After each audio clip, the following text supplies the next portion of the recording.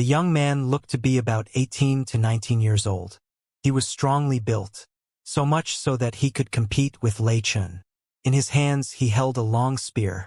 The spear was only about 5 feet long, but its black body gave it a shocking and chilling aura. There was also a golden dazzle on the tip of the spear. However, the spear was essentially not made of stone. It was made out of a material Su Ming had never seen before. He looked back from afar, and when his eyes landed on the spear, his heart froze in fear. It was a very, very familiar feeling. Yet, he did not know where that familiarity came from. Nonetheless, it made him feel that danger was looming over his head. Su Ming ignored everything else. Only a basic instinctual need for him to remain calm was left. That person is not wearing hides but is wearing sackcloth instead. This sort of clothes. This person must have a pretty high status in Dark Dragon Tribe. I don't regret going near Dark Dragon Tribe. A glint appeared in Su Ming's eyes as he came to an answer in his heart. I did not go within 10,000 feet of the tribe.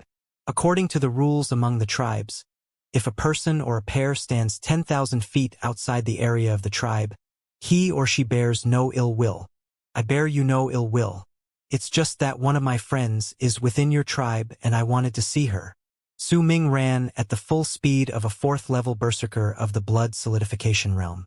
His body was bent so low he was almost touching the surface of the snow in order to increase his speed. No tracks were left on the snow. As he ran, he shouted back towards the man pursuing him. Oh? If that's the case, if you're truly not an enemy, then don't run anymore. Come with me back to the tribe and we'll have the elder verify your identity. A cold glare flitted through the young man's eyes. He spoke slowly, but his speed did not decrease. He increased his speed instead and kept his eyes trained on Su Ming, as if he was waiting for Su Ming to hesitate. As an outsider, how can I just walk into your tribe? There were no signs of faltering on Su Ming's side as he laughed and spoke to the man. True. Then what is the name of the person you know? The young man spoke slowly once again as he continued giving chase. His demeanor did not change, but he did narrow his eyes. I don't know her name, but I do know that she wears white and she's really beautiful. As Su Ming spoke and continued fleeing, he turned back to look at his pursuer. He saw a hint of murderous intent in the man's eyes when he heard Su Ming's words. He understood then. Su Ming had been wondering why the man would attack him with such ferocity even when he had not gone within 10,000 feet of the tribe. He was still not considered a threat with his current level of power. By right, even if he had drawn the attention of Dark Dragon Tribe upon himself, he should not have instigated such an attack. There had to be a reason behind it. The young man with an obviously high status within the tribe was pursuing him alone, and so, an answer formed within Su Ming's mind. I knew it. It's him. The young man answered with a snort. He took a big step forward and raised his right hand as he continued pursuing Su Ming. A big amount of black mist immediately scattered around him and gathered around the spear on the man's back. A sharp cry echoed through the air after the black mist surrounded the spear a few times. Then, as if the spear was guided by the black mist, it floated above the man's head. Su Ming narrowed his eyes. It was a berserker art.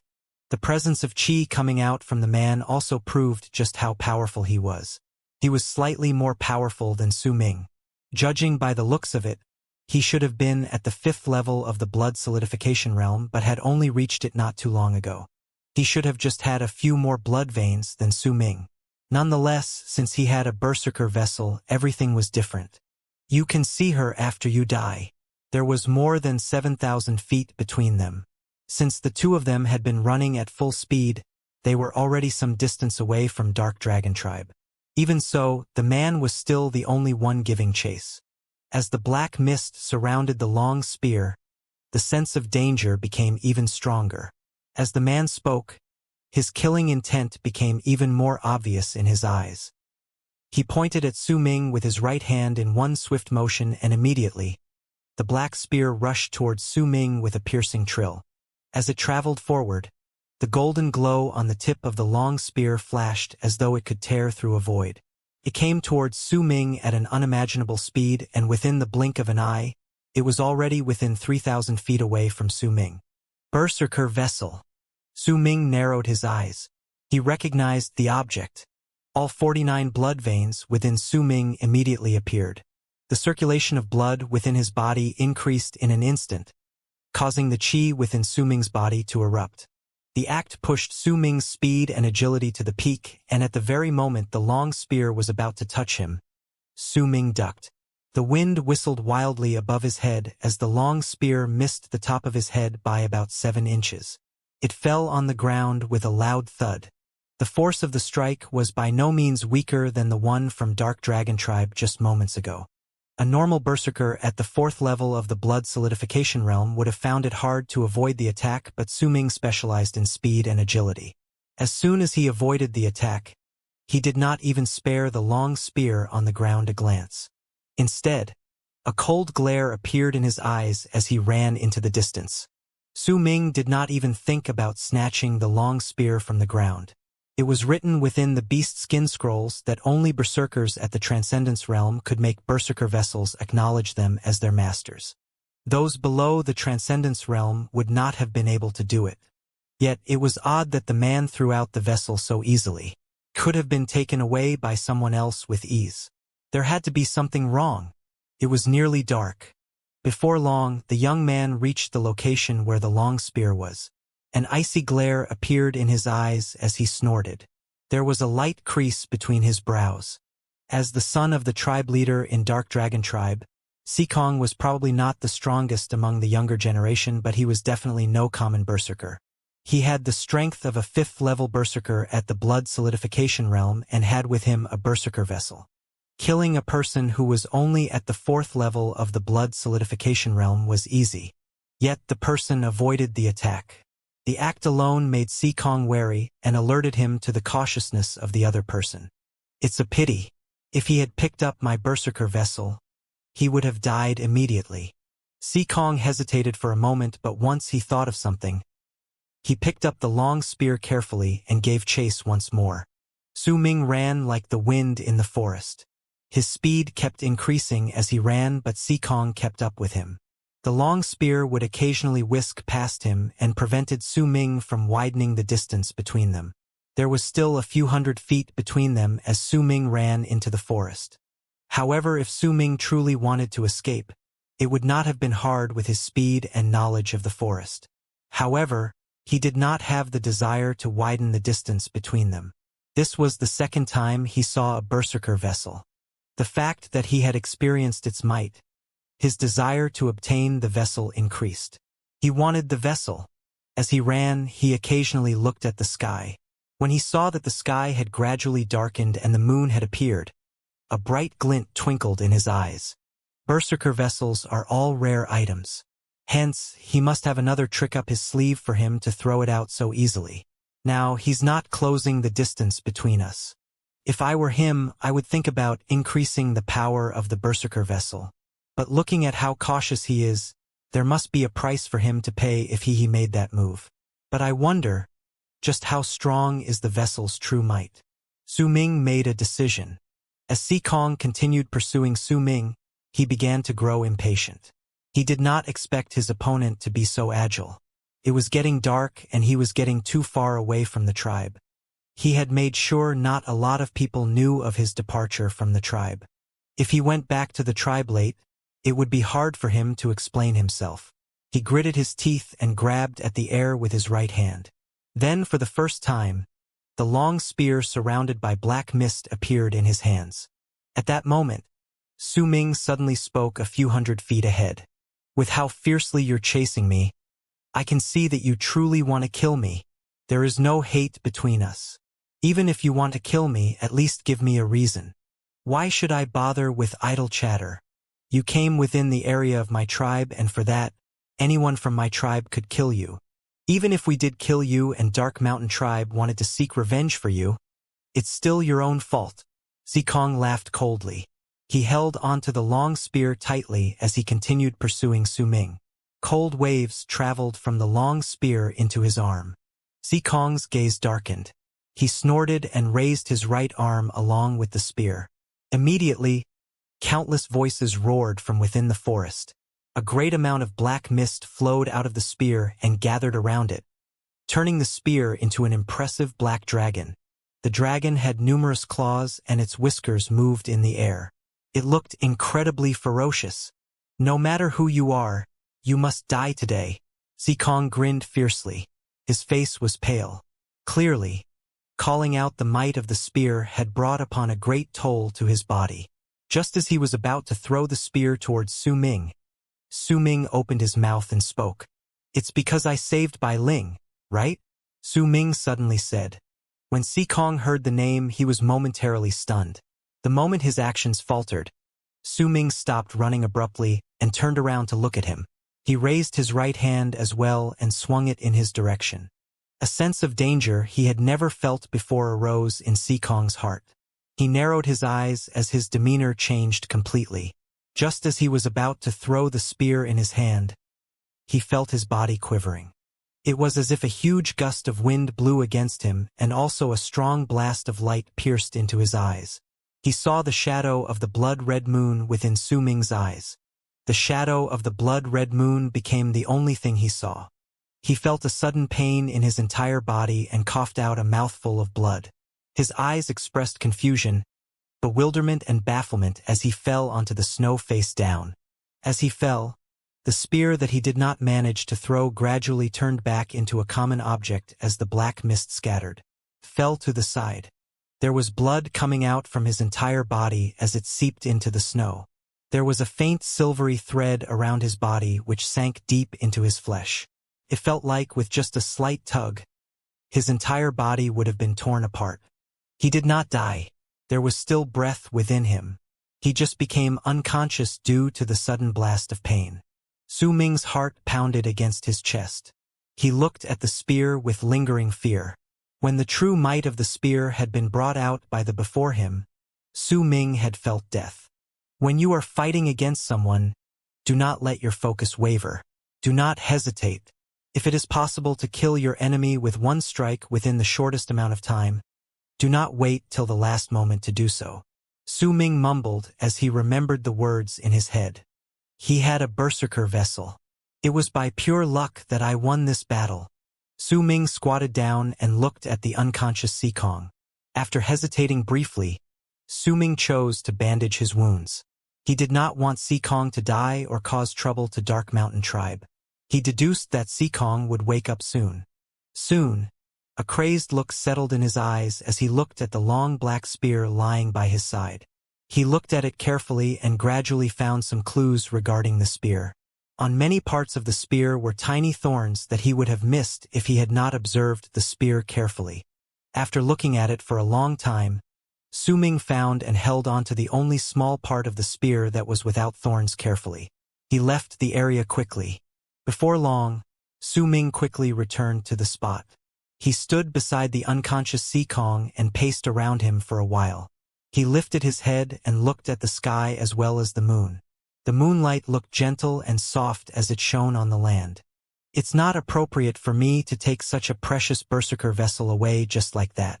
I don't have a proper explanation and it can be taken back by Dark Dragon Tribe anytime. Besides, I might even be accused of snatching away treasure. Should I kill him or not? Su Ming fell into silence for a moment. He looked at Xikong and arrived at a decision. He brought out a few herbs from his bosom and crushed it until they became liquid. Then he rubbed the liquid on Xikong's lips. After that, he squatted down beside Xikong and patted Xikong's head rhythmically with his left hand. It seemed like he wanted to wake him up by slapping him. Soon after, Xikong's entire body twitched and he opened his eyes abruptly. When he did so, his eyes were still blurry. Even so, he saw Su Ming's smiling face within his faded field of vision. Xikong was momentarily stunned. Then he widened his eyes. There was still bewilderment and bafflement lingering in his eyes. His mind was blank. He felt like he saw something before he fainted, but at the same time, it could have all just been in his mind. In his fuzzy state, he was beginning to feel confused. Just as he was about to move, Su Ming swung the black spear in his right hand and pointed the tip of the spear 3 inches away from Xikong's throat. If Su Ming pushed forward just a little, Kong's throat would have been pierced and he would have died on the spot. Don't move. In Kong's eyes, the golden glow on the tip of the spear looked like a ray of light that was about to take his life. It made him tremble slightly. He stared at Su Ming with fear and shock in his eyes. What do you want to do? I am the son of Dark Dragon Tribe's tribe leader. If you kill me, the entire Dark Dragon Tribe will not let you escape. I know that you're from Dark Mountain Tribe. If you kill me, Dark Mountain Tribe won't protect you either. He still could not fathom how he had lost. He just remembered that the person before him swung his hand and then he fainted in great pain. The more he failed to make sense of it, the more mysterious the smiling teenager before him became. That feeling turned into apprehension, and with the spear pointing at his throat, he retreated instinctively in fear. However, just as he was about to move backwards, he tasted something bitter on his tongue. He licked his lips on reflex and the bitter taste grew stronger. It made his face turn completely pale. He had a bad hunch about it and there was fear on his face. He raised his hands and wiped it across his mouth. There was brown liquid on his hand. What did you feed me? It's nothing. It's just some normal herbs. They're just a bit poisonous, Su Ming said jokingly. His smile was enigmatic. Kong's eyes were filled with despair when he heard those words. His entire body trembled as he felt the bitter taste grow stronger in his mouth. He even felt his tongue tingling. You wouldn't dare kill me. Kong lifted his head and glared at Su Ming. You can believe what you want. If you don't believe me, there's nothing else I can do to convince you.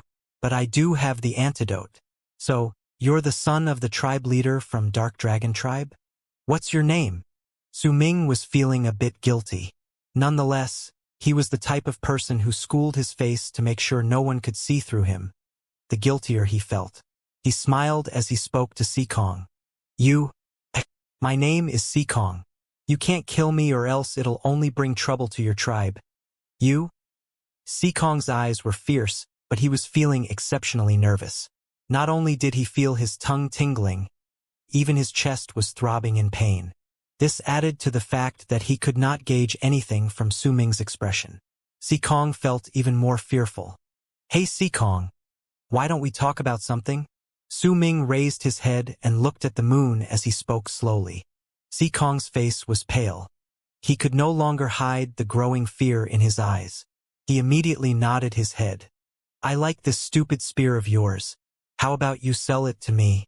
I'll buy it for 5,000 stone coins. Su Ming blinked expectantly as he looked at Kong. Kong faltered for a moment as he looked at the spear in Su Ming's right hand and the tip pointing against his throat. How could he not have agreed to it? The bitter taste in his mouth and his pursuit for Su Ming's life also forced him to think that Su Ming had definitely fed him some sort of poisonous herb. He wanted to bet that the person before his eyes did not dare to kill him. After all, he was of high status. If he died, both tribes would definitely go to war. He was even willing to bet that, even if the person before him snatched away the long spear, he still had countless ways to obtain that piece of treasure back with his dad's help. However, the bitterness in his mouth prevented him from taking the risk. He was afraid. What if? It was especially so since his head was also hurting because Su Ming had been hitting him pretty harshly earlier. Kong only hesitated for a brief moment before nodding his head rapidly. Su Ming smiled happily. He tore a big piece of fabric from Kong's shirt. His action made Kong's heart thump loudly against his chest. More blood drained from his already pale face. Since this is a trade, we need proof of our deal. Let's write this down. I, Kong, lack money. Hence, I am selling this spear for 5,000 stone coins. Su Ming hesitated suddenly as he spoke. Then he shook his head. No can do. Write it this way. I, Kong, swear on my status as the son of the tribe leader of Dark Dragon Tribe. Due to an emergency, I borrowed 5,000 stone coins from Dark Mountain Tribe and I have pawned off this berserker vessel for a period of 10 years. I promise I will return 10,000 stone coins after 10 years to obtain this spear back. During this period of time, I cannot exchange the spear back. If I break my promise, let the statue of the god of berserkers punish me. As Su Ming finished speaking, he looked at Kong. A miserable look settled on Kong's face after he finished listening to Su Ming's words, especially the last few lines. As he hesitated, he saw Su Ming produce an herb he had never seen before from his bosom. Then he heard Su Ming's voice next to his ear. "This is the antidote." Kong stared at the herb and gritted his teeth. He brought his hand to his mouth and bit down on his finger before writing on the piece of sackcloth with his blood. Very soon, the entire phrase was written on the cloth. Su Ming snatched the sackcloth away from and scrutinized it. Excitement appeared in his eyes. He blew at it carefully until the blood dried up before folding it. He then placed it in his bosom and patted it a few times. He smiled as he looked at Kong. "Kong, remember this, you have to return your debts. I'm only going to wait for you for 10 years. Su Ming's eyes were bright with cunning. He placed the herb on the ground and ran into the distance, leaving Kong sitting bitterly on the snow. He picked up the herb quickly. After a brief moment of hesitation, he was still too afraid to eat it. Instead, he got up quickly and ran back to his tribe. After he left, a person's vague shadow suddenly appeared out of nowhere on the quiet snow plain. It was an old woman with a dark expression on her face. There was a huge staff made of bone in her hands. Perched on top of the staff was a human skull which emitted an eerie glow. "Is that the baby from all those years ago? What berserker art was that? Not even I can tell. I've never seen it before." The old woman looked towards the direction where Su Ming left. Her eyes glowed as if she was deep in thought. After a long while, she turned and walked towards Dark Dragon Tribe, gradually disappearing. As Su Ming ran in the forest, he occasionally looked at the spear in his hand and giggled foolishly. There was fondness in his eyes. Even Xiao Hong, who was sitting on his shoulders, regarded the spear curiously as it screeched continuously, could feel a great power hidden within the spear. "It's your fault for trying to stop me from seeing Bai Ling. Judging by his behavior, he must like Bai Ling. If that's the case, then quite a lot of people must know that I saved Bai Ling." Su Ming faltered in his footsteps as he sank into his thoughts. "I wonder how much Bai Ling told them. If she told them everything, the cave I used to quench herbs is no longer safe." Su Ming suddenly felt annoyed. He frowned and thought about it for a long time. He traveled through the forest silently into the night. Xiao Hong blinked. As it watched Su Ming seemingly troubled by something, a thought appeared in its head. Realization crossed its face and it grinned. It jumped down from Su Ming's shoulder and with a few leaps, disappeared into the forest. "Remember, don't go back to Black Flame Mountain. Don't go back to the fire cave either." Su Ming looked at it and quickly shouted. The forest was Xiao Hong's home.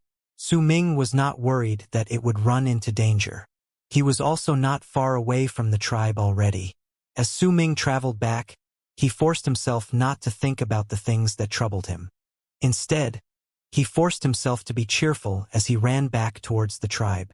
When midnight came and the moon in the sky was at its brightest, Su Ming saw some of the tribe's bonfire light from where he stood. He was about to walk out of the forest when he heard rustling sounds coming from behind him. Su Ming turned and he saw Xiao Hong running towards him with excitement and pride on its face. There was a big bundle of black fur in its hands. Once it caught up to Su Ming, it immediately stuffed the bundle of fur into Su Ming's hands. Su Ming at that moment just looked awkward. Then Xiao Hong took a few steps back and pointed at the bundle, then at its own groin. It made a few odd motions as if it was teaching Su Ming how to use the fur. It patted its chest as it proudly screeched a few times.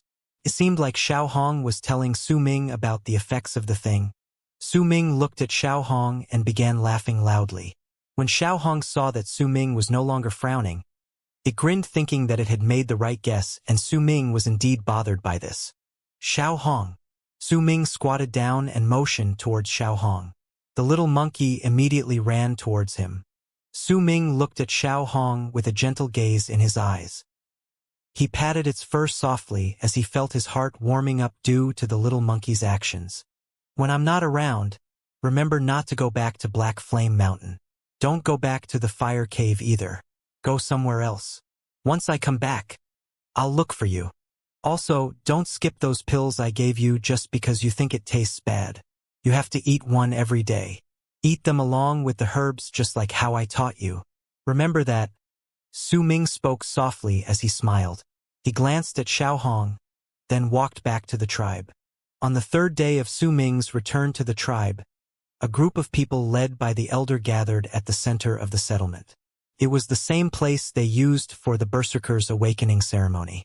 The elder still wore clothes made of sackcloth, and his white hair was still decorated by a huge number of tiny braids. He seemed to be in high spirits as he looked at Bei Ling, Lei Chun, Su Ming, and another girl who was of the same age as Su Ming. The girl's name was Wu La. She was one of the people who were found to possess a berserker body during the awakening. A few months had passed since then, and she had now arrived at the peak of the second level of the blood solidification realm. It seemed that it was just a matter of time before she would manifest the 11th blood vein and become a berserker at the third level of the blood solidification realm.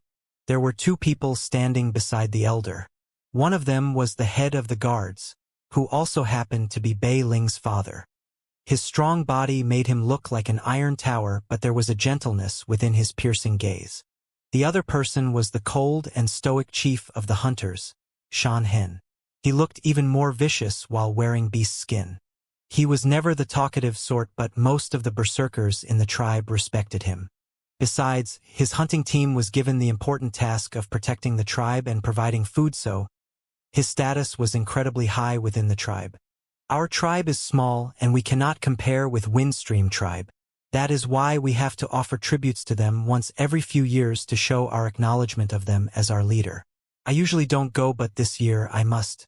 Besides us, Dark Dragon Tribe, Black Mountain Tribe, and the other small tribes located further ahead will all gather at Windstream Tribe. As such, this trip will also be a test for all of you. It is your task to stand out among your peers and not embarrass our tribe. It is up to all of you to do this. We only chose you lot to come with us because you are all the future leaders of Dark Mountain Tribe. This trip will serve as an experience that will help you in the future. Among all of you, Bei Ling has come with us to Windstream Tribe twice. He knows some of the details of the trip. You can ask him if you want. The elder spoke slowly. His voice echoed hoarsely in the air around them. Bei Ling consented to the elder's request in a low voice. His gaze fell upon Lei Chun, then on the girl called Wu La, and finally on Su Ming, who was standing by the side. He frowned. "Elder, will this trip be like the previous 2 times? Will there be a test?" Bei Ling hesitated for a moment as he asked the elder respectfully. When the elder nodded, a sharp glint appeared in Bei Ling's eyes, and he pointed at Su Ming. "Elder, I believe Su Ming shouldn't join us. He's not a berserker. Even if he joins us, he won't be of any use or of any help to us. We should leave his spot for another tribe member." The moment Bei Ling spoke, Lei Chen's eyes were immediately filled with displeasure. He took a few steps forward and yelled at Bei Ling. "He can't go just because he's not a berserker. Bei Ling, what's the meaning of this?"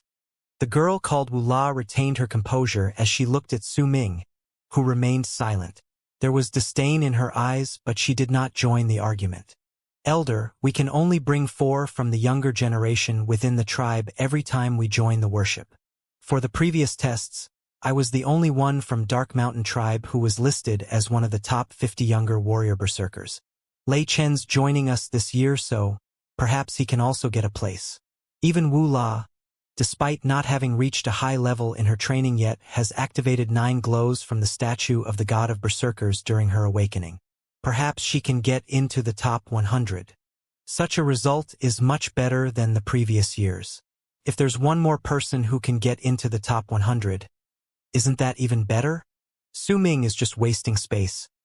Bei Ling spoke calmly, refusing to even look at Lei Chun, who was glaring at him in anger. "Su Ming will not join the test. I'm bringing him along for another purpose." The elder spoke slowly. Bei Ling wanted to continue speaking, but the head of the guards, who was then standing behind the elder, glared at him sternly.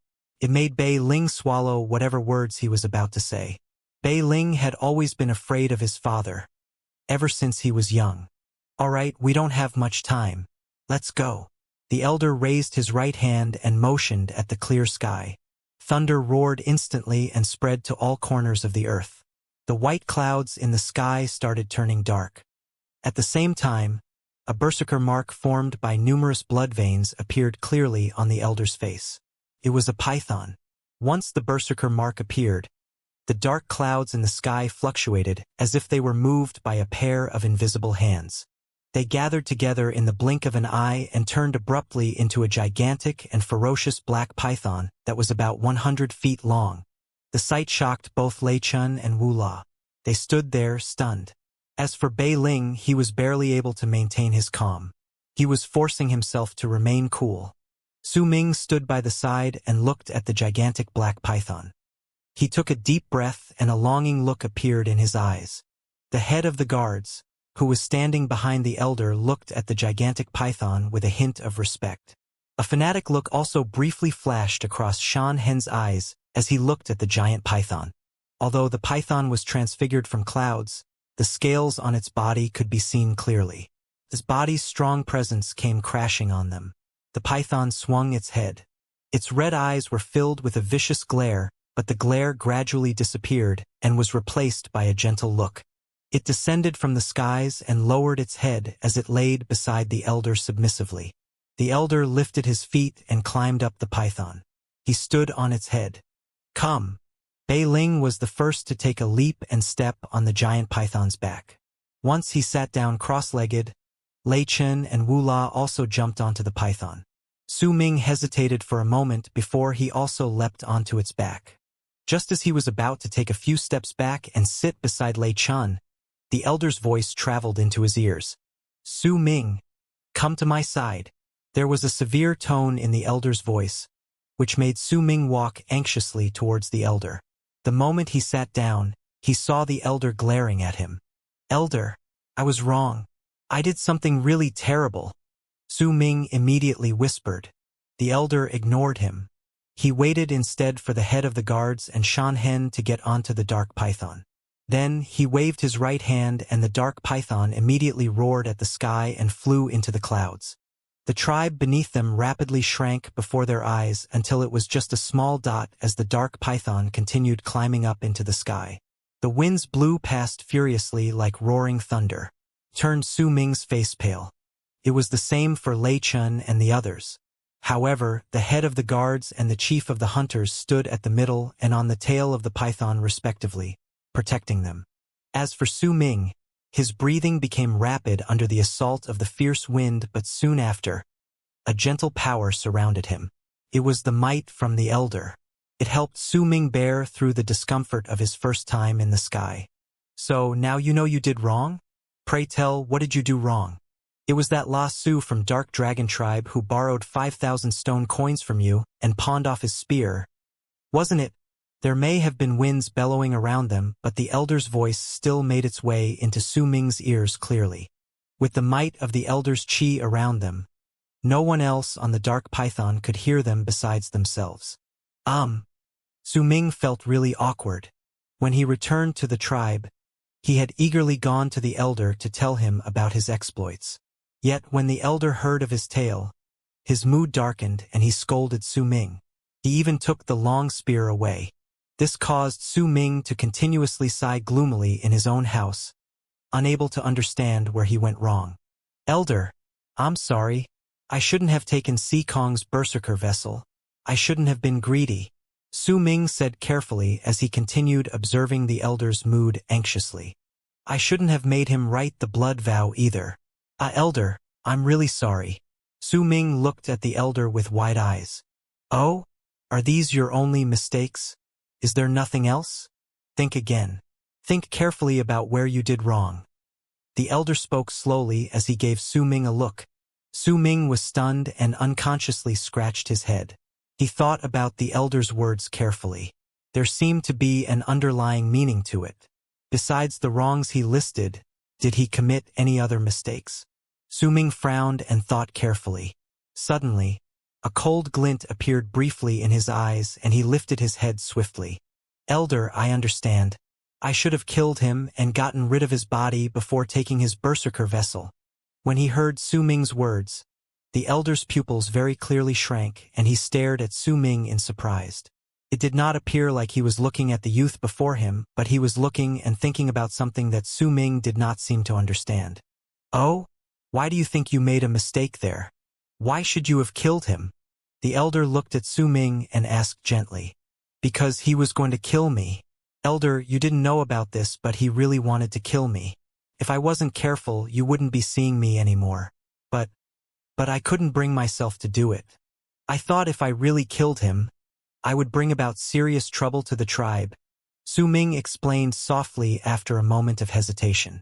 As he recalled what happened a few days ago, fear still lingered in his heart. "You're right, Su Ming, you must remember this. When you meet someone who wants to kill you, you must get rid of the danger." The elder closed his eyes. After a long while, he opened them slowly and looked at Su Ming kindly. "But that is not the mistake I'm talking about. Think, what else did you not consider? Killing people is easy, but how can you guarantee your own safety after you have killed someone? If you are in danger, how do you find a way to survive in hopeless situation?" The elder looked at Su Ming and asked softly. Su Ming scratched his head. He displayed exceptional abilities and judgments, but in the end, he was still a teenager. His head was still slightly muddled by the elder's words, but he was even more bewildered. "Think carefully. Don't give me an answer just yet. Once you have understood it, you can tell me. You must learn how to think and reflect on your actions." The elder closed his eyes. These sort of things happened multiple times when Su Ming was growing up. The elder would often do this. The elder's teachings played a critical role in Su Ming's growth. Su Ming sank into deep thought as he recalled everything that happened that day. From the moment he was ambushed by the long spear to Xikong's pursuit, right up till the end, time passed by slowly. After a while, an hour passed by. When they were still less than halfway from Windstream Tribe, a strong wind blew from afar, causing the dark python to shake all of a sudden. The people on top of the python also jerked along with its movements. As Su Ming's body jolted due to the sudden movement, a thought flashed in his head like lightning. "Elder, I know now." As Su Ming mumbled, a sheen of cold sweat formed on his back. "Oh? What is it that you have now understood?" The elder opened his eyes and looked at Su Ming. "I cannot kill Xikong.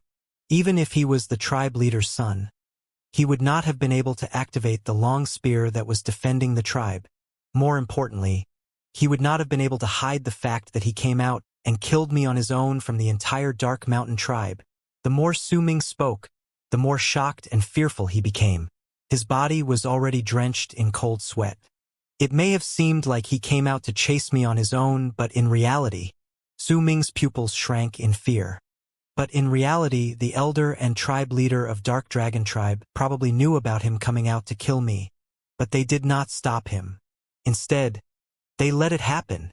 Also, they were probably right behind him all along, watching the fight between Xikong and me." Su Ming took a sharp breath.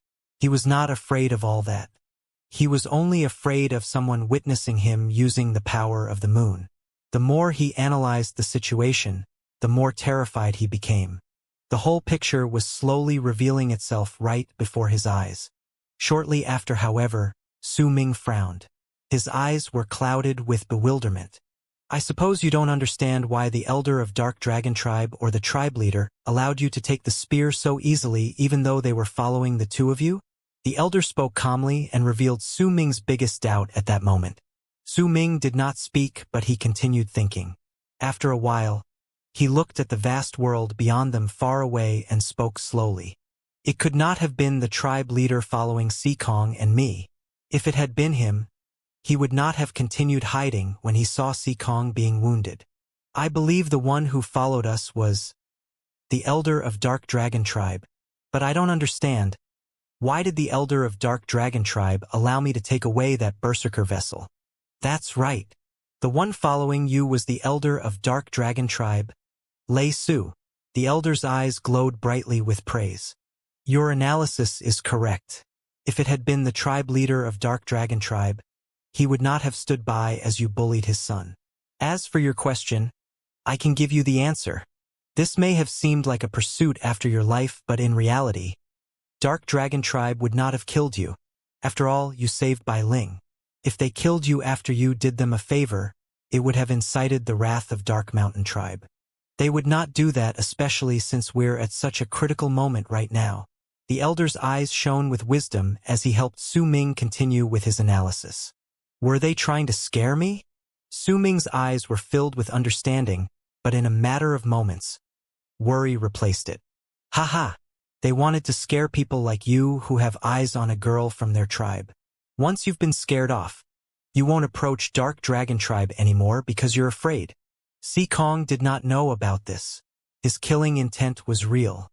Lei Su, the elder from Dark Dragon Tribe, must have used his affection towards Bai Ling to incite his anger. If you were not a match for him, you would have been injured at most. Then she would act in secret, making it seem as if you escaped from death. You're still too young. You can't see the entire picture. If it was me, I would not have ran. I would have sauntered into their tribe and searched for the girl I liked right in front of their faces. You are her savior and also my child. How could they dare harm you? The elder smiled and spoke as he patted Su Ming's head. Su Ming was stunned. His face was filled with remorse. This might have been a test from Dark Dragon Tribe for you.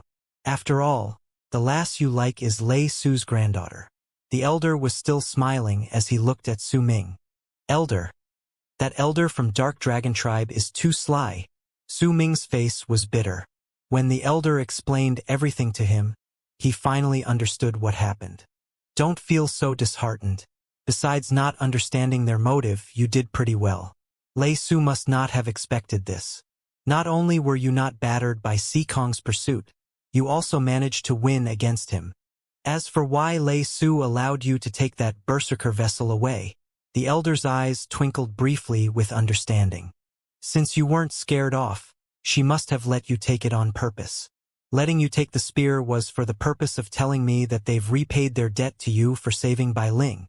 Dark Dragon Tribe is slightly different from us, especially Lei Su. She is not that familiar with berserker arts, but she is good at creating berserker vessels. They are not true berserker vessels, but counterfeits. Take, for example, that spear of yours. It's a counterfeit berserker vessel. It was created based on one of the 3 great berserker vessels in the old Dark Mountain Tribe, the spear, blood scales. The elder raised his right hand and slapped Su Ming's arm. Immediately, he felt a chill traveling into his arm. Instantly, a black line appeared slowly on his right arm. I have already groomed the spear for you and made some changes. I've changed the dark dragon into a black eagle. It can now fuse into your body. And if you want to, you can summon it by thinking about it. The elder raised his right hand and smiled as he spoke. Su Ming looked at the black line on his right arm and was about to speak after a moment of hesitation. I know what you want to say. Let me ask you, when you took the berserker vessel that Dark Dragon Tribe gave you as payment for saving Bai Ling, what were you thinking? Are you going to return the spear in exchange for a chance to see that lass again, or are you going to keep it and not see the lass ever again? The elder grinned as he asked. Su Ming fell into silence for a moment. Then he laughed suddenly. Si Kong pawned off this spear for 5,000 coins. Obviously, I can't return it. As for Bai Ling, I am her savior. Su Ming winked. The elder laughed out loudly and patted Su Ming's head. His eyes were filled with praise.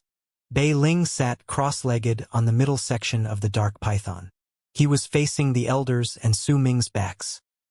He did not know what they were talking about, but as he saw the elder grinning and Su Ming smiling, he lowered his head. His eyes flared with jealousy. Su Ming, if you were a berserker, I wouldn't have minded. But when you went through your first awakening, you were proven to not possess a berserker body. Why does Xian like a normal person like you? More importantly, why is the elder so good towards you? Is it because you were adopted by the elder? You are not even related by blood. I am the hope of the tribe, but the elder has never smiled at me before. Even my father is like this. He always says you have the potential to become the head of the guards. Su Ming, if you weren't here, Xianxia, my father and even the elder would not treat me the way they are treating me now. Su Ming, you thought I was cold towards you because of Xianxia and you wanted to explain to me.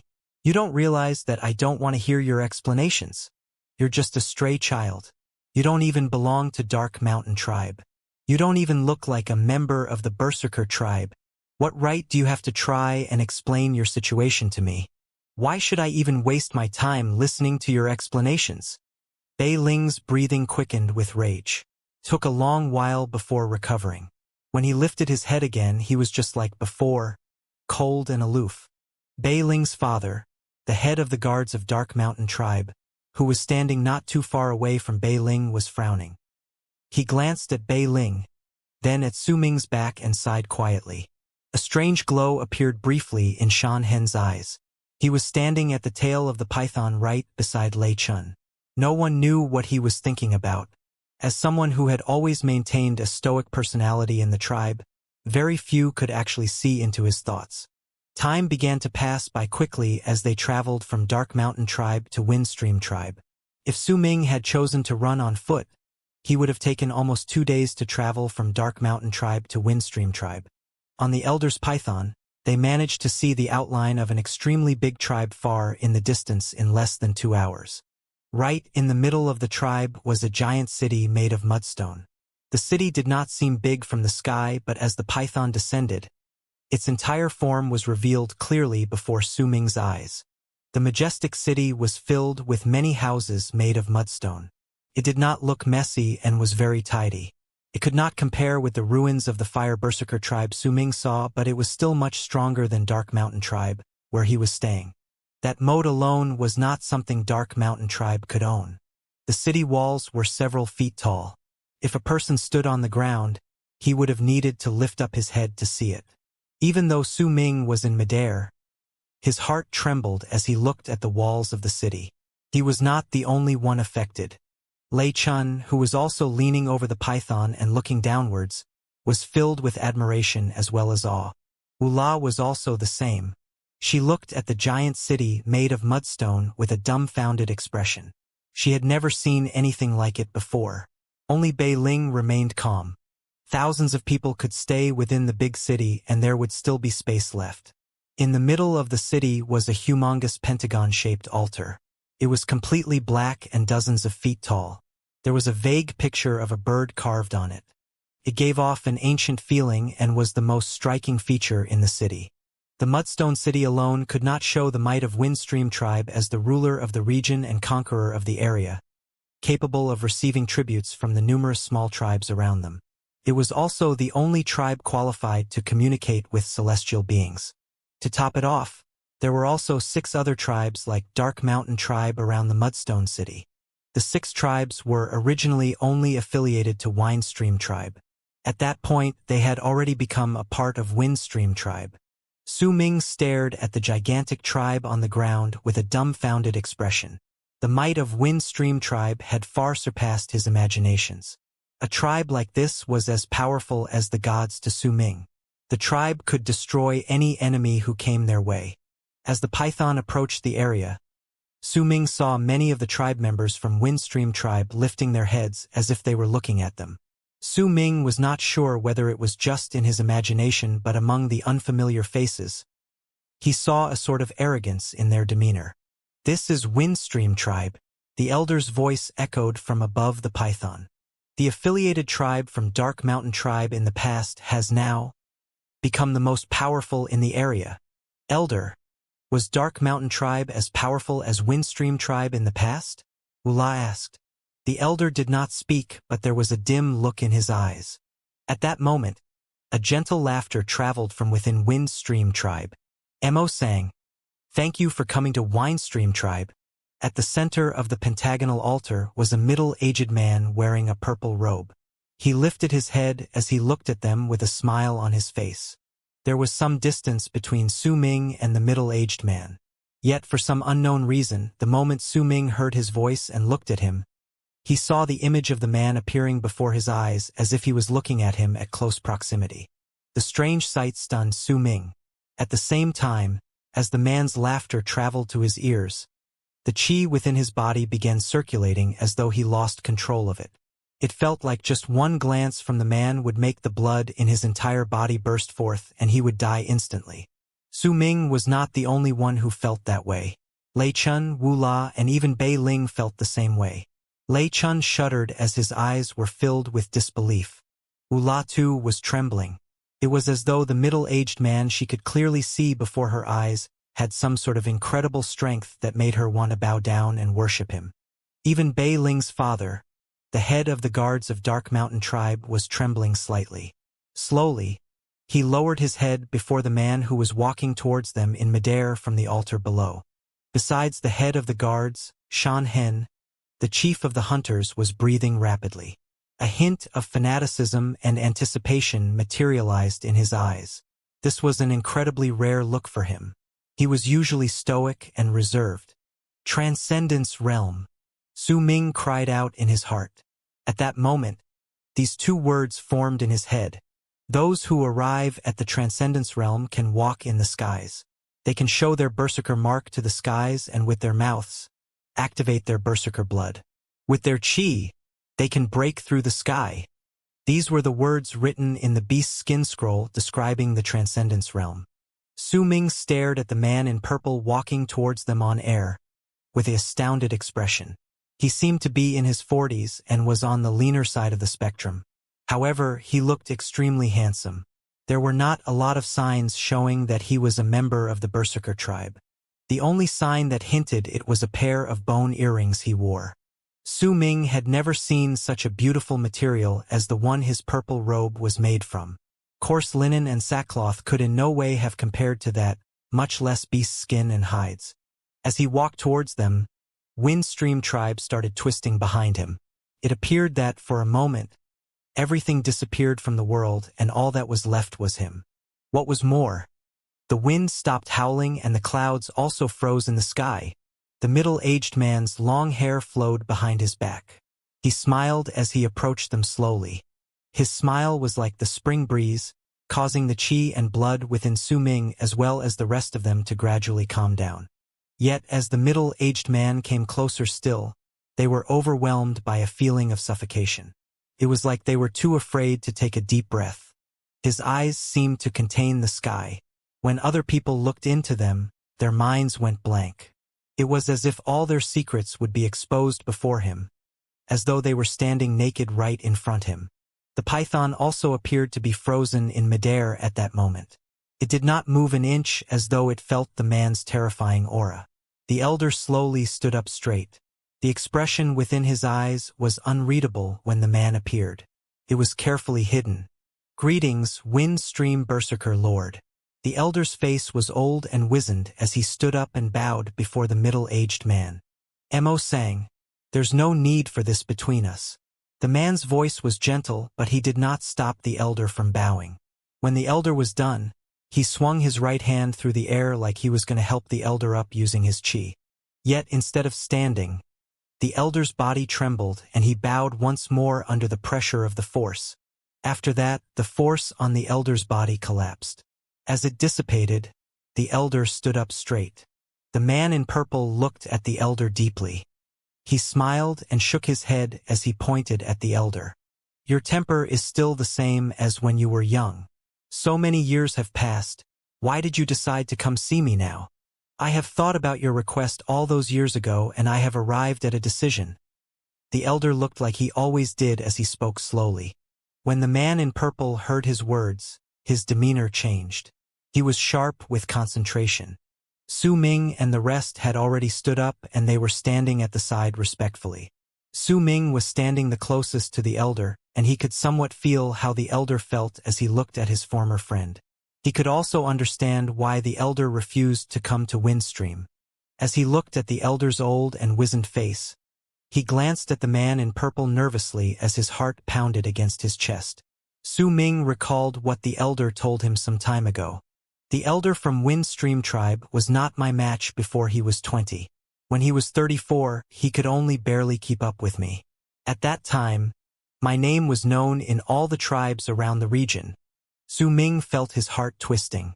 Just as he was about to avert his gaze, the man in purple smiled and looked at him. With just a glance, there was loud roar in Su Ming's head. He could clearly tell that the man had seen through the disguise the elder gave him. Just as Su Ming's body began trembling and was on the verge of breaking down, the man turned away and looked towards Bei Ling, Lei Chun, Wu La, the chief of the hunters, Shan Hen and Dark Mountain tribes head of the guards. Greetings, Wind Stream Berserker Lord. Shan Hen was the first to bow. His actions were quickly followed by the others. Lei Chen's heart pounded against his chest. He was so nervous his face had become pale. It was the same for Wu La. Even Bei Ling was no longer aloof, he was respectful. I remember you. You're Bei Ling, right? The man pointed at Bei Ling. Bei Ling was momentarily stunned. Then his eyes were filled with joy as he quickly spoke with a trembling voice. Berserker Lord. I am Bei Ling. The man in purple smiled as he nodded. He looked at the elder and was just about to speak when his demeanor changed and he looked into the distance. The elder still stood silently by the side. However, he also seemed to have noticed something and looked towards the same direction. There seemed to be a typhoon roaring in the distance. A gigantic black line-like creature descended quickly upon them. As the black line approached them, it became apparent that it was actually a massive dragon. It was about hundreds of feet long. The dragon was hundreds of feet and it looked vicious. Black mist surrounded it as it moved forward. There were 6 people standing on it. As Su Ming looked at the approaching dragon, he saw a white figure standing among the 6 people. He smiled. The person who stood in front was an old woman with silver hair. She wore a black robe. Although she looked slightly wizened, it was still obvious that she was incredibly beautiful when she was young. Nonetheless, her face was so cold people felt like they were freezing just by looking at her. Su Ming could tell the elder's gaze had changed when he looked at the old woman from Dark Dragon tribe. Behind the old woman stood a giant, built like an iron tower. The man was incredibly tall. His face was also cold and the presence of his chi was so strong, he seemed as though he slightly surpassed Shan Hen and the head of the guards. Standing by the old woman's side was a girl in white. The girl's eyes, as beautiful as they were, held a hint of sorrow that did not seem to disperse.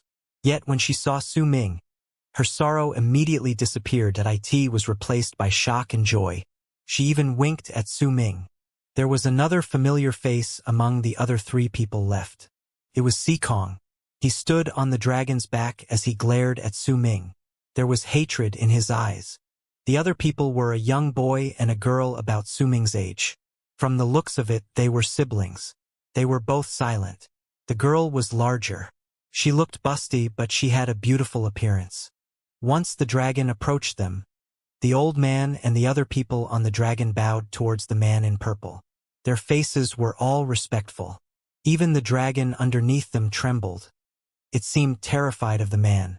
The man in purple was still smiling. He nodded to acknowledge Dark Dragon Tribe's homage. A person then came towards them at a blinding speed from Windstream Tribe. There was purple mist surrounding his feet.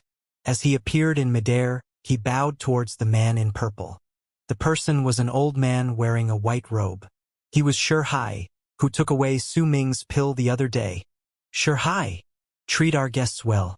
Once the man in purple finished speaking and Hai expressed his compliance, he looked at the elder of Dark Mountain Tribe, Mo Sang. Mo Sang, there is a tribe that offered me some Morris alba cloud leaves as tribute. I know that you were fond of this a long time ago. I was waiting for you to come so that I could enjoy it with you. The elder nodded his head and turned around to talk with the head of the guards. After that, he took a few steps forward and to Su Ming's surprise, the elder also walked in midair towards the man in purple. Then they flew downwards to the city made of mudstone. As he watched the man in purple, a faint look of yearning appeared in Su Ming's eyes. Transcendence realm. I wonder if I can also become so powerful. As Su Ming was looking forward to it quietly in his head, Hai peered at them with a smile on his face. Besides these young ones, the rest of us are already well acquainted with each other. You are early. The rest of the tribes have yet to arrive.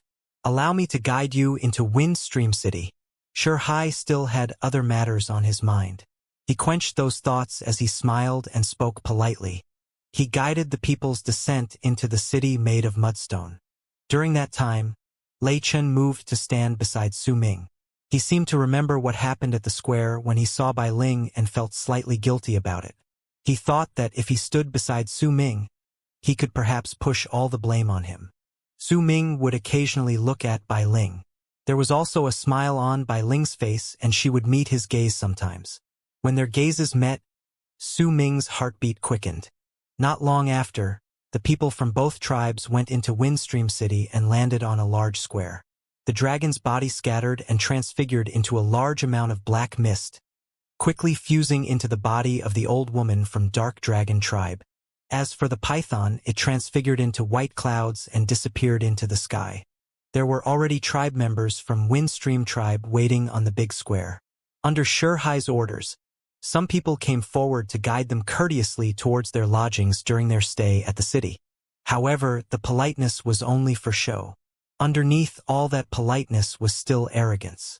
Su Ming and the rest were about to follow after Shan Hen and the head of the guards to their lodgings, when a voice traveled forth from Dark Dragon tribe.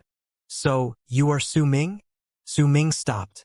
When he turned around, he saw the old woman from Dark Dragon tribe looking at him darkly. Su Ming was feeling nervous. He was filled with anxiety not just because the person talking to him was the elder of Dark Dragon tribe, but also because she was Bai Ling's grandmother. Some of it was also due to the theories and analysis the elder told him on their way to Windstream tribe. "I am Su Ming. Greetings, elder of Dark Dragon tribe." Su Ming took a deep breath and bowed before the old woman reverentially. The old woman's face was dark as she stared at Su Ming. No one knew what she was thinking. Still, the people around them became quiet because of this. Their guides from Windstream tribe also turned their gazes towards Su Ming. Even Shihai, who was about to leave burdened by his thoughts, stopped and looked towards them feeling slightly surprised. Su Ming was only a normal child to him. There was not an ounce of qi from him. After he took a look at Su Ming, he averted his gaze and no longer thought about the conflict between the two small tribes. Instead, his heart was filled with worry. He had been searching for the fallen berserker who created the strange medicine for a long time but found no clues whatsoever. A few days ago, the elder had asked him about it, making Shihai even more troubled because he had no idea where to start. Could the fallen berserker have left this place? If that's the case, where should I even start looking? Lei Chen stood beside Su Ming. He glared at the old woman who was looking at Su Ming.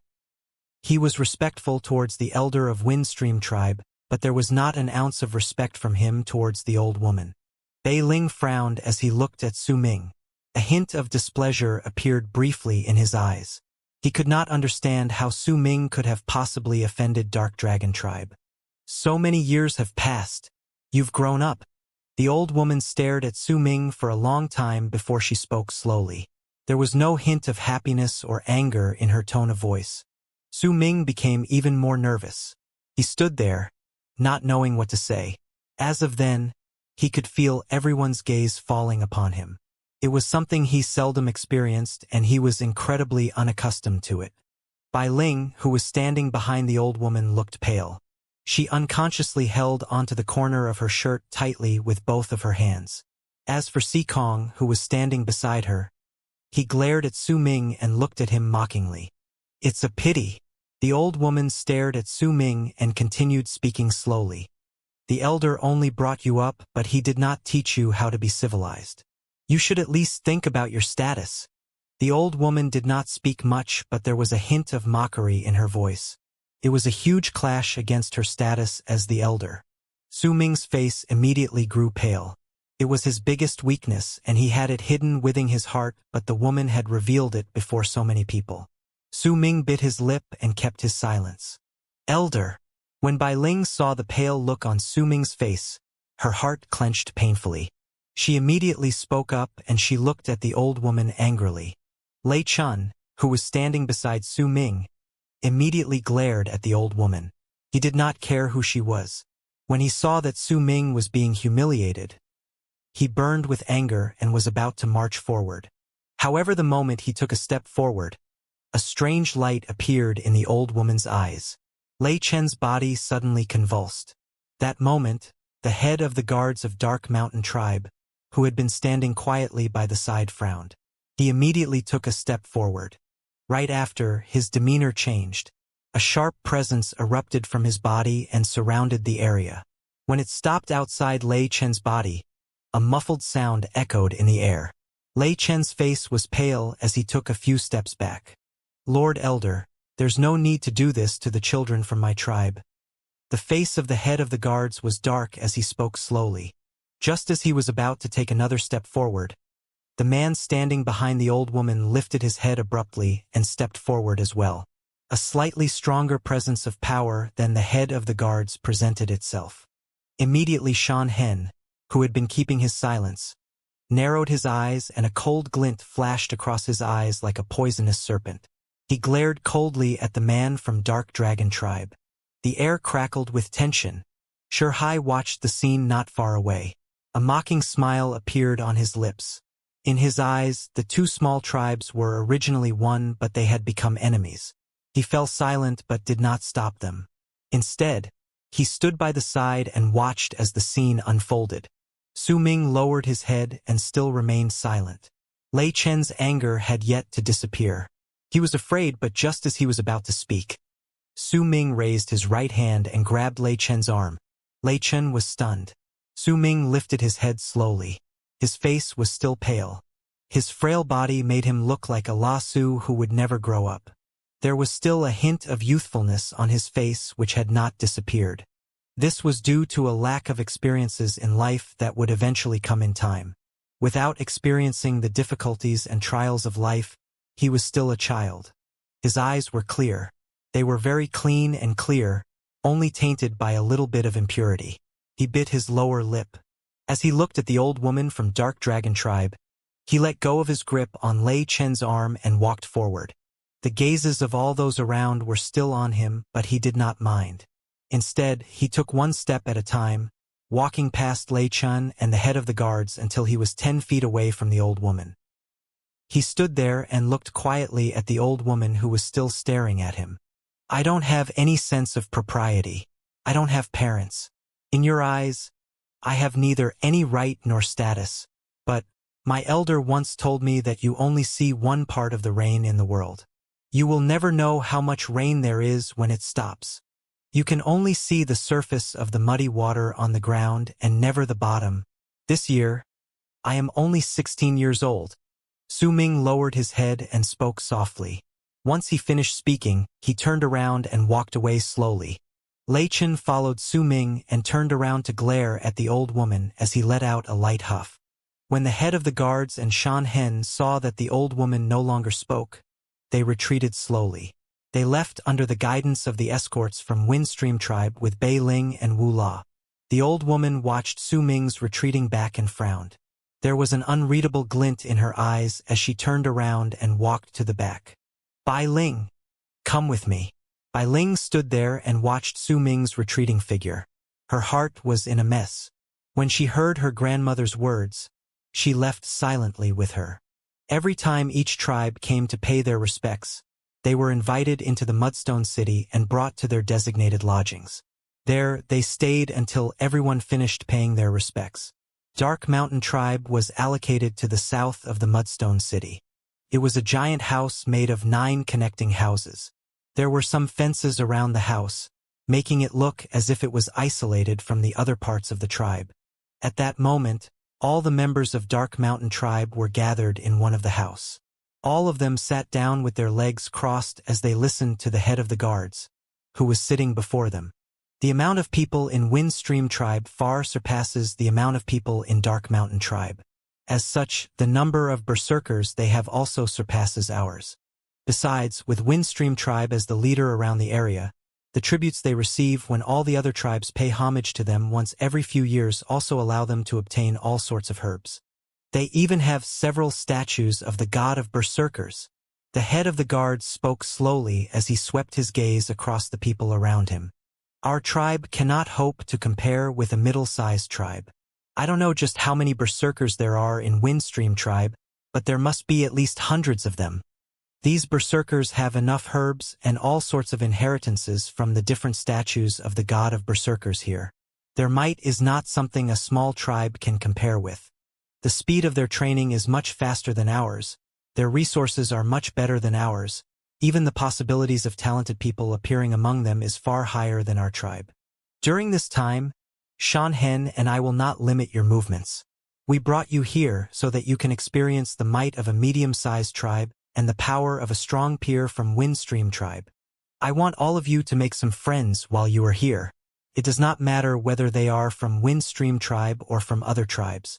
Except for our enemy, Black Mountain tribe, you can get to know the members from any other tribe.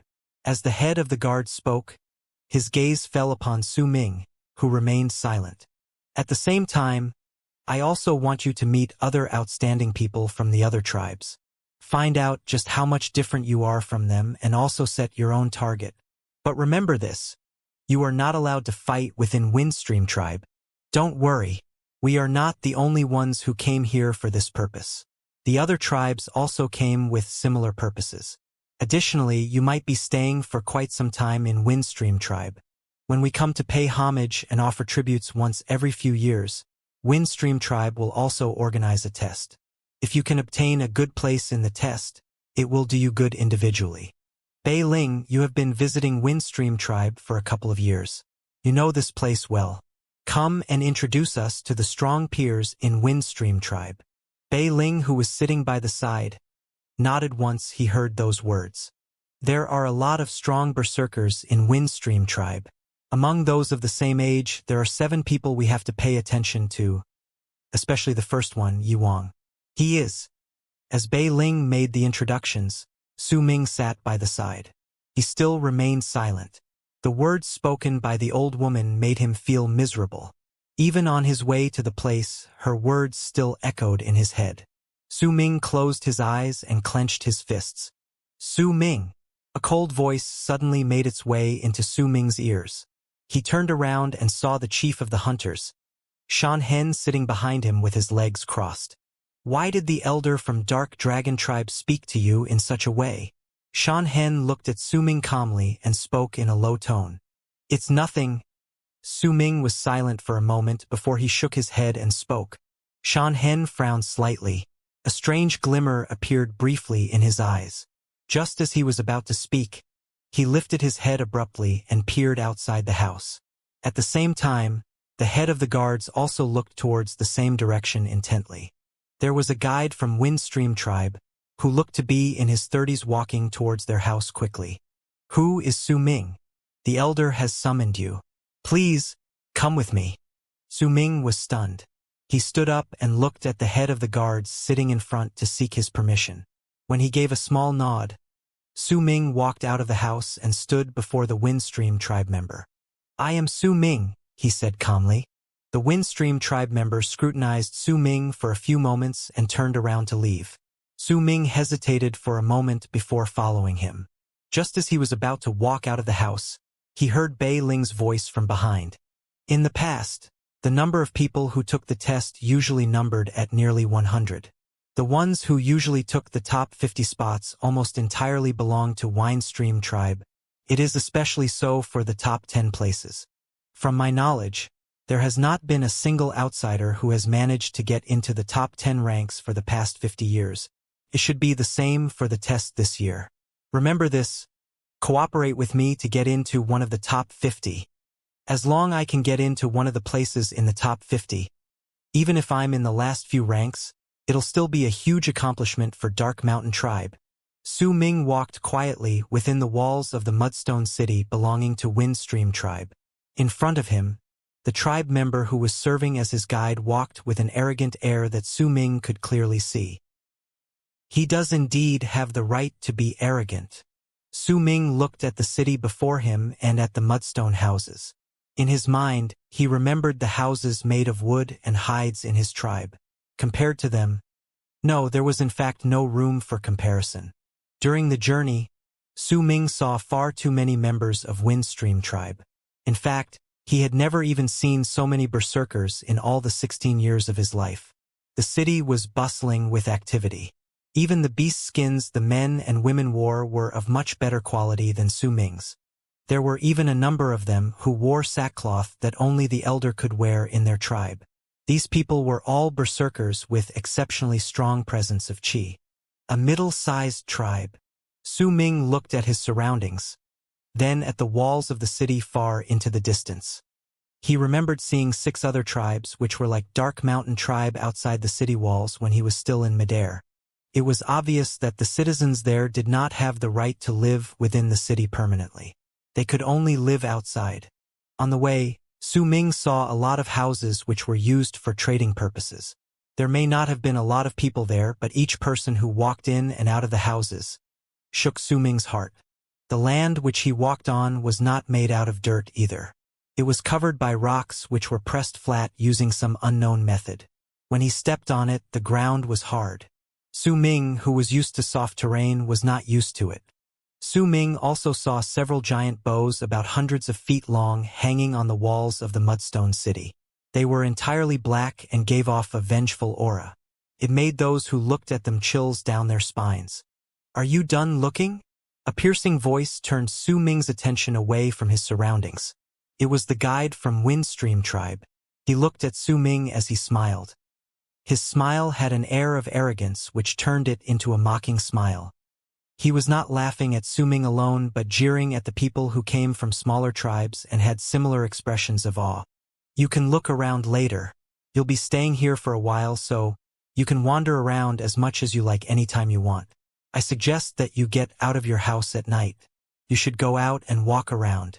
The night scenery in your tribe cannot compare with the likes of the night scenery in Windstream tribe. Follow me now. We can't have the elder waiting for long." The tribe member patted Su Ming's shoulder, then turned around and walked forward even more quickly. Su Ming followed quickly in silence. Right in the center of the mudstone city within the pentagonal altar were 3 secret rooms. The elder of Windstream tribe, the man in purple who had reached the transcendence realm, was sitting in one of the secret rooms with his legs crossed. The elder of Dark Mountain tribe, Mo Sang, was sitting across him calmly. Between them was a chessboard. Most of the chess pieces were made from animal bones and looked rough on the edges. The chessboard was made from a big stone with squares carved on it. Besides the chessboard, there was also a stone cup the size of a fist in each of their hands. There was hot steam coming from the cups, along with a nice fragrance spreading around the room. Mo Sang, when you came back, you gave me this chessboard and the chess pieces. You even taught me how to play chess. You must have wanted to avoid from being lonely, and also wanted someone to cure your boredom. The man in purple picked up a beast bone chess piece and placed it on a part of the chessboard. Then he lifted his head and smiled. This chessboard came from the Taya tribe. I heard that an ancient from Taya made it in the image of an item from a land far away. It's a pity. I haven't touched this in many years. Now I can't win against you anymore. The elder took a chess piece and placed it on a corner of the board as he spoke softly. Mo Sang, I have always admired you. The man in purple sighed as he looked at Mo Sang, who looked old and wizened.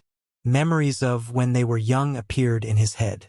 In his memories, the person before him had been so energetic and proud. Among those of the same age, there was no one who did not know his name. Yet, who would have thought the prodigy in the past would become such a wizened old man? You should not have been born in Dark Mountain tribe. If you had agreed to the elder's promise and became his berserker's son, the elder of Windstream tribe now would not be me, but you. Besides, you wouldn't have found your training to be so difficult. You should have reached the transcendence realm a long time before I did. The elder even mentioned that you were the one who held the most promise to reach the bone sacrifice realm among all the people he's met in his life. When he spoke of the bone sacrifice realm, a bright light appeared in the man's eyes and they were filled with longing. Bone sacrifice. Bone sacrifice. Sacrifice the 13th piece of your spine to break the seal of destiny, thereby turning the 13th piece of your spine into the true berserker bone, as obtained by the ancients of the berserker tribe. As the man in purple spoke, the light in his eyes dimmed. I can't do it. Mo Sang was silent. When he heard the mention of the transcendence realm, there was bitterness and nostalgia on his face. If only you had agreed to the elder's promise that year and took Wen Yen as your wife and joined Windstream tribe, the elder would have used all the resources within the tribe to help you sacrifice your bones. If you had reached the bone sacrifice realm, the Windstream tribe would not have been hidden away here. The man in purple smiled bitterly. Jing Nan, it is all in the past now. Mo Sang said slowly. That's right. It's all in the past now. When the man in purple heard Mo Sang calling his name, he shook his head and sighed. You were only willing to see me, your old friend this time, because of the child who was standing beside you, right? He should be the baby you brought back that year. Jingnan looked at Mo Sang and spoke slowly. That is one of the reasons.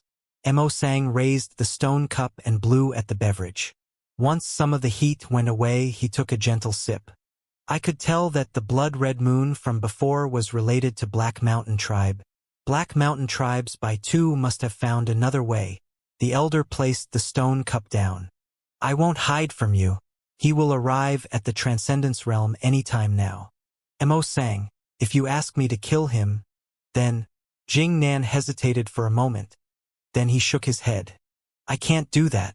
If he manages to reach Transcendence Realm, it will be a great help to Winestream Tribe. Even if you agree to my request all those years ago, I still won't do it. It's fine. The elder smiled lightly. He expected this answer a long time ago anyway.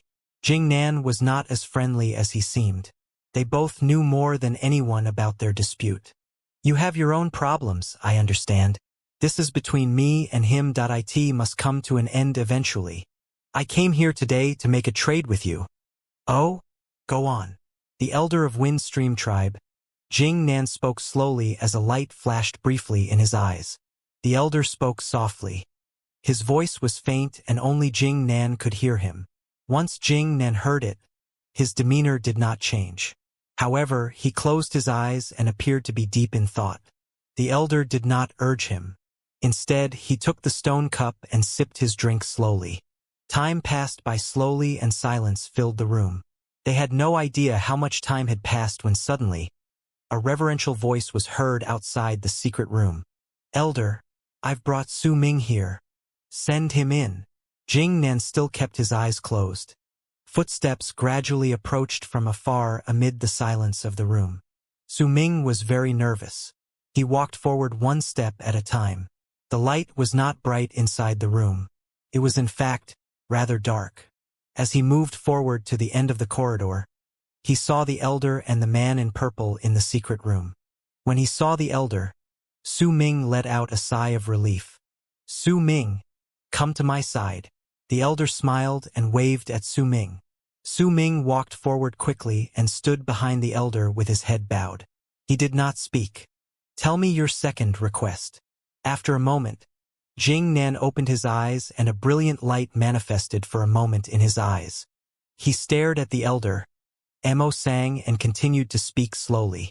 I want a drop of your berserker blood. The elder also stared at Jing Nan and spoke in the same manner. Jing Nan immediately frowned. All berserkers had berserker blood, but he was a powerful berserker in the Transcendence Realm. His berserker blood was extremely valuable. Every time he gave a drop, he needed to train for a long time before he could recover it. Besides the members of his tribe who had extraordinary talent and proved to be exceptional, he seldom granted his berserker blood. Jing Nan looked past Mo Sang at Su Ming silently. Although Su Ming lowered his head, he could still feel the man in purple's gaze on him like a needle. Is it for him? This child is ordinary. He will find it hard trying to absorb one drop of my blood into his veins. It'll just be a waste. Change your request. Jing Nan averted his gaze and spoke calmly. These are my two requests. I will not change them.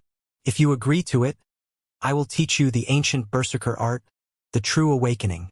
Mo Sang handed the stone cup to Su Ming and motioned for him to drink from it. Once Su Ming took the cup, he did not hesitate and drank the whole thing in one mouthful. A comfortable wave of heat immediately spread throughout his body. Jing Nan frowned. He sank into his thoughts for a moment before he looked at Mo Sang. All of a sudden, he spoke. All right, I'll agree to your two requests. But for the berserker blood, you should know that there are 3 stages to the test. I will give a drop of my blood to the top 3 contestants in each stage. To avoid any wastage, I will add a condition. If this child can get into the top 40 in any one of the stages in this test, I will give him a drop of my berserker blood. If he doesn't, you must change your request. The elder thought about his words and believed that the man before him was making things difficult. After a moment of thought, he nodded. In his head, he was already thinking about how he could benefit Su Ming similarly if he had to change his request. Su Ming listened to the exchange and looked at the white hair on the elder's head as well as the wrinkles on his face. He thought of the ridicule delivered by the old woman from Dark Mountain tribe and Bei Ling's indifferent attitude towards him. He even thought about the loneliness that he grew up with and how he would sit alone looking at the night sky. He would imagine the things written in the beast skin scroll as he gazed into the sky. All these things enveloped Su Ming's thoughts. They transformed into a strength and resolution he never had before. This resolution was even stronger than the one when he worshipped the statue of the god of berserkers. The elder stood up and motioned Su Ming to follow him. Just as he was about to leave, Jing Nan stared at Mo Sang. After a moment of hesitation, he spoke abruptly. Mo Sang, I have a question that has been plaguing my mind for dozens of years.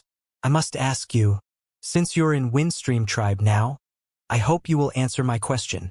The elder did not stop. He continued walking as Su Ming followed him. Jing Nan's voice traveled towards them from behind. You are only at the 9th level of the blood solidification realm, but from the past and even now, why is it that I can feel a faint hint of transcendence on you? The man in purple spoke quickly, but he did not reveal all his thoughts. He could not tell Mo Sang that the aura within him made him feel slightly alarmed. He had that feeling of terror back then, and he still got the same feeling at that point in time. When Su Ming heard those words, he felt his heart quiver. He could somewhat tell that the relationship between his elder and Windstream tribe's elder was not as it seems. There was a high possibility that there was some dispute that happened between them in the past. It probably had something to do with the elder's constant refusal to travel to Windstream. At the same time, the elder of Windstream tribe must have also been worried because he was still polite towards the elder even though he was only at the blood solidification realm. Su Ming recalled the sight of the elder and the man in purple walking in midair while they were still on the dark python. His heart raced against his chest. You will learn about it later. The elder did not provide any answer. He delivered his words leisurely and brought Su Ming out of the pentagonal altar. Within the altar, Jing Nan fell silent. As he gazed at the direction Mo Sang left, his face became troubled. After a long while, he brought out a small bottle from his bosom. The color of the bottle was purple and it looked incredibly beautiful. He carried the item around so it was obvious that the item was something incredibly valuable to him. Once he opened the bottle, a nice medicinal fragrance was released. Within the bottle was a pill. It was a scattering dust. It's a pity there's only one pill. There's little to no effect if there's only one pill for me. But if I had 8 more. A yearning look appeared briefly in Jing Nan's eyes. I must find the fallen berserker who created this. I must find him at all costs. I've already sealed off the surroundings. There is no way he can escape. I can feel it. He's near. He's very near. It was already dusk outside.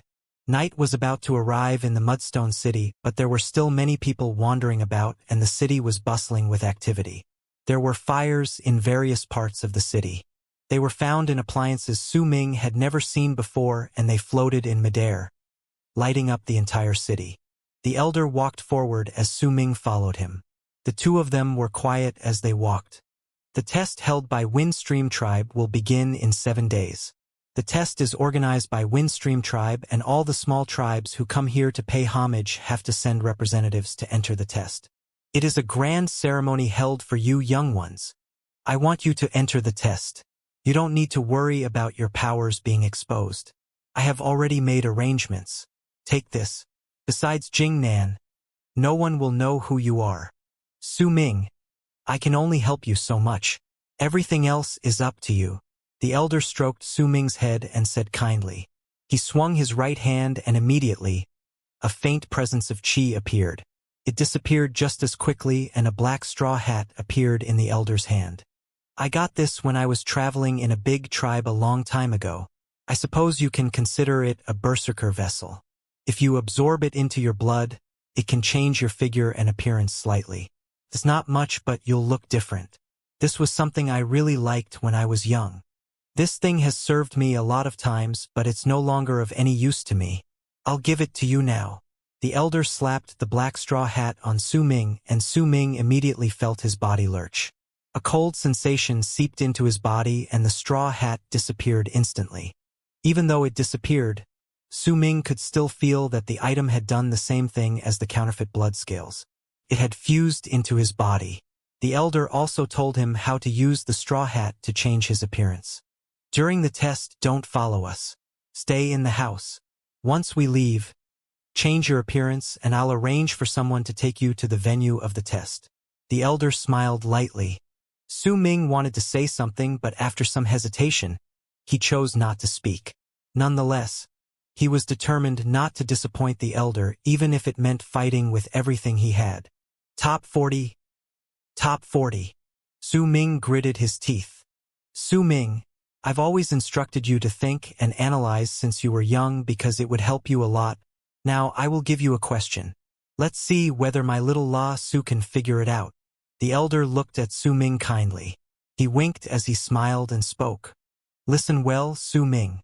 I will only tell you once. 32, 79, 248, 371, 563, 781. Su Ming was stunned. He mumbled the 6 numbers under his breath but could not figure out the meaning behind them. He looked at the elder's smile and he knew that the elder would not tell him straight away. Su Ming memorized the 6 numbers in his head and fell into deep thought. Moonlight shone on their bodies and gradually, their shadows lengthened. As their shadows gradually became faint, Su Ming and the elder walked into the distance. Time passed by and soon, it was the 6th night.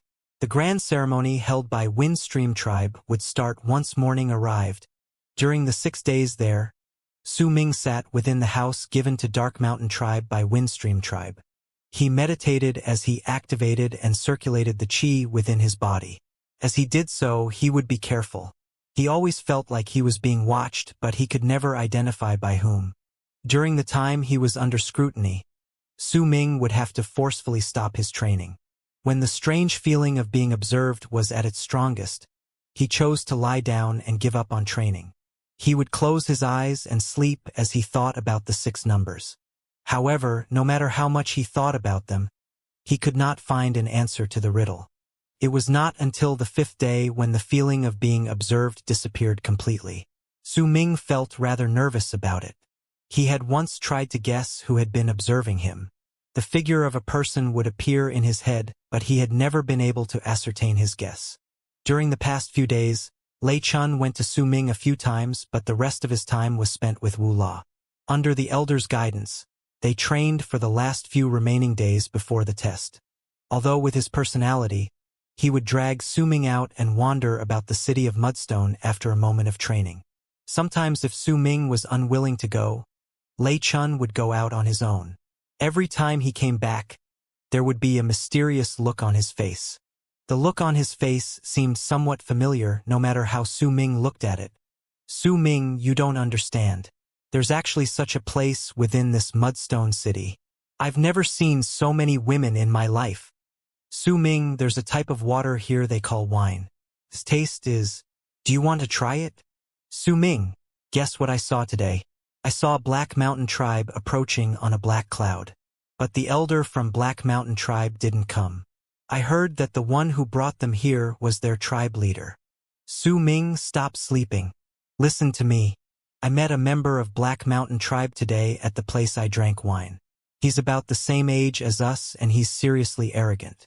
If it wasn't because we weren't allowed to fight, I would have gone and beaten him up." "Su Ming, I saw Bai Ling today. It was weird though. You think she was really tricked by us? She didn't even ask about the stone coins. But when she saw me, she asked me about you." "Su Ming, I think I like someone. It's the person I talked to you about yesterday. Didn't we see Bai Ling? There was a girl beside her. She's also from Dark Dragon Tribe. She's really busty and she looks way prettier than Bai Ling." "Su Ming, I finally know her name. She's called Bai Fong. It's such a nice name." During the past few days, Lei Chen would drop by and talk to Su Ming about what he saw and his thoughts about them. It was especially so during the last few days. Almost every single sentence out of his mouth was about that girl called Bai Fong. As for Bei Ling, he was usually out. Even if he was in the house, there were a lot of young men from Windstream tribe who came to see him. They looked really friendly with each other. However, on the sixth night when Su Ming went out of the house to look at the moon, he saw Bei Ling being dragged away by his Windstream tribe friends in the distance. He did not seem willing to be taken away. "I don't want to go today." Bei Ling hesitated for a while when he was at the door and said in a low tone, "You don't want to? Sure. But Bei Ling, you were personally invited by Wu San to join the ritual. If you don't join, you won't be able to obtain our elder's berserker blood. Don't forget just how you were able to get a place in the top 50 the last time." The person from Windstream tribe who was dragging Bei Ling was a boy in his late teens. He smiled as he spoke slowly. There were two other people with them. They cast their eyes on Bei Ling, and in them were hints of mockery. Bei Ling was silent and nodded his head slowly. He followed the three people and disappeared into the dark. Su Ming stood in the distance and watched with a slight frown. He fell into brief silence and looked at the moon in the sky. Then he walked out of the house. Wu Sen. Su Ming could still remember Bei Ling mentioning that name. According to him, Wu Sen was one of the three strongest among the younger generation in Windstream tribe. Almost everyone was certain that he was bound to get a place in the top 3 in all 3 stages of the test that year. Bei Ling did not go into detailed explanation about him. He only talked about him briefly and moved on to the next person. As he walked through the darker parts of the brightly lit mudstone city, Su Ming's body began changing. After a while, he grew 7 inches taller and his body became bulkier. Even his hair became longer. His face was no longer handsome and clean. Instead, it just looked simple. He gave off a strong presence and looked completely different from his usual friendlier self. Even his clothes changed. It was a strange sight to behold. Su Ming moved his body and found no discomfort with his new image. In fact, he felt just as he usually did. As he activated the qi in his body, the 49 blood veins did not appear on his skin, but a strong presence erupted from his body. Under the moonlight, even a berserker at the 5th level of the blood solidification realm is no match for me. Besides, I have blood scales. What can a 6th level berserker of the blood solidification realm do against me? Su Ming's eyes flashed and he lifted his head to look at the moonlight before walking forward. Bei Ling has just entered the 6th level of the blood solidification realm. As for his father, the head of the guards and the chief of the hunters, they are both at the 8th level. Among the younger generation, it's extremely rare for anyone to arrive at the 8th level. They would have to surpass their peers by leaps and bounds to arrive there. Wu San and the other two are about the same in terms of power, so it'll be safe to say that they have not reached the 8th level. Su Ming's footsteps were not quick. The path he took was strange as he only walked in dark corners. He watched Bei Ling and the other 3 people from afar. He followed them from a distance. The other 3 people should only be at the 5th level of the blood solidification realm, but judging from how wary Bei Ling is of them, Wu Sen's strength must be greater than his. If it's above the 6th level but weaker than the 8th level, Wu Sen should most probably be at the 7th level of the blood solidification realm. I cannot win against a berserker at the 7th level of the blood solidification realm, but I have the moonlight. Even if we do end up fighting, he won't be able to make me stay against my will. Su Ming was extremely confident with his own speed. He did not follow them out of curiosity. It was because Bei Ling had seemed unwilling to follow them. Since he used to call Bei Ling his brother when he was young, Su Ming followed them with mixed feelings. Time passed by slowly. The moon hung high in the sky. Bei Ling and the other 3 people disappeared into a common-looking mudstone house. The place was rather secluded. It was located in a corner of the city. Su Ming stopped outside the house and stood in the dark like a hunter. He stared at the house for a moment. Then slowly he frowned. He quickly went up to the house and opened the door. There was no one inside. Interesting, Su Ming mumbled to himself. He looked at his surroundings. There was a hole on the ground at the end of the house.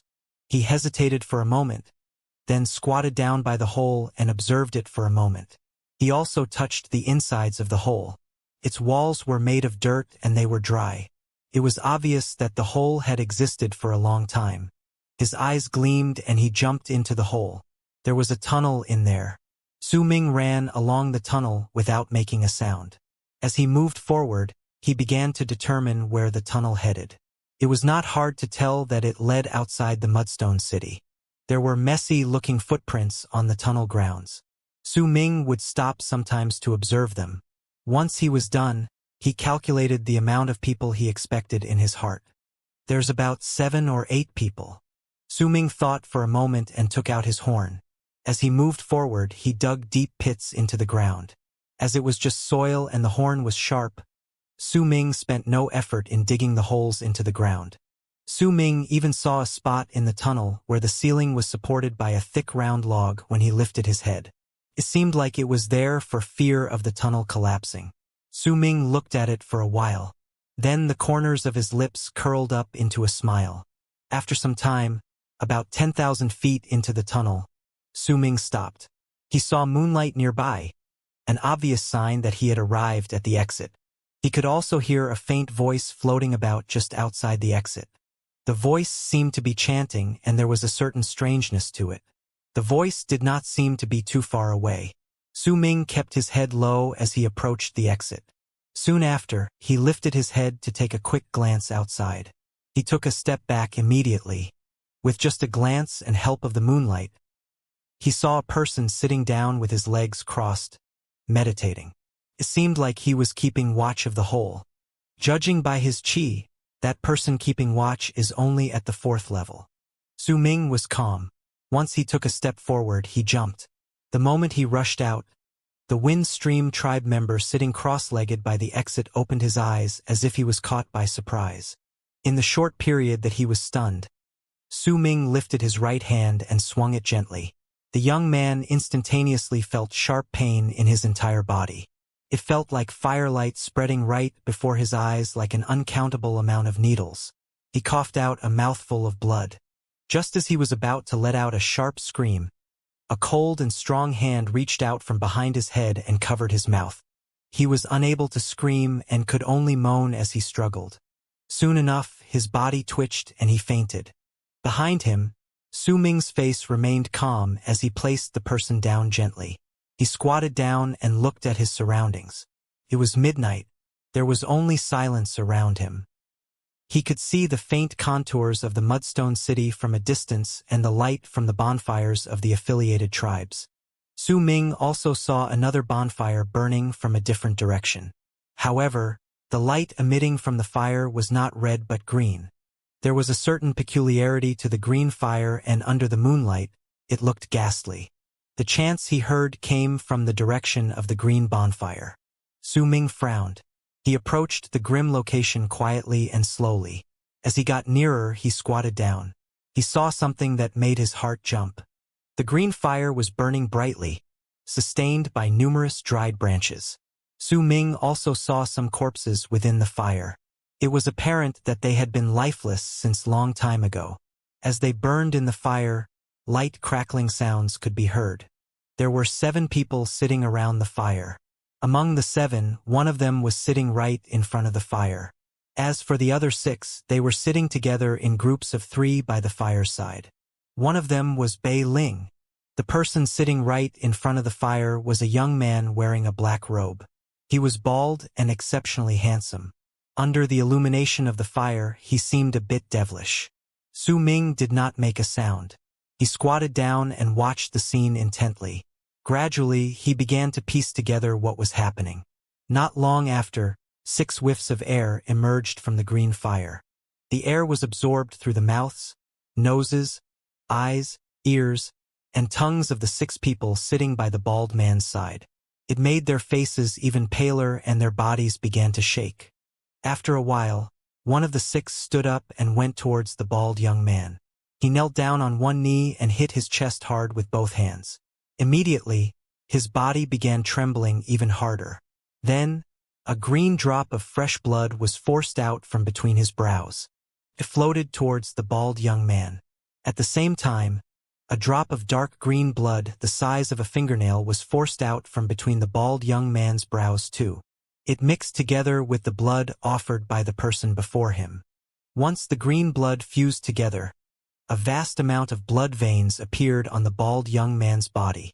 They had a tinge of green in them. A strong presence of qi erupted forth from the bald young man's body. Su Ming narrowed his eyes and knew he had judged wrongly.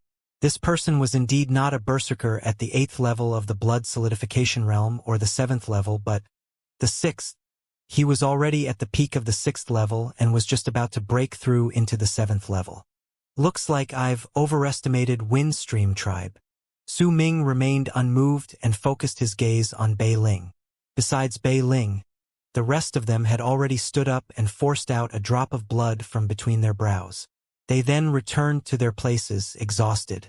Wu Sen, I already gave you dozens of phosphorus blood for the past few days and I'm really weak now.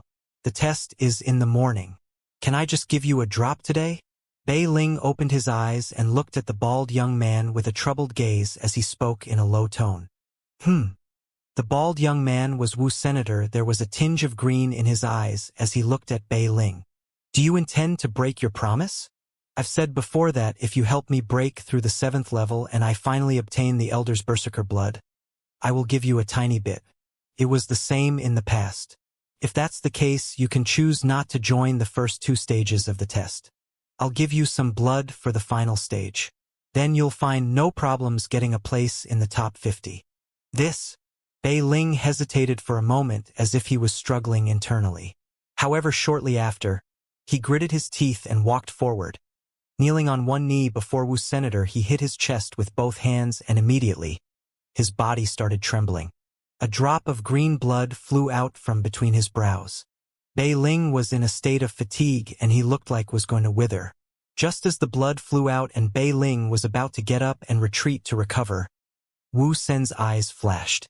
He raised his right hand instantly and tapped it against the defenseless Bei Ling's forehead. You! Bei Ling shuddered violently and was about to resist, but the moment his finger touched him, the spot between his brows opened up and drops of blood flew out quickly. Don't worry, we're friends. I won't kill you. I'm just assisting you to not hesitate any longer and offer me everything you have for tonight. Wu San smiled strangely and retrieved his finger. He was just about to control the ball of dark green blood and fuse it with the blood from Bei Ling's brows when his body jolted. His eyes abruptly opened wide. He did not even have time to recall the ball of dark green blood into his body.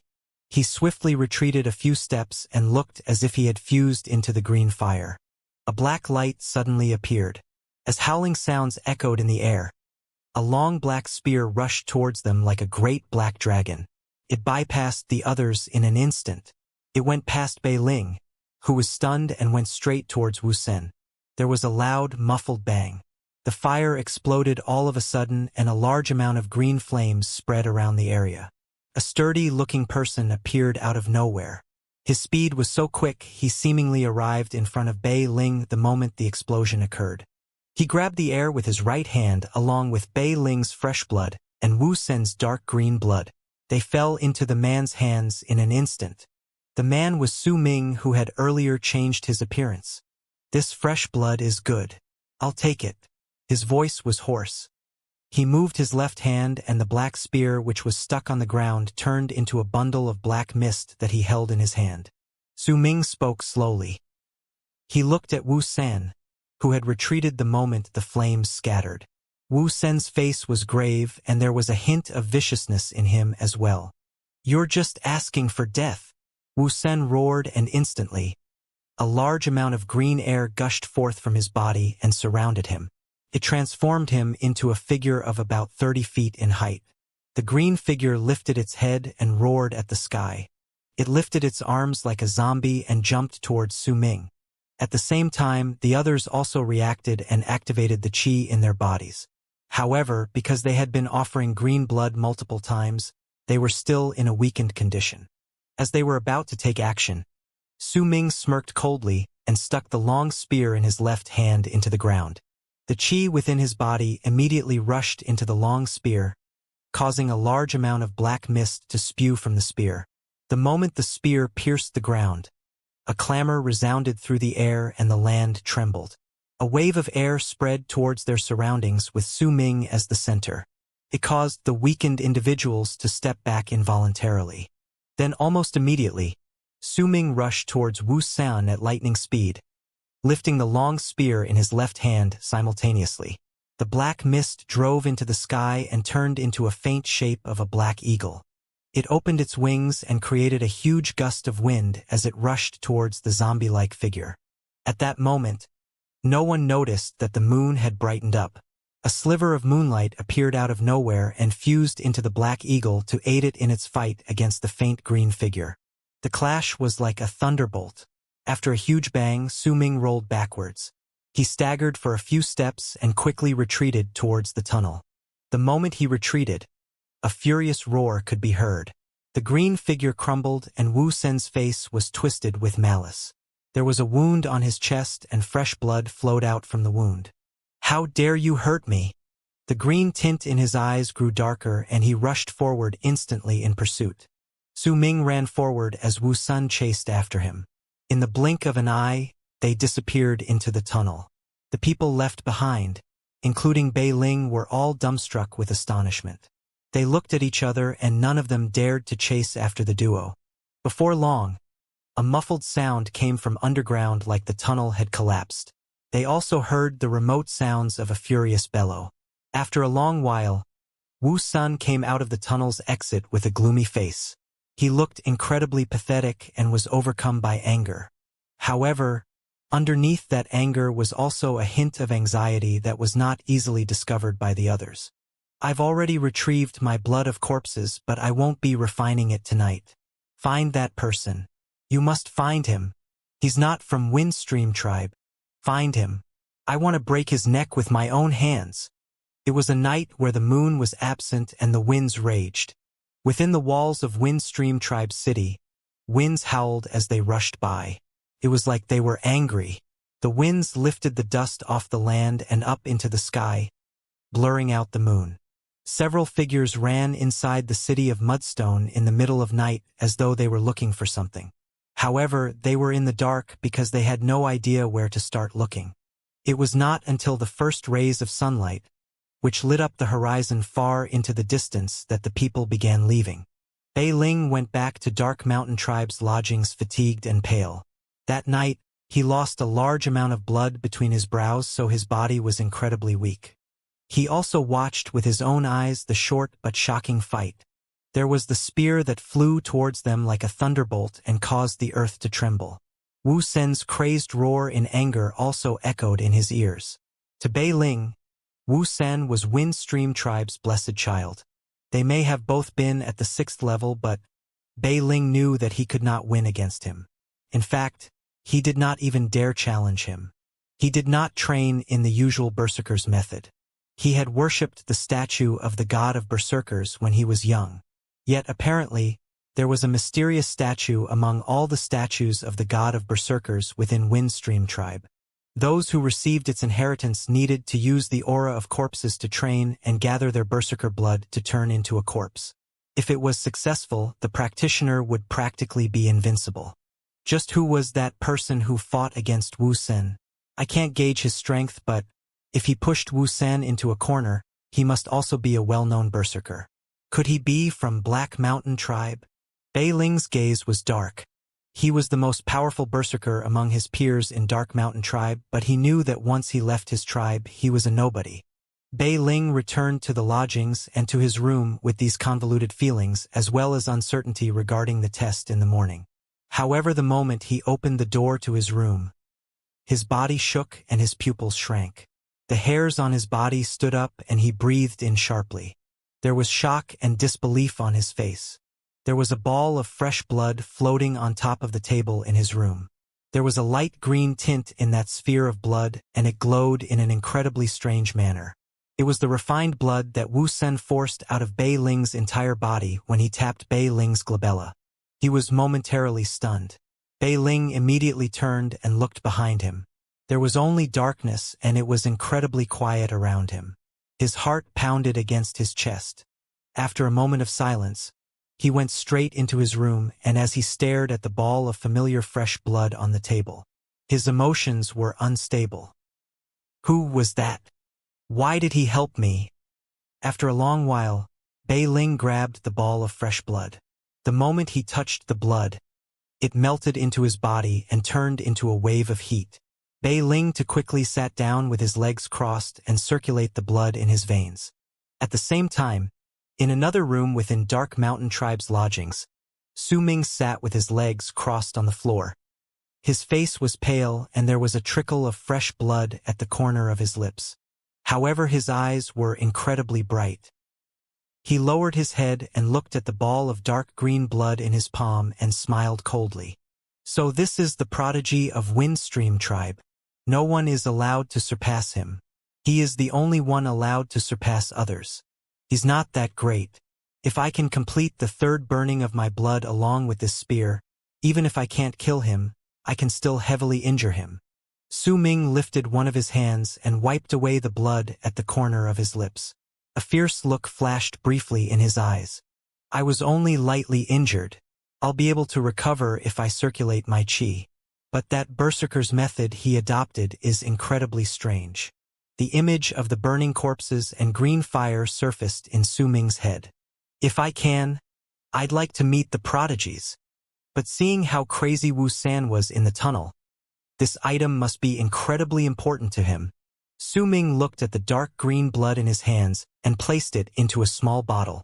After a moment of thought, he raised his hand and grabbed the air. A sliver of moonlight appeared from nowhere and surrounded the small bottle. Then it disappeared. Once he placed the small bottle in his bosom, Su Ming closed his eyes and circulated the qi in his body as he waited for morning to arrive. Time passed by and very soon, the sky was no longer dark. As it turned brighter, morning arrived. This morning would be different from other mornings because it was the day Windstream Tribe held the test that all tribes in the area would partake once every few years. Besides testing the young berserkers, it was also a chance for all tribes to show their strength and for their future hopes to display stunning talent. This also decided Windstream Tribe's outlook towards the tribes in the future. When morning arrived, Lei Chun, Wu La and Bei Ling followed the guide from Windstream Tribe along with the elder, head of the guards and Shan Hen as they left their lodgings. Su Ming stood outside the house and watched them leave. He looked at Lei Chun waving at him with a confident look. He looked at Wu La, who had a faint look of disdain on her calm face. He looked at the Bei Ling, who was silent. His face had returned a normal healthy shade of color, but he still refused to look at him. There was also the elder, who was smiling sophisticatedly and nodding at him. The head of the guards, on the other hand, was looking at him with a regretful expression. Then finally, Su Ming looked at the silent Shan Hen, who had a strange glow in his narrowed eyes. His gaze landed briefly on him. Su Ming still stood at his place even after they slowly disappeared from his sight. However, his body and face started changing. After a moment, Su Ming had changed into a bulky-looking man. His skin was slightly dark and he exuded a tough presence. He looked no different from a normal member of the Berserker tribe. The disguise Su Ming wore this time was different from the one he adopted the previous night. The straw hat the elder had placed within his body was truly amazing. He could change his appearance at will. There was no shred of anxiety within Su Ming as he stood there. Instead, he looked at the sky and waited calmly. He knew that it was an important day for him, and it was equally important to the elder. On this day, Su Ming would either display shocking results or fall into the depths of despair. Su Ming was unsure if there was a force that controlled people's destinies. He looked at the sky. It was very blue and he could not see the end of it. Among all those living on the land, who would be able to see the end of the horizon? It was one of the opening lines in the Beast Skin Scroll. When Su Ming first read it, he had been touched but also puzzled. People always speak of heaven and earth, but what is heaven and earth? It means all that is under the sky. If the heavens had a soul, it would be an oppressive one. It is oppressing us, the members of the Berserker tribe, and it wants us to humiliate ourselves. These words surfaced in Su Ming's head. Sometimes, he would think that the heavens truly possessed a soul, but its soul was too cold. If it was not cold, why would there be prodigies and blessed people? Why would there be common people? Why would there be people like the elder, who had unequaled talent yet whose presence dimmed and hair covered in white with time? And what about people like the man in purple, who could climb above all others and reach the transcendence realm? There was Bei Ling's complicated feelings, and then there was Wu San, who stole other people's powers. The oppression of the heavens is invisible. We can only endure it, and while we endure it, we must learn to live with it happily. If we do not, are we to fight against heaven? This was the last paragraph written in the prologue of the Beast Skin Scroll. Su Ming never understood it. Even now, he only understood the gist of it. He had asked the elder before, and the elder's answer still remained fresh in his mind. This is something very simple but also very complex. Simply put, it means that the heavens oppress us, the Berserker tribe. Either we choose to bear with it happily or we fight against heaven. But the last phrase was written in the form of a question. To my understanding, perhaps this question meant that besides going up against heaven, could there be any other way to fight against destiny? Once you grow up, perhaps you'll have a deeper understanding of it. If that day truly comes and you have attained the power which allows you to do as the words say, then perhaps you can think of a third way to fight instead of submitting to destiny or rebelling against it. After all, the last place I went to was where I obtained this beast skin scroll. It was also the biggest holy land of the Berserker tribe I've ever seen. That place is the Great Yu. The owner of this beast skin scroll is the court diviner of Great Yu. Su Ming was quiet as he continued watching the blue sky. After a long while, he heard footsteps approaching from afar. A person slowly walked towards him. Su Ming turned his gaze away from the sky and looked towards the person. The person wore a white robe and had white hair. His face was burdened by the hardships of life, but due to that, there was also wisdom in his demeanor. It was Hai. Hai looked at Su Ming, at the unfamiliar face before him. He did not understand why the elder Jing Nen gave him the task to come to this place and bring the person to join the test in secret. Follow me. Hai did not find anything strange about Su Ming. After he finished speaking, he turned around and left. Su Ming's demeanor was calm as he followed him. The moment he went out of the door, he saw Hai swinging his sleeve. Immediately, mist spread from his body and surrounded Su Ming. Su Ming's heart jumped, but he did not retreat. He let the mist surround and carry him into the air with Hai. They turned into a rainbow of mist and sped into the distance. This was the second time Su Ming looked at the land from the sky. He still felt a little nervous, but Hai ignored his anxiety. Instead, he increased his speed. Before long, he brought Su Ming away from Windstream Tribe and traveled towards a gigantic plain located at the north. Su Ming looked at the huge plains ahead of them. From the sky, it looked as if it was an endless sea of land, but as all the mist gathered towards them at lightning speed, Su Ming felt his body lurch after a moment. It felt like his body had hit an invisible barrier. The moment they went through it, everything started twisting like the ripples on the surface of water. Then he heard Hai's cold voice by his ears. We've arrived. The plains were no longer there. There was a mountain right before them. Su Ming had never seen such a big mountain in his life. It was much bigger and taller than Dark Mountain. If they were placed side by side, Dark Mountain would be like a baby and this mountain would be a sturdy, full-grown man. It looked as if it had already penetrated the clouds. The summit could not be seen and only half of the mountain was in view. The rest of the mountain was covered by numerous white clouds. The size of the mountain was incredible. Su Ming could see numerous stairs on the mountain leading upwards until they disappeared into the clouds. There was a large field in the shape of a circle at the foot of the mountain. There were 9 gigantic bird statues placed all around the field. Each of the statues exuded a presence of ancient savagery that made them look especially vicious. At that moment, there were hundreds of people on the gigantic field. They were all spread out and talking amongst themselves. Su Ming's arrival immediately attracted the attention of all the people on the field. However, after they glanced at him, they averted their gazes and continued talking with each other. Su Ming did not find the elder and the others among those who looked at him. Most of the members of the Berserker tribe were from Windstream tribe. Su Ming had left after the elder and the rest but arrived quicker than them. Once Hai placed Su Ming down, he gave him a black plate. He did not say anything and left, turning into white mist. Su Ming stood there alone and surveyed his surroundings. Not a single familiar face was in sight. He had no choice but to remain silent. He lowered his head and looked at the black plate in his hands. There was a number on it written in the language of the Berserker tribe. It was 109. The black plate looked normal. It was made of stone, but when he held it in his hand, it felt cold. I heard that the amount of people taking the test this time is the largest in history. There's more than 100 people taking the test. It's more than 100 people now. This is just the first stage. I'm certain there won't be so many people taking the tests for the second and third stage. After all, if they don't have enough strength to handle it, there's no need for them to be there to humiliate themselves. You're wrong on that account. There are 3 stages in the test, and the first stage is the hardest. The second stage is about power and speed, whereas the third stage is a test in actual combat.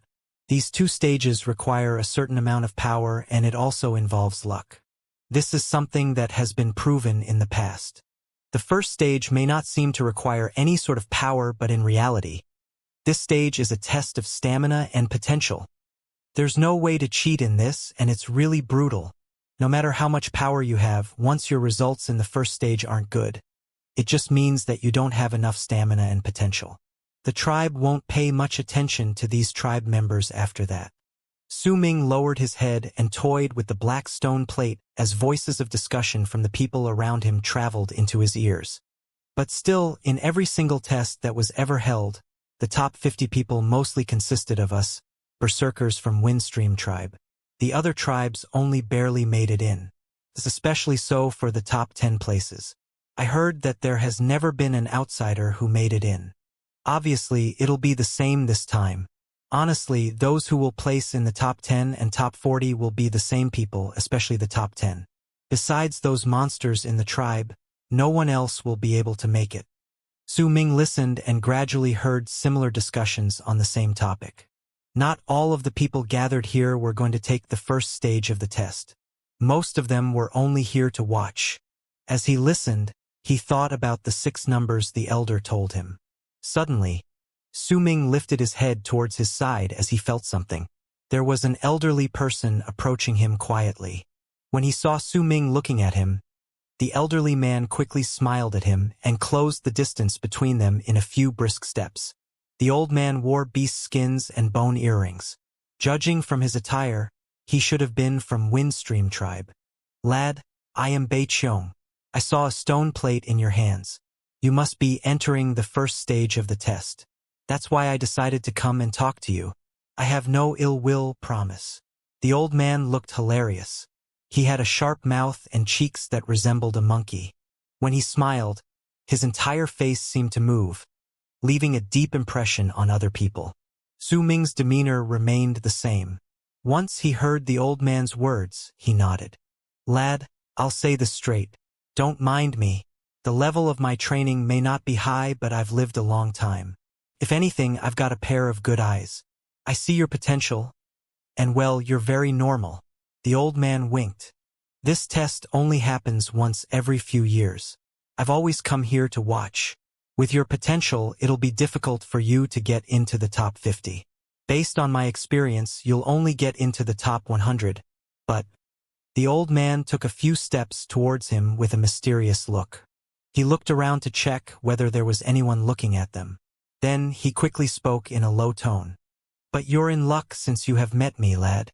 I have an herb here that allows a person to bring out his full potential for a short period of time. Entering the first stage with this, you can get a place in the top 50 ranks. If you buy more of these and eat them at once, entering the top 10 ranks is not impossible.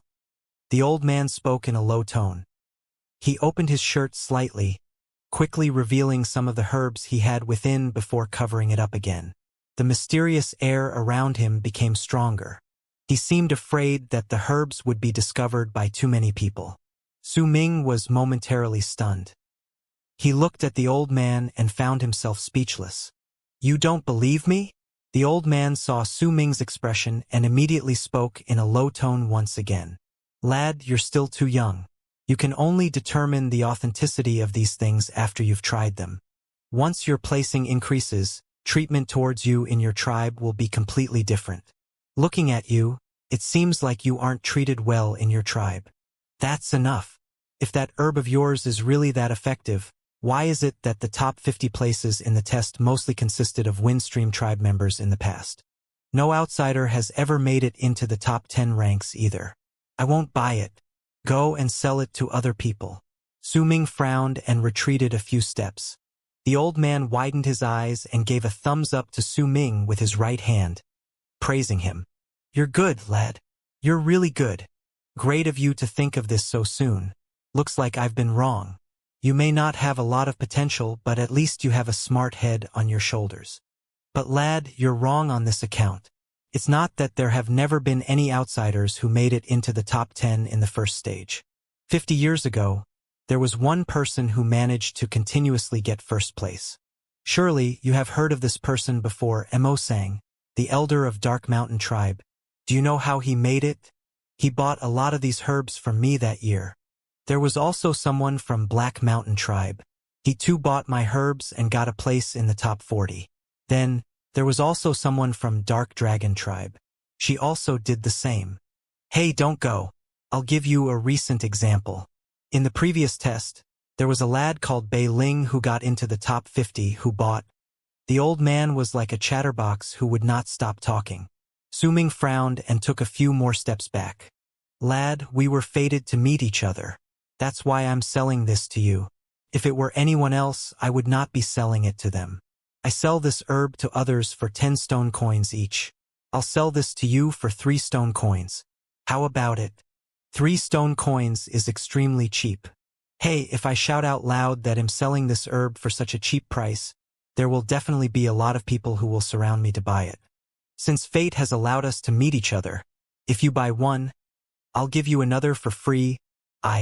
The old man kept talking, and as he spoke, his spit flew out of his mouth. Moreover, when he spoke, he even clapped his hands together, getting more excited by his own pitch. Su Ming was stupefied. He instinctively took another few steps back. The old man was about to continue when suddenly, there was a commotion in the field. The sky started twisting and a giant dark python entered. There were several people standing on the python, the elder and the others. It's the people from Dark Mountain Tribe.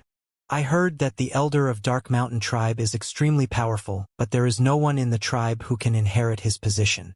I heard that, as of late, there's been a youngster called Bei Ling who got the 49th place in the previous test though. The dark python disappeared. The elder and the others descended upon one corner of the field. He stole a glance at Su Ming from afar and averted his gaze. Bei Ling stood over there, carrying himself in an aloof manner. His face was cold. Lei Chun and Wu La looked around with small hints of excitement. Do you see that old man and the cold-looking boy by his side? They're Dark Mountain Tribe's elder, Mo Sang and Bei Ling. The old man standing beside Su Ming quickly spoke up. His face was still schooled to express mystery. As he spoke, there was uproar once again, and it was much louder this time. The space outside the field before them started twisting and 5 people sauntered in. The individual who led the team was a bald young man wearing a black robe. It was Wu Sen. His face was dark, showing small signs of anger. It was obvious that the incident on the previous night was a great humiliation to him, especially the loss of his dark green blood. It made him anxious, but he did not reveal any of his anxiety. The 4 people behind him were also silent as they followed Wu San into the field. Wu Sen. He's one of the people from Windstream Tribe who'll definitely get into a spot in the top 3. I heard that the Berserker's method he's training with is really strange. Quiet. His mood changes at the drop of a hat. Shut up. As Wu Sen walked, he suddenly growled. His surroundings fell into silence instantly. Wu Sen's face was dark as he walked past Su Ming. The moment he walked past, he turned around and looked at Su Ming coldly. There was a hint of uncertainty in his eyes. Still, after he scrutinized Su Ming closely, he found that the person before him was not the person he met the night before. He snorted and walked past him, sitting down cross-legged at a distant spot after that. The 4 people with him surrounded him to protect him. Su Ming looked at Wu San and then at Bei Ling, who was standing in the distance before he shifted his gaze. Wu San trains in the devourer of corpse blood. He worshipped an evil statue of the god of berserkers in Windstream tribe. He's a fierce one and he's always in a bad mood. He's not the good sort. The old man standing beside Su Ming whispered softly, as if he was angry but also afraid that Wu San could hear him. Judging from his looks, he had failed in his attempt to sell the herbs to Wu San and probably even suffered because of it. Lad, don't bother that person, but if you end up bothering him, it's fine. I have another type of herb with me. If you eat it, you'll get stronger physically for the rest of your life. The old man looked back and tried to persuade Su Ming again. Su Ming frowned, thinking that the old man was far more talkative than Lei Chun. In fact, Lei Chun was considered quiet compared to him. The old man continued trying to persuade him. It seemed like he was not going to let Su Ming off unless he bought his herbs.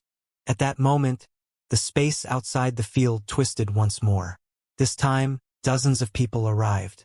These people were talking and laughing amongst themselves. They stood in a protective formation around the person in the center, similar to how stars would surround the moon. The person was not tall and was slightly plump. He was laughing and talking to the people beside him while waving his hands around as though he was gesturing something.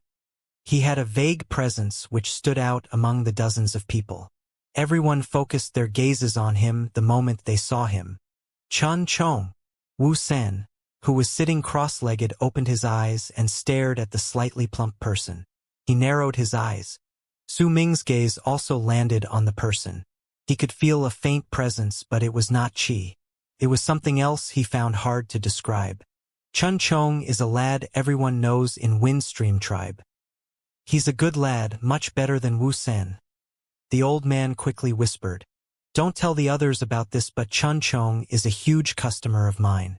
He always comes to buy herbs from me." Before long, the rest of the representatives from the other tribes arrived. These people either came with their tribes or alone. Gradually, the amount of people in the field increased. The place bustled with activity as the people talked among themselves. After all, the grand ceremony was only held once every few years. The number of people joining the test this year was also much higher compared to the previous years. Su Ming used the chance when there were a lot of people around to take a few quick steps forward to avoid the old man who kept bothering him. The old man's constant chattering was giving Su Ming a headache. Once he avoided him, he saw from between the gaps formed by the people, the old man looking around the crowd for him. Su Ming quickly lowered his body, not wanting to be spotted. There may be a lot of people gathered in the field, but Su Ming did not recognize most of them. His appearance was also very normal among the crowd, so no one paid any attention to him. In truth, Su Ming was not the only who was trying to be unassuming. There were quite a large number of examinees who were not from Windstream tribe entering the test for the first time. "Look, that's Wu San. I heard that he's one of the prodigies from Windstream tribe. Isn't that Chin Chong? His name is like thunder. I heard of him before, but I didn't expect him to look like that. He really does have quite the presence, though. Did you see Dark Mountain Tribe's Bei Ling? I heard that he's also an extraordinary one. He got a place within the top 50 in the previous test. If we can befriend him, it'll be good for us. There'll be a lot of people who will be jealous of us when we return to the tribe later as well." The ones besides Su Ming did not seem like first-timers. They were whispering to each other while their faces were filled with admiration. "This might be our chance. If we can catch either Wu San or Chun Chong's eyes and stay by their side, then our position in the tribe will surely be different." "Ha! There are plenty of those who have the same thoughts. Can't you tell that there are a lot of people who want to approach them to talk? Why don't we try it as well? Hey you, I see that you're alone. This must be your first time, right?" An honest-looking young man by Su Ming's side smiled and said to him. Su Ming's lips curled up into a polite smile, and he nodded at the young man. "Brother, not everyone has arrived yet, but it looks like the first stage of the test is about to begin. Why don't we go to Chun Chong and try talking to him? How about you all? Let's go together. If we go alone, he might ignore us. The young man quickly spoke as he tried persuading Su Ming and the people around him. Look at Wu Sen, his face is like thunder. I'm pretty sure his mood is terrible. We shouldn't go and bother him. That Chun Chong looks like a straightforward person. He should be easier to approach. Some of the people around him were swayed by the young man's words, and he managed to gather about 7 to 8 people to go towards Chun Chong. Su Ming did not want to go, but he was dragged along by that enthusiastic young man. So he had no choice but to follow the crowd. Just as they were moving forward, the space outside the field twisted once again, attracting everyone's attention. As the space twisted, 5 people appeared. The person who led the team was a man in his 40s. The man wore a sackcloth and looked incredibly strong. There was a shocking presence of qi surrounding his body. There was a clear scar on his face that stretched from his left brow diagonally until it reached the right corner of his lips, causing him to look extremely ferocious and terrifying. It's Black Mountain Tribe. That person. Could it be Black Mountain Tribe's tribe leader? I heard that there's a terrifying scar on Black Mountain Tribe's tribe leader's face. So it must be him. That's right. I heard that the elder from Black Mountain Tribe is absent this time. Their tribe leader is leading the team. There were 4 people behind the man.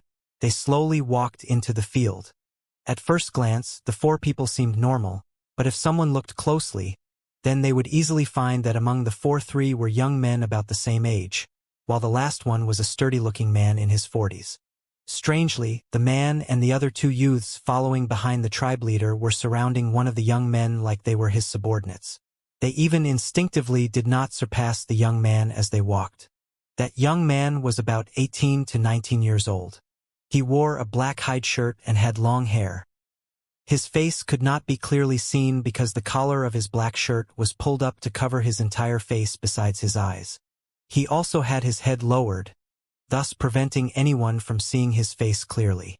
That young man was silent.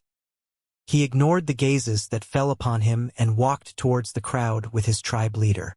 They sat down cross-legged at a corner far away from Dark Mountain Tribe. It could also be seen by how he sat down that the young man was different. He sat alone, not mixing with the other members of his tribe. Nonetheless, once he sat down, he lifted his head slightly and looked towards Dark Mountain Tribe. Disdain appeared briefly in his eyes. Su Ming's eyes also fell upon the people from Black Mountain Tribe, just like the others. He paid special attention towards their tribe leader and the unsociable young man. Su Ming was not surprised by the tribe leader of Black Mountain Tribe's power, but that unsociable young man made him feel a faint sense of danger. He could almost be certain that this person was extraordinary. But in his heart, he hated this sort of behavior, of pretending to be much more intelligent and powerful than other people. Compared to him, Su Ming even felt that Wu Sen was much better than that person. At the very least, Wu Sen did not pretend to be mysterious. Black Mountain Tribe's arrival did not incite much discussion. Compared to them, the people were much more interested in the prodigies of Windstream Tribe. After all, the reputations of these people were very impressive around the region. Su Ming went with the crowd to Chun Chong under the very enthusiastic young man's persuasion. He did not stand out as he stood among so many people. No one would notice him because he looked so normal. I'm telling you all, I never go to those places in the tribe, and even if I went, I only go there to watch the fun. Don't you believe me? As he got nearer, Su Ming saw Chun Chong gesturing with his hands and talking with the people around him, eliciting laughter from them. But it was clear that most of the laughter was just to humor him. There were even some laughing instinctively because they wanted to become friends with Chun Chong. It was as if they wanted to use laughter to fit into the group. The young man and the rest of the people besides Su Ming were doing just that. They were laughing non-stop. Su Ming stood there and smiled. He felt calm. He looked at Chun Chong, who was surrounded by all these people, and knew that Chun Chong's status was very high, and it was something he could not compare. He looked at the people beside him, who were laughing in order to try to join the group. They even used the chance to introduce themselves. They may not look as if they were trying to flatter Chun Chong, but no matter who it was clear that they wanted to get closer to Chun Chong. Dark Dragon tribe walked into the field at that moment. When the tribe appeared, they did not incite much discussion. After all, Dark Dragon tribe was really small. They could not even compare with Black Mountain tribe's fame. But the moment Dark Dragon tribe appeared, all the people, even Chun Chong, who had been talking and laughing, and Wu San, who had been meditating and fuming, lifted their heads and looked towards them. The young man in black from Black Mountain tribe, who was pretending to be mysterious by covering half of his face, also looked in their direction. They were looking at a girl in white with unparalleled beauty walking among Dark Dragon tribe. There was a fragment decorating the center of her brows glowing brightly as it reflected the light from the sun. There was a certain wildness to her beauty that made hearts race as people looked at her. She was Bai Ling. Bai Ling blushed slightly because she was under so many people's scrutiny but did not lower her head. Instead, she swept her gaze quickly among the crowd. Once she found Dark Mountain tribe, happiness appeared on her face. But once she looked carefully, the happiness disappeared. She did not find Su Ming. Bai Ling lowered her head and followed behind the elder of Dark Dragon tribe towards the field. She did not notice a normal-looking teenager watching her quietly from among the crowd in the distance.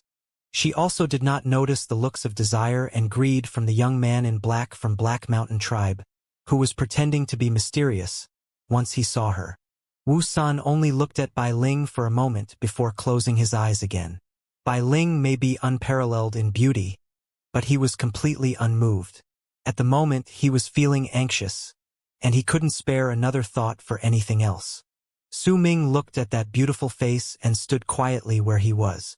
He suddenly felt that the distance between him and Bai Ling was incredibly large. Bai Ling! A voice that suggested that the speaker was smiling spoke up from where Su Ming was. The voice was not loud, but it spread around the area and traveled to Bai Ling's ears. Brother Chun Chong. Bai Ling lifted her head and saw Chun Chong walking towards her from the crowd. There was a smile on her face, but there was also sadness hidden underneath that smile. Chun Chong laughed loudly. The people in front of him immediately retreated. Su Ming stood there and did not move. He looked at Chun Chong walking by him towards Bai Ling. As he watched, Su Ming closed his eyes. He did not know what he should be feeling at the moment. There was only calmness within him. When he closed his eyes, it was as if he ignored everything around him until someone snapped him out by grabbing his arm and swinging it excitedly. Yi Wang. It's Yi Wang. Look, that's Yi Wang, the most powerful person among the younger generation in Windstream tribe. Yi Wang. He is the Yi Wang who won first place in all 3 stages of the test for 2 consecutive times. That person has incredible talent and he's the strongest of the younger generation around the region. I heard that he has the highest hopes for reaching Transcendence Realm among the younger generation. He's also currently being trained by the entire Windstream tribe. He's the future elder of Windstream tribe. Su Ming opened his eyes and saw a person walking towards the field from a distance. That person was wearing a red shirt. He did not have Wu Sen's sullenness, Chun Chong's popularity, nor the fake mysteriousness from the young man in black from Black Mountain tribe. He was alone, and he walked by his lonesome self towards the field. His red shirt was like fire. It was as if there was an invisible flame on Yi Wang that made all eyes burn as they stared at him, forcing everyone to lower their heads before him. He was of average looks and did not look handsome. His physique was not very powerful either, but as he walked into the field, he aroused a feeling that was difficult to describe among those who were looking at him. Yi Wang's black hair swayed on his shoulders as he walked slowly towards them. He did not have Wu Sen's sullenness, but the calmness within his eyes made others terrified of him, even more than they were of Wu Sen. Neither did he have Chun Chong's charisma to attract people to his side. Yet though he was alone, he had a presence that far surpassed other people so much that it created pressure. Similarly, he did not try to pretend to be mysterious, unlike the young man from Black Mountain tribe, but as he walked towards the field, his power and his name brought about a sense of mystery that far surpassed that from the young man in black. He was mysterious because he was Yi Wang. He was the best among the younger generation in Windstream tribe. He was the most brilliant existence around the region. He was the one that was revered to as the future powerful berserker of the Transcendence realm. He walked towards them calmly like a king. He did not need to talk to anyone. There would be countless people who would ignore Wu San and Chun Chong while they bowed down their heads before him and cleared the path for him. There were no longer sounds of discussion, either. Once he appeared, all sounds abruptly disappeared. The silence continued even when he reached the center of the field and sat down cross-legged. After a long while, faint sounds of discussion begun to arise. "Hey, you saw that big shot, right? We're lucky to see Yiwang coming here. At least our trip wasn't wasted." The honest-looking young man beside Su Ming whispered softly as his eyes were filled with admiration and satisfaction. Su Ming fell silent. After a while, he nodded his head lightly. There were still some people who arrived after Yiwang. In an hour, all participants of the test arrived, and when they did, the sky suddenly darkened. As the clouds rolled forward, thunder roared and shook the area, making most of the people who heard the sound tremble. As they lifted their heads, they saw the clouds in the sky gathering together from all around at lightning speed. In the span of a breath, they had already fused together and turned into a gigantic man of clouds that was so tall its head could touch the sky. On the head of the cloud giant sat a man in purple with his legs crossed. That person was the elder of Windstream tribe Jing Nan. He sat there cross-legged and did not look downwards. Instead, he was looking at the tall mountain located not too far away. That was the mountain that reached the clouds, and only half of which was visible to the eye. This mountain is the most important treasure of Windstream tribe. There is none other like it. It was passed down to us by the ancients. It is the origin of Windstream tribe. Without this mountain, then perhaps there would be no Windstream tribe. The mountain you're seeing is not complete. That is only the peak of the mountain, the peak of the real Windstream mountain. There is a mysterious beast sealed at the top of the mountain. That beast has been sleeping for millions of years and has never woken up. Perhaps it will never wake up. This mountain has a pressuring might that surrounds the entire mountain and its surroundings. The higher you climb, the more pressure you will feel. There are paths up the mountain. There are 281 stairways leading straight to the peak of the mountain. This is the first stage of the test. The same rules from the previous tests apply. You have no time limit. All of you who are taking part in the first stage of the test and are holding onto the plate can find any route you want leading up to the mountain. We will determine your rank based on how many steps you manage to take at the end. There are a lot of you here who are taking this test for the first time. For fairness' sake, I will tell you this. The pressure on this mountain is the strongest during midnight. Now I will break the seal on this mountain. After that, you must go in quickly. As Jing Nan spoke on top of the giant made of clouds, he lifted his right hand and waved at the towering mountain. Once he brought his hand down, the giant made of clouds immediately lifted its head and let out a shocking roar. It took huge steps and moved quickly towards the peak of the mountain. It lifted its two gigantic arms and tore at the space before the mountain as if it was trying to tear apart heaven and earth. Once it did so, heaven and earth roared. A giant crack appeared out of nowhere. The crack was horizontal, and it opened up vertically between heaven and earth. It was as if there was an invisible screen before the peak of the mountain, and it was now being torn apart, revealing the true view of the mountain within. It was still a tall mountain, but it was no longer the mountain Su Ming saw before. The top of the mountain was covered by black mist that was rolling up towards the sky. The black mist looked gloomy and let off a presence that made hearts pound in terror. At the same time, there was also a pressuring might that was nigh indescribable spreading out from within the cracks. It was like a typhoon blowing towards them from the sides. It lifted many people's hair. Some even turned pale because of it and instinctively retreated a few steps. It was as if it was not a mountain within the crack, but a colossal mysterious beast that reached heaven and earth. The moment the crack was torn open, multiple faint silhouettes of people quickly manifested beside the cloud giant and turned into 8 people. Hai was one of those 8 people. Each of them had shocking power, and at that moment, they bit through their tongues and each coughed out a mouthful of blood. Their blood mixed together and formed a complex-looking mark that glowed red. It sped towards the crack as if to imprint itself on the mist mountain within the crack. The mountain, surrounded by mist and clouds, roared the moment the mark touched it. The mist rolled upwards and revealed multiple ancient stairways that had endured through time. Once you enter the mountain, if your plates leave you for even a second, it will disappear. You will also lose your qualification to take the exam and will be automatically transported out of the mountain. This is the only way for you to give up once you find that you cannot handle the pressure of the mountain. The plate will also record the amount of steps you have taken and will accordingly show the numbers to all those spectating. Well, aren't you going in?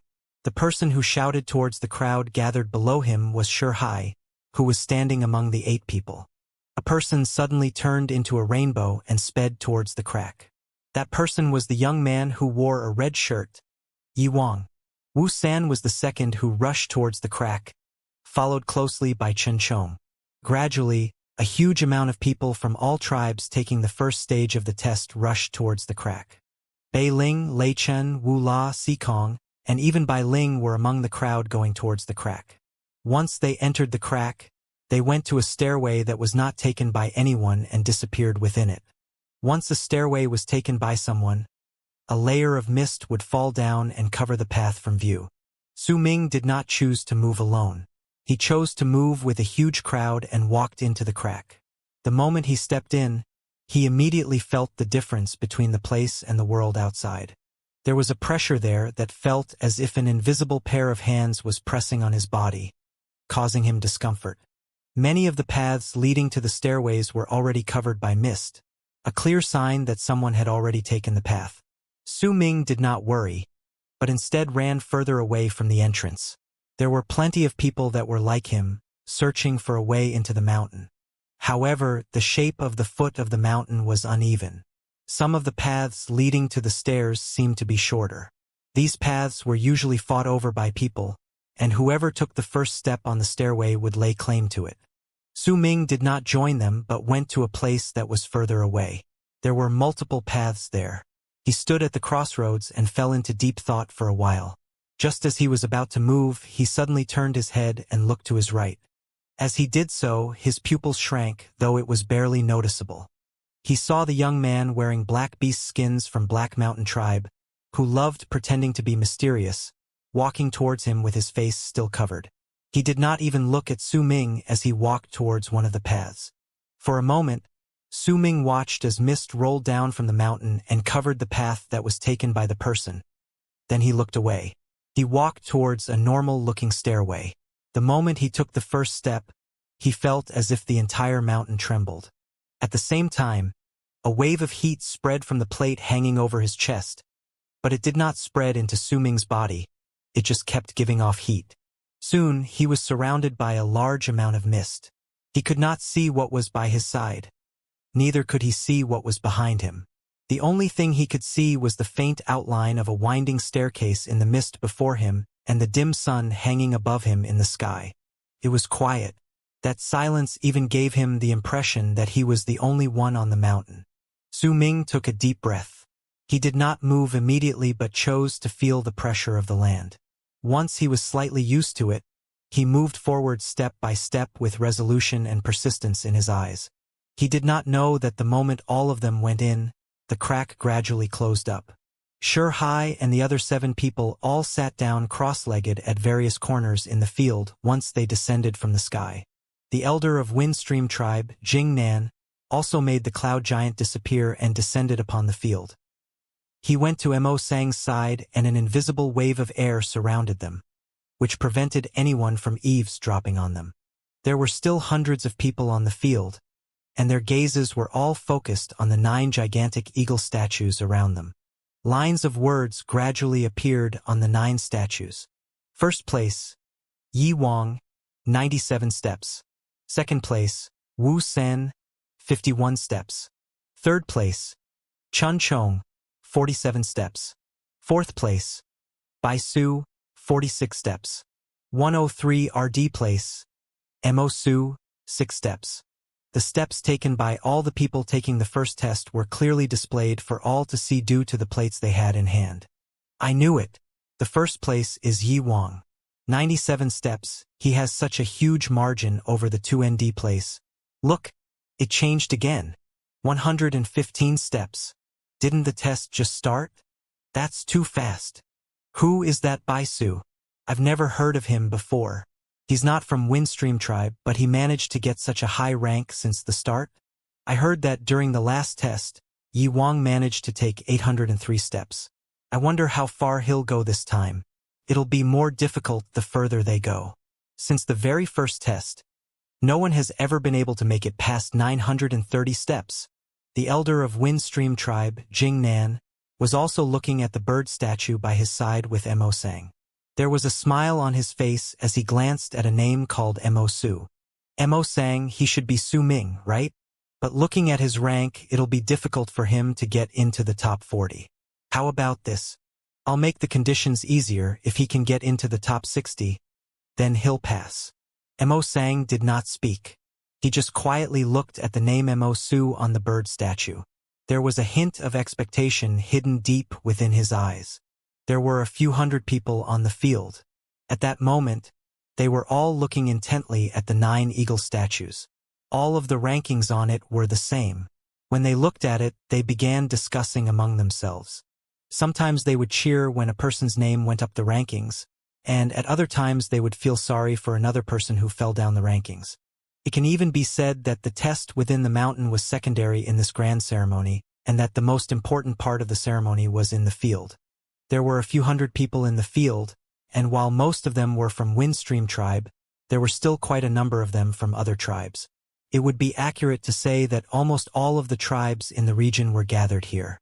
They would bring the rankings of the 3 stages back to their tribes so that everyone would know about it.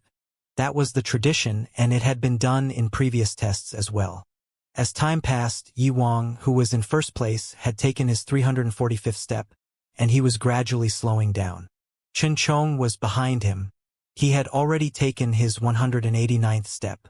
As for Wu Sen, who everyone had high expectations for, was in the 9th place for some unknown reason. He had only taken 127 steps. However, the person called Baisu had brought a lot of attention from the field on himself. He was in the 3rd place, and he had taken 188 steps. Who is that Baisu? How can he be so strong? Could this person actually make it to the top of the first stage this time? This is interesting. It has been a long time since any outsider has managed to get into the top 10. Never mind that no outsider has made it into the top 30 for a long time as well. As the people were talking among themselves, the tribe leader of Black Mountain Tribe was sitting down cross-legged as he stared at the rankings on the eagle statue nearby. There was a prideful smile on his lips. He also swept his gaze to where Black Mountain Tribe was. Shan Hen was seated with his eyes closed at where Dark Mountain Tribe was, seemingly uninterested with the rankings. As for the head of the guards, he was frowning as if he was feeling anxious.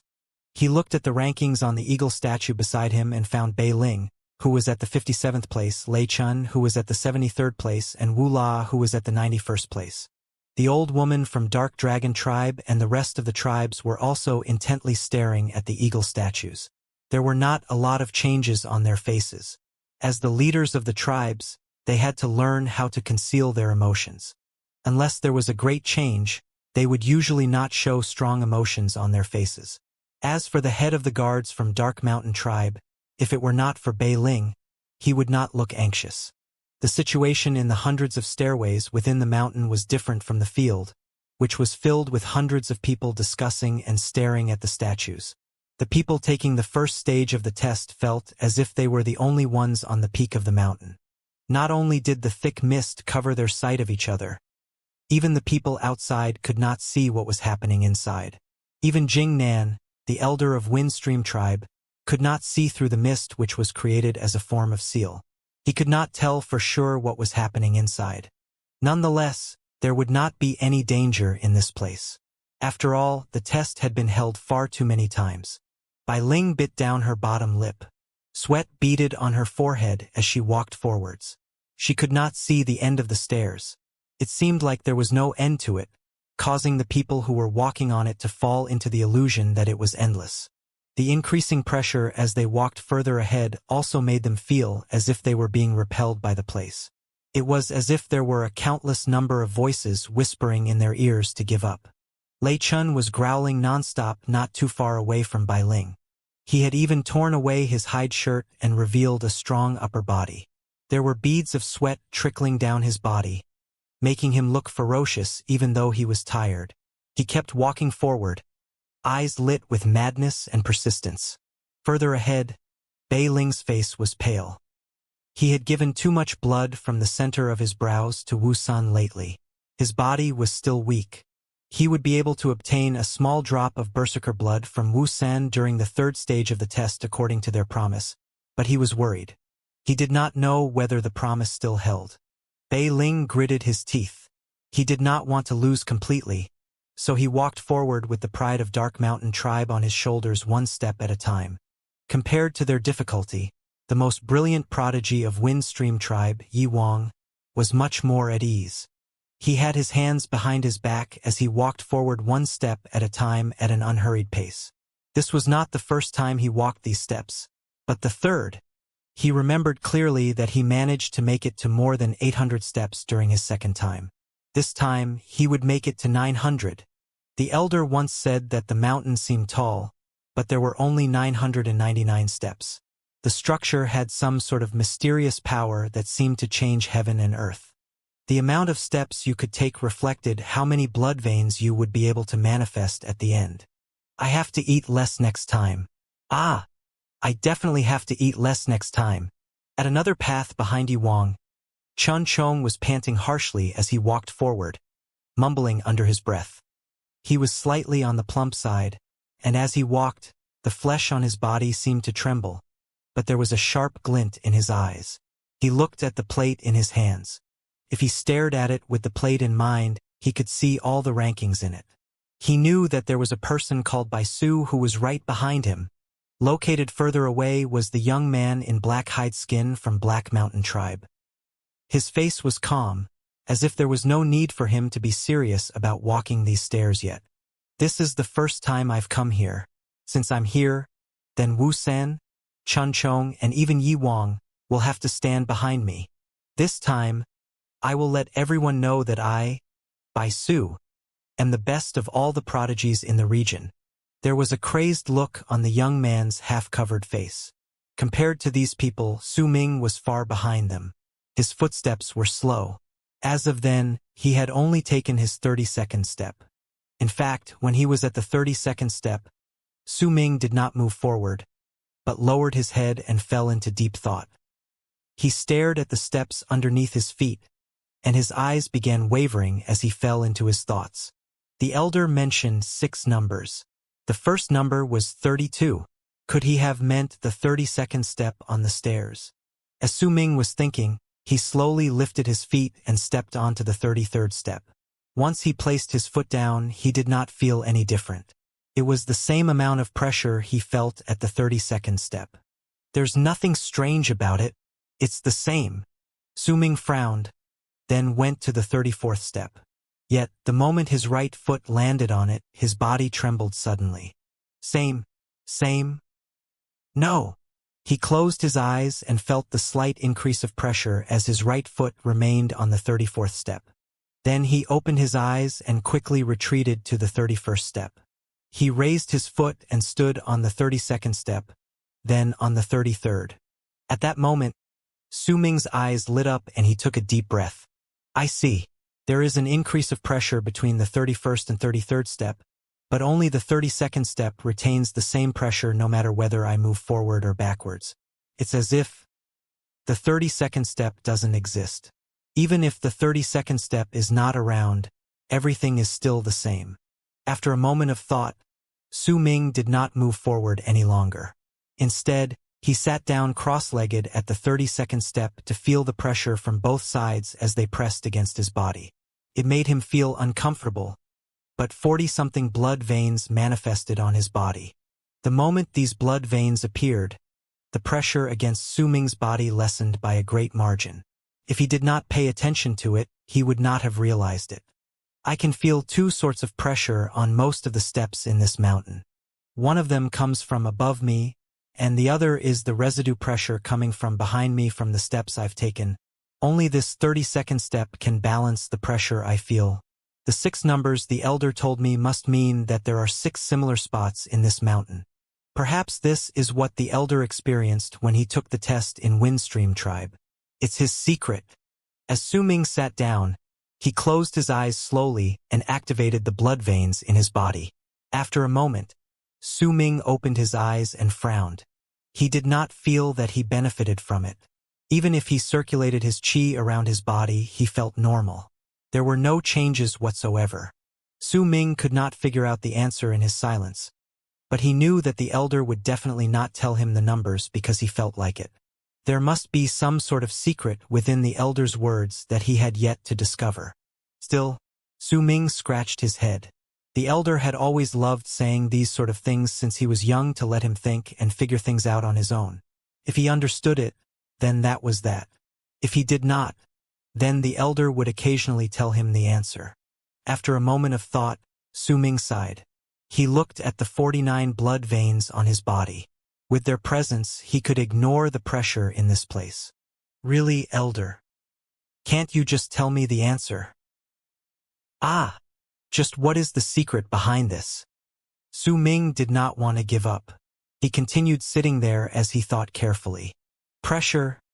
The same amount of pressure from both sides. I could feel the pressure before, but when I sit here, the pressure will make my blood circulate faster. Thus my blood veins will appear automatically to fight against the pressure. This. Su Ming's heart suddenly jumped, and a thought flickered through his mind. But he had a feeling that he could not handle it completely. He opened his eyes wide and took in a deep breath as he looked at the 49 blood veins on his body. Could the secret behind the elder's words be actually to tell me how to control the blood veins in my body so that they could all appear at the same time, then disappear one by one? Then, precisely because the pressure in this place is balanced like the world outside, it could turn the impossible possible. Su Ming jolted. The purpose of this is to let me have a much better control over my blood veins. When I swing my fist, I have to control the number of blood veins in my body so that with each punch, I will have just the right amount of power and not waste any of my energy. Su Ming licked his lips unconsciously and closed his eyes. In his silence, he tried to control the blood veins in his body and let them revert back one at a time. It was difficult. It was very difficult. All things were easier to do when you went along with the tide, but if you went against it, it became difficult. It was the same for the blood veins. They would appear one by one as a person circulated the qi in his body. It was also possible for all of them to appear at once in an explosive force. That was easy to do. If someone wanted to call back the blood veins one by one, then they would need to control the speed of the qi in their bodies with extreme precision. Su Ming would have to control his qi at a fine state to arrive at that level of precision. It was extremely rare for a berserker at the blood solidification realm to do so. This was in fact not something for a person still in the blood solidification to do. This was a skill for a strong berserker in the transcendence realm to understand and perform. Su Ming did not know about this. What he knew was that the elder taught him to do it. It was like a riddle. He had to find the solution on his own and find out what he was supposed to do as he thought deeply about it. He did not feel as if he was being forced into it, nor did he feel it was difficult trying to solve the problem. Everything happened naturally. So naturally, in fact, that Su Ming felt that he should try it. If he did not, then it would be a waste because he spent so much time thinking about it. 2 hours passed by slowly. During those 2 hours, Su Ming sat with his legs crossed and did not move. As he continued trying to control the circulation of his qi, a strange change happened to the blood veins on his body. The number of blood veins would suddenly decrease by dozens, then would suddenly return to its full number 49. As this change continued, it gradually progressed to a steady state. All of this was largely related to the pressure in this place. It could even be said that it was by this external force that a berserker in the blood solidification realm could even perform one of the detailed controls that only a berserker in the transcendence realm could do. Time passed by and very soon it was dusk. The mist in the mountain thickened during dusk. It was quiet, but the situation in the field outside was different from the mountain. It was bustling with activity, and sounds of discussions rang through the air. There were even some who took out stone coins and started placing bets. As expected, the first is still Yi Wang. Look at him, he has already taken 561 steps. The second is Chun Chong. He's only at 326 steps. That's nothing. I'm paying attention to the third place, Bai Su. This person is definitely the dark horse in this test. I believe everyone thinks the same way. This person, about whom we've never heard before, has taken 327 steps. He has been switching back and forth with the second place for the entire afternoon. But I wonder what happened to Wu San. He's only at 12th place. At a corner of the field, Mo Sang and Jing Nan sat cross-legged. No one dared to bother them. There was an invisible barrier around them that separated them from the world. Mo Sang, Su Ming has been staying at the 32nd step for the entire afternoon. I think he's already exhausted. He's placed last. Jing Nan frowned slightly, feeling that something was out of place. Mo Sang did not speak but chose to look at the rankings on the eagle statue instead. His face was as calm as usual, but in his heart he was happy. He knew that Su Ming figured out his riddle. To him, if Su Ming could understand it on his own, it was much more precious than obtaining the berserker blood. The sun and moon appeared at the same time during dusk and started changing places with each other. Su Ming's rank did not bring about anyone's attention. They would only sweep a glance at him to see who was in the last place. As of then, Su Ming still sat on the 32nd step. He did not seem any different, but if anyone looked closely, then they would see that the number of blood veins on his body was changing rapidly. It would sometimes be 46 blood veins, sometimes 47, and sometimes 48. The change was too rapid, hence if no one paid attention, they would not see it. When the sun was completely hidden and the moon became clearer in the sky, the blood veins on Su Ming's body changed once again. Gradually, the number of times the blood veins went up to 48 increased from once to twice to thrice, until it reached 8 times and 9 times. At that moment, Su Ming opened his eyes and a flicker of excitement appeared briefly in his eyes. He made it. It may not be perfect, but he made it. During those 10 times, there were 9 times where he managed to only make one of the blood veins in his body disappear. Making one blood vein disappear may seem insignificant, but it meant that Su Ming had begun managing to control the circulation of his blood and qi. His blood was no longer like a wild horse rampaging around. He had managed to put a lasso around it. Slowly, he sat there and gradually reduced the number of blood veins on his blood to 47, 46, 45. It was not until the 38th blood vein that Su Ming began to lose control, and his qi began to go into turmoil. Su Ming knew that the balance pressure on the 32nd step was no longer enough to help him. If he wanted to improve, then he would need to go to the 79th step. Su Ming's eyes were bright. He stood up without hesitation and stepped onto the 33rd step. He continued moving forward with certainty. As he moved forward one step at a time and the pressure on the mountain pressed onto him, all 49 blood veins from Su Ming's body appeared suddenly and circulated rapidly in his body. The fine control he gained that afternoon was not just an achievement. He also gained control over his blood veins, causing a muffled boom to resound in Su Ming's body as the blood veins appeared. As the sound echoed in the air, the 50th blood vein suddenly manifested on his body. The 51st blood vein also appeared once the 50th blood vein manifested itself, and it did not stop there. As Su Ming continued walking up the steps until he reached the 37th, 42nd, 49th, 58th. Once he reached the 60th step within a short amount of time, the 52nd blood vein suddenly manifested on Su Ming's body. Just one more and he would reach the 5th level of the blood solidification realm. In fact, he could already begin training the berserker art, dark blood dust. The muffled sounds coming from his body may not have echoed too far, but Bai Su, who had taken 300-something steps on the path closest to him, heard it as he was walking. He stopped and turned back to look. This is the sound of someone surmounting the number of blood veins he currently has. Just who is it that managed to increase his blood veins in this place? He fell into brief thought but did not pay too much attention to it. He continued walking forward. It may be his first time being in this place, but he already made preparations before he came.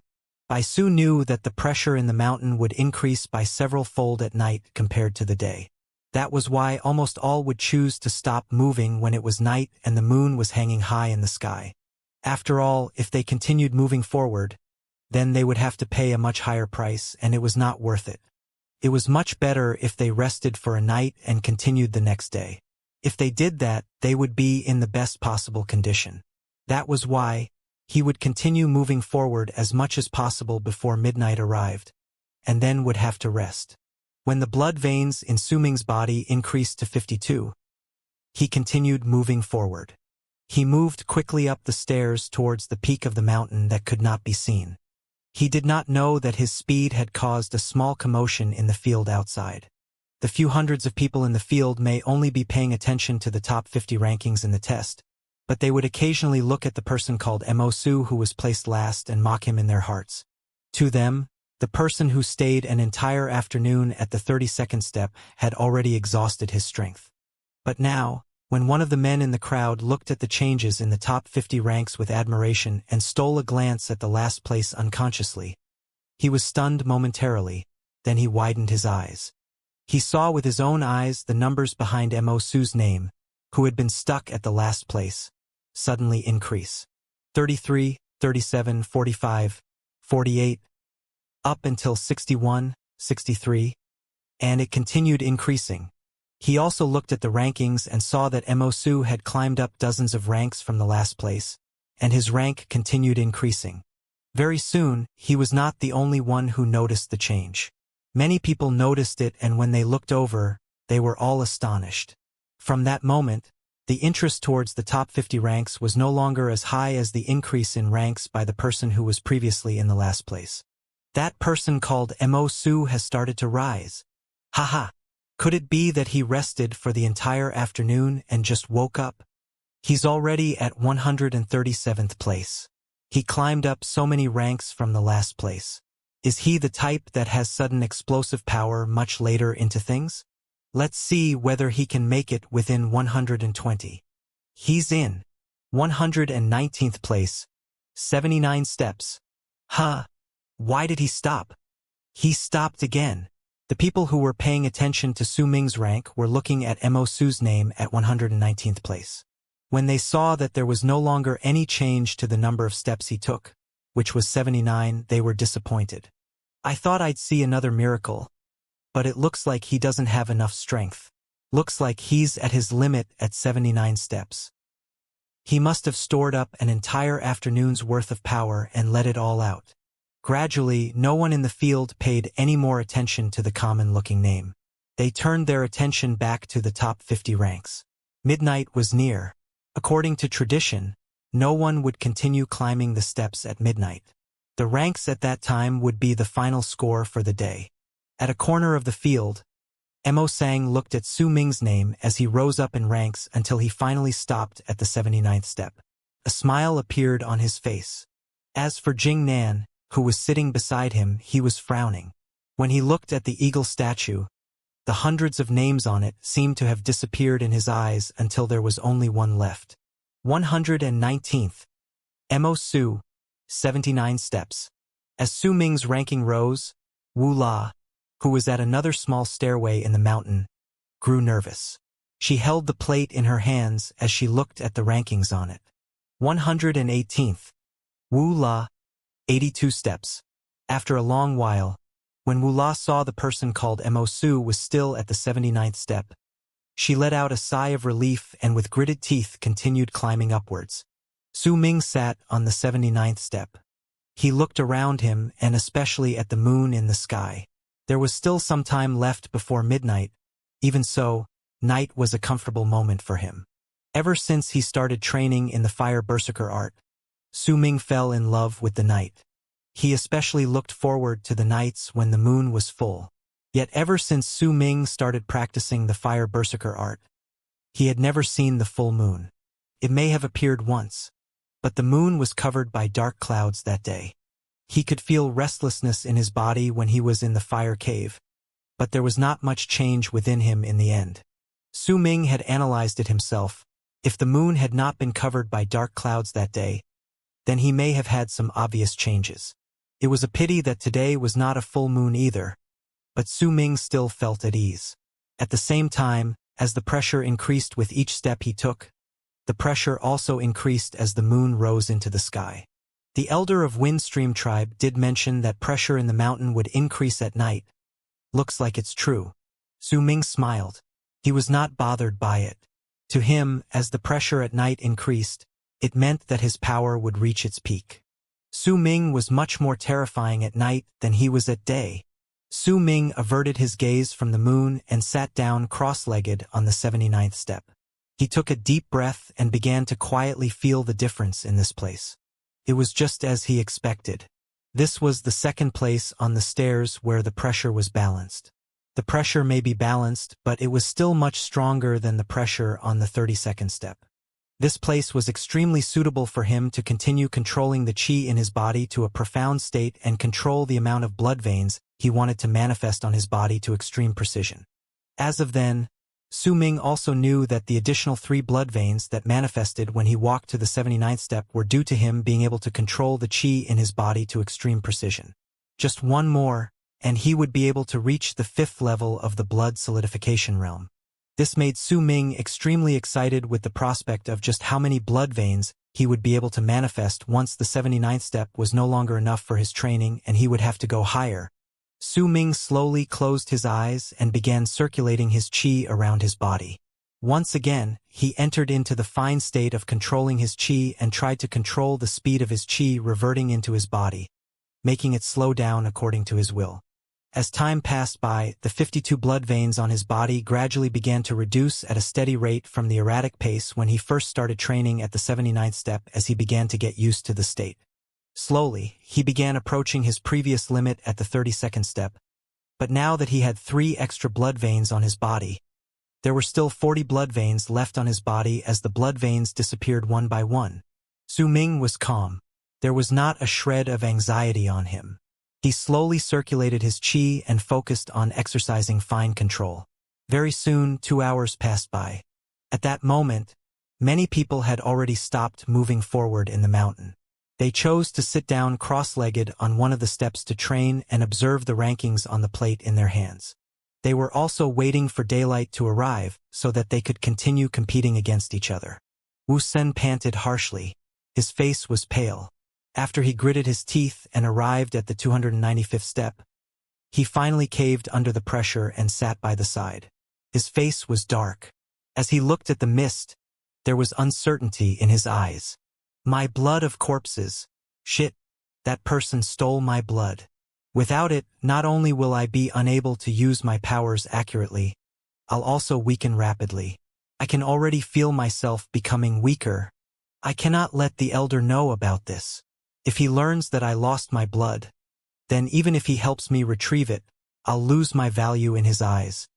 Once he thought of the horrific consequences, Wu San clenched his fists. There was a hint of fear under the layer of uncertainty in his eyes as well. I definitely can't let other people know about this, especially the people who offered me their corpse blood in the past. I've been oppressing them these past few years because I was strong and my status in the tribe was high. If they knew that I lost the blood of corpses, they'll immediately betray me. What should I do? What should I do? Wu Sen's face was vicious as he gritted his teeth. Still, there was uncertainty on his features. Chun Chong was panting harshly. He was mumbling under his breath as he walked. When he looked at the brightening moon in the sky despite it being covered by mist, he wanted to rest and wait for tomorrow. Yet the moment he looked at the rankings on the plate in his hands and saw that the person called by Su had surpassed him by 2 steps, he felt challenged. You bastard! I won't take this lying down. Chun Chong gritted his teeth and continued walking.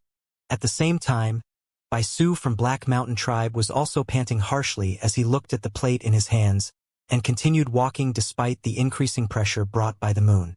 It was as if he was competing with Chun Chong and was forcing himself to continue climbing the steps. It was not until an hour later that Chun Chong let out a huge roar and sat down by the side with his legs trembling. He growled a few times at the quiet mist around him. Go! Go on ahead. You bastard. I won't compete with you today anymore. I'll do it tomorrow. Perhaps Baisu felt it because after he took a few more steps, he flopped onto the ground. Yet when he looked at his rank, there was a dark smile on his lips. Lei Chun was sitting somewhere around the 130th step with extreme unwillingness and was panting heavily. Many people had already stopped, but there was one person who kept moving forward. 563, 567, 572. Yi Wang is actually walking during midnight. The second place is Bai Su. He only took 397 steps, but Yi Wang is already up to 500-something steps. Could he be ignoring the stronger pressure at night and wanting to continue walking? As expected of the strongest among the younger generation, that perseverance of his is not something the others can compare. The few hundred people in the field were all staring at the rankings on the eagle statues. Right now, the only number of steps that was changing on the board belonged to the person at first place. The others who were partaking in the first stage of the test had all stopped. 587, 589. It changed again. This time it's 595. The field was in an uproar. Everyone's attention was focused on the first place. Even the leaders from other tribes were also sighing in respect for Yi Wang. Mo sang, "My tribe's Yi Wang has really high potential. How is he compared to you?" The elder of Windstream tribe, Jing Nan, smiled as he looked at the ranks on the statue and spoke slowly. Mo sang was calm as he smiled. "Not bad." Jing Nan smiled, but he no longer talked about it. At that moment, Yi Wang's gaze was firm as he continued walking forward with his hands behind his back, despite the sweat pouring down his forehead. Every single step he took was hard, but he did not hesitate. He only stopped when he reached the 600th step. There was a smile on his face as he sat down by the side. "The last time I was here, I went up to 580 steps on the first night. This time I surpassed myself by 20 steps. That's good enough. I wonder if there's anyone who'll be able to find the test at the 562nd step. Still, I'm pretty sure it'll be same as last time. No one will have the right to experience the test at the 562nd step." While mumbling under his breath, there was a prideful look on his face that could not be concealed. The 562nd step was a trap. He failed it when he arrived at that place the first time he took the test and only succeeded the second time. It was now his third time and he no longer paid too much attention to it. To him, there was no one among the people taking the test who could hope to compete with him. There was no one who had the right to obtain his attention, either. He had been looking at the plate the entire day as well. However, he was not comparing his score with the other competitors but with himself. Once he stopped, sounds of discussion arose continuously in the field outside. In their sights, once Yi Wang stopped, the competition for the day had also halted completely. After that, they would have to wait for the next day for the next round. The first is Yi Wang, second is Bai Su, third is Chun Chong, 12th is Wu Sen. Until now, there's only one outsider among the top 10 ranks. The others are all from Windstream tribe, but the 48th place is Bei Ling, and the 49th place is Sikong. They're also outsiders. I wonder whether those two will be able to maintain their rank in the top 50 tomorrow. After all, today is only the first day. The key that decides the results of the competition is tomorrow. Just where did Bai Su come from? That's a shocking result he has. He's in second place. He even topped Chun Chong. This person will be a famous berserker in the future. It hasn't ended yet. Something unexpected might happen. The buzzing sounds of discussion gradually died down. The hundreds of people on the field sat down cross-legged and waited for the second day to arrive. Gradually, the only sounds within the field that could be heard were ones of breathing. Mo sang, "Let's go back to the tribe together and continue playing chess. We'll see whether your Su Ming can reach the top 50 tomorrow." Jing Nan smiled and looked at Mo Sang. Mo Sang did not speak, but looked at Su Ming's name on the eagle statue instead. His rank had fallen from 120 to 123. He nodded his head. Just as they were about to leave, the elder's pupils shrank as he saw something at that moment. Very soon, some of the people on the field who had yet to rest and were still looking at the ranking board occasionally let out surprised cries. He moved. That person called Mo Su moved. That surprised cry immediately led those who had already closed their eyes to open them once more instinctively and look over. When they saw it, there was amazement on their faces. Jing Nong, who was about to leave, stopped. He too turned over and stared at the statue. He was not the only one. All the people on the field, including Dark Dragon Tribe's elder, Black Mountain Tribe's leader, and the leaders from other tribes looked over. After all, everyone who was partaking in the test had already stopped moving that night. The sudden rise in the ranks by that one person was incredibly eye-catching.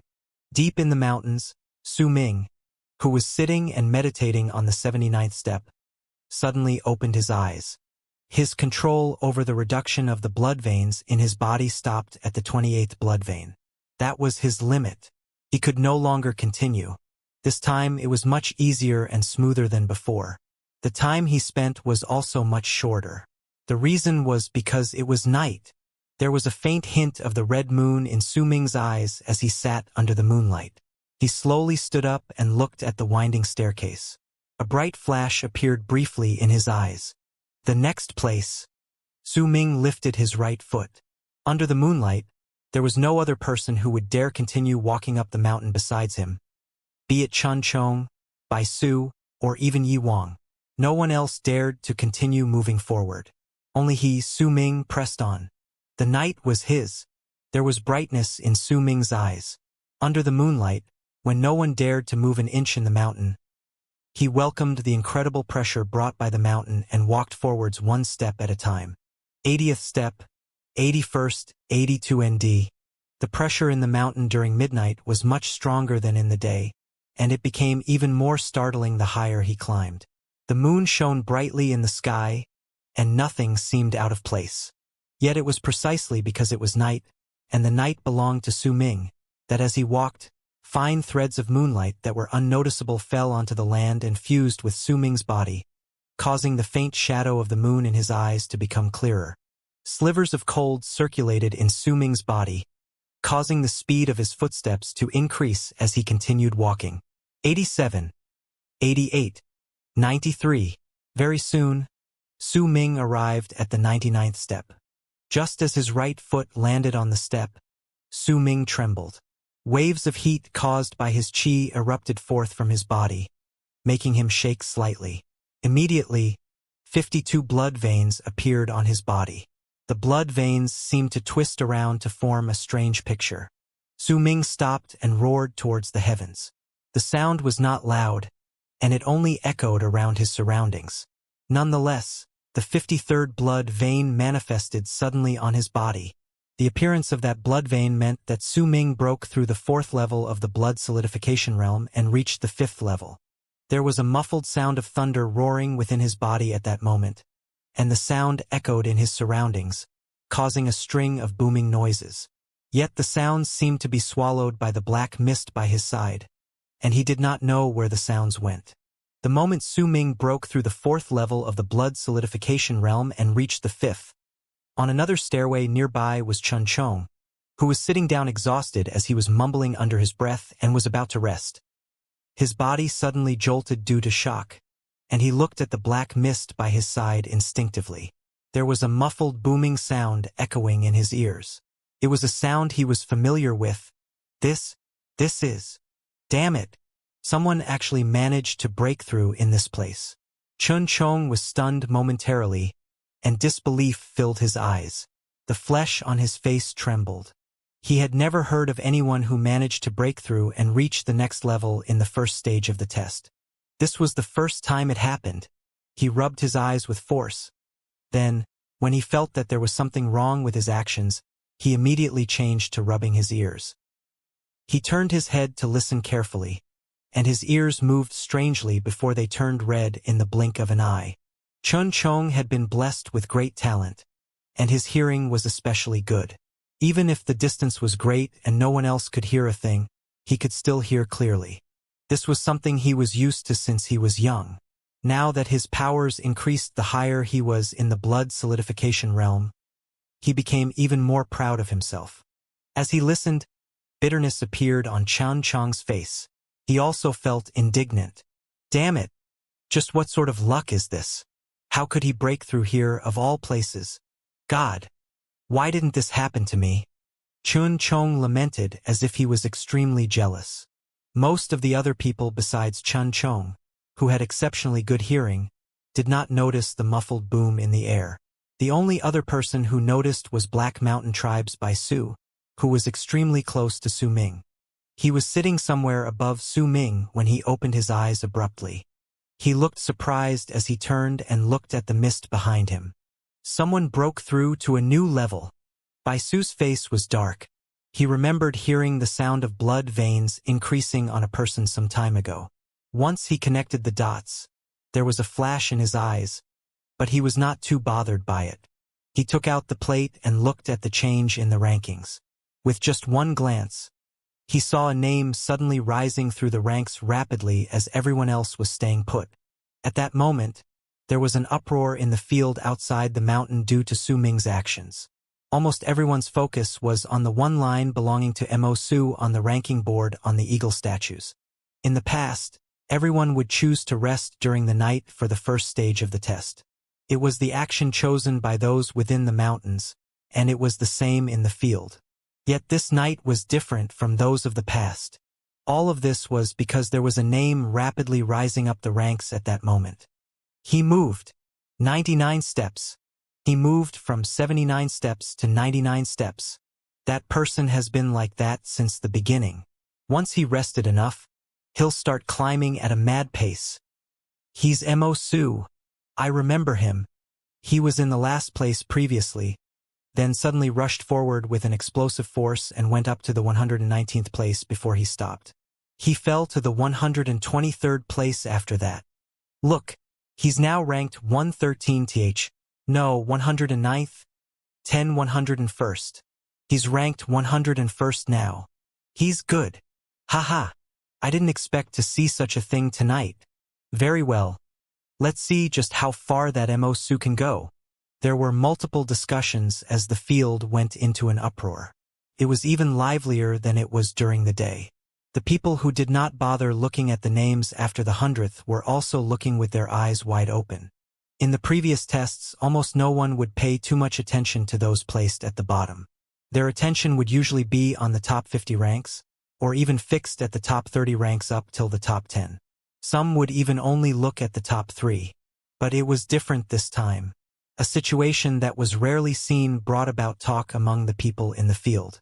Yet as they talked among themselves with excitement, keeping their eyes glued to the ranking board, they did not put much importance on it. To them, that young man called Mo Su just found a way to spend his time while everyone else taking part in the test was resting. Once daylight arrived and all the contestants started moving once more, they would automatically ignore Mo Su. After all, Mo Su could not hope to compare with the prodigies no matter how high his rank or how many steps he took. At that moment, Su Ming's actions also caught the attention of most of the contestants on the mountain. Most of them were resting as they looked at the plates in their hands. The ones who were placed at the lower end of the ranks were especially nervous, but those who were placed higher up just took a look at it and no longer paid attention to it. Ula was very nervous. She was sitting at the 112 ND step as she widened her eyes and stared at the plate. She took special notice of the person called Mo Su because that person had managed to climb up many ranks from the last place in one go, and it made Wu La feel extremely stressed. I've worked hard for the entire day to make it to here and finally managed to get into the top 100. That damn Mo Su. Just who is he? How could he do this? Everyone is resting right now, and the pressure has increased due to the night. Why is he doing this? Ula gritted her teeth due to her anxiety and grievance. But after a moment, Mo Su stopped moving up the ranks once he was at the 101st place as if he had stopped moving. Ula let out a sigh of relief. He's at his limit. Lei Chun was sitting down cross-legged at the 135th step and looking at the plate in his hands. He was also looking at Mo Su's name, but there was a different look in his eyes. It was as if he was deep in thought. At the same time, Bei Ling, who was sitting at the 206th step, was also looking at the ranks on his plate, but he did not pay much attention to it. To him, that person was just trying to get attention. He did not move during the day but only moved at night, What else could he be doing besides trying to get attention? Such a cheap trick. Bei Ling smiled coldly. Situated somewhere around the 200th step, but at a location lower than Bei Ling, was Sikong from Dark Dragon Tribe. He was frowning. He had been looking at the plate multiple times during the day and was searching for Su Ming's name, but he could not find it. He automatically ignored Mo Su's name climbing up the ranks.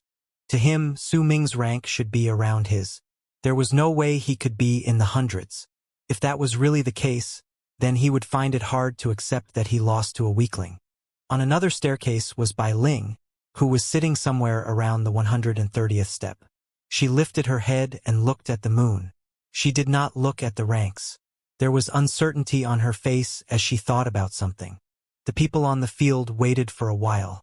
When they saw that Mo Su was stuck at the 101st place, they became disappointed but were also not too bothered by it, as if they expected that to happen.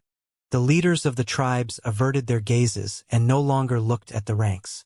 The old woman in Dark Dragon Tribe closed her eyes slowly. She never looked at the ranks since the beginning, as if she was never interested in them in the first place. There was a mocking smile on Black Mountain Tribe's tribe leader. The only person he was paying attention to was Bai Su. If there was anyone else worth his attention, then it would be Yi Wang. To him, the only person who could be Bai Su's opponent was Yi Wang. Once they saw that there was no change in Mo Su's rank after a while, the sounds of discussion gradually disappeared in the field. It's clear that that person accumulated his strength and chose to move when no one else was moving. He must know that he won't get much attention otherwise and is using this method to gain some fame. That's right. That's a good move though. At the very least, I remember him now. I'd like to see how he looks like. Forget it. Let's go rest. Tomorrow is the main event. The top 50 ranks might change. Ah, he's moving. He's moving. Just as the excitement from before was about to completely die down, a surprised cry echoed through the surroundings. Mo Su's rank climbed up once again. The number of steps behind his name was also rising up at an unbelievable pace. 100 steps. 103. 107. 112.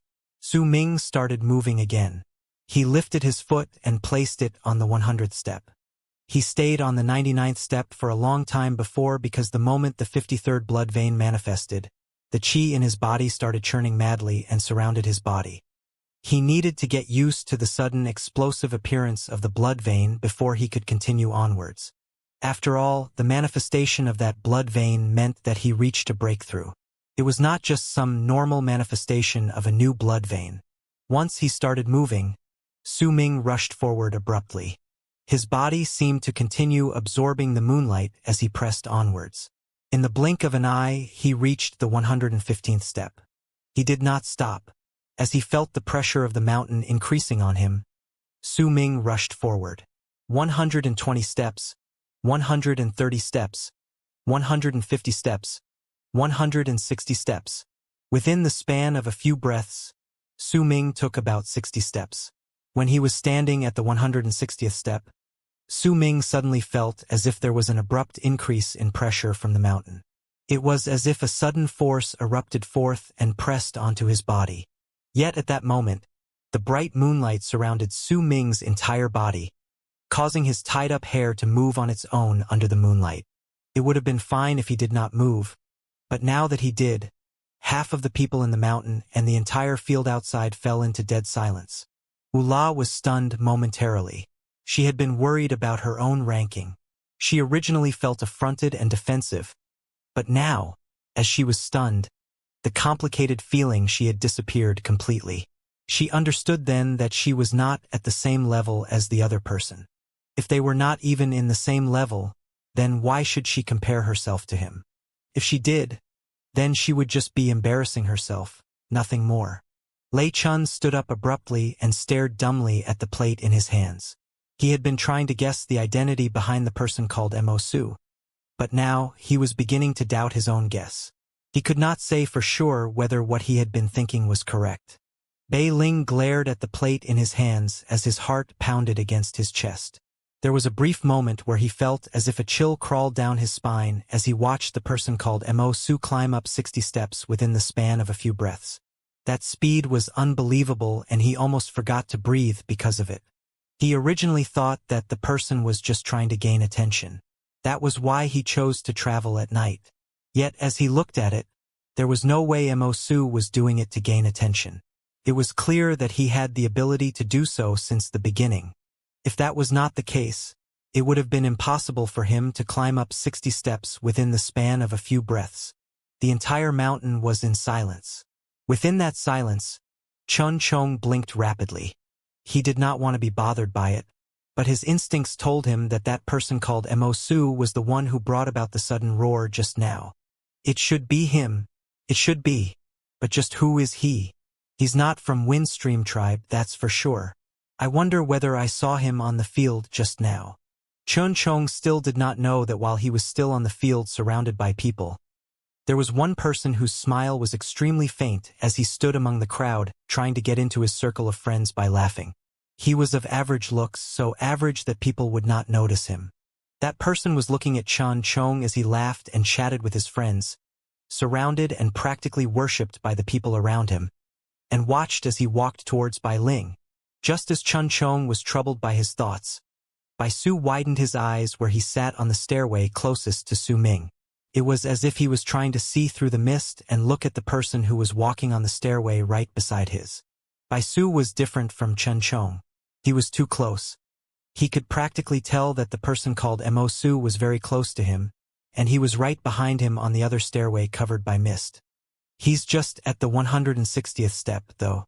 There's still more than twice the distance between us. He's of no threat to me. If you can come close to me, then it'll be not too late for me to pay attention to your existence. As Bai Su thought about it, he smiled coldly and closed his eyes. On another stairway on the other side of the mountain, Wu San stared at the ranks on the plate with a dark face. His gaze stayed especially long on Bai Su and Su's names. I'm at the 12th place and only at the 295th step. I won't be able to get into the top 10. I can tell that I'm getting weaker. The person who stole my blood must be one of these two. Wu Sen was not stupid. He was, in fact, very intelligent, or else he would not have been able to maintain a relatively high position within the tribe, which was filled with strife and confrontations, much less control Bai Ling and the others. Bai Su. Wu Sen's eyes swept past Su's name, and he stared at Bai Su's name, who was ranked second on the plate with a vicious look in his eyes. Even so, there was a hint of fear and caution hidden deep within that viciousness. Wu Sen had no confidence that he could snatch back his blood from a person ranked second in this test. Si Kong was nervous. As of then, his demeanor was similar to how Wu La had acted before. When he looked at ranks and at Su's name, who was at the 160th step, his heart pounded against his chest. He was afraid that he would be overtaken. He would not be so worried if it was daylight, but it was night time now. He had no confidence to continue onward. Besides, he was currently ranked 49th. Once he was overtaken, then he would be placed at the 50th spot. It may seem like it was just small difference, but the meaning within the rank was completely different. Besides them, almost everyone taking part in the test had their eyes fixed on Su's name on their ranking plates. Only Yi Wang never looked at the plate. It was not as if he did not know about what was happening. It was just that with his personality, even if he knew, he would not pay attention to it. However, the field was even quieter compared to the silence in the mountain. It was as if even breathing was halted, and the field was enveloped in dead silence. The force that was halting the people's breathing on the field was their own shock, which stemmed from the one name they were all looking at on the ranks shown on the eagle statues. 63rd. Su, 160 steps. After the sudden explosive increase in steps, many among them no longer treated Su as an entertainment to pass time. They were regarding that name with importance because the sudden increase of 60 steps caused them to be in shock and disbelief. If it was during the day, then perhaps they would be just shocked, but it was night. It was night, when the pressure in the mountain was 100 times stronger than during the day. Most of them believed that if he could take 60 steps within the span of a few breaths during night, then that number would increase by several folds during the day. There were few who could do what Su did among all those participating in the test. Just, who is he? Emosu, Emosu, I just did a calculation. He went from 99 steps to 160 steps within less than 10 breaths. This is unbelievable. His rank went up from 101 to 62 within the blink of an eye. This person, if he had this sort of ability, then if he did what he just did during the day, he would have gotten into the top 30 ranks. Why is he doing this at night? After a long while, sounds of discussion gradually rose within the field, and they grew stronger by the moment. Even the leaders from other tribes were also looking at the ranks. However, the old woman from Dark Dragon Tribe and the tribe leader of Black Mountain Tribe still paid no attention to it. That night was bound to be different. On that night, all attention was bound to belong to one person, Su Ming. There was a faint smile on Mo Sang's lips as he looked at the ranks on the eagle statue. The expectation within him became stronger. He knew that Su Ming had completely understood the meaning behind the 6 numbers. As for Jing Nan, he looked calm as he stood beside Mo Sang. There was no changes whatsoever on his face.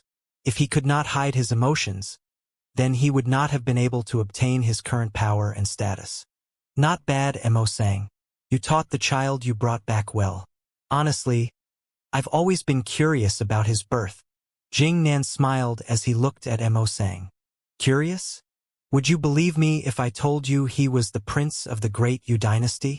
Mo Sang looked at Jing Nan and smiled as he spoke. Jing Nan could not tell whether he was lying from his demeanor. Perhaps Mo Sang would forever be the only one who knew the secret to Su Ming's birth. Why don't you just say he's the son of the god of berserkers?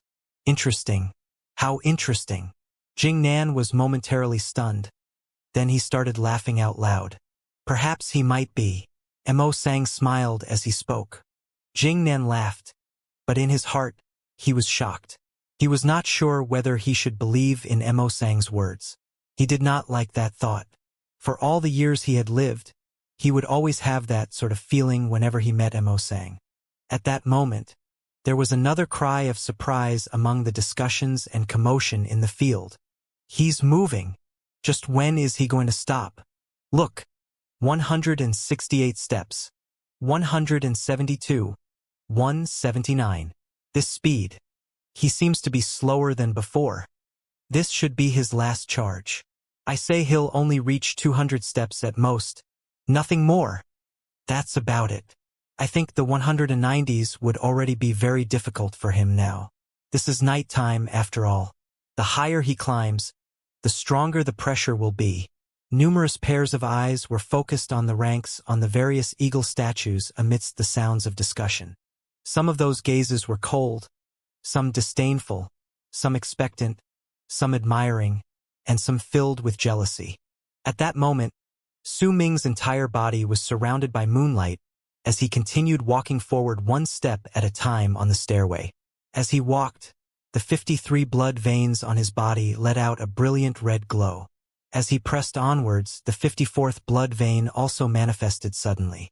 The 55th, 56th, 57th blood vein also appeared simultaneously soon after the 54th, causing the blood-red glow on Su Ming's body to become stronger. It filled his body with a powerful force that seemed ready to erupt. Su Ming growled and took another big step forwards onto the 186th step. Once he did so, the banging sounds that signaled the increase of blood veins reverberated once again through his body. That sound made by Su Frown on the other mist-covered stairway. It also made Chin Chong, who was listening carefully, grit his teeth, hoping and wishing fervently that his body would make the same sounds. 189, 192, 199, 200.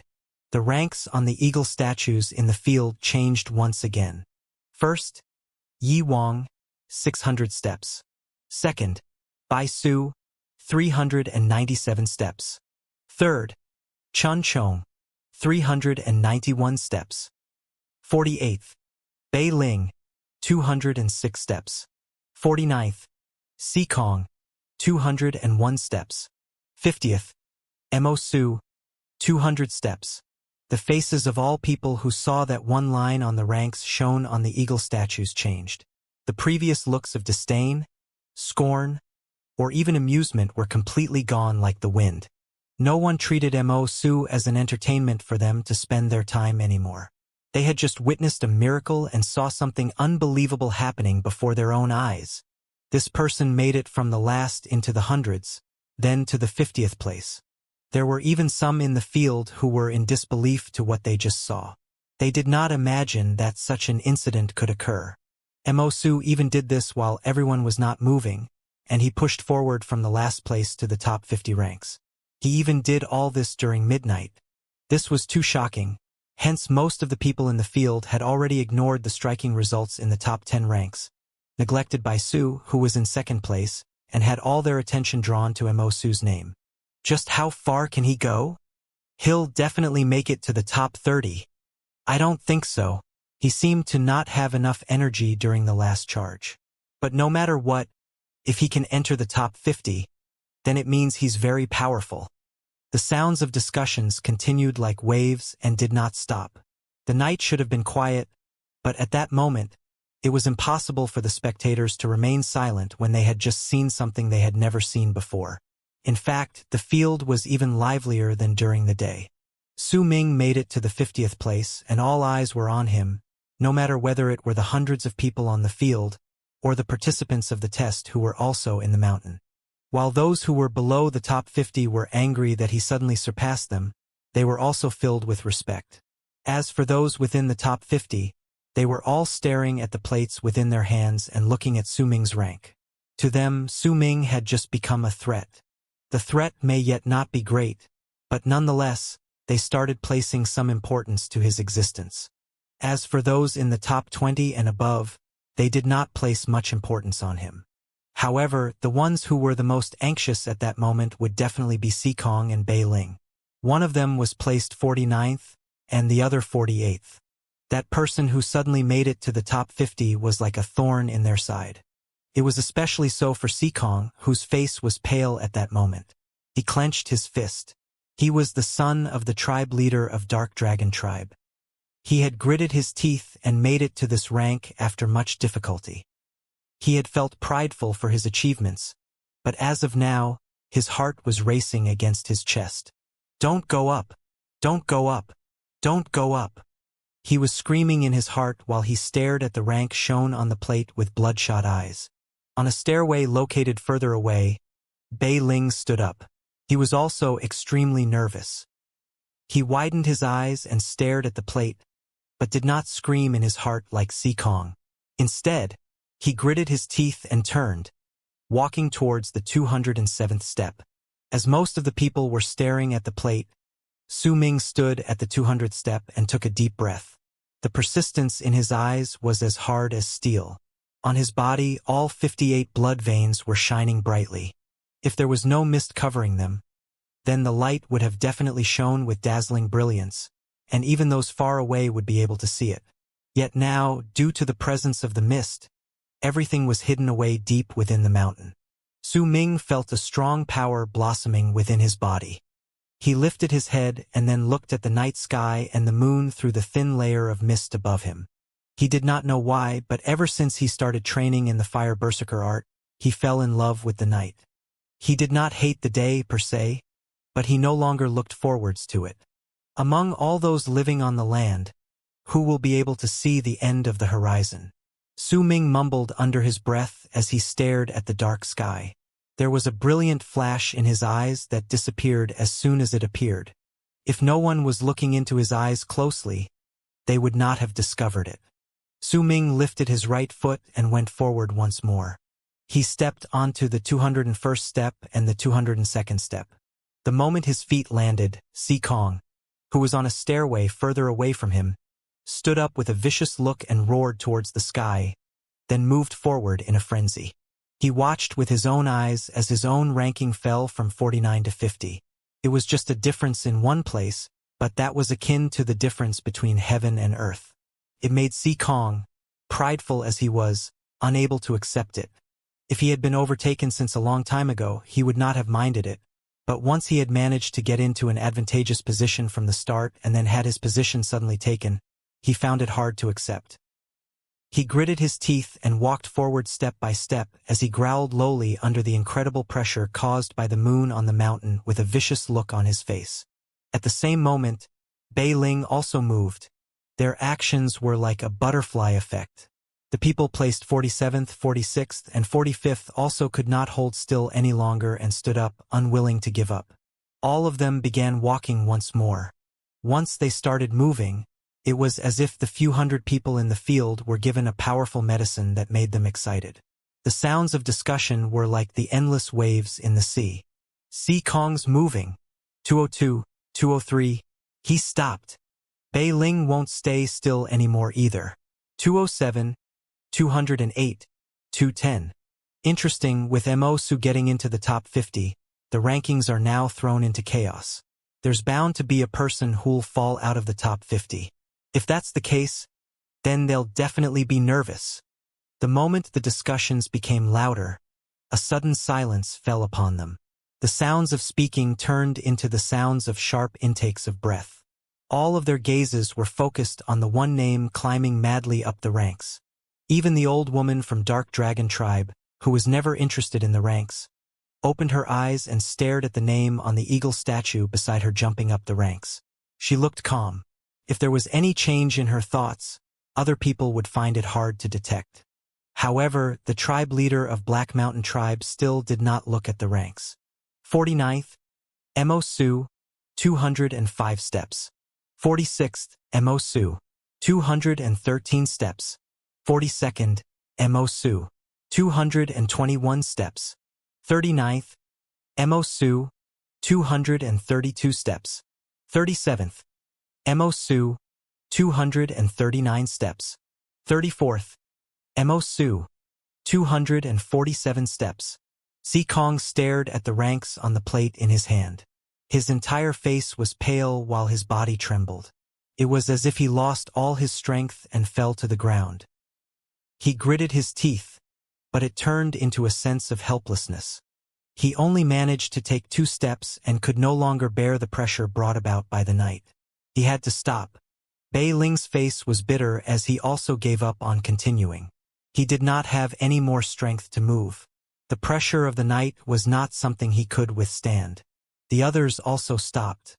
As they looked at the shocking sight of Mo Su going from the 50th place to the 34th place, a sense of powerlessness arose within them.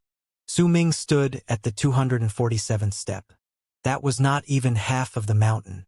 Compared to the seemingly endless stairway, he was only a small distance up the stairs. Even so, even if it was just a small distance, as he stood there, it was as if he was standing in midair. There was no wind where he was, and due to the mist surrounding him, it was difficult for him to see the world outside. Yet as Su Ming lifted his head and looked at the moon, he felt as if it was now closer to him. Su Ming took in a deep breath and lifted his foot once again to land on the 248th step. The moment he stood there, the blood veins in his body increased once again, and it rose from 58 blood veins to 59 blood veins. Su Ming lowered his head and looked at the blood veins on his body. There was a smile on his lips. He could clearly feel the similar balance on the 248th step, just like in the previous 2 places. The sky was still dark. There was still some time before daylight, but Su Ming gave up on moving onwards. He sat down with his legs crossed on the 248th step and closed his eyes. He immersed himself within the circulation of his qi and began controlling it with finesse. Due to the increase in his blood veins, the difficulty in fine control had also increased. Yet Su Ming was not anxious. He did not want to give up on this sort of a rare chance. Besides, the purpose of the elder telling him the 6 numbers was for him to treasure the chance in the first place. When Su Ming went into meditation to control the speed of the circulation of qi in his body, time passed by slowly. Once the participants who were in the later 30 seconds saw the final result, their uncertainty gradually turned into contemplation. As for those before the 34th place, they began to relax from their anxiety. Those within the field were filled with different theories and expectations once Su Ming stopped once again. Just who is he? Which tribe does he belong to? Why did he choose to move at night? Why did he stop once he reached 34th place? Is he tired? Or does he have another plan? Can he maintain his rank, or will he fall out of the top 50, or will he get into the top 30 and even the top 20? Could he perhaps get into the top 10? Numerous questions appeared within the hearts of the people in the field. As the sounds of discussion gradually died down, they buried their queries in their hearts and waited for the moment they would obtain their answer. There were also quite a number of them who did not think highly of Su Ming. They believed that Su Ming would stop moving soon. More importantly, as daylight was about to arrive and the others would start moving once again, Su Ming's rank would fall. Yet no matter what, even those who did not expect too much from Su Ming had to admit that Mo Su's name brought about a change during that night. Due to that, his name would be remembered forever by all the people. In fact, even after many years had passed, they would still remember it. That night, Mo Su's brilliance was greater than the people's in the top 10 ranks, and it could even be said that it was greater than Yi Wang's. It was destined that Mo Su's name would be taken into account occasionally even when day arrived. No matter what the spectators' thoughts were, most of them held some form of expectation towards that name. Mo Sang was still smiling as he looked at Su Ming's rank. He might not know how and why Su Ming changed during the night, but he understood that everyone had their own secrets. As his elder and guardian, there were times where he did not have to know everything about his protégé, but would have to protect him. Do you believe what I said now? For the first time since he came to this place, Mo Sang took the initiative to speak to Jing Nan. Jing Nan's face was calm as usual, but when he looked at the rankings, he frowned slightly. He became even more uncertain towards what Mo Sang said about Su Ming's birth. The night slowly passed by. The field sank into a peaceful silence. Almost everyone became quiet due to the different thoughts occupying their minds. Yet their gazes would still occasionally wander to the eagle statues and stay on the line belonging to Mo Su. After a long while, the first rays of light brightened up the horizon. A new day had arrived. It was the second day of the first stage of the test. The moment the first rays of sunlight arrived, some of the pressure on the black misted mountain, where the ancients sealed the strange beast, left. The moment it returned to normal, Yi Wang was the first to move. He opened his eyes calmly and got up before moving towards the 601st step. He had no idea what happened last night. To him, who had always been prideful, there was no need to look at the plate. He still believed that there was no one who could become his opponent. The only person who could compete with him was himself. Yi Wang walked pridefully one step at a time up the stairs. He had a resolve. He must make it to the 900th step this time during the first stage of the test this time. He could still remember clearly that the final step he took last time was when he was in the 800s. He had been exhausted and was unable to move any longer. When he had to finally give up, he lifted his head and seemed to see a strange stone statue at the summit of the mountain far away. It was a pity, however, because he could not see the statue clearly due to the distance between them. Nonetheless, that one glance alone made Yi Wang become persistent. His pride and extraordinary talent would not let him rest. He would see that summit that no one has ever seen before. He longed to stand there and look down towards the people beneath him. He was prideful, and he continued walking further up the stairs within the mist in his fire-like clothes.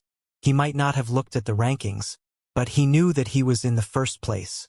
Chun Chong was gritting his teeth as he continued mumbling under his breath and climbing upwards with all his strength. He might be panting harshly, but he did not stop to rest.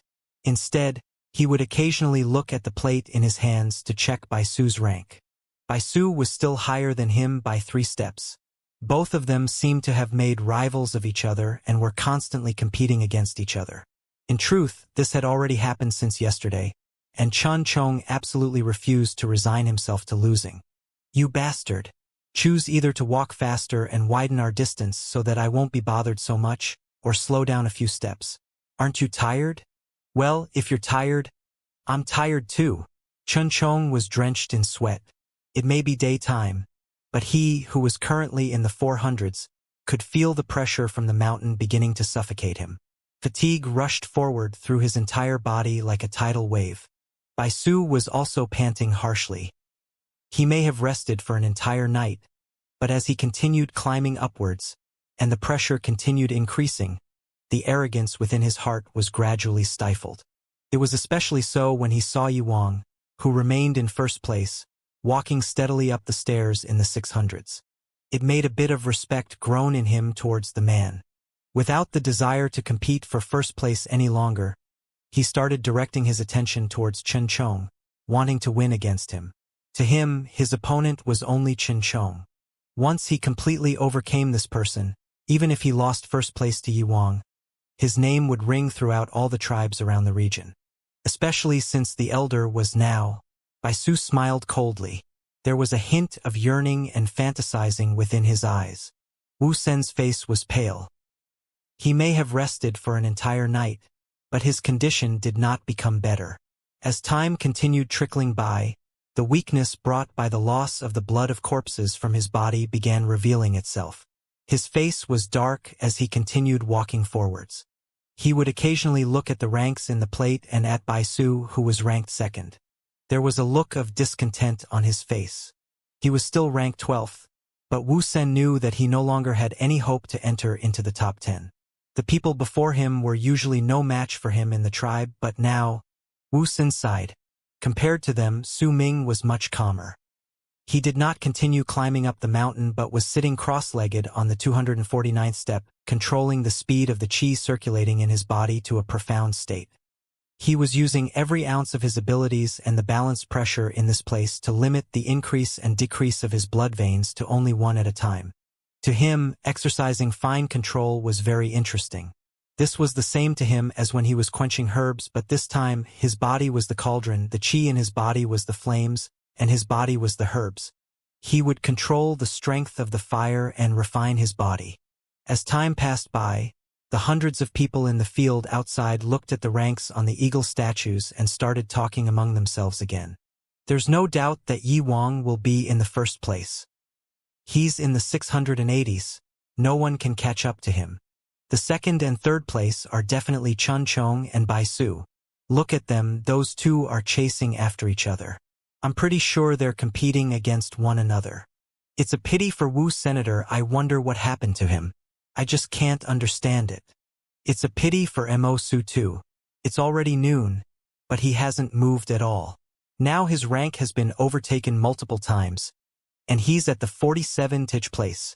As they were discussing among themselves, one name ranked in the 100s suddenly glowed with a gray light on the 9 eagle statues.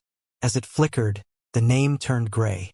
The sudden change immediately caught the crowd's attention, but they were not surprised. Someone gave up. Since the past, a huge number of abdicators will appear on the second day of the first stage of the test. They no longer have any strength to continue onwards and can no longer withstand the pressure in the mountain.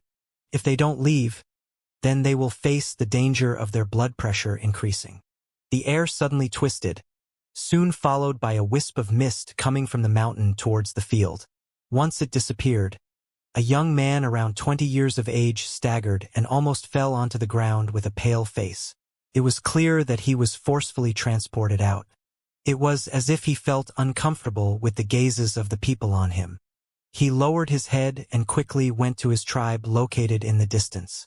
He sat down quietly with disappointment. The number of people who gave up like him increased in the afternoon. The names that turned gray, and the black mist that transported the people out of the mountain from the twisted space became the spectators' main attraction on the second day. The people who gave up would mostly sigh in disappointment and return to their tribes. There were quite a number of them who came from Windstream tribe. Those ranked in the 100s have all given up. Hey, look. By tonight, all those ranked below the top 50 will give up, and by midnight, there'll also be a number of people who will give up. After all, even if they don't move forward during midnight, they won't be able to resist the incredible pressure in their exhausted state. Every single time during the first stage of the test, the rankings are not the only entertainment. Looking at the people who gave up is also a form of entertainment. Isn't it? It's especially so for those who got a pretty good ranking and gave up. Those looks of anxiety and fear that someone else will overtake them are really interesting. Just as the sounds of discussion echoed in the air, a person's face suddenly lit up in excitement as he looked at an eagle statue. Mo Su moved. The moment the words were spoken, it immediately caught almost everyone's attention. Numerous eyes fell upon the statues and on the line that belonged to Su Ming. Su Ming opened his eyes. After spending half the day exercising fine control, the blood veins in his body had reduced to 21, and he could no longer continue decreasing the number. Su Ming lifted his head and looked at the stairs shrouded by mist before him. He slowly stood up. He did not know that he was under the scrutiny of a lot of people. As of then, he only had two thoughts in his mind. Besides using this place to exercise fine control and train, he also did not want to let the elder down. I'll do my absolute best and give it my best shot. Su Ming was, after all, still a teenager. He had a teenager's spirit and determination. There was a flash in his eyes before he took a quick one step forward and landed on the 249th step. An incredibly strong amount of pressure pressed against him, causing Su Ming to tremble. What great pressure! Su Ming's face was pale. He felt as if there was a ferocious mythical creature roaring towards him down the stairs. Su Ming's eyes were firm. As the pressure came forth, he activated and circulated the qi in his body until all 59 blood veins appeared. Then he rushed forward. 251, 255, 258. Su Ming took a deep breath and continued taking 20-something steps. When he stood at the 270th step, only then did he exhale slowly.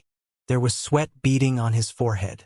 Without the help of the moonlight, walking on the stairs during the day to Su Ming was more draining.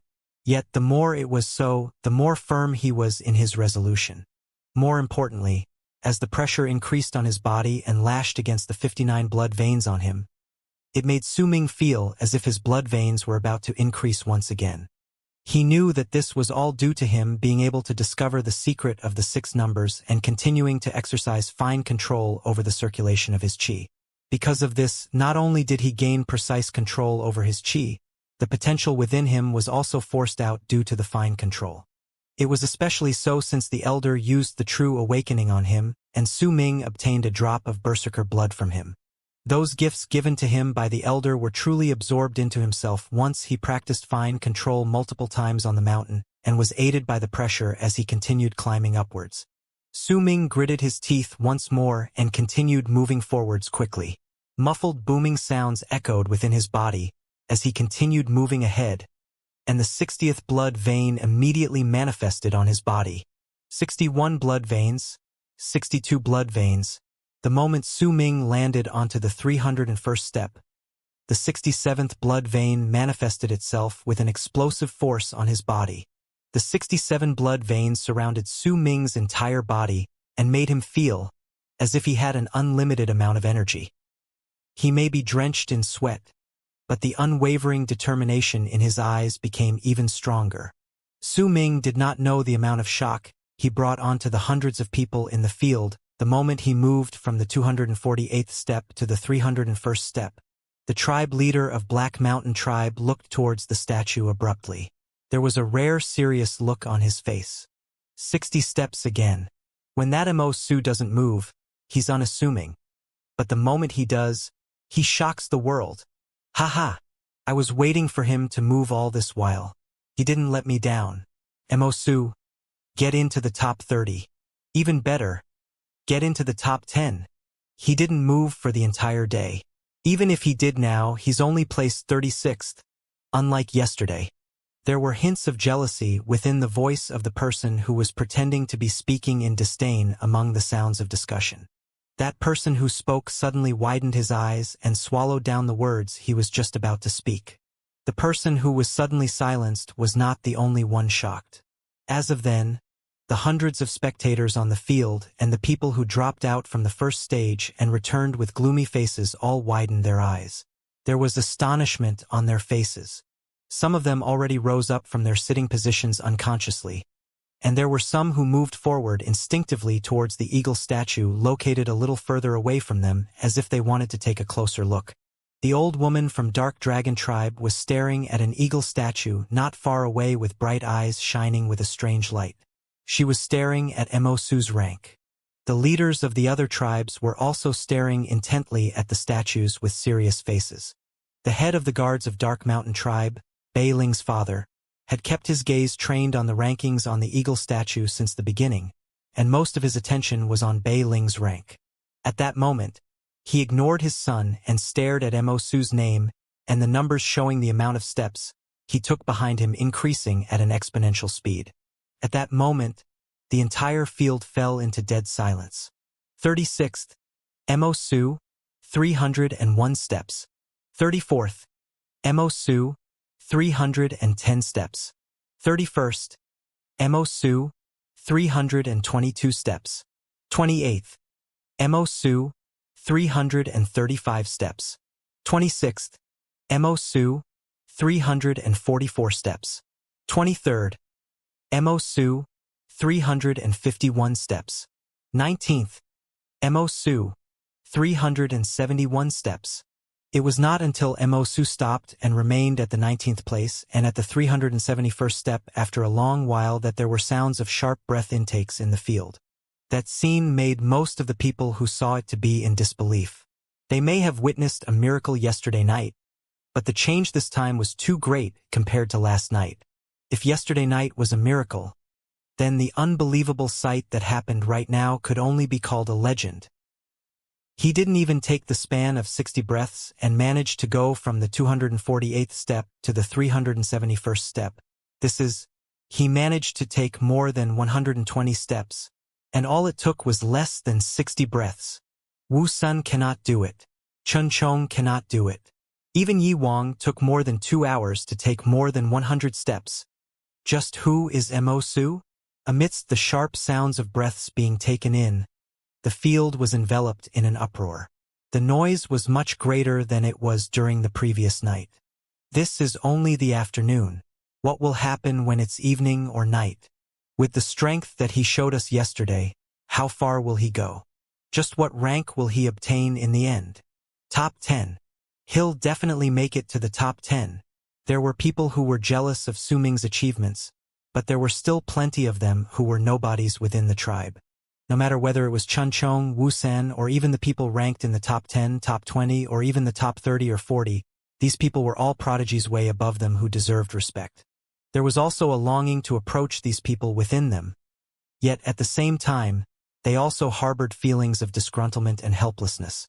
Now, they saw a person who suddenly rose up the ranks with their own eyes. They saw the miracle of the person who was in the last place the previous day, who used a momentum and speed that was indescribable to speed up from the last place to get up to the 19th place. It was precisely because they saw it with their own eyes that they felt excited. It was as if Mo Su were themselves. Yet, people were complicated.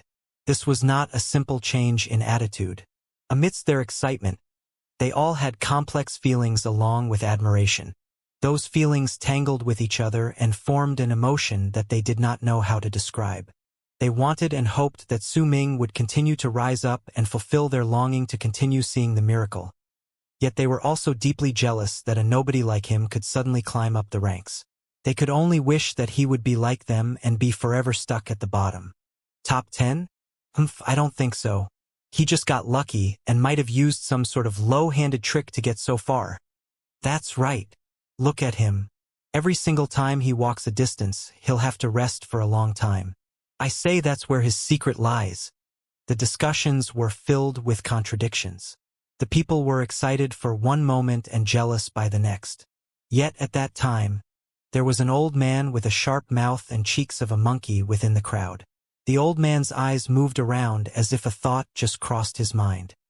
He would occasionally get close to the people who were deep in discussion and pull one of them backwards. Under their dissatisfied looks, he would lower his head and murmur in their ears, then quickly open his shirt before closing it just as quickly, as if he was afraid someone would see it. The people who were dragged out by the old man all looked at him strangely with looks of disbelief. Yet after the old man told them something, most of them would believe him somewhat. There were even some who were brought further away by the old man to trade. The participants still within the mountain shared the complex feelings of those in the field. Most of them were looking at the plates in their hands and at the name that entered their sights since the previous night.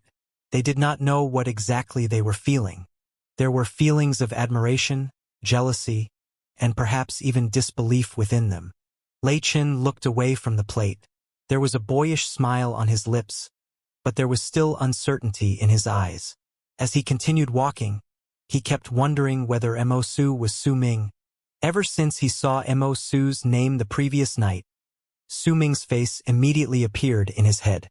Now that he saw Mo Su's rank going higher and that he managed to get into the 19th place, besides feeling shocked, he also began to doubt himself. Maybe it's not him. Bei Ling was drenched in sweat. He looked at the ranks on the plate and at the person called Mo Su rising up the ranks. He shook his head and lowered his head as he sighed. He's so good at being patient. From now onwards, his fame will definitely shake the heavens. But this has nothing to do with me. He's not from my tribe. But there's a Su in his name. I hate that word. Bei Ling lowered his head and continued slowly walking upwards. There was also Sikong, who was situated at a stairway further away. He no longer cared about Mo Su, who suddenly rose up the ranks. In his sights, that person had already surpassed a lot of people. He was not someone Sikong could compare to. Right now, he had his eyes on Bei Ling, who was placed right before him. I have to get into the top 50. Ikong clenched his fist and walked forward with gritted teeth. It was the first time Bei Ling looked at the ranks on her plate for a long time. She was looking at Mo Su's name, and like in Lei Chen's, there was uncertainty in her heart. Is it him? Bei Ling smiled bitterly and shook her head. She knew that Su Ming was a berserker and had some power, but she did not believe that he was like Mo Su, who glowed like the sun. Compared to them, the one who was truly nervous was not Yi Wang, who was absolutely clueless to what was happening. Nor was it Chan Chong and Bai Su, who were engaged with each other in a fierce competition. It was Wu Sen.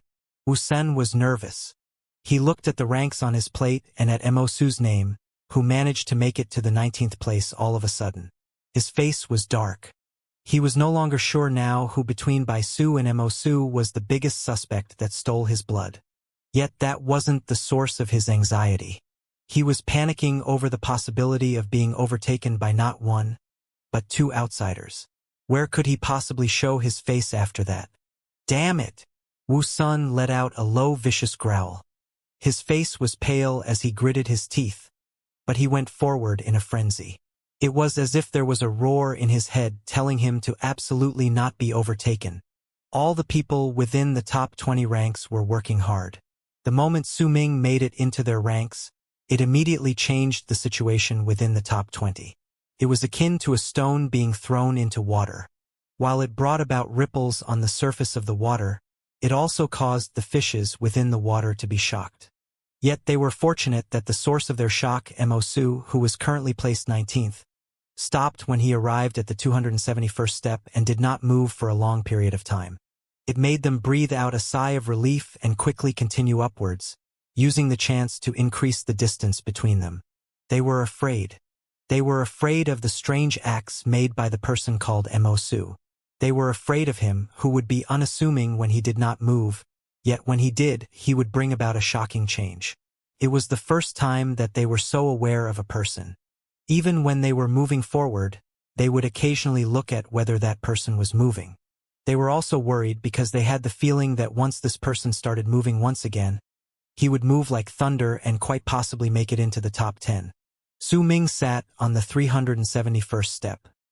He had guessed that he might have caught the attention of quite a number of people, but he did not expect that the name he used, Mo Su, had already brought about a typhoon upon the first stage of the test. Besides Yi Wang, there was no one who did not know his name. There was even a huge decrease in the amount of eyes looking at the top 10 ranks that instead paid attention towards Su Ming's rank. They were waiting for the next time he would move forward explosively once again. Su Ming was calm. He closed his eyes. The number of blood veins that were circulating under his will was no longer 67, but 71. The 71 blood veins glowed in a brilliant red light as they surrounded his body. As they disappeared one by one, they would reappear again. As Su Ming was controlling them in a profound state, not only did he force out his latent potential, but he was also refining his own body so that he could obtain more power and become stronger. It made him look forward to how fast he could go once he could run at full speed. After all, Su Ming excelled at speed. Time passed by and it was soon dusk. During the entire afternoon, there would occasionally be mist going towards the field and transporting those who yielded. The looks on their faces also gradually changed. The higher they were ranked, the less gloomy they would look as they came out of the mountain. There were even some who returned with excitement on their faces. As dusk arrived and the sky began to darken, most of the names ranked below 60 became gray on the 9 eagle statues. There were only 2 people left who persevered. 67th, Wu La, 159 steps. 61st, Bai Ling, 178 steps. Yet it was a pity, because Wu La and Bai Ling's perseverance only lasted until it was after dusk. Once the moon started revealing itself in the sky, both names became gray. 2 wisps of black mist appeared and sped towards the field as the space in the distance twisted. Both wisps turned into 2 girls who were pale. Bai Ling was calm. She had already given it her all. Truth be told, the moment she did not find Su Ming taking part in the test, she lost all interest in competing. The moment she came back, Bai Ling lowered her head and walked towards her tribe under the scrutiny of hundreds of people. She did not say a word and sat behind the old woman as she looked at the ranks on the statue. She stared at Mo Su's name and bit her lip, her thoughts unknown.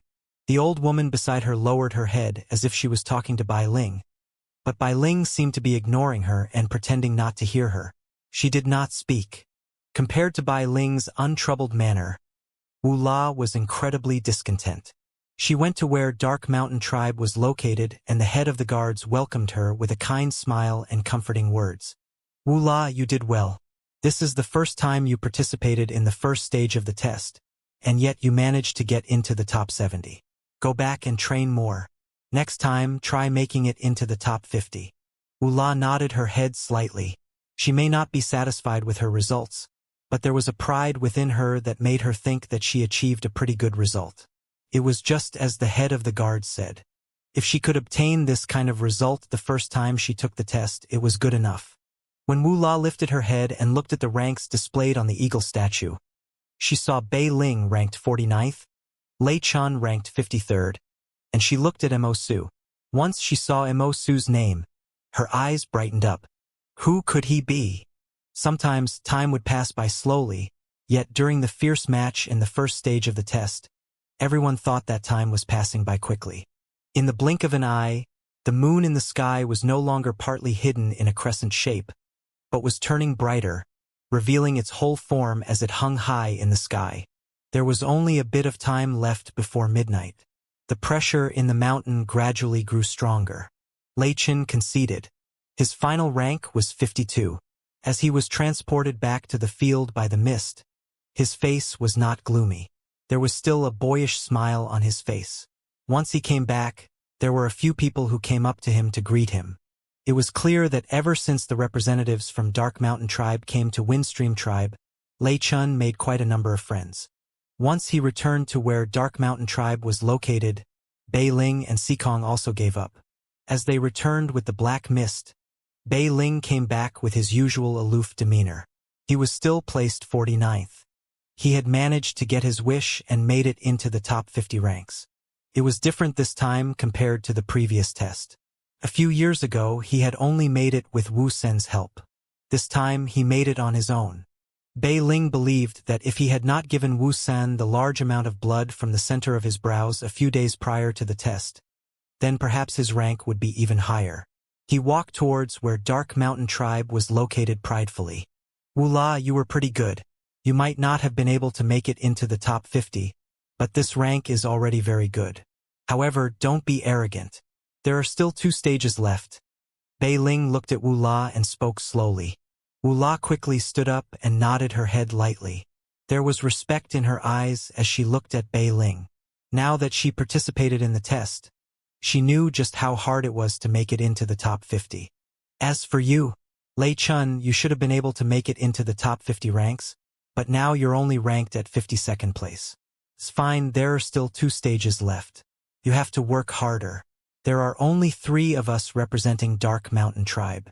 We have to give it our all. Bai Ling looked at Lei Chun and spoke calmly. Lei Chun lowered his head and did not speak. When Xikong returned, he was dejected. He was still ranked 50th. He walked back towards his tribe disheartened and looked at Bai Ling, who was quietly sitting by the side. He was just about to speak to her when Bai Ling looked at him coldly. He immediately swallowed his words. As time passed by, those within the top 50 gradually gave up. As the names began to turn gray and more people returned to the field, the place started becoming lively. Those who were ranked in the top 50 came back with pleased faces. There were also quite a number of people who would go up to them to celebrate, and they laughed together joyfully. There were people who gave up, but there were also people who persevered. At that moment, Chun Chong gritted his teeth and persevered in a bout of madness. His entire body was drenched in sweat, and the flesh on his face was trembling as he continued climbing up the mountain. He was already panting harshly. There were numerous stars swirling before his eyes, making him so tired he could barely go on. Yet, at the same time, he continued mumbling under his breath. "You bastard! Damn it! I'm so tired! 5:37. You damn Baisu! 5:38. You damn Baisu! 5:39. You damn Baisu, you're on. I'll definitely fight against you until I die." Chun Chong wiped his sweat. There was madness in his eyes as his mutterings became louder. "Are you a madman? Why the hell do you insist on competing with me? You bastard, Baisu, if I die of fatigue, I'll come back and haunt you. 5:38. Huh? That's not right. It's 5:39. Chun Chong's face was bitter, and in his madness, he panted like thunder roaring. He even went down on all fours and took on to the increasing pressure as he continued climbing forwards. His heart was pounding against his chest as if it was about to explode. The amount of sweat that fell from him could even be seen staining the stairs behind him. "You're going to make me die from exhaustion. You bastard. You're thinking about making me die from exhaustion. With this amount of sweat, I've definitely become thinner. I'm definitely thinner." Chun Chong kept on panting as he continued climbing upwards. Suddenly, his ears moved. Once he listened carefully, he immediately laughed loudly. "I'll make you die from exhaustion. How dare you compete with me? I'll make you die by exhaustion, you damn Baisu." His exceptional hearing allowed him to hear the sounds of panting that was not at all weaker than his coming from a stairway further away from him. Baisu was also in a pathetic state similar to Chun Chong. His sweat kept dripping down, and his eyes were so bright it was as if there was a fire burning within them. He had been competing against Chun Chong for a long time, and he was just climbing upwards madly while gritting his teeth. He was already so tired he could feel a stab of pain in his chest when he panted, but he refused to give up. "Chun Chong, I'll definitely surpass you. I am the strongest among our peers besides Yi Wang." Yet, the higher they were, especially in the 500s, the amount of pressure, notably the exponential increase of pressure during the night, became incredibly terrifying. It was still slightly bearable during the day for Chun Chong and Baisu, but now that it was almost midnight, it could be said that even lifting their feet alone was a difficult task. Besides these two, the rest of those who persevered were the same. It was especially so for Wu Senator. He continued walking upwards with gritted teeth. He did not want to be overtaken.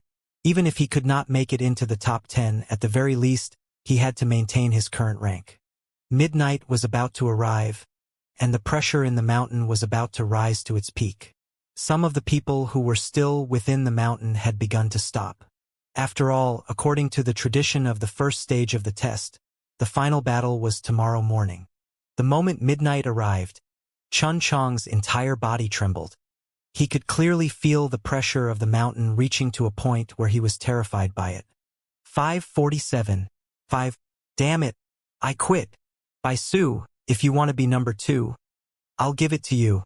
If I continue, I'll definitely die from exhaustion here. All my body mass is gone. Chun Chong fell down exhausted by the side and roared towards his surroundings. "I'll take number 3. It's fine, as long as I don't fall out of the top 3. I won't embarrass myself.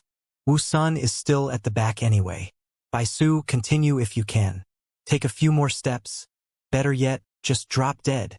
Damn it, if only I had Mo Su's ability and had a breakthrough, then I'd definitely... Huh? Ah! Chun Chong panted harshly and fanned himself with his hand as he continued mumbling under his breath. Suddenly, his body trembled and his ears perked up. His face was gradually replaced by shock. Bai Su was looking at the ranks on the plate. Once he saw that the figures showing the number of steps Chun Chong took became still, he laughed towards the sky. There was a ruthless expression on his face. I am the strongest besides Yi Wang. He gritted his teeth and climbed a few more steps, panting harshly. When he arrived at the 553rd step, he stopped. Yet, the moment he looked at the plate once more, the pleased expression on his face immediately froze. He saw Mo Su, who fell to the 21st place, move once again. Wu San and the others within the top 20 also noticed the change. Besides Yi Wang, everyone saw Mo Su moving in succession. At the same time, the field outside was also enveloped in such an uproar that it seemed like it was a typhoon that was about to turn the world upside down. All the people on the field, including the old woman from Dark Dragon Tribe, the leaders of the other tribes, and even the tribe leader from Black Mountain Tribe who had refused to look at the ranks in the beginning, all turned towards the eagle statues immediately. Numerous pairs of eyes Lei Chun, Wu La, Bai Ling, Si Kong, Bei Ling, and the rest of those ranked after 20, who had given up looked towards the same name on the 9 eagle statues with stilled breath. Mo Sang's eyes were bright as he stared at the ranks on the eagle statue. The brightness in his eyes was so strong that Jing Nan, who was beside him, no longer looked calm. His pupils shrank in anxiety as he looked over. Su Ming moved. Midnight belonged to him. Su Ming stood up, bathed by the moonlight. His blood veins had already been reduced until there were only 15 left on his body under fine control. All of them sank back into his body. As he lifted his head and looked at the moon in the sky, the shadow of the red moon gradually appeared in Su Ming's eyes. His hair was tied up by a string made of grass and was moving in the air despite the absence of wind. Su Ming took in a deep breath and untied his hair with his right hand, causing his hair to tumble down. He lifted his right foot abruptly and landed on the 372th step. The moment he landed on the stairs, all the blood veins in Su Ming's body manifested themselves with an explosive force. It was also the first time he would show his current fastest speed in this place. A blood-red light spread towards his surroundings, and Su Ming ran forwards like a shadow of blood. 327 steps, 393 steps, 424 steps, 448 steps, 471 steps. His speed was like a typhoon sweeping by the night. It made all the people who were watching in the mountain and in the field fall into silence. It was impossible for the crowd not to fall into silence because it had all just begun. On the 9 eagle statues and on the plates showing the rankings to the people left on the mountain, which numbered less than 20, the rank that belonged to Su Ming was rising madly with a terrifying speed. 20th, 19th, 17th, 15th, 14th, 12th, 10th. The moment he made it into the 10th place, the ranks changed once again and he was placed 9th. Wu Sun was struck dumb. He stood at the 457th step and stared at the ranks on his plate with a stunned expression. He could not believe his own eyes. He may have predicted that Mo Su would bring about another shocking change the moment he started moving once again, but he did not expect the level of shock that Mo Su brought would be so horrifying. It was almost within an instant, but his rank fell from the 12th place to the 13th. There was not even time for him to counterattack. He was not given any chance to fight back or struggle. He was not the only one who was stunned. Besides him, the others from the 11th place right up to the 20th place experienced a change in their ranks within an instant. That sort of change brought about a sense of powerlessness within them. They did not even have the time to generate the desire to fight back. What was left was only the sense of awe and shock. Wu Sun let out a low growl and the veins on his face popped up. He gritted his teeth and rushed forward madly. He could not accept it. As he moved, the others who were surpassed by Su Ming in rank also rose up from their resting position and joined the chase with gritted teeth. Those who could enter into the top 20 were not any common practitioners. Their pride did not allow them to give up so easily.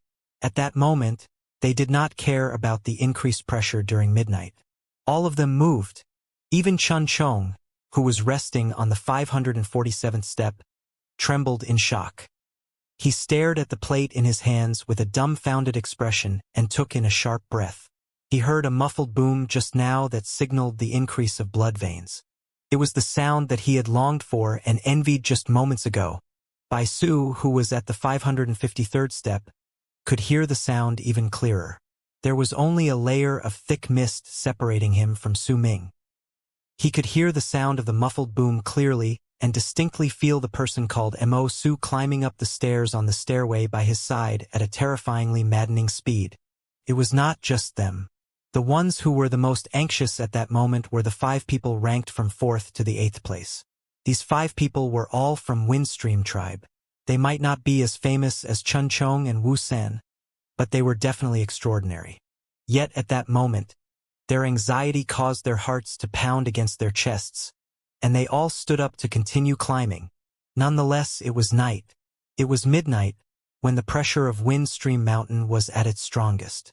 The resistance they felt as they climbed was incredibly strong.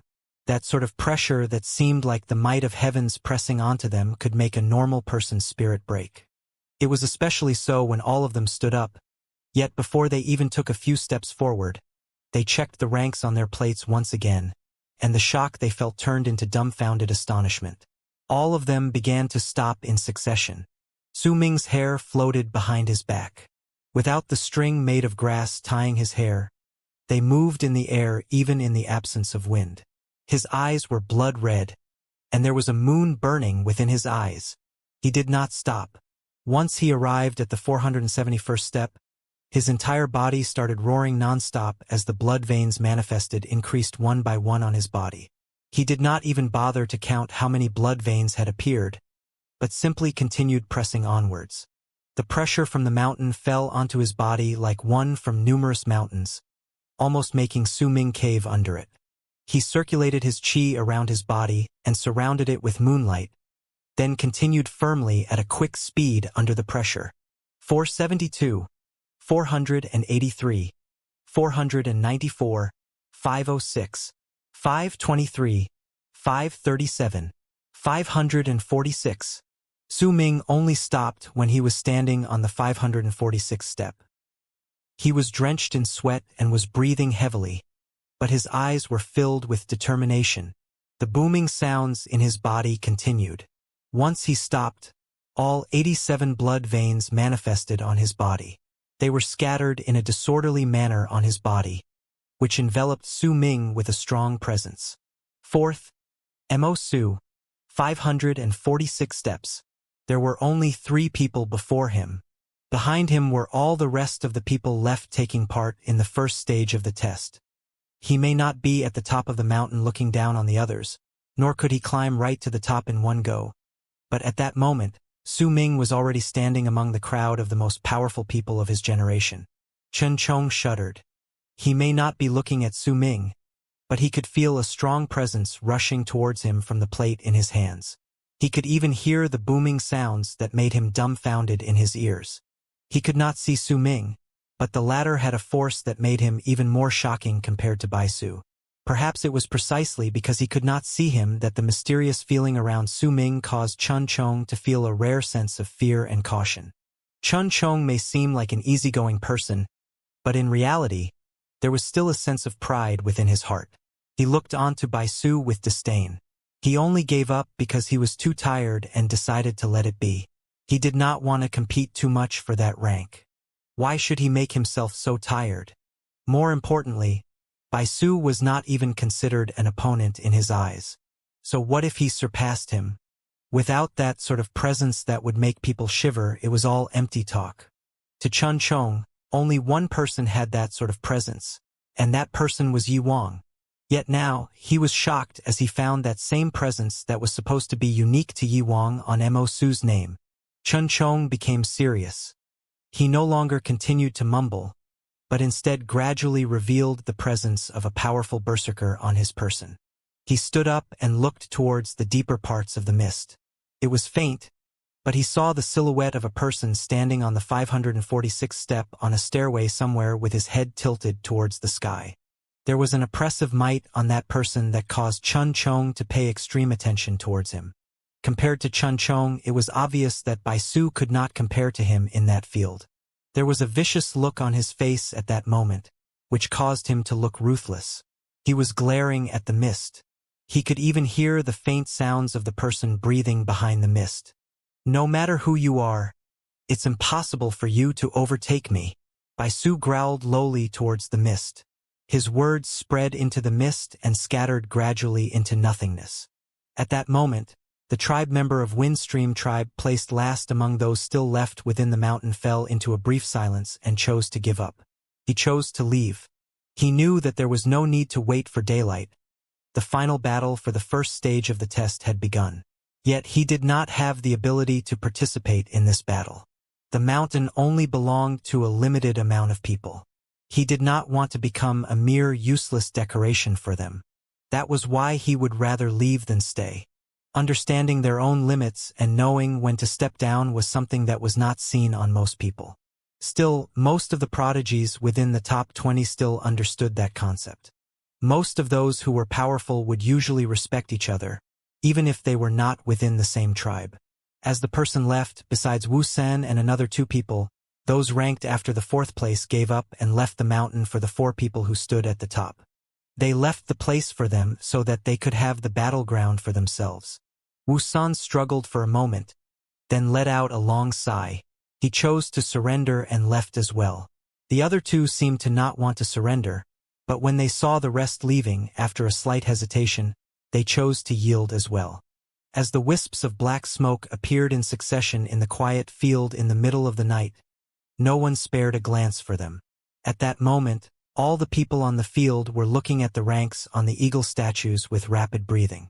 The old woman from Dark Dragon tribe had already stood up with a grave face. The strong man beside her did the same thing. They were not the only ones who did so. All the other members of the other tribes did the same thing. No one continued sitting down. Even the tribe leader of Black Mountain tribe was glaring at the ranks on the eagle statue with a dark face. Bei Ling, Sikong, Bai Ling, Lei Chun, Wu La, and the rest of them were all looking at the ranks silently. Even the prodigies who returned to the field did not mind that they were not given attention when they returned. Instead, they all turned to look at the statue and at the only 4 names that were still lit on the ranks when all the other names had turned gray. Mo Sang was looking at the ranks with a serious expression on his face. Jing Nan was also looking at the ranks, though his face did not betray his thoughts. Su Ming stood at the 546th step and took a deep breath. The pressure at that place was incredibly strong. It was difficult for him to move forward with his previous speed. He lifted his leg and stood on the 547th step, then continued moving forward 1 step at a time. His pace was not quick, but it was steady. He could hear faint sounds of roaring, as if someone was saying something, but he did not pay any attention to it. He simply continued onward and moved up 1 step at a time. Chun Chong's face was serious. He no longer mumbled under his breath and no longer looked at the ranks on the plate. Instead, he tore away the shirt on his person with a grave face and exposed his slightly plump upper body as he too walked forward 1 step at a time. As for Bai Su, his face was twisted viciously. He gritted his teeth, took on the incredible pressure on his body, bore through the pain that was brought by the oppressive might, and continued onward. Every single time he took a step, he would look at the rank on the plate. First, Yi Wang, 791 steps. Second, Bai Su, 554 steps. Third, Chun Chong, 548 steps. Fourth, Mo Su, 547 steps. Only Bai Su was looking at the ranks among the 4 of them. The other 3 did not. For Yi Wang, it was because he did not care about any changes. Right from the start, he believed that the only opponent for him was himself. For Chun Chong, it was because of his pride. The faint presence of Su Ming's aura had caught his attention and made him pay great importance to it. That was why he decided not to look at the ranks to avoid affecting his state of mind. Su Ming also did not look at the ranks. He was only looking at the steps on the stairway and walked forward 1 step at a time. With each step he took, Su Ming's entire body would tremble, and a huge amount of sweat would appear as he felt the exponential pressure on his body. Yet, his unwavering determination and the indescribable resolution within him allowed him to persevere under the pressure like a small tree in a storm. Among all those living on the land, who will be able to see the end of the horizon? Su Ming looked at the sky and mumbled as he continued walking. The moon hung high in the sky. That day, the moon was slightly different from the other nights. There were no clouds in the sky, causing the moon to look incredibly bright. Moonlight fell on the land as if lowering a soft curtain between heaven and earth. It may seem beautiful from a distance, but within the gigantic mountain, where the peak reached the sky and the summit was invisible to the eye, the moon turned into something terrifying. Under the moonlight, the pressure in the mountain was continuously erupting forth at a terrifying speed that turned into an invisible typhoon and distorted the entire peak of the mountain. It caused all those within to see the chaotic state around them without even needing to lift their heads. It was midnight. It was the time when the moonlight was the strongest. It was also the time of day when the pressure on the mountain reached its peak. If there was no mist on the mountain, and if anyone lifted their heads and looked from the distance towards the mountain, then they could see Su Ming and the other two standing at the top of the sky. If the watcher lifted its hands, they could touch it. Those who continued upwards past 500 would seem to have entered the sky, and that was so for Yi Wang. He did not know what was happening outside. Neither did he know that there were 3 other people fighting hard behind him. He only cared about walking slowly on his path one step at a time, panting harshly. Today, I'll make it to 803. Yi Wang gritted his teeth and walked forward with eyes filled with a burning pride that seemed as if it could scorch all those who looked into his eyes. No one could take more than a dozen steps on the stairs if they had no perseverance while under that pressure. Bai Su was persistent, but within that persistence was a lack of confidence, or else he would not need to look at the ranks on the plate in his hands with each step he took. 556. 557. Damn it. Chun Chong surpassed me, he's at 558. Bai Su was vexed. He gritted his teeth and took another step, but the moment he did so, his entire body trembled. He heard a faint roar coming from the highest part of the mountain. That roar was definitely not of man but belonging to a beast.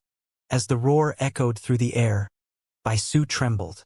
There was a sharp pain in his chest, and he coughed out a mouthful of fresh blood. His body swayed, and he nearly fell to the side unconscious. His face was pale. During that instant, he felt as if the entire mountain turned into a mysterious beast whose form could not be seen. Chun Chong also felt it. He was standing on the 558th step and was just about to take another step forward when his entire body shook viciously. He lifted his head abruptly. His eyes were bloodshot, and blood trickled down from the corners of his mouth. Su Ming was drenched in sweat, but the determination within his eyes did not dim. Instead, it became even stronger. He pressed onward step by step. 548, 549, until he stood at the 557th step. He, too, heard the faint roar. That roar seemed to be filled with rage toward the heavens as it rushed towards him. The moment it came to Su Ming, he froze. There was a sharp pain in his chest, and he coughed out a mouthful of fresh blood. There was a pressuring might within the roar itself, as if it wanted to make all the people who heard it submit to the sound. Yet at the moment his blood stained the ground before him red. The blood-red moon in Su Ming's eyes suddenly burned stronger with a brilliant light. He would not yield. Su Ming lifted his head instinctively, looked towards the top of the mountain, and let out a loud roar. The sound he made was like thunder roaring, and it echoed through his surroundings. The fire burning within his eyes seemed to be ready to spill out as he lifted his right leg and stomped fiercely onto the 558th step. The moment his feet landed, Su Ming trembled and veins popped on his skin as all his manifested blood veins spread all over his body. The red and blue colors crisscrossing all over his body showed that Su Ming was experiencing an indescribable pain, but he did not give up. He would make it to the 563rd step. He would reach the fine control step over there. He did not want to give up this chance. Most of all, He did not want to make the elder disappointed. If he was to make a move, then he would definitely not make himself regret his decisions now and forever. What he wanted to do was to have no regrets. He would give it his all and fight so that he would never regret. 559, 560, 561. Su Ming took another 3 steps. With each step he took, he could feel his body trembling harshly and letting out sounds that screamed that he could no longer continue. It was as if his flesh and bone were about to be crushed. That sort of pain was nearly unbearable for him, who was merely a teenager of 16 years of age. 2 more, 2 more. Su Ming roared within his heart. He kept telling himself that he had to make it to the 563rd step. Su Ming growled again. He lifted his feet and took another step. The moment he placed his foot on the ground, he felt as if the earth and mountain moved and shook.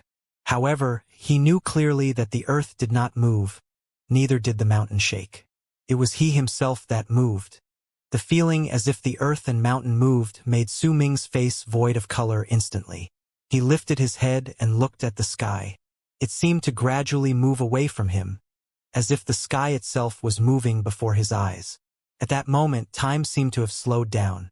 Su Ming could tell that his body was falling down slowly. The earth did not move. The mountain did not shake. It was his body that had reached its limit and was falling backwards slowly. The 562nd step is a test. A bitter smile appeared on Su Ming's lips. The earth does not move. The mountain does not shake. Even if you move, none of this changes. Elder, why is it that when I run, it seems like the trees around me are moving? I don't understand. I don't know whether it's my body that's running, or if it's the trees that are moving backwards. Elder, just what is happening? As he was feeling bitter about the situation, a memory of his younger self asking the elder that question surfaced in his head. Your eyes will lie to you. Lasu, once you grow up, you'll understand. What you see might not be real. Perhaps your eyes are deceiving you. Look at that tree, is it really moving? Is your body moving or the tree moving? Or is it something else?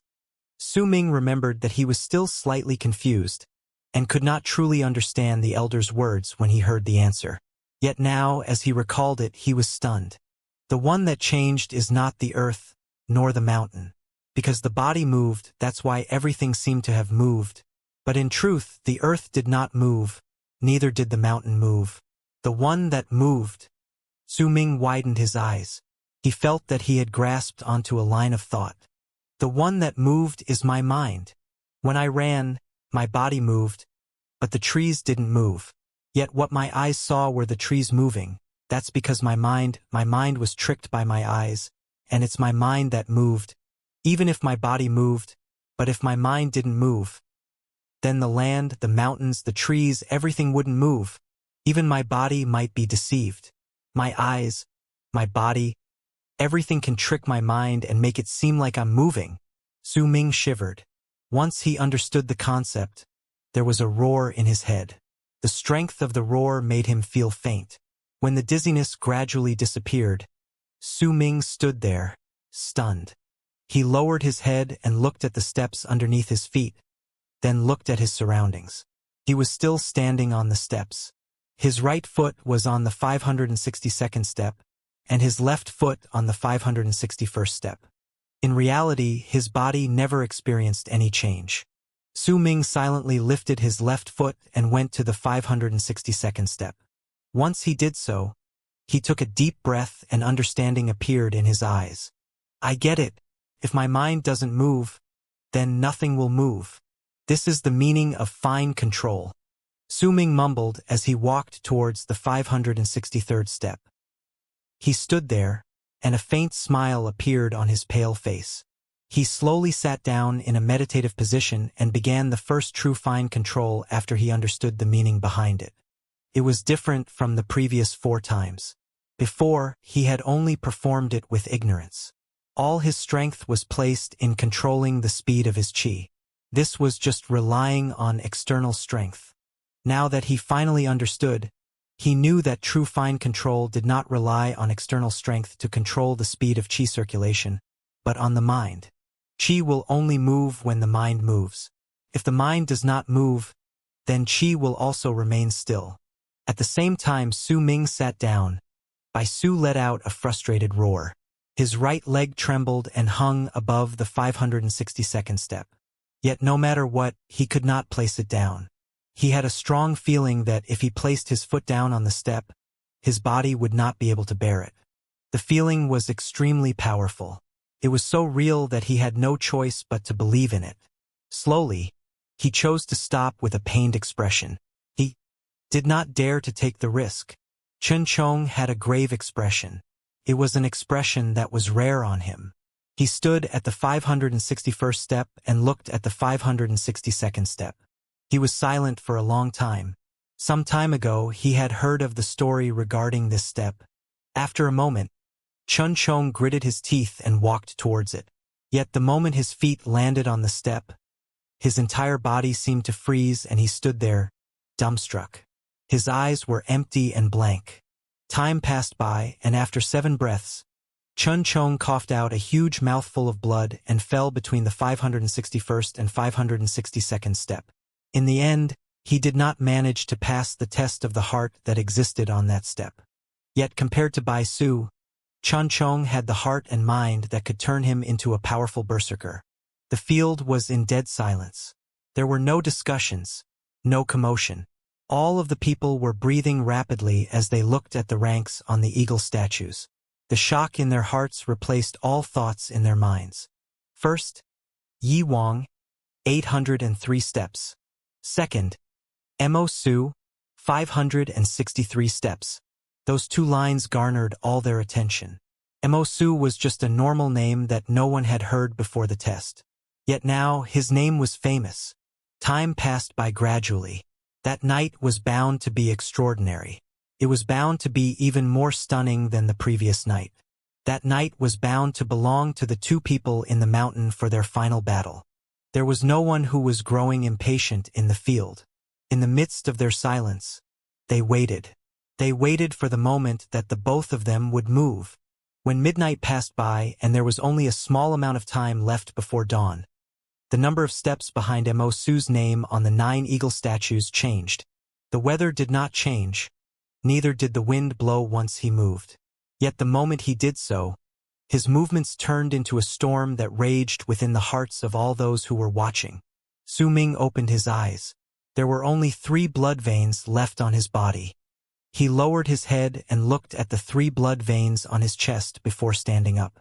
He took a deep breath but did not rush forward. He turned his head and looked at the thick mist behind him. He could not see the ground below, but he could feel that he was standing at a very high place. I might need to go to the 781st step to make the final 3 blood veins disappear. Su Ming looked at the summit, and his eyes gradually lit up.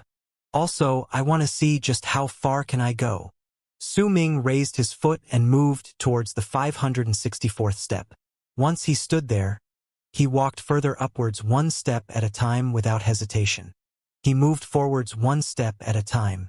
Su Ming no longer moved along the stairs with that maddening speed from before, where he managed to climb up hundreds of steps within the span of a few breaths.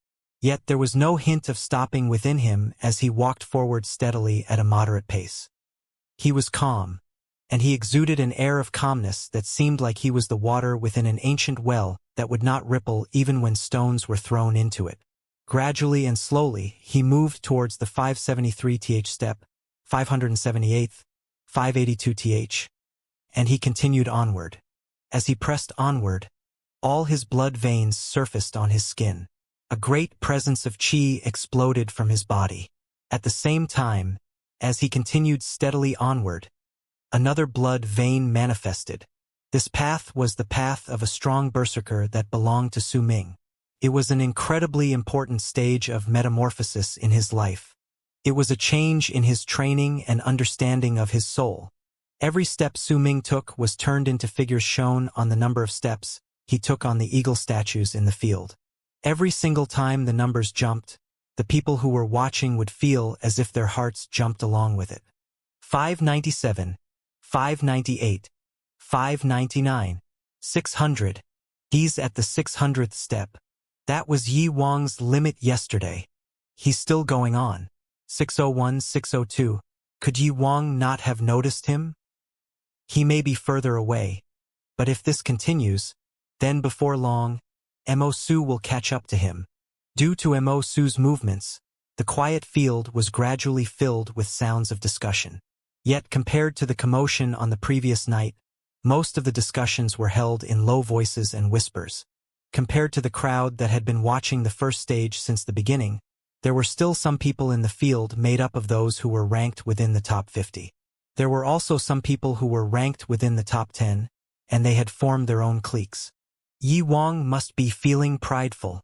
He always had a habit to not look at the ranking. Well, Yi Wang always believed that the only one who could compete against him was himself. No one else had the ability to do so. Haha. I wonder whether Mo Su will have the ability to become his opponent this time. He's already at the 645th step. That Mo Su is really good, though. I can't compare to his potential. Honestly, I'd really want Yi Wang to look at the plate.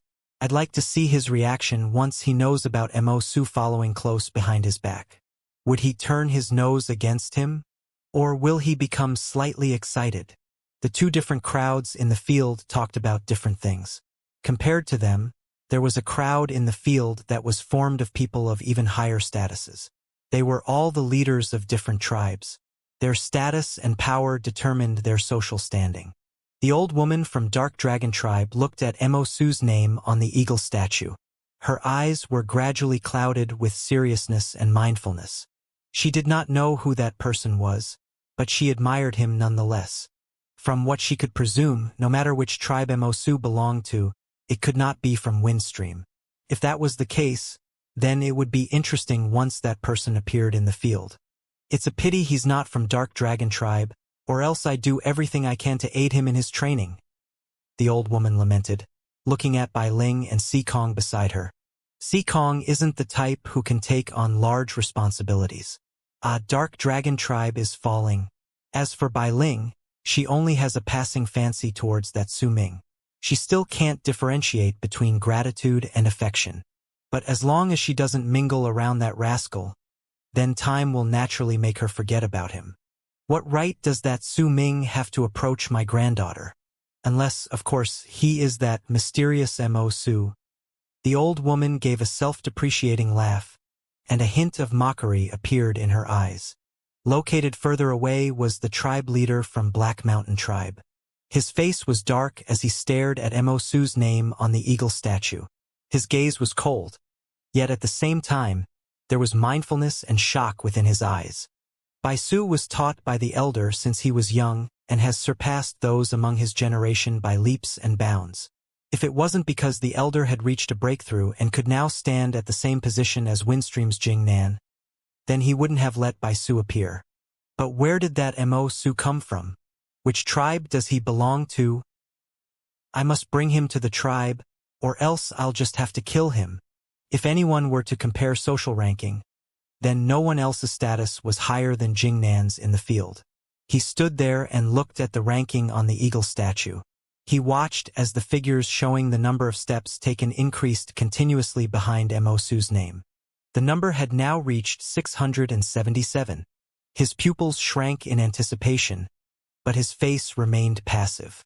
It was as if what had happened was still not enough to shock him. Mo sang, "Once Su Ming finishes the test, let him stay in Windstream tribe. This place will be more beneficial to him." Jing Nan spoke slowly as he watched the number of steps taken change once again and become 684. Once he heard Jing Nan's words, Mo Sang only smiled faintly. He was also shocked inwardly that Su Ming could obtain such a great result. This had completely exceeded his expectations, but there was a reason why he told Su Ming to not worry about revealing his power in the first place. "Don't be anxious. We can talk about this once the test ends." Mo Su spoke unhurriedly. There was love and kindness within his eyes as he looked at Mo Su's name on the eagle statue. When he saw that Mo Sang did not immediately reject his proposal, a flash passed through Jing Nan's eyes. With his level of intelligence, it was only natural that he knew that the conditions he proposed to obtain Su Ming would not be enough. If he can go past 750 steps, then I will give him the treatment only the son of a tribe leader deserves in Windstream tribe like Chun Chong and Wu Senator. If he can go past 800 steps, then he'll become a candidate for my berserker's son. Jing Nan spoke slowly. What if he goes higher? Mo Sang turned around and looked at Jing Nan. Higher? Alright. If he can climb more than 850 steps, then I'll give him the same privileges and help I provide for Yi Wang. If he can go to the 900th step, then if he agrees to join Windstream tribe between him and Yi Wang, I'll elect whoever reaches Transcendence Realm first as my berserker's son. Jing Nan fell into momentary silence and looked at Mo Sang before he spoke slowly. He's already at the 700th step. Mo Sang smiled faintly. 700. Su Ming panted harshly as sweat fell continuously off his body onto the stairs. He stood on the 700th step. Dawn was about to arrive, and the moon was starting to darken. Moving forward under this pressure was incredibly hard. A few more blood veins appeared on his body once he arrived at the 700th step. Su Ming did not see how many blood veins had emerged. There was only one thought in his mind. He would continue walking forward until he reached his limit. He let his breathing calm down a bit. Su Ming lifted his foot once again and moved towards the 701st step. Yi Wang was sitting on the 803rd step unmoving at that moment. The entire mountain was very quiet. He was at the southern side of the mountain while Su Ming was at the northern side. They were on two different parts of the mountain. When dawn was about to arrive and the moon started to darken as if daylight was about to arrive at any moment, Yi Wang opened his eyes and looked at the moon. Once daylight is here, I'll begin my last charge. This time, I'll do my best to get to the 900th step, Yi Wang mumbled as a confident smile appeared on his lips. I'm pretty certain that there aren't many people left on the mountain. There should be less than 10, not including myself. I wonder if there's anyone who managed to make it through the 562nd step. But there shouldn't be any. There was a calm pride on Yi Wang's face, but after a moment of silence, he still chose to take out the plate and look. He had initially planned to just take a glance at it to see how many people were left on the mountain. It was just an action of someone who was looking down on other people's actions as he waited for daylight to arrive. His face was calm as his gaze fell upon the plate. He was just going to take a glance. Yet just as he was about to avert his gaze, he was suddenly stupefied. He looked at the plate once again, this time with concentration. Second, Mo Su, 716 steps. Mo Su, he's walking at night? What an idiot. Yi Wang was quiet for a while, then he looked away from the plate. He closed his eyes and continued meditating calmly as he waited for daylight to arrive. There was not an ounce of panic within him, but there was a light and almost unnoticeable tremble on his eyelids, almost as if they betrayed that it was difficult for him to truly calm down. Mo Su's breathing was rapid as he continued walking forward.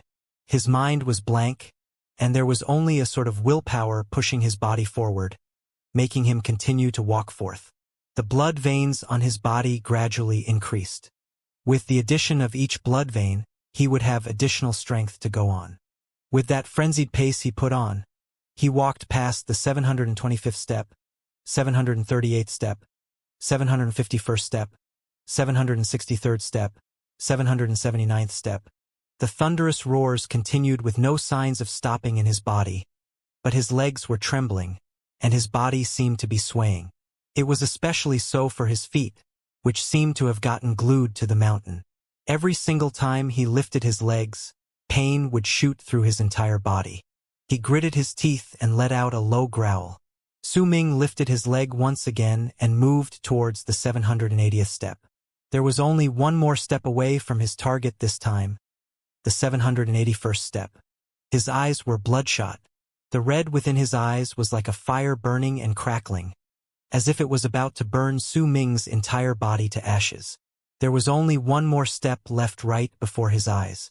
All the blood veins started circulating within Su Ming's body with a loud sound and squeezed out a bit of strength for Su Ming to lift his leg and move to the 781st step. The moment his feet were about to land on the step, his body seemed to be unable to bear the pressure any longer. Just as he was about to break down, Su Ming lifted his head and roared towards the sky. He must make it there. He had to. He lifted his right hand and bit into his index finger. Fresh blood flowed out of the wound, and he swiped it on his eyes abruptly. He will begin the third burning of his blood here, the one that he had not managed to complete successfully. The moment the blood on his index finger touched his left eye, the entire mountain seemed to move as if the sky had collapsed and the earth had been split apart. At that instant, the roar from the beast suddenly reverberated from within the black mist on the mountain. Yi Wang, who finally calmed down on the 803rd step, jolted at that moment. He heard the roar from the top of the mountain and felt the entire mountain shaking and roaring as well. An unbelievable change had happened. He opened his eyes abruptly, and his pupils shrank instinctively. He had a feeling that the mountain's sudden change was linked to that person called Mo Su. Without any hesitation, he immediately took out the plate and took another look at it.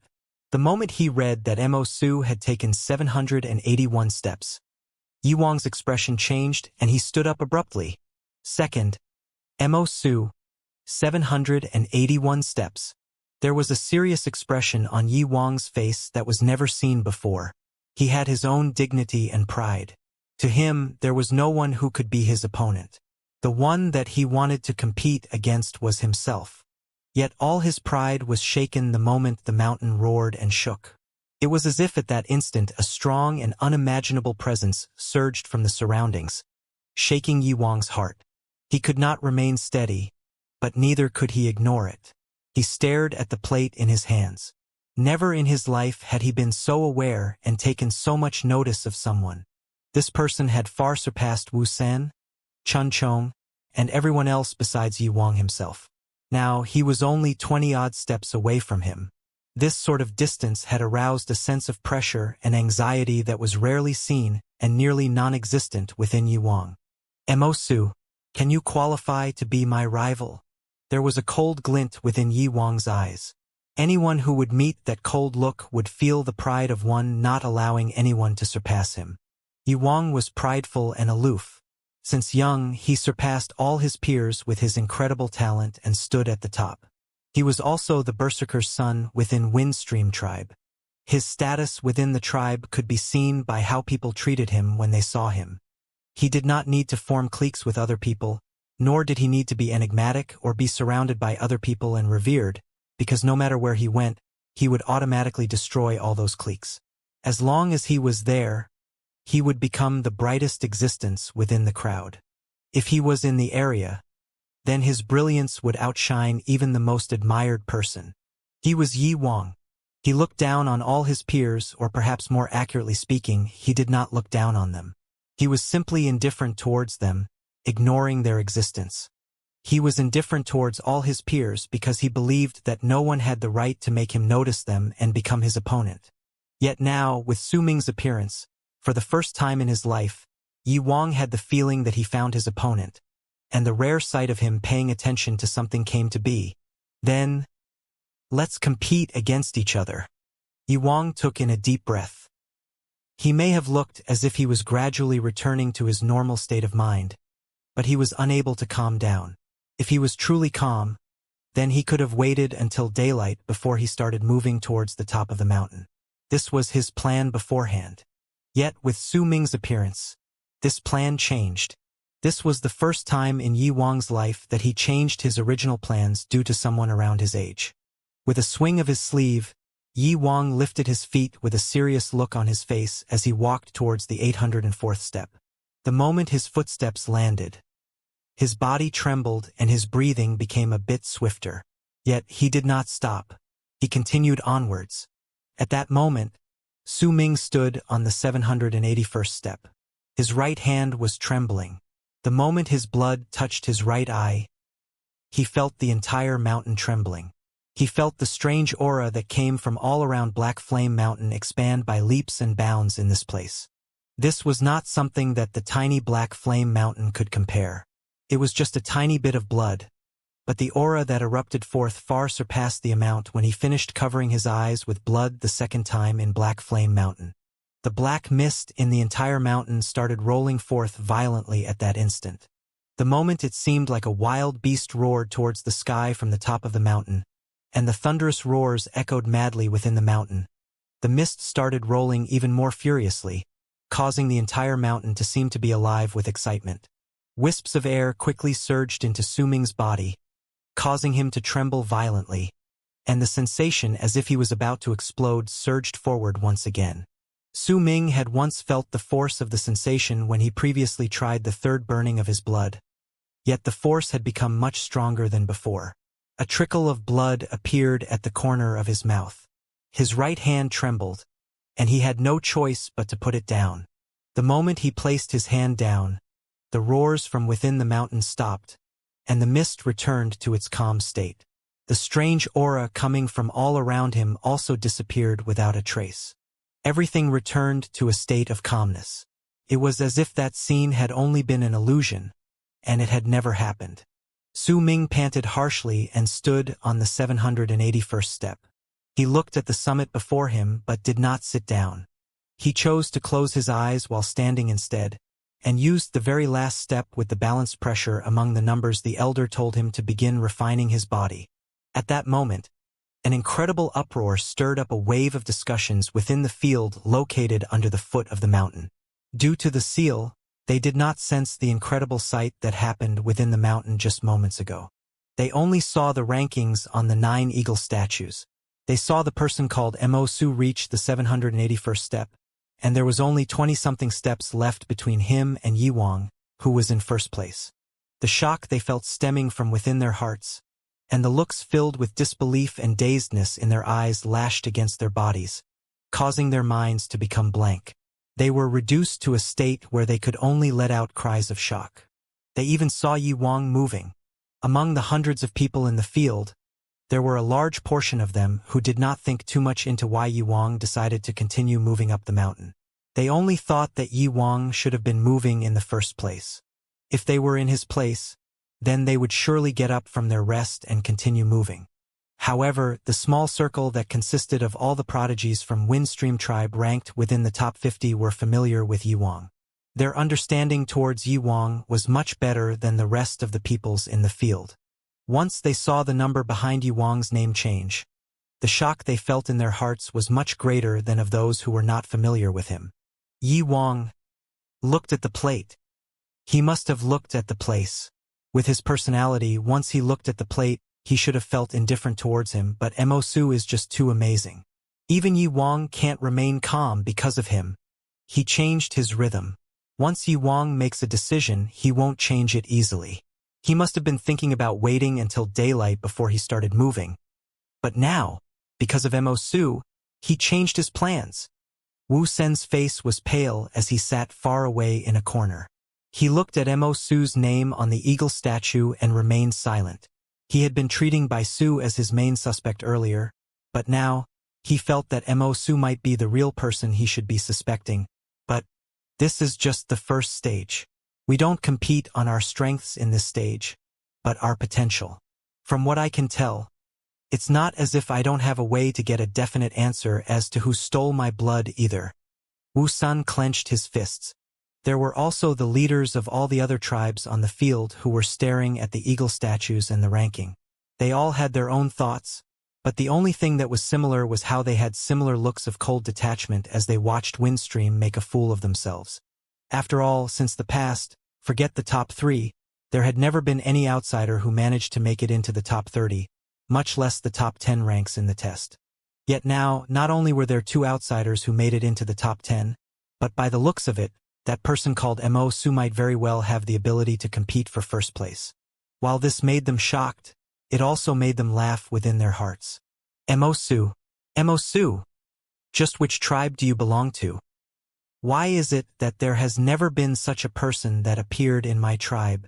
If you're willing to join my tribe, then no matter what price I have to pay, I'd be willing to negotiate with you? The old woman from Dark Dragon tribe lamented. But she also knew that it was impossible. The head of the guards was astounded as he stood among those from Dark Mountain tribe. He let out a huge breath, and he harbored a similar thought as the old woman from Dark Dragon tribe. Bei Ling, who stood beside him, had a hint of extreme passion within his eyes. He looked at Mo Su's name. He knew of everything that happened during the first stage of the test. The strongest person he could get in touch to was Wu Sen. Yet right before his eyes, he saw a stranger manage to obtain the second place and even earn the right to compete for first place. This was something that made him extremely excited. This Mo Su is very strong. Bei Ling spoke softly. That's right. He's really amazing. I wonder which tribe he belongs to. Ah, it's a pity he's not from our tribe. There was admiration within Wu La's eyes.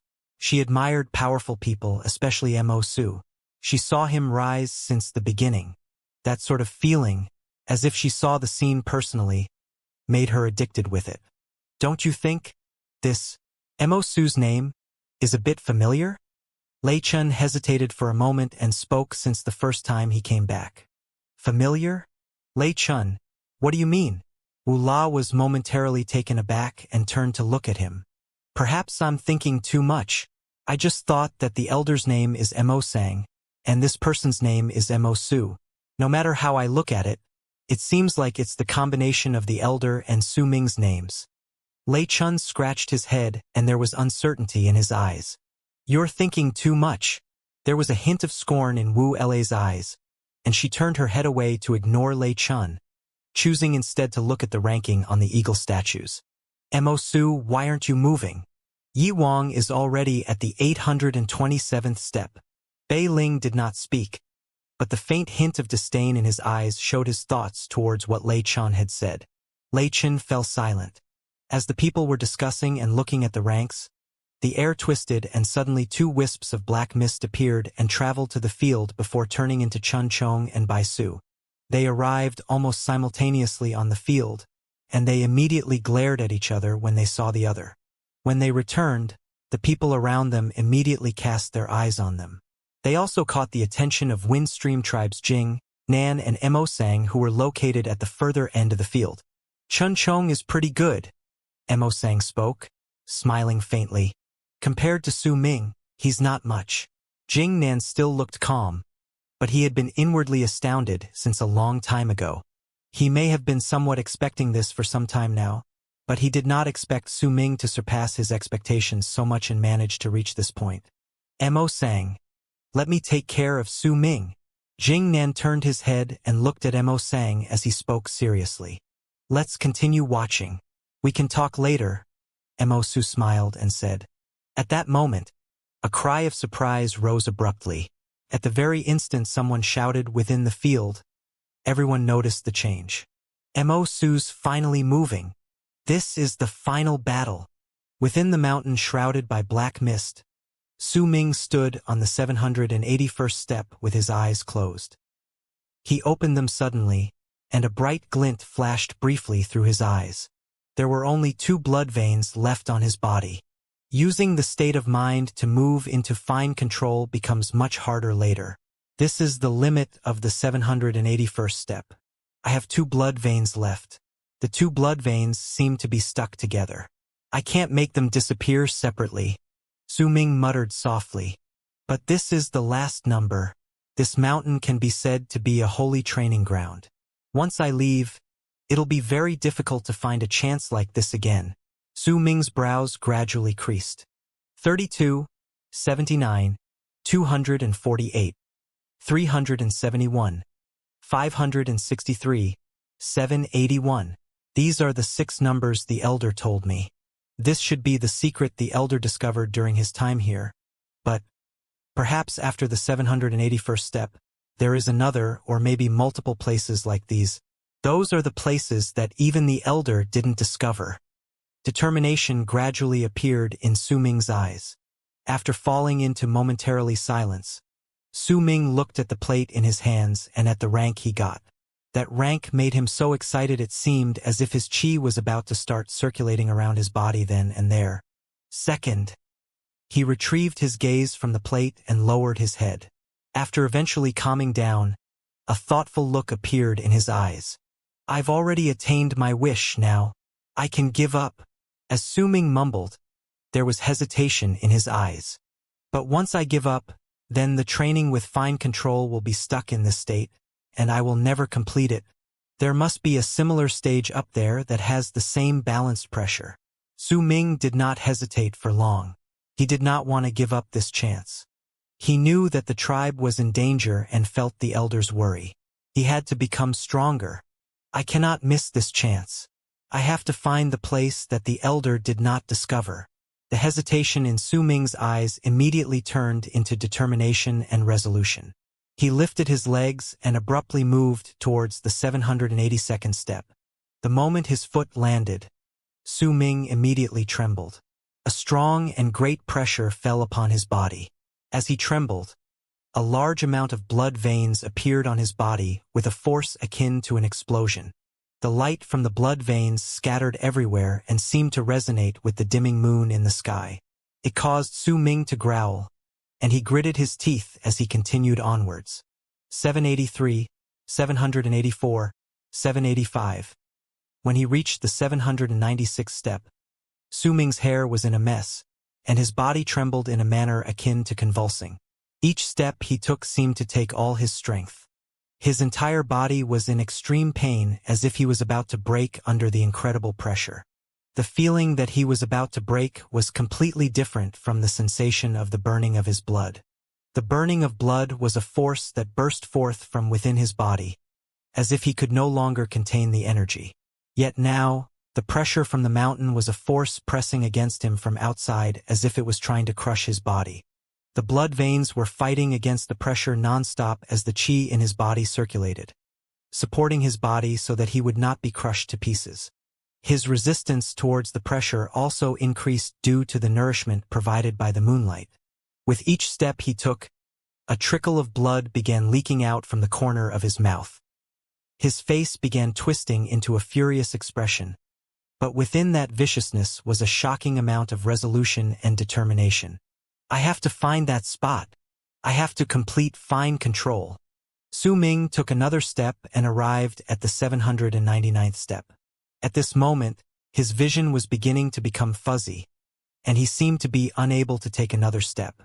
Yuang also looked quite pathetic. He was panting harshly, and his hair was a mess. There were veins popping on his face, and his blood veins surfaced on the skin all over his body. He struggled up the 837th step when a dull pain started in his chest. The rapid beating of his heart made him feel faint. Yet the moment he looked at the plate, there was madness within his eyes. Mo Su. Yuang lifted his head suddenly and growled towards the sky. He lifted his feet again and moved, but his speed had obviously slowed. Su Ming tried 5 times, but no matter what, he could not lift his feet. It was as if a pair of giant hands pressed against his body, causing his entire body to be in great pain. It was as if his bones were about to be crushed. He could not lift his feet. The invisible pair of giant hands were merciless and apathetic as they pressed against Su Ming, causing him to be unable to stand straight, and eventually his body started to bend. He was unable to continue standing and seemed to begin falling downwards. Su Ming's face was ashen, and sweat fell non-stop from his body. The dizziness became stronger, and a sense of powerlessness appeared in his heart. He struggled to lift his head slightly, looking at the dimming moon and the vast sky. "Wherefore doth thou cry, O blue sky?" Gradually, these words echoed in his head. He laughed suddenly. That bark of laughter only served to make the pain in his body stronger. But within Su Ming's eyes, the blood-red moon became even clearer, and it erupted with a blazing fire. "I won't give up." Su Ming lifted his head and roared suddenly. That roar echoed, reflecting the source of why he could suddenly rise up through the ranks. As he roared, Su Ming struggled to lift up his right hand and bit into it once again. There was madness within his eyes, and once again, he wiped the blood on his left eye. The moment he spread his blood over his eye, the entire mountain moved abruptly. The mist rolled forward like furious waves and billows of air erupting forth from the entire wind-stream mountain, like endless waves from all around the mountain towards Su Ming. There was also the sound of a wild beast roaring suddenly at the top of the mountain at that moment. The roar was like an illusion that echoed through the entire mountain and reached into Su Ming and Yi Wang's hearts. Su Ming coughed out a mouthful of blood. Countless strange gusts of air entered his body and caused banging sounds to echo in his blood as his blood veins increased once again. He roared and gradually straightened his bent body as he resisted the pressure from the invisible pair of hands until he stood up straight. The pressure from the hands seemed to be unable to suppress the endless amount of air entering Su Ming's body, and was also unable to suppress the power of the burning of his blood under the moonlight. Su Ming stood up. It was dawn. The moon, which should have been dimming away, seemed to give out its last glow at that moment.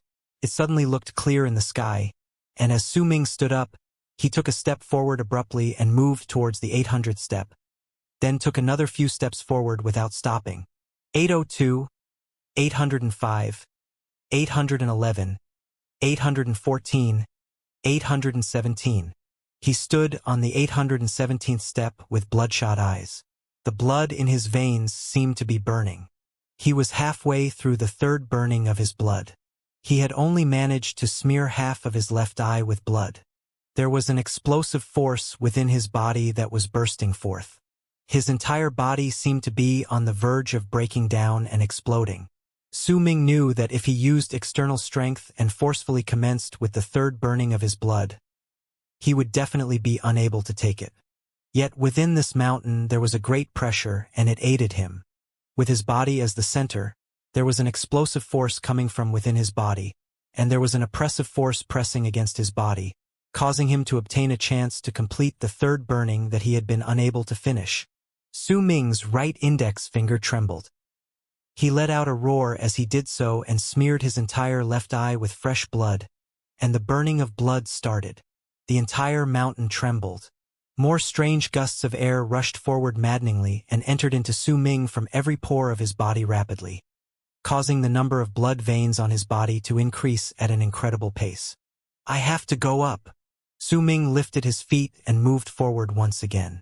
819, 823, 827. When he reached the 839th step, blood-red mist gushed out from his body. But there was only perseverance and determination in his eyes. He did not find the balance he was looking for among all the steps he had taken so far, but Su Ming believed that there must definitely be such a place on the remaining steps. Mo Su. Yi Wang was also in a frenzied state. He was at the 845th step at that moment. When the plate showed that Mo Su took 839th step, how could he not be mad? As the best among his peers, his pride did not allow anyone to surpass him. His dignity insisted that no matter the cost, he had to maintain his position as the most powerful person. Veins popped out on his face and his eyes were completely bloodshot. The aloof and prideful look was no longer on his face, having turned into an expression of fury and vexation. He lifted his right hand in a struggle and roared as he hit his chest. Immediately, a large amount of power surged through his entire body. At the same time, the power traveled through all parts of his flesh and bones, a blood-red mark appearing on his chest. It was a horn, a blood-red horn that belonged to a wild beast. The horn was a picture. It was not bright red but was slightly dark in color. As Yi Wang hit his chest with his palm, the horn immediately glowed with a piercing red light and fused into Yi Wang's body. It caused his entire body to gain new strength. He lifted his legs and rushed forward. 845, 846. And he continued right until he stood on the 861st step. Yi Wang coughed out a mouthful of fresh blood. The red light from the horn picture on his chest also faded away until the color became even dimmer, as if it was about to fade away at any moment. Mo Su, you can be proud now. You are the only one who has managed to force me to activate the Mark of Calamity. The Elder forcefully drew for me with 37 drops of his blood of calamity, so that I could absorb it and improve my chances of arriving at Transcendence Realm exponentially. I did not want to use this power forcefully. This has no benefit for me, and it would be much better if I just absorbed it slowly. Mo Su, you can be proud now. Yi Wang gritted his teeth and lowered his head to look at the plate as he panted. With just one glance, he widened his eyes. Impossible. The number behind Mo Su's name was increasing rapidly. 841, 843, 845, 849. Right before his eyes, Yi Wang saw the number change to 859. There were only 2 steps between them. Yi Wang had forcefully absorbed the blood of calamity. Yet not only did he not widen the distance between them, they had even become this close. However, if he did not make the decision to absorb the blood, then perhaps he would have been overtaken by now. Impossible! There was disbelief and shock in Yi Wang's eyes. He mumbled and lifted his right hand once again. Within that gesture was a hint of ruthlessness and madness as he pressed his palm on the dim picture of the horn on his chest. He coughed out a mouthful of fresh blood, but a blood-red glow that reached the sky burst forth from Yi Wang's entire body. Only the faint outline of his body remained as he was encompassed by the blood-red glow. Mo. Su. The final battle within the top of the mountain commenced with both Su Ming and Yi Wang maddeningly letting out all their strength with force akin to an explosion. Su Ming activated the burning of his blood, while Yi Wang forcefully absorbed his elder's berserker blood. All this was unknown to most of the people gathered in the field under the foot of the mountain. At that moment, as the battle reached its most intense state, the mood among the people within the field also reached its peak. What an intense battle! This is what I call a true intense battle. Yi Wang managed to reach the 861st step from the 845th step, but Mo Su is also chasing close behind him. He actually managed to close up the distance between him and Yi Wang to only 2 steps once he reached the 859th step from the 20 to 30 odd steps between them just now. Just who among them will be number 1? Discussions, roars, and cries of surprise stirred up continuously within the field. The people were filled with excitement and anticipation. At that moment, they had already ignored all the complicated feelings within them. There was only one thought within their minds. They wanted to know who would be the first at the end of the match. Who will be the first? This question also stirred up a storm among the circle formed by the prodigies ranked within the top 50. They were as excited as the people around them. The more they were familiar with Yi Wang and the more knowledge they had towards the terrors of the pressure among the steps in the 800s, the more excited they were. Yi Wang has managed to place first multiple times. This time, can he retain his position? This Mo Su, he's just too strong. He actually managed to push Yi Wang to this state. There are only 2 steps between them now. I thought that Yi Wang would definitely be the most powerful of us all within the region Windstream tribe rules, and no one would be able to compare to him, but now, I know that I've underestimated outsiders. Compared to these people, the leaders from all the other tribes had all stood up and were staring at the eagle statues. Their faces were not just filled with shock, but amazement and astonishment. Just which tribe does this Mo Su belong to? Who is this child? If he can truly surpass Yi Wang, then Windstream's shock will be great. No matter what rank Mo Su obtains, from here on, there won't be anyone who will not know his name. Bei Ling clenched his fists in excitement. There was a roaring sound in his heart. He wanted Mo Su to win. Wu Lei's face was also flushed with excitement. She had already stood up since a long time ago and was staring at the competition between the first and second places. Chun Chong, too, was staring at Mo Su's name with a dumbfounded expression. At that moment, if someone would have told him that before the start of the first stage, Mo Su was among the group of people that went to him and watched him laugh with his friends and walk towards Bai Ling, Chun Chong would have definitely not believed it. Bai Su clenched his fists and stared at the eagle statue. There was anger and maddening jealousy in his eyes. He still believed that Mo Su's glory should have belonged to him. That damn Mo Su stole it away from him. Located far in a corner of the field was Jing Nan. His expression was no longer blank but shocked. He was also taken aback by the sight. He looked at the name on the eagle statue and watched as Yi Wang suddenly rose up the stairs quickly. He could even tell that Yi Wang must have forcefully absorbed his berserker blood. Just where did Su Ming come from? What is his origin? How could he have so much potential? Jing Nan took in a deep breath. He could no longer hide the shock in his eyes. Mo sang, is he truly a prince of the great Yu dynasty? Jing Nan hesitated for a moment before he asked softly. Mo sang smiled faintly, but he did not speak. In truth, he was unable to calm down either. There was already a storm raging in his heart. At the same time within the mountain, the mist was rolling forward and the mountain was trembling. The roars traveling from the top of the mountain were becoming clearer. It was as if there was a message hidden within the roars. Su Ming trembled. There was madness on his face. His right index finger was pressed against his right eye. Half of his right eye was already smeared with blood. The difficulty of the third burning of blood exceeded Su Ming's expectations. He did not expect that he had yet to complete it even though he was here, in this place where there was a great pressure aiding him. The previous 2 burnings could not even begin to compare to this time. It was as if the third burning of blood among the 9 required times was a hurdle, an obstacle in his path.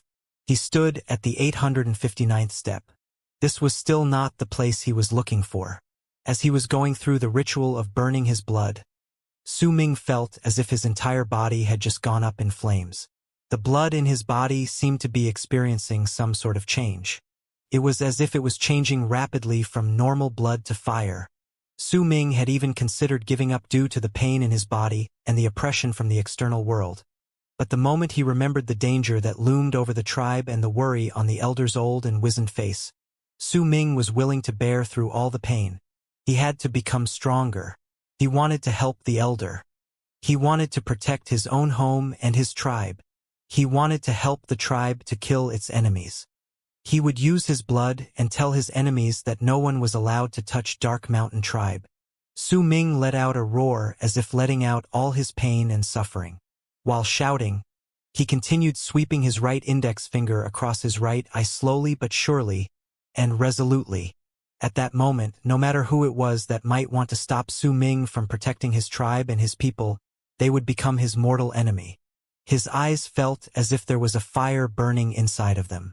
Su Ming lifted his feet and walked forward with reckless steps. He moved from the 859th step to the 860th, 861st, 862nd, 863 RD, right until he reached the 877th step. Blood mist gushed forth once more from his body. He reached his limit, 877. That was his limit. He could not continue any longer. Let mine blood burn. At the moment he reached his limit, Su Ming lifted his head towards the skies and roared. As the roar echoed through the skies, the moon let out the most brilliant ray of light, and without anyone seeing it, it fell from the sky and fused into Su Ming's body. The mountain underneath Su Ming's feet trembled. The mist billowed towards the skies with an intensity that had never happened before. It enveloped the entire area and seemed to be turning into a mysterious shape. It looked like a giant creature, but the shape was vague and could not be clearly seen. As the mountain was filled with tremors, the indescribable strange air erupted forth from the mountain. With Su Ming at the center, it rushed towards him at a rapid pace. The moment it entered his body, Su Ming completely dyed his right eye with the blood from his right index finger. The third burning of blood was completed. A loud boom resonated through Su Ming's body. All the blood veins in his body appeared, and the number began increasing by a large margin. As they manifested one by one, the strong presence within Su Ming's body became stronger. It was almost within an instant that the blood veins on Su Ming's body increased to 109. A thunderous roar rang within his body, and he broke through the 5th level of the blood solidification realm and reached the 6th level. The 6th level of the blood solidification realm. The blood veins were still increasing. As they manifested one by one, Su Ming lifted his feet and walked towards the 878th step with one swift moment. The instant his feet landed, the entire mountain trembled once more. The strange air continuously entered his body, and Su Ming went to the 879th step, continuing onwards. 883, 885, 889. When he reached the 899th step, the blood veins on Su Ming's body increased to 156. It was as if all the qi within his body had turned into flames, like there was a fire within him strong enough to burn the sky and the earth. Yet within his eyes, the shadow of the blood-red moon gradually disappeared and was hidden away. It was as if, after the third burning of blood, the moon in his eyes reverted inwards and no longer revealed traces outward. Only now could Su Ming be considered to have mastered a little bit of the fire berserker art. He lifted his feet and moved towards the 900th step. He stood there and looked forward. From his location, he could see the statue of a beast crouching at the top of the mountain not too far away. An indefinable feeling filled Su Ming's entire being. The statue of the beast looked like a tiger, but there was a huge pair of wings on its back. It was as if it was struggling to fly up, but was pinned down by numerous chains. He could sense an incredible grudge and a faint hint of bleakness from it. He looked at the statue and felt as if the statue was also looking at him. The man and the beast seemed to be staring at each other quietly while standing at the top of the mountain with nearly 100 steps between them. After a long time, Su Ming closed his eyes. He could sense a familiar presence from the statue of the beast. That presence belonged to the fire berserker. That was a statue of a mythical beast from fire berserker tribe. When he closed his eyes, Su Ming also found the spot he had been looking for. The 900th step was the 7th spot with the balance pressure. He stood there. There were 156 blood veins on his body. They were quickly circulating with each heartbeat. As dawn was about to end and daylight about to arrive, Su Ming began the final refining of his body. Yuwang's hair was a mess. His face was filled with incredible madness. He would pound against his chest without hesitation before he even walking 10 steps. The picture of the horn became fainter just as the red glow on his body became fainter. He walked forward without caring about the consequences. His pride and his dignity would not allow him to lose. 881, 882, 897, 899. Yuwang pounded against his chest with his right hand. The picture of the horn dissipated with a loud sound. Once it completely disappeared, it turned into a final surge of energy that filled Yuwang's entire body, caused Yuwang to roar and move towards the 900th step, then continue onward until he reached the 905th step. The moment he reached it, Yuwang coughed out a mouthful of fresh blood and slowly collapsed. The plate in his hands fell out. The moment it left his body, it turned into a gust of black mist that surrounded Yuwang and disappeared from the mountain. There was only Su Ming left on the mountain. There was dead silence on the mountain. The field was also similarly silent. When Yuwang appeared in the field, he was unconscious. As Jingnan watched with a dark expression, some people automatically went forward and carried Yuwang quickly to a corner to help him recover. There was only one name that had yet to turn gray on the 9 eagle statues. Second, Mo Su, 900 steps. Everyone waited. There were no longer any conversations in the field. At that moment, all the people within the field were breathing heavily as they watched the only name that had yet to turn gray on the 9 eagle statues. Mo Su was only 5 steps away from first place. At that moment, Yuwang, who was placed first, gradually opened his eyes under the help of Hai and the others. There were still some traces of red in his eyes as he stared at the ranking on the eagle statue nearby with a complicated look on his face. By his side, Hai lowered his head, seemingly talking to Yuwang. But Yuwang ignored him as if he did not hear a word. He simply stared at the ranks on the eagle statue. Hai frowned and sighed before he turned away and left. I am Yuwang. I won't lose. But I won't use any underhanded tricks to win. Yuwang clenched his fists. At that moment, he was no longer the prideful strongest youth, but a normal tribe member who gave it his all and arrived at the 905th step, forced to retreat due to a sustained injury. The anxiety he felt was much stronger than of anyone else's within the field. Even so, he still had his pride and dignity. Hai's suggestion was a form of humiliation to him. Amidst the silence, the sounds of breathing among the people became even clearer. It was especially so for those who treated Mo Su as an entertainment in the beginning. At that moment, their minds were blank, and there was only disbelief and shock left. They had just witnessed a miracle. They saw a person rising up with their own eyes. They saw something so insane it reduced them to a state of awe. Never had there been a person who managed to reach the top from the last place. Never had there been a person who surpassed Wuxian, Bai Su, and Chen Chong, much less pushed Yi Wang until he was injured, forcing him to leave Windstream Tribe Competition's first stage.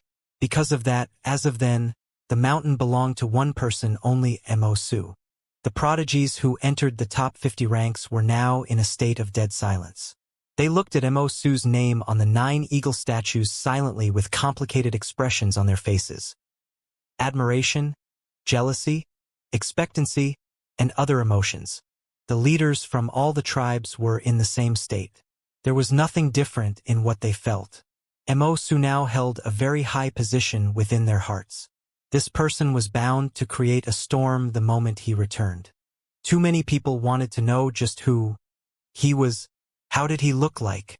Yet due to Su Ming's incredibly unassuming looks, it was rare that anyone would have taken note of his existence before the test.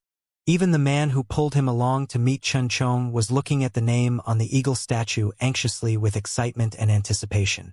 Only an old man with a sharp mouth and cheeks of a monkey stood in the crowd with a shocked expression.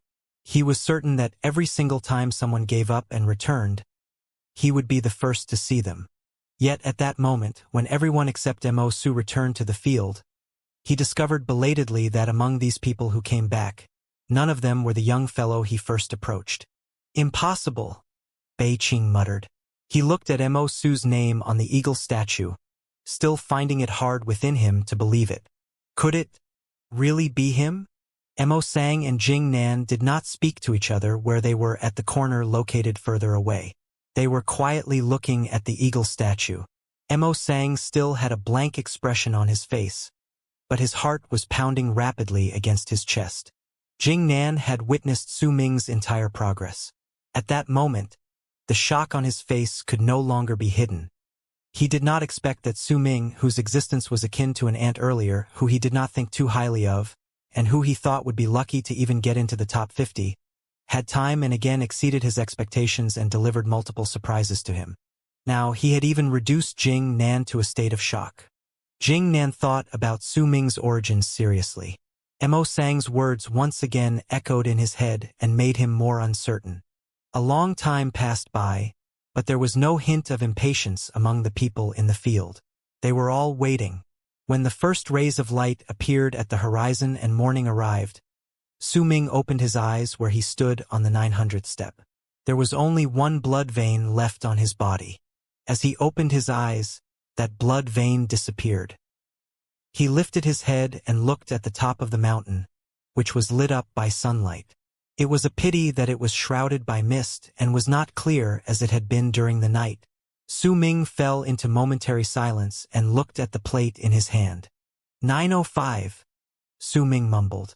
Since I'm already here, I might as well compete against him. Su Ming lifted his head. His eyes were filled with determination. He took a deep breath of the refreshing air during the morning and moved his feet towards the 901st step. But it was already morning and there was no longer any moonlight. Su Ming felt the pressure falling upon him. Yet he was fortunate that the pressure had lessened greatly because it was day. He felt almost the same as he did when it was midnight. Yet even so, he was already at the 900s. He was already very near the summit. The force of the pressure here was enough to crush a person alive. One step in this place was akin to several dozens and even hundreds of steps at the lower parts of the stairs. The instant Su Ming's right foot landed, his entire body trembled. All 156 blood veins manifested on his body and surrounded him to resist against the maddening pressure coming towards him. Su Ming moved. The moment he moved, the people down in the field who had been waiting silently for a long period of time seemed to have finally found an outlet for their thoughts. The moment Su Ming moved, all their long stifled emotions were let out. 901. He's at 901. Numerous pairs of eyes were focused on the only name that was not gray on the 9 eagle statues. At that moment, they had forgotten everything, and in their eyes, in their heads, the only thing left was the one name that had yet to dim. Chen Chong trembled and took in a sharp breath. He stared at the ranking. This scene was definitely the climax of the test. It was in fact much more intense and exciting than of any other previous times the test was held. He did not want to miss even a single moment of it. Su clenched his fists. The cold glare in his eyes became thicker with hints of jealousy. Hidden within that seemed to have turned into a strong killing intent filled with resentment. The other person who had similar killing intent was the tribe leader from Black Mountain Tribe. He stared at Su's name on the eagle statue with such a cold expression it was like ice that would never melt. 902. The moment the number behind Su's name turned into 902, all the hearts of the people watching in the field jumped. It was as if with each step Su Ming took, he was not just stepping on the stairs on the mountain, but he was also stomping on all the hearts of the people gathered down below. This was a rare sight. This alone meant that right then, Su Ming was regarded with great importance by the people. It was clear that each and every one of his actions could stir up their emotions. In the past, this was Yi Wang's glory and pride alone. Yet now, Yi Wang had turned into a bystander. He sat at a distance not too far away as he watched the changes in the number of steps Su Ming took, his heart lurching with each step taken. This sort of feeling was foreign to him, and it was an emotion that was carved deep into his bones. 903. He's at 903. There are only 2 steps left before he ties with Yi Wang. With 3 steps, he'll surpass Yi Wang and place first. Can he become first? The pupils of the old woman from Dark Dragon Tribe shrank as her breathing became rapid. Bai Ling, who was by her side, was no longer daydreaming, but had her head lifted as she looked at Su's name. Her brows were slightly crinkled. Shan Hen was still sitting quietly at the place where Dark Mountain Tribe was gathered. He may still be sitting, but there was a strange glint within his narrowed eyes. Bai Ling was in a state of excitement. With his current status within Dark Mountain Tribe, he would not have revealed such an expression so easily and had to make sure that he was always aloof. But at that moment, he could no longer suppress his excitement. He had even envisioned himself as Su. That sort of thrill he felt as Su surpassed the prodigy of Windstream Tribe was so thrilling it made him clench his fists. Ula was even more excited than he was. Her face was completely red as she stood there with her heart pounding rapidly against her chest. She wanted to just jump up and tell Su to walk faster. Lei Chun had already given up on wondering whether Su was Su Ming. There were just too many uncertainties to it. 903. Su is at 903. Ula was after all still just a girl. At that moment, she was pointing at the name on the eagle statue excitedly. There was a flash of exhilaration in her eyes. There was even a strange emotion hidden faintly under that layer of excitement. An even stronger commotion stirred up within the field. While buzzing sounds echoed around, Yi Wang sat there with his legs crossed. His eyes were once again bloodshot. He clenched his fists tightly. It was difficult to use words to express the array of emotions within his heart at that moment. He was once the best among all. He once stood at the top and held all the attention and anticipation from the people in the field. Yet now, he had become one of the bystanders. That sort of change was difficult for him to accept. Even the cries of surprise and shock were like a knife stabbing and twisting into his chest, causing him great pain. Su Ming stood at the 903rd step. He may have been standing straight, but his body was trembling as if he was about to fall at any moment. Despite it being daytime, the pressure in the 900s was still unimaginably great. He only took 3 steps forward, but Su Ming felt as if he had reached his limit. There was pain traveling through his entire body, and it was no longer pain that could be resisted by using the blood veins as a shield. There were moaning sounds echoing around his ears, and those sounds came from his bones, telling that they could no longer bear with the pressure. As he stood there, Su Ming panted harshly. His heart pounded as if it was about to break, and each heartbeat turned into a sharp pain that turned his face pale. There were only 2 more steps till 905. There was no way he could rest here. Due to the presence of the pressure, even if he were to rest, it would be hard for him to circulate the qi in his body. Su Ming trembled. He lifted his right foot and placed it on the 904th step. The moment his foot landed, a thunderous roar arose from his entire body. Su Ming coughed out a mouthful of fresh blood and his body seemed to fall, but he bore with it until he stood straight. Then he moved his left foot towards the 904th step. His entire body felt weak. It was as if the entire mountain was pressing against his body. His vision swirled. 904. The moment Su Ming landed on the 904th step, all the hearts of the people gathered in the field jolted at the same time. A complicated look settled on Jing Nan's face. He looked at Mo Su's name on the eagle statue silently. By his side, Mo Sang also kept quiet. At a further corner, Yi Wang's heart was pounding. He wanted to continue sitting, but his body had instinctively stood up as he stared intently at Mo Su's name on the eagle statue. He did not spare his attention to anything else. In fact, no one had paid attention to him when he stood up. At that moment, everyone's gazes were on the eagle statues and Mo Su's name. Anxiety, restraint, and silence formed a strange sort of force that covered the entire field like a layer of pressure that turned the place into what could only be called the true quiet. They were waiting for Su Ming to move one more step until he reached the 905th step. Yet even after a long while, the number behind Mo Su did not change. However, all the people continued waiting. No one spoke, neither did anyone discuss among themselves. Even the sounds of their breathing had weakened. After a while, the number behind Mo Su suddenly changed. The number turned from 904 to 905. The moment the change happened, the entire field erupted in an explosion of sound that shook the surroundings. 905. He tied with Yi Wang. Mo Su. Mo Su. Mo Su. Yi Wang was pale. It was as if there was a great force that knocked into him, causing him to stagger backwards 2 steps. His eyes gradually became blank, and there was a wan smile on his lips. At the same time, the moment Su Ming arrived at the 905th step, his face also turned into a similar shade of white as Yi Wang's. He wanted to take another step forward, but he did not have the strength to do so. He turned around and looked at the mist-covered summit. Su Ming panted harshly, but his eyes were bright. He may not have arrived at the top of the mountain, but at that moment, there was no doubt that he stood at the top. Gradually, Su Ming lifted his head and looked at the sky, which seemed to be within reach, and raised his right hand slowly. He could not touch it. Yet as he closed his eyes, he had the impression that he had closed the distance between himself and the sky. Among all those living on the land, who will be able to see the end of the horizon?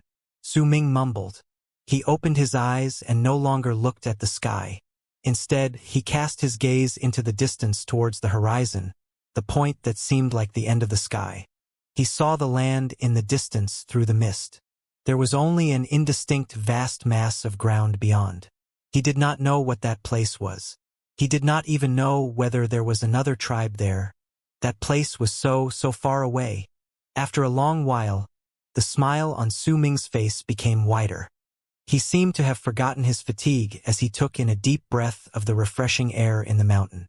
I don't know whether I can reach Transcendence Realm.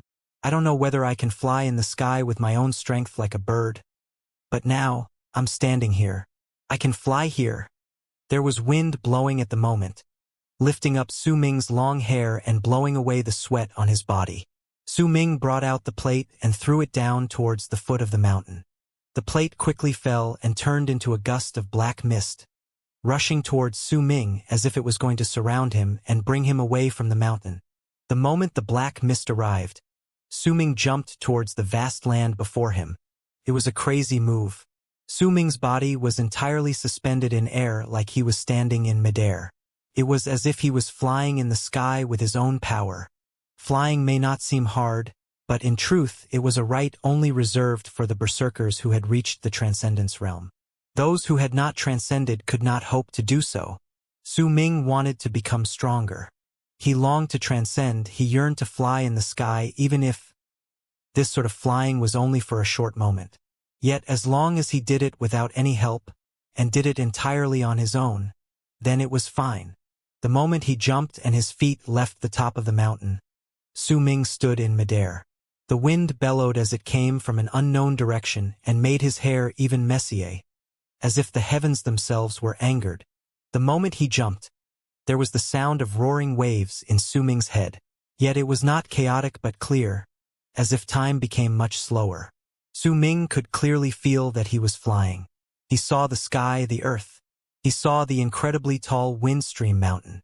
He saw the mythical creature from the Fire Berserker tribe on the summit. The beast seemed to be looking at him. Besides all these, Su Ming also saw the field on the land that was sealed outside the mountain. He saw all the people gathered on the field. When the black mist came forth and enveloped his body, it turned into a long black misted arc that sped out of the mountain at an extremely fast pace. When the space in the air twisted, it rushed out of the sealed Windstream mountain. When Mo-Su's name turned gray on the 9 eagle statues on the field, and the space in the air twisted, a gust of black mist whistled by and landed on the center of the field. At that moment, all the gazes from the people in the field gathered towards the spot. Wu Sun had already stood up a long time ago and stared at the black mist that appeared. He watched as the black mist scattered away and revealed the faint outline of a person within it. Chun Chong was also staring intently at the shape of the person as he gradually became clearer in the mist. He wanted to know just who Mo-Su was. Bai Su was doing the same thing. The killing intent in his eyes was incredibly thick. He did not even bother trying to hide it. He clenched his fists as he stared at the figure in the mist. They were not the only ones doing so. At that moment, everyone in the field was doing the same thing. The hundreds of people from different tribes, who had been paying attention to the event for the past 2 days, were filled with respect as they all looked at the person who was slowly walking out from the mist. Besides the bystanders, the ones who paid even more attention towards Mo-Su were the people who took part in the first test together with Mo-Su. No matter what rank they obtained, they were all holding their breaths while looking at him. The old woman from Dark Dragon Tribe was watching the figure of the person in the mist with bright eyes. She wanted to know how that person looked like and which tribe he belonged to. Si Kong also looked over anxiously.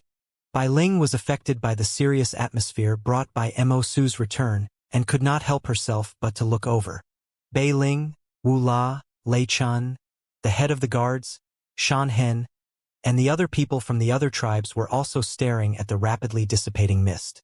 Yi Wang took in a deep breath, which seemed to somewhat quell the complicated feelings in his heart. He stared at the person who walked out of the mist. All the people's eyes were focused upon one person.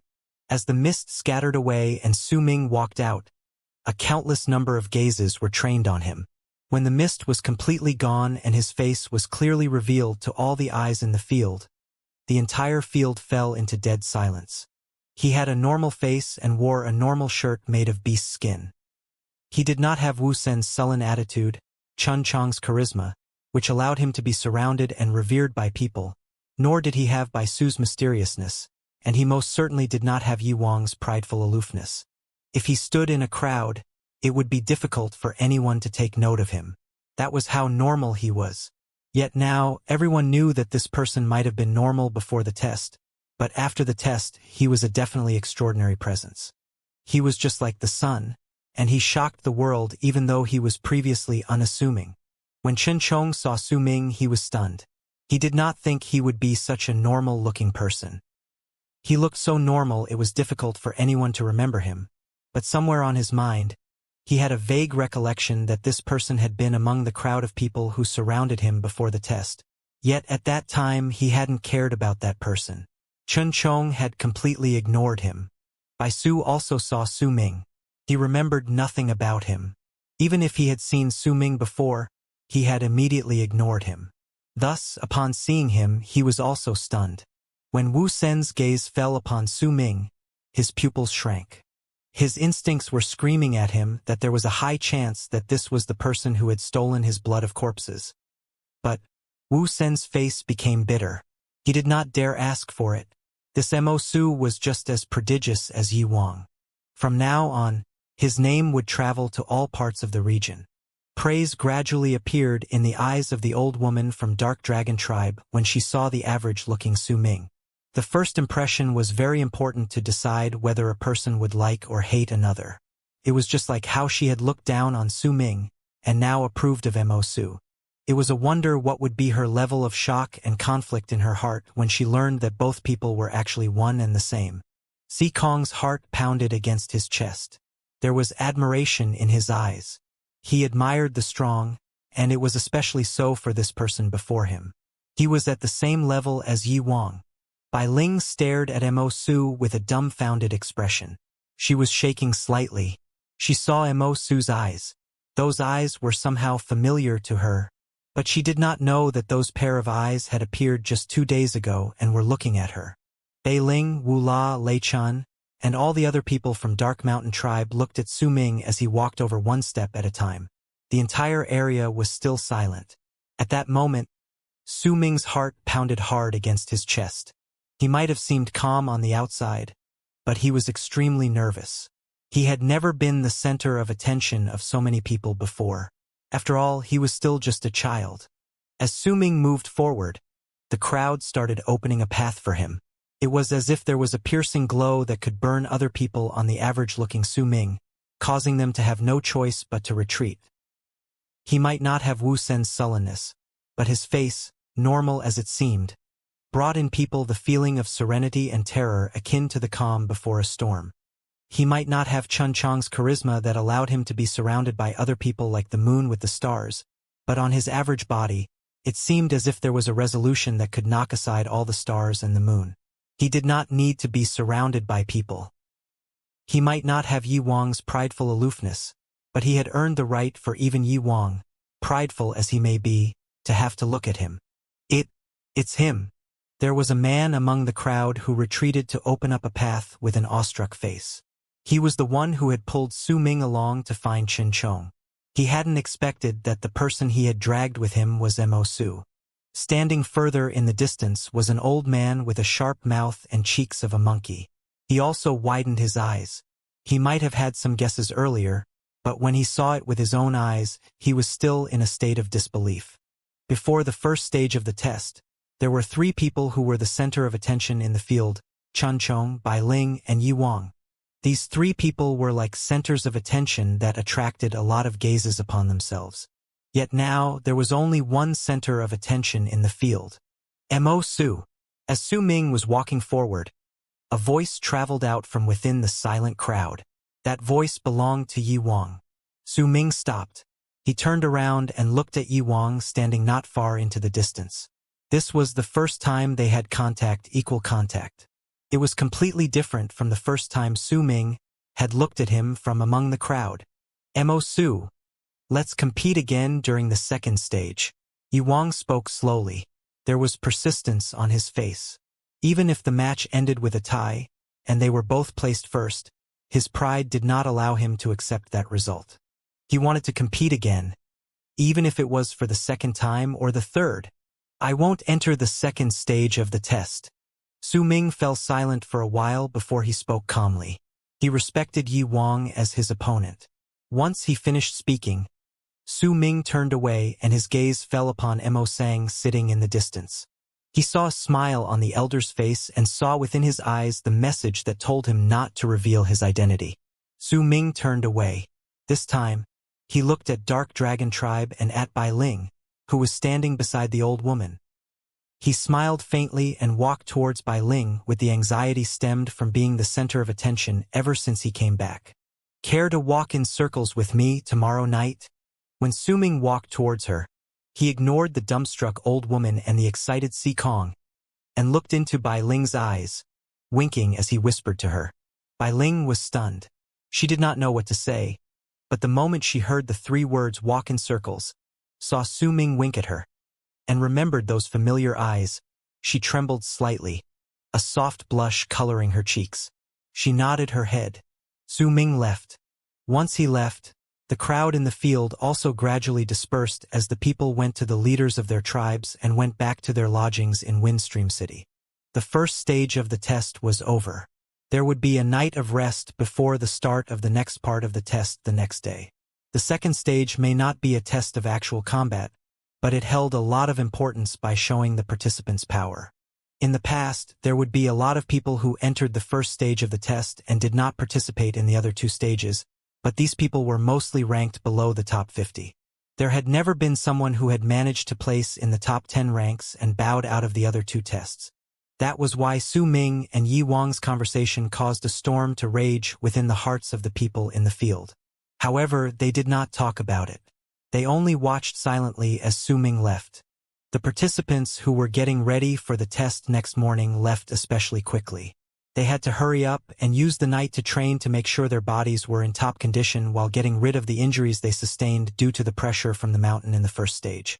The injuries sustained by Chun Chong and the others were not light because they had forcefully moved forward during the first stage of the test. They would require help from the powerful berserkers from their tribes to be able to recover by next morning. Even Windstream Tribe's elder, Jing Nan, did not waste time loitering in the field. Yi Wang's forceful absorption of his berserker blood would have left behind a lot of problems. He would have to go and help him soothe his qi. When Su Ming came, it was Hai who had brought him. It was the same when he left. Hai seemed to be conflicted, and he hesitated as if about to say something, but he remained silent in the end. He swung his sleeve and brought Su Ming away from the place towards Windstream City in a whistle of wind. As the crowd gradually diminished, the field became more deserted. Mo Sang stood in the field with a smile as he spoke to Jing Nan, who was standing by his side, about something. Jing Nan's face was no longer gloomy. He was frowning instead.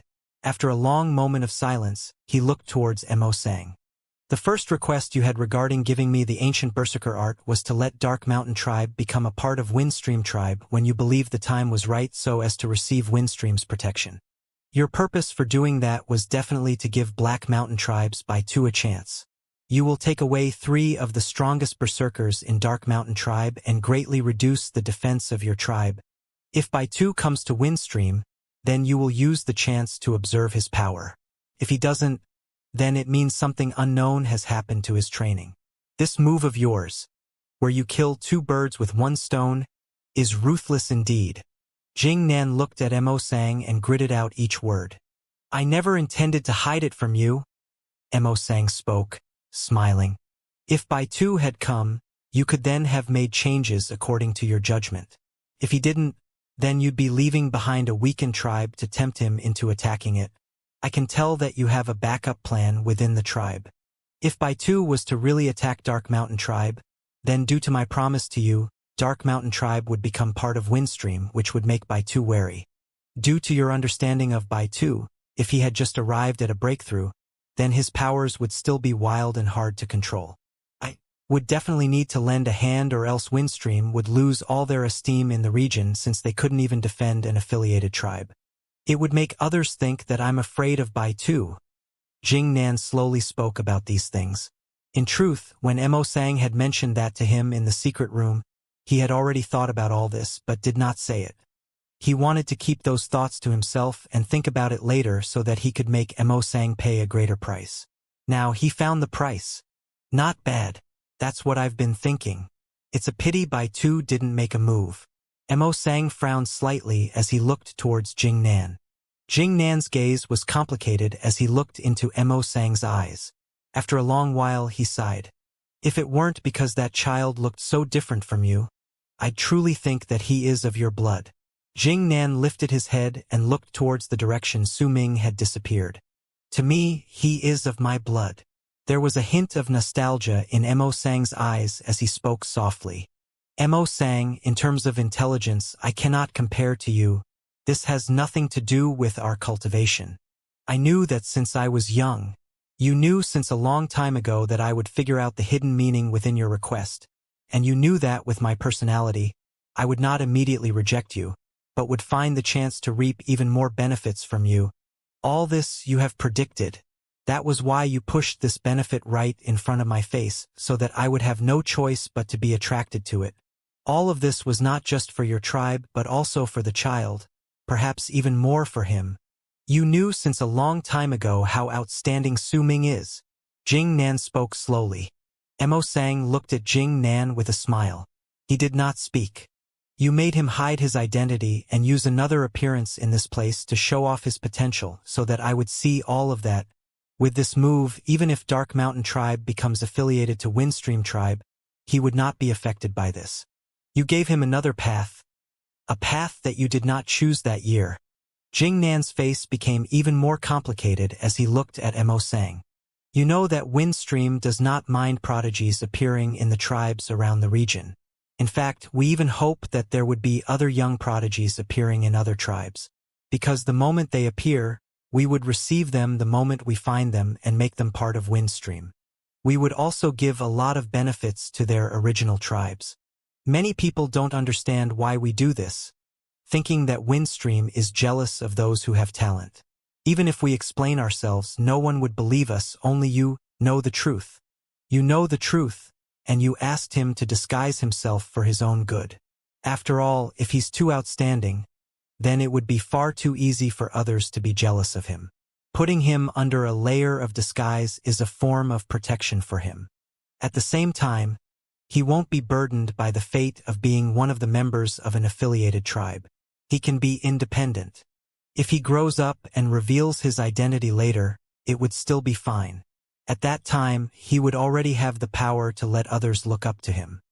He could also protect Dark Mountain Tribe by then, which would have already become an affiliated tribe. Jingnan looked at the few people left on the field while speaking slowly. You made it. I like this child. Let him stay in Windstream. I'll offer him the same help as I gave Yi Wang, just like what I promised before. Between him and Yi Wang, whoever reaches the Transcendence Realm first will become the Berserker's son of Windstream. Even if he reaches the Transcendence Realm later than Yi Wang, with his potential, I will still make him as brilliant as the blazing sun. He will develop Windstream together with Yi Wang. As for Dark Mountain Tribe, once the test ends, come to Windstream. I too won't dare to stop you. If he makes a move, I will let him know the difference between us, even though we are both in the initial stages of the Transcendence Realm. As Jingnan spoke, he raised his right hand towards Mo Sang and waved it. In an instant, a small bottle sped towards Mo Sang. There are 3 drops of Berserker blood in there. Treat the extra drop as a present for Su Ming. Jingnan looked at Mo Sang deeply and turned away, taking a step towards the air. He had to help soothe Yi Wang's qi tonight. Mo Sang watched Jingnan leave, then looked at the small bottle containing the 3 drops of Berserker blood. His eyes were filled with contemplation. Jingnan was right in many regards, but there was one thing he was wrong about. Mo Sang did not expect that Su Ming would be able to obtain such a rank. His original plan had been to use Su Ming's mysterious identity to make Jing Nan suspicious. Then he would pay up an incredibly great price for Jing Nan to agree to let Su Ming stay in Windstream. After all, he understood that Windstream tribe was incredibly resolute towards getting out of this place and becoming stronger. It would not give up any chance to do so, even if it was just a guess. But Mo Sang did not expect Su Ming to be able to obtain this rank. With things this way, the tables for his negotiation with Jingnan had immediately turned, and now Mo Sang held the reins instead of being forced to go with the tide. It was just a small change, yet the difference in the end results was so great. Perhaps this time, the catastrophe looming over Dark Mountain Tribe can actually be solved. A bright flash flickered in Mo Sang's eyes, and he went towards the people from Dark Mountain Tribe waiting for him in the distance. In the air outside of the vicinity of Windstream Mountain, Hai was speeding away with Su Ming back to the Mudstone City. They did not say one word to each other while they were in the air.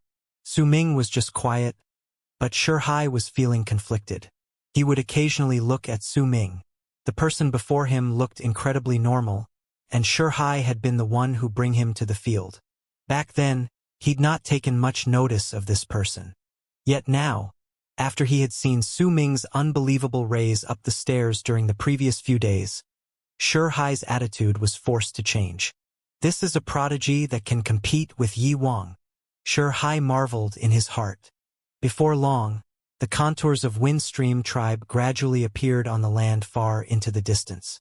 As the giant Mudstone City gradually appeared before their eyes, Su Ming suddenly spoke. He spoke as the gust was blowing fiercely against his face. His voice seemed to be about ready to be scattered away into the wind, but each word and syllable still reached Hai's ears clearly. Senior, I have something I don't understand. You have yet to transcend. How is it that you're able to fly in the sky? If it was before, Hai would have definitely ignored him, as if he had not heard him. Yet now, after a moment of hesitation, he opened his mouth and began his explanation slowly. The flight after reaching transcendence is different from mine. The reason I can fly is due to my berserker vessel. A part of it is also because of my berserker mark, which has yet to solidify. My berserker mark is of the clouds. As Hai spoke, a faint picture of a cloud appeared in the center of his brows. To be exact, a berserker who has reached the transcendence realm can walk in the air with his own power. As for me, I can only float. It may seem the same, but the basic principle behind it is very different. Hai explained in detail. Su Ming's eyes were contemplative. He asked a few more questions. As they continued talking, they returned to the Mudstone City. When Hai let Su Ming on the ground, there was a smile on his face. He nodded his head towards Su Ming, then left after turning into a cloud. The gigantic field at the foot of Windstream Mountain was now deserted. The only living beings there were the 8 people sitting on top of 8 of the 9 eagle statues. They were powerful berserkers from Windstream tribe. Before long, Hai returned and sat down cross-legged on the 9th eagle statue.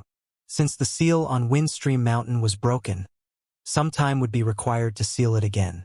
The 9 of them protected this place until the seal was complete, and they could leave. That had been the case since before. Yet this year there was something unusual. In the deserted field, a person in black had appeared some time ago. That person was wearing a black robe that hid his entire body. It was the mysterious man who had appeared at Black Mountain Tribe. He stood there, but for some reason, Hai and the other 8 people did not notice him. They didn't know when the mysterious man had appeared, nor did they know of his existence. Even if they had opened their eyes, they would have only seen an empty space before them. The Great Bird, one of the 4 great mythical creatures of the Fire Berserker tribe, they were killed that year by the god of Berserkeress. I didn't expect that there would be a fragment of its soul here. If the elder from Black Mountain Tribe hadn't told me, I would have missed it. Oh well, he might have told me this because of personal reasons, but since I saw the beast, then I'll definitely satisfy his request. There are just 2 people who have reached the initial stage of the Transcendence Realm. They're not enough for me to spare any of my attention here yet. I've heard about Windstream Tribe, located at the edges of the Western region's alliance borders. I heard that they were once a weak branch from the great tribe of Meowman Superscript 1. The mysterious man mumbled and moved forward step by step towards Windstream Mountain, which was in a state of being sealed off once again. Su Ming returned to the lodgings of Dark Mountain Tribe within Windstream City. His face had long since returned to normal, and he looked like the frail, clean, and handsome youth once more. He wore a simple beast skin shirt and sat down within the lodgings of Dark Mountain Tribe. There was excitement and anxiety within his eyes. All that had happened during the first stage of the test was like a dream to him. It was as if the person who did it was not him, but someone else. It was especially so when he had returned to the field and become the center of attention. It made his heart pound even more quickly. When he remembered talking to Bai Ling right before Sikong and the old woman, Su Ming felt proud of himself. He took in a deep breath and finally managed to quell the excitement within his heart. He closed his eyes and felt the vast amount of qi in his body. The power that erupted from all 160 blood veins filled Su Ming with confidence. His blood veins had increased during the final moment by 4. They had increased from 156 to 160. I'm now at the 6th level of the blood solidification realm. There's not much of a difference between this and the required 245 blood veins for the 7th level of the blood solidification realm. Su Ming mumbled, and there was a strange glow in his eyes. I can start training the dark blood dust. I'll have to wait a bit longer for the powerful execution of the 3 evils, though. Su Ming sat down with a focused gaze as he recalled everything that had happened during the first stage of the test. A smile gradually appeared on the corner of his lips. More importantly, I've mastered fine control. If my mind moves, my qi will move. If my mind doesn't move, then my qi will be hidden. With this, I won't waste a single shred of qi. When my battle power increases, my speed will also increase to another level. Su Ming took in a deep breath as his spirits were lifted up. With the blood scales, the me now should be able to somehow help the elder protect the tribe and my tribe members. I can fight for the tribe. He clenched his fists with a resolute gaze. It's a pity my powers aren't great enough right now. I only have 160 blood veins. If I could increase them further, that would be great. Su Ming frowned. After a moment of silence, a bright light flashed in his eyes. I have to buy a large amount of herbs and create more mountain spirit. But, ha! Su Ming's eyes darkened. His pockets were empty. He did not have any money to buy anything. Right now, the tribe is faced with a great danger. It would need a lot of stone coins. I can't add more stress for the elder. I have to think. How can I get a huge amount of money? He scratched his head. While he was thinking, his ears twitched. He heard Wu La's excited voice coming from outside the house. Su Ming stood up and opened the front door. From there, he saw Bei Ling, Wu La, Lei Chun, and behind them the elder, the head of the guards, and Shan Hen walking back.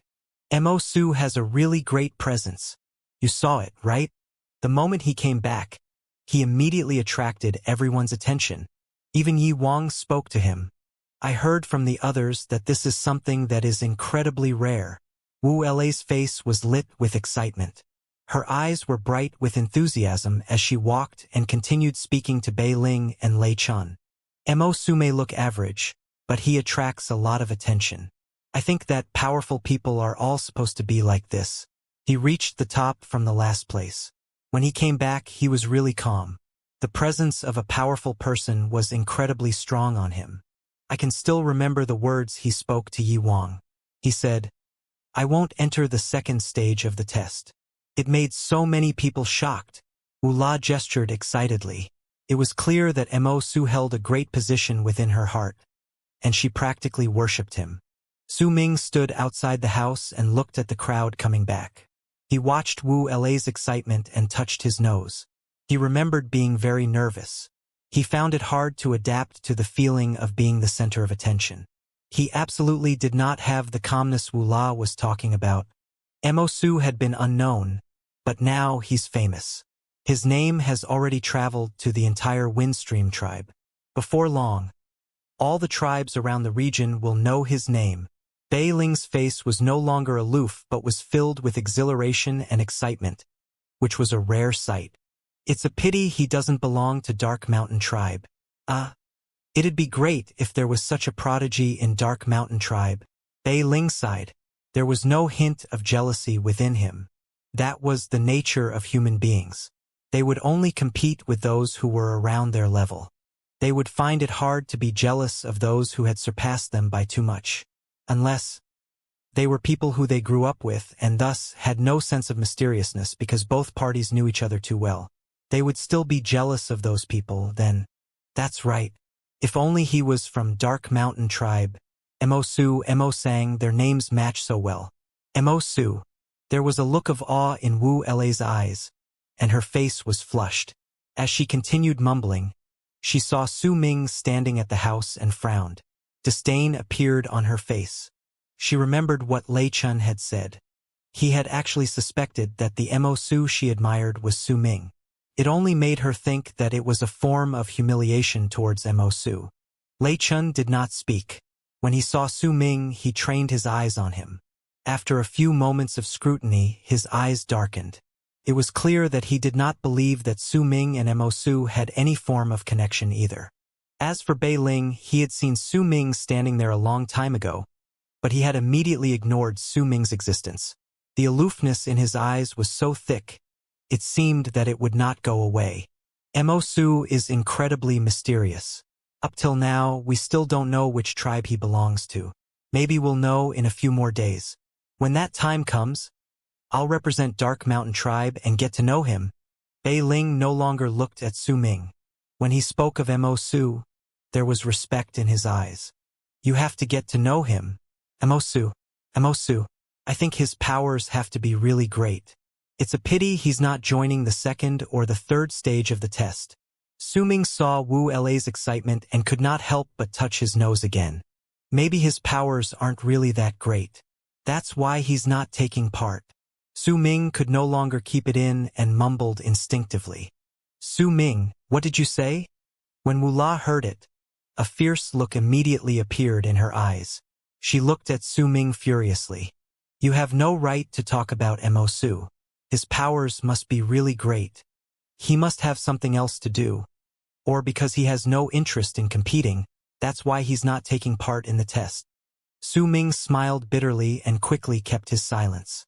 When he saw how furious Wu La looked, he had no idea whether he should happy or feel helpless. Su Ming, you can say all that here, saying this most likely because you heard from somewhere else about Mo Su. But I'm warning you, once you leave the lodgings, you are not allowed to say anything of the kind. This will only bring trouble to the tribe.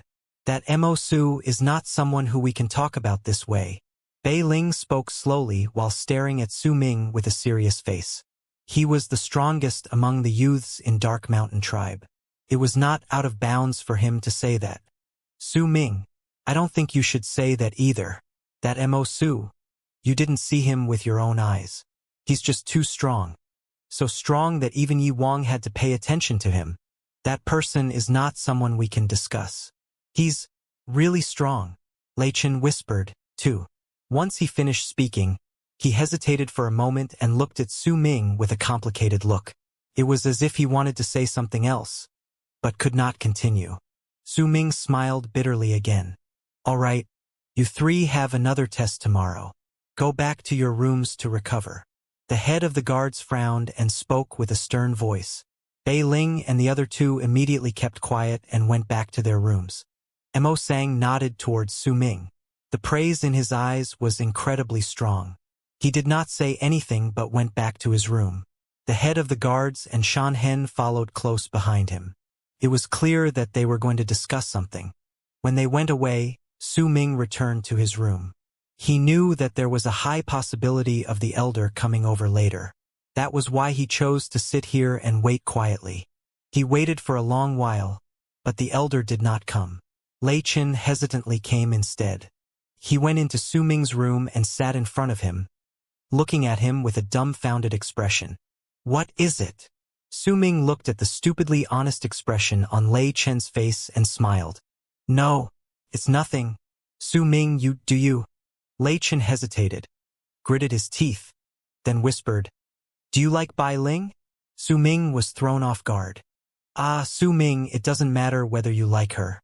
This is a friendly advice. Give up. I'm wondering though, is Bai Ling really that beautiful? She's not as pretty as Bai Fong. Lei Chen mumbled, and there was a questioning look on his face.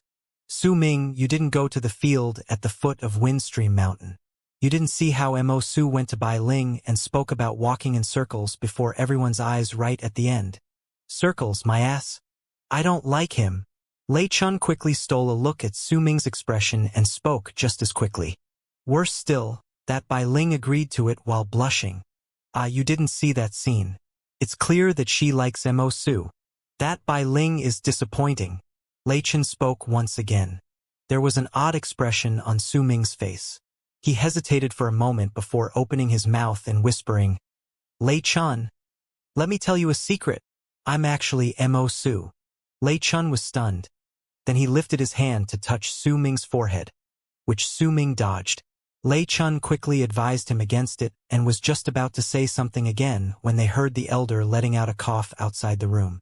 Lei Chun quickly stood up. The door to the room was opened, and the elder smiled as he entered. Without even needing a word from the elder, Lei Chun quickly left. He stole a look at Su Ming, then left the room.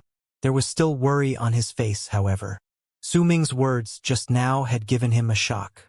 He thought Su Ming was too upset, that was why he said those words. When Lei Chen left, there was only the elder and Su Ming left in the room. When he saw the elder entering the room, Su Ming quickly stood up. He was feeling very nervous. He did not know whether his actions during the first stage of the test were right in the elder's eyes. While he was feeling nervous, a smile appeared on the elder's face. He sat in front of Su Ming and looked at the frail-looking youth before him.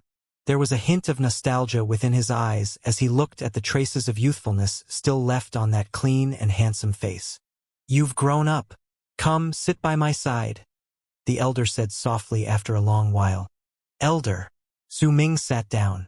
The wrinkles on the elder's face seemed to have increased. The traces left behind by time seemed to reveal a person that had experienced a lot in life. You did well during the first stage of the test. The elder patted Su Ming's head before he took out a small bottle and handed it to Su Ming. There are 3 drops of berserker blood belonging to a berserker of the transcendence realm in the bottle. Keep it close to you. When the time is right, it will be of great help to you. That is about as much as I can help. The elder looked at Su Ming, and there was a look in his eyes that Su Ming could not understand due to his young age. The method to absorb the berserker blood of the transcended realm is easy. Cast the dark blood dust and change the berserker blood into blood mist, surrounding your body while you slowly absorb it. Use it to nurture your blood veins. You can only absorb 1 drop each time, however, don't be greedy. You have to do this slowly or else you'll harm your own body. The elder warned him seriously. Su Ming looked at the elder. He did not know why, but he had a hunch that something he would not like was about to happen. The look on the elder's face and his words only made him further not understand the meaning behind the elder's words. Elder, you. Su Ming took the bottle, the berserker blood, instinctively. Just as he was about to say something, he saw the elder smiling and shaking his head. He looked at Su Ming kindly. Don't worry. It's not impossible to solve the danger the tribe faces. I've already spoke with the elder from Windstream tribe. There shouldn't be anything going wrong at this point. What you need to do now is to train properly. If the day comes and you reach Transcendence Realm, if you can leave this place and go explore the world outside, you have to remember to go to Berserker's Realm Mountain, the elder said slowly. What is Berserker's Realm Mountain? Su Ming was stunned. He had a feeling that this was connected to his birth. Yet when the elder suddenly spoke of it, the bad feeling in his heart grew stronger until it turned into a wave of uneasiness and anxiety so strong it replaced the shock and uncertainty that he should be feeling. It's in your heart, the elder said, looking at Su Ming. He was stunned for a moment, and there was a questioning look on his face. All right, just remember that. Let's not talk about this anymore. I've already spoken with the elder of Windstream tribe. You'll be staying in Windstream tribe as Mo-Su from now on. The elder of Windstream tribe will be helping and guiding you together with Yi Wang. This will be a great help to you, and his help will far exceed the amount of help I can give you.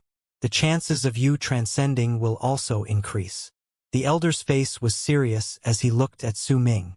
When he saw hesitation on Su Ming's face and that he was about to speak, he became stern. But, elder, I don't want to stay in Windstream tribe. The elder's words were too sudden, causing Su Ming to be completely unprepared for it. He did not expect it. If he knew from the start that such a change would happen due to the results of the first stage of the test, then he would have definitely not gotten such a high ranking.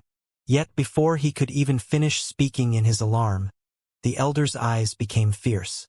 Su Ming, I've already decided on this. You must stay here from now on. The elder spoke sternly.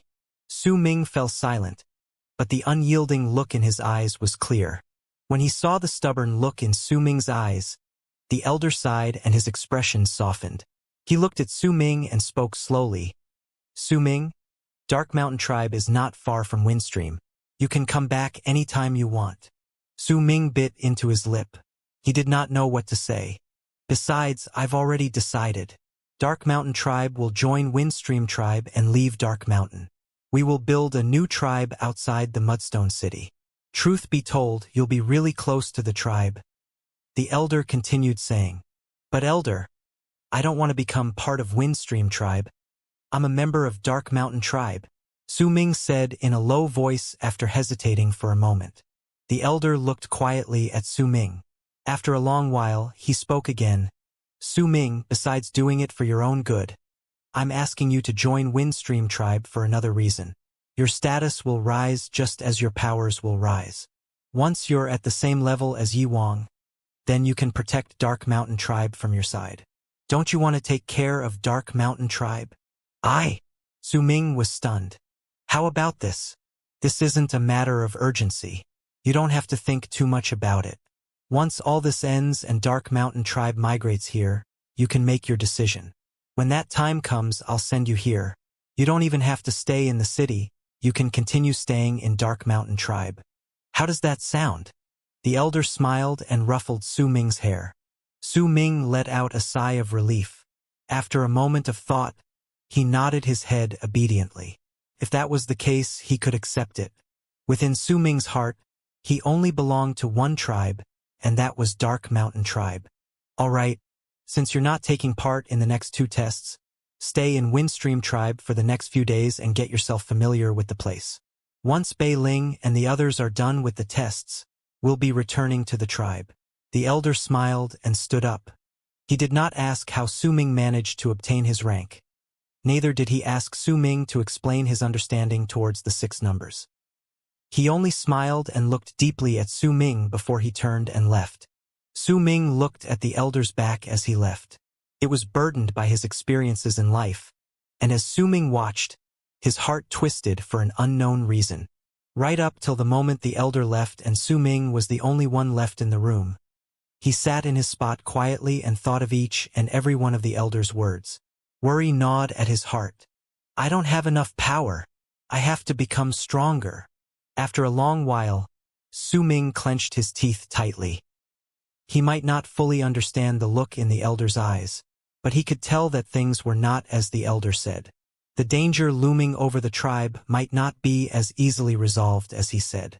I won't be able to perform any more burning of blood within this short period of time. If I want to become stronger, then I can only create more pills. Then I'll need a lot of stone coins. Su Ming frowned. What he lacked right now was money. What should I do? I've already sold scattering dust once. I wonder if it attracted any attention, but if I don't sell it again, then I won't get any money. But if someone had already caught wind of this, then I can't sell the pills again. Su Ming was cracking his head for all possible methods, but he could not find a solution. Looks like I'll have to ask the elder for some stone coins. Su Ming sighed. He absolutely did not want to add to the elder's burdens. According to his plans, he would require a large amount of stone coins this time. Su Ming stood up straight and was just about to find the elder when he stopped as a thought appeared in his head. He stood by the door with bright eyes while the thought became increasingly clearer in his head. After a while, Su Ming decided to sit down and think. He then took out a bottle from his bosom. There were traces of light surrounding it. Within the bottle was the green blood he had snatched from Wusan some time ago. He had enveloped it in moonlight so that its presence could be hidden. Right now, he took out the bottle, and his eyes became increasingly brighter. He had been working on that thought in his head multiple times and gradually an idea formed. This thing must be incredibly important to Wu San. And I heard Bei Ling mention that Wu San was on par with Chun Chong in Windstream Tribe, and they're only slightly below Yi Wang. This person has always ranked within the top 3 in the previous tests, but this time, he was only in the 12th place. Even if it was due to Bai Su's appearance that he fell out of the top 3, he should not have dropped out of the top 10. As for this change, there can only be one explanation. He has become weaker. Only when his body has weakened and problems arose for him, would he have shown such a poor performance. There would definitely be no need for him to hide his power during the test. There is no need for him to do so with his status. Su Ming mumbled in his head as he analyzed the situation. If that's the case, then there's at least half a chance that his performance is due to him losing this thing. Su Ming's eyes flashed. He looked at the bottle in his hands and a smile appeared on his lips. Wu San is a prodigy within Windstream Tribe. Then surely, he must be pretty rich. The smile on Su Ming's lips grew wider and brighter. But just what is this? Why is it so important to him? Su Ming fell silent for a moment. He did not act immediately, but chose to sit down cross-legged and quietly adjusted his breathing to recover his qi. When the moon hung high in the sky, Su Ming opened his eyes abruptly. Now I can examine this. Su Ming no longer hesitated. He took the small bottle and waved his left hand above it. The moonlight on top of the bottle immediately scattered away. Su Ming brought the bottle closer and took off the cork before looking at it carefully. The green blood within the bottle seemed a bit dull. It was as if because it had been away from Wu Sen's body for a long time, it had lost its color and spirit. I have to see whether this thing is useful to me. If it isn't, only then will I be able to move to the next step. Su Ming did not hesitate, pouring out the liquid from the bottle. The fresh blood floated before him. There was no stench of blood coming from it, as if it was not blood. Su Ming stared at it, then grabbed the blood and placed it in the center between his brows. The moment the green blood touched the center of his brows, Su Ming immediately felt a strong presence. That presence was filled with death. It was as if there was a countless number of moaning voices echoing in his head. At that moment, the green blood seemed to have been revitalized and wanted to struggle out of Su Ming's hands before rushing into the center of his brows, then entering his body. Su Ming narrowed his eyes in concentration. The qi in his body circulated and immediately dissipated the presence of death from the blood, while also blocking the green blood that was trying to enter his body. He held the ball of blood in his right hand and lifted it away from his brows. The moment it left, a look of surprise appeared in Su Ming's eyes. This thing should have been made with a special berserker art.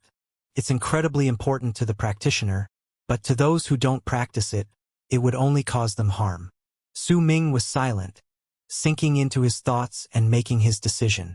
With the analysis he made by tying up Wu Sen's weakened state to the loss of this blood, his certainty towards his theory rose up by another 30% from its initial 50%. He may not be completely certain still, but 80% was enough. In truth, his guess was correct. If others had forcefully absorbed the blood of corpses, then it would cause them internal injuries. Even if there would be benefits obtained from it after comparing the pros and cons, there would be more losses compared to gains. Su Ming placed the blood back into the bottle and waved his right hand towards the bottle. Immediately, a ray of moonlight appeared and turned into strings that surrounded the bottle. He placed the bottle into his bosom and stood up before leaving the room. The moon in the sky was not in a crescent shape. It was slightly rounder. By the looks of it, within a few days the moon would be full. Su Ming took in a deep breath. He played out the idea in his head once again, and his eyes flashed briefly. He walked out of the house in the middle of the night. It was quiet in the area, and there was absolutely no sound around him. The moment he walked out of Dark Mountain Tribe's lodgings in Windstream City, Su Ming's heart jolted. At that moment, a cold voice came from behind him. "It's late. Where are you going?" Su Ming stopped. He turned around and saw a man walking out from the dark part of the big door. He looked average, but there was a cold glint in his narrowed eyes. He was Dark Mountain Tribe's Xianxia. "Greetings, Chief of the Hunters." Su Ming's face was passive and unmoving as he watched Xianxia walking towards him. "I asked you a question." Xianxia moved towards him slowly and stood 10 feet away from Su Ming, looking coldly at him. "I heard from Bei Ling that Windstream City is lively at night. That's why I wanted to go take a look." Su Ming was on guard, but there was fear on his face. He spoke quickly. Xianxia looked at Su Ming for a long while before he nodded his head slowly. "It's not too safe during the night. Don't cause any trouble and come back soon," Xianxia said slowly. He was the chief of the hunters in the tribe. He was also a powerful berserker who chose to follow the elder during this journey. Protecting the members of the tribe was his responsibility. For him, saying those words was normal. Su Ming agreed to it. After bowing to Xianxia, he slowly walked backwards before turning around and walking into the distance. He could feel that Xianxia was still watching his back. He only took a few more steps forward when all the hair on his body rose suddenly. He could feel a strong pressure pressing on him. The feeling turned into a sense of danger that screamed at him that someone was targeting him. The qi in his body seemed to be on the verge of losing control and was about to circulate on its own to resist against the pressure. Su Ming knew that it was a reflex that belonged to berserkers. Due to the qi within their bodies, if they were suddenly met with an attack, then it would be very difficult for them to hide their qi because they would automatically resist against it. If it was a normal tribe member, then the pressure they felt would not be so strong. Only berserkers would feel the pressure clearly. This was a way to test whether the people around them were hiding their powers. Yet this was a technique that was only useful if it was used by berserkers in the high level of the blood solidification realm against those who had lower levels compared to them. Shan Hen's strength was far greater than Su Ming's. If this sudden act had been used on Su Ming before he went through the test, then he would not have been able to resist it. Yet it would still not bring about too much attention, because the elder had cast an art on him to disguise his qi. Even if the qi in his body was forcefully activated, no one would be able to notice it. However, as of then, Su Ming could already control the qi in his entire body through fine control by keeping his mind still. He did not hesitate. The moment the qi in his body was about to be activated, with a single thought, Su Ming calmly dissipated the activation of his qi. This was something that would be difficult for other people to do, but for Su Ming, who had already understood the method of entering fine control by using his mind, it was not hard. However, while qi could be hidden and kept still, the body's instinctive movements when a person was faced with sudden danger would usually be the part where other people chose to observe. Shan Hen was looking for that. Nevertheless, he underestimated Su Ming. More accurately speaking, he had never paid too much attention towards Su Ming. Hence, he did not understand Su Ming. The moment the sense of danger arrived, Su Ming did not stop. It was as if he was completely unaware of it and continued walking forward at an unhurried pace until he gradually disappeared into the night. When Su Ming left the place, a frown gradually appeared on Shan Hen's face. Nonetheless, he did not continue standing there. He turned around instead and went back into the tribe's lodgings. His actions were not out of bounds. Even if he did it before the elder, no one would think otherwise. In fact, since he did it so straightforwardly, other people would just think that he suspected Su Ming and was just testing him. Su Ming kept to a calm pace until he was far away from the lodgings. Then, he could no longer resist sprinting a few steps with his heart pounding rapidly against his chest. During that instant, from the feeling he got from how Shan Hen scrutinized him, Su Ming found his hidden, mysterious observer of the past few days that he felt during meditation. It's him. Su Ming frowned. He remembered the elder mentioning a traitor within the tribe. Even if the elder did not go into detail about it, Su Ming could tell the worrying aspects about it. Is it him? Su Ming was in doubt. The status of the chief of the hunters was very high, and he held great authority within the tribe. He had control over all the berserkers within the hunting team. He also had the important duty of leading the hunting teams to hunt for food. Throughout the years, Shan Hen had contributed a lot for the tribe in Su Ming's memories. He may seem like an indifferent man, but in truth, there were times where Su Ming saw him walking coldly in the tribe while offering his game to the elderly members of the tribe. He had also gone up the mountain and brought back a huge amount of beast fangs because children in the tribe loved them. Even when he distributed it to the La Sus with his usual aloof look, Su Ming could tell that there was a hint of kindness within him when he did so. In fact, Su Ming could recall from his memories that during one particular winter, some hunters in a hunting team had been ambushed by the people from Black Mountain Tribe and escaped while heavily injured. One of them had even died. Shan Hen's face had been ice cold as he went out of the tribe alone. When he returned the next day, he held 3 heads that belonged to the berserkers from Black Mountain Tribe in his hand. This would have incited war with Black Mountain Tribe if it were not for the elder's incredible power during that year. The scenes from the past appeared one by one in Su Ming's head. He could not find a single reason for Shan Hen to turn traitor. To him, it was impossible that this sort of chief of the hunters would betray the tribe. Maybe, I'm just thinking too much.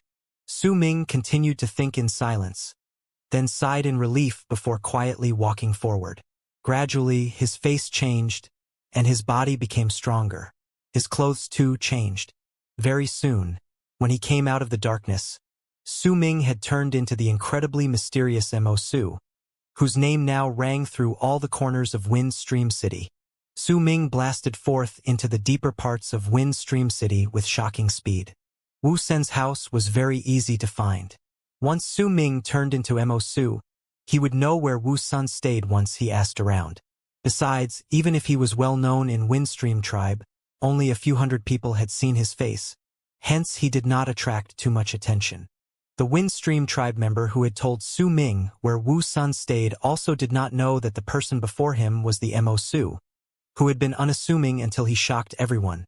As for why he would tell Su Ming where Wu San stayed, it was because Su Ming had brought out one of the very few stone coins left in his possession.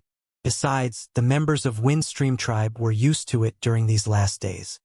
He knew that there were a lot of outsiders who had been fighting against each other to meet the prodigies within Windstream. Yet while the number of people who wanted to see them was great, the ones who were summoned were few. Wu Sun stayed in a house located at the eastern corner of the Mudstone City. It was very quiet there, and it was especially so during the night. Night turned the entire place dark. There may be lamps around, but they were few in number and were scattered around. Su Ming could only see the outlines of the houses with the help of the moonlight. Among the many mudstone houses was a house that took up a lot of space. It was also isolated as it stood out from among its surroundings. That was Wu Sen's house. As one of the prodigies in Windstream tribe, Wu Sen's status was very high. His dwelling place would also naturally be different. There were 4 houses in his courtyard, which let out an eerie feeling in the silence of the night. The courtyard was very big but also deserted. It looked desolate and deathly still under the moonlight.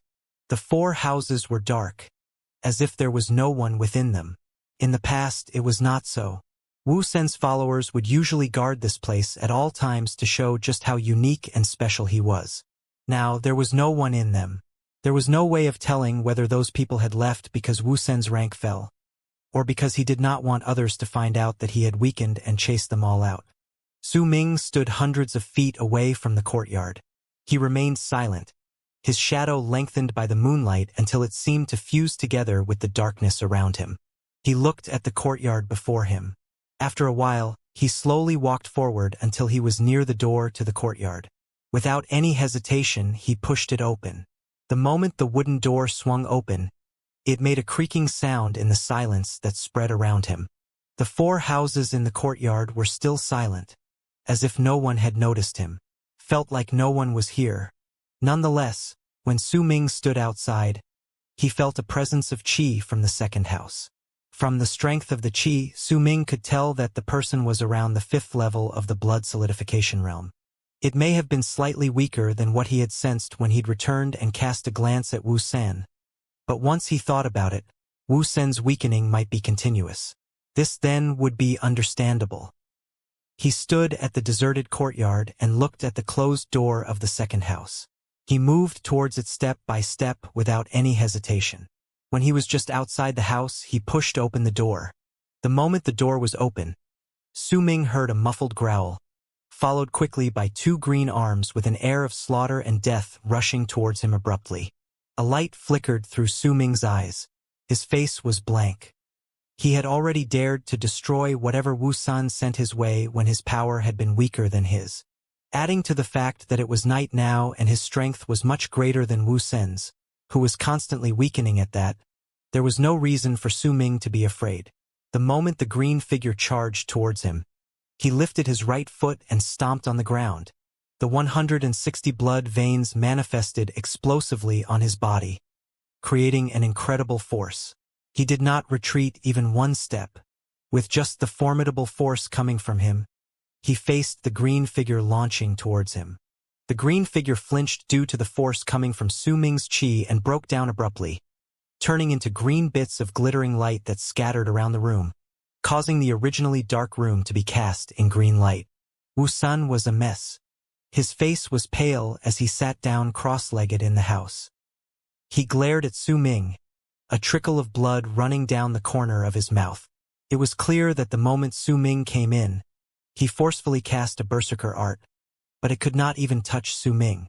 Instead, as the berserker art was dispelled, Wu San was injured. Mo Su. Wu San's eyes were filled with vexation and madness as he growled. Su Ming's face was calm, not at all affected by Wu San's insanity.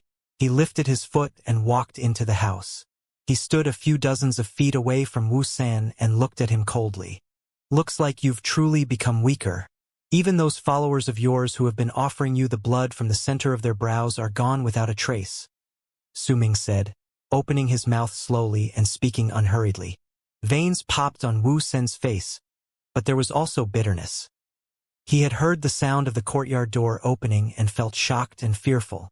He had only heard the sound, but could not feel any traces of qi.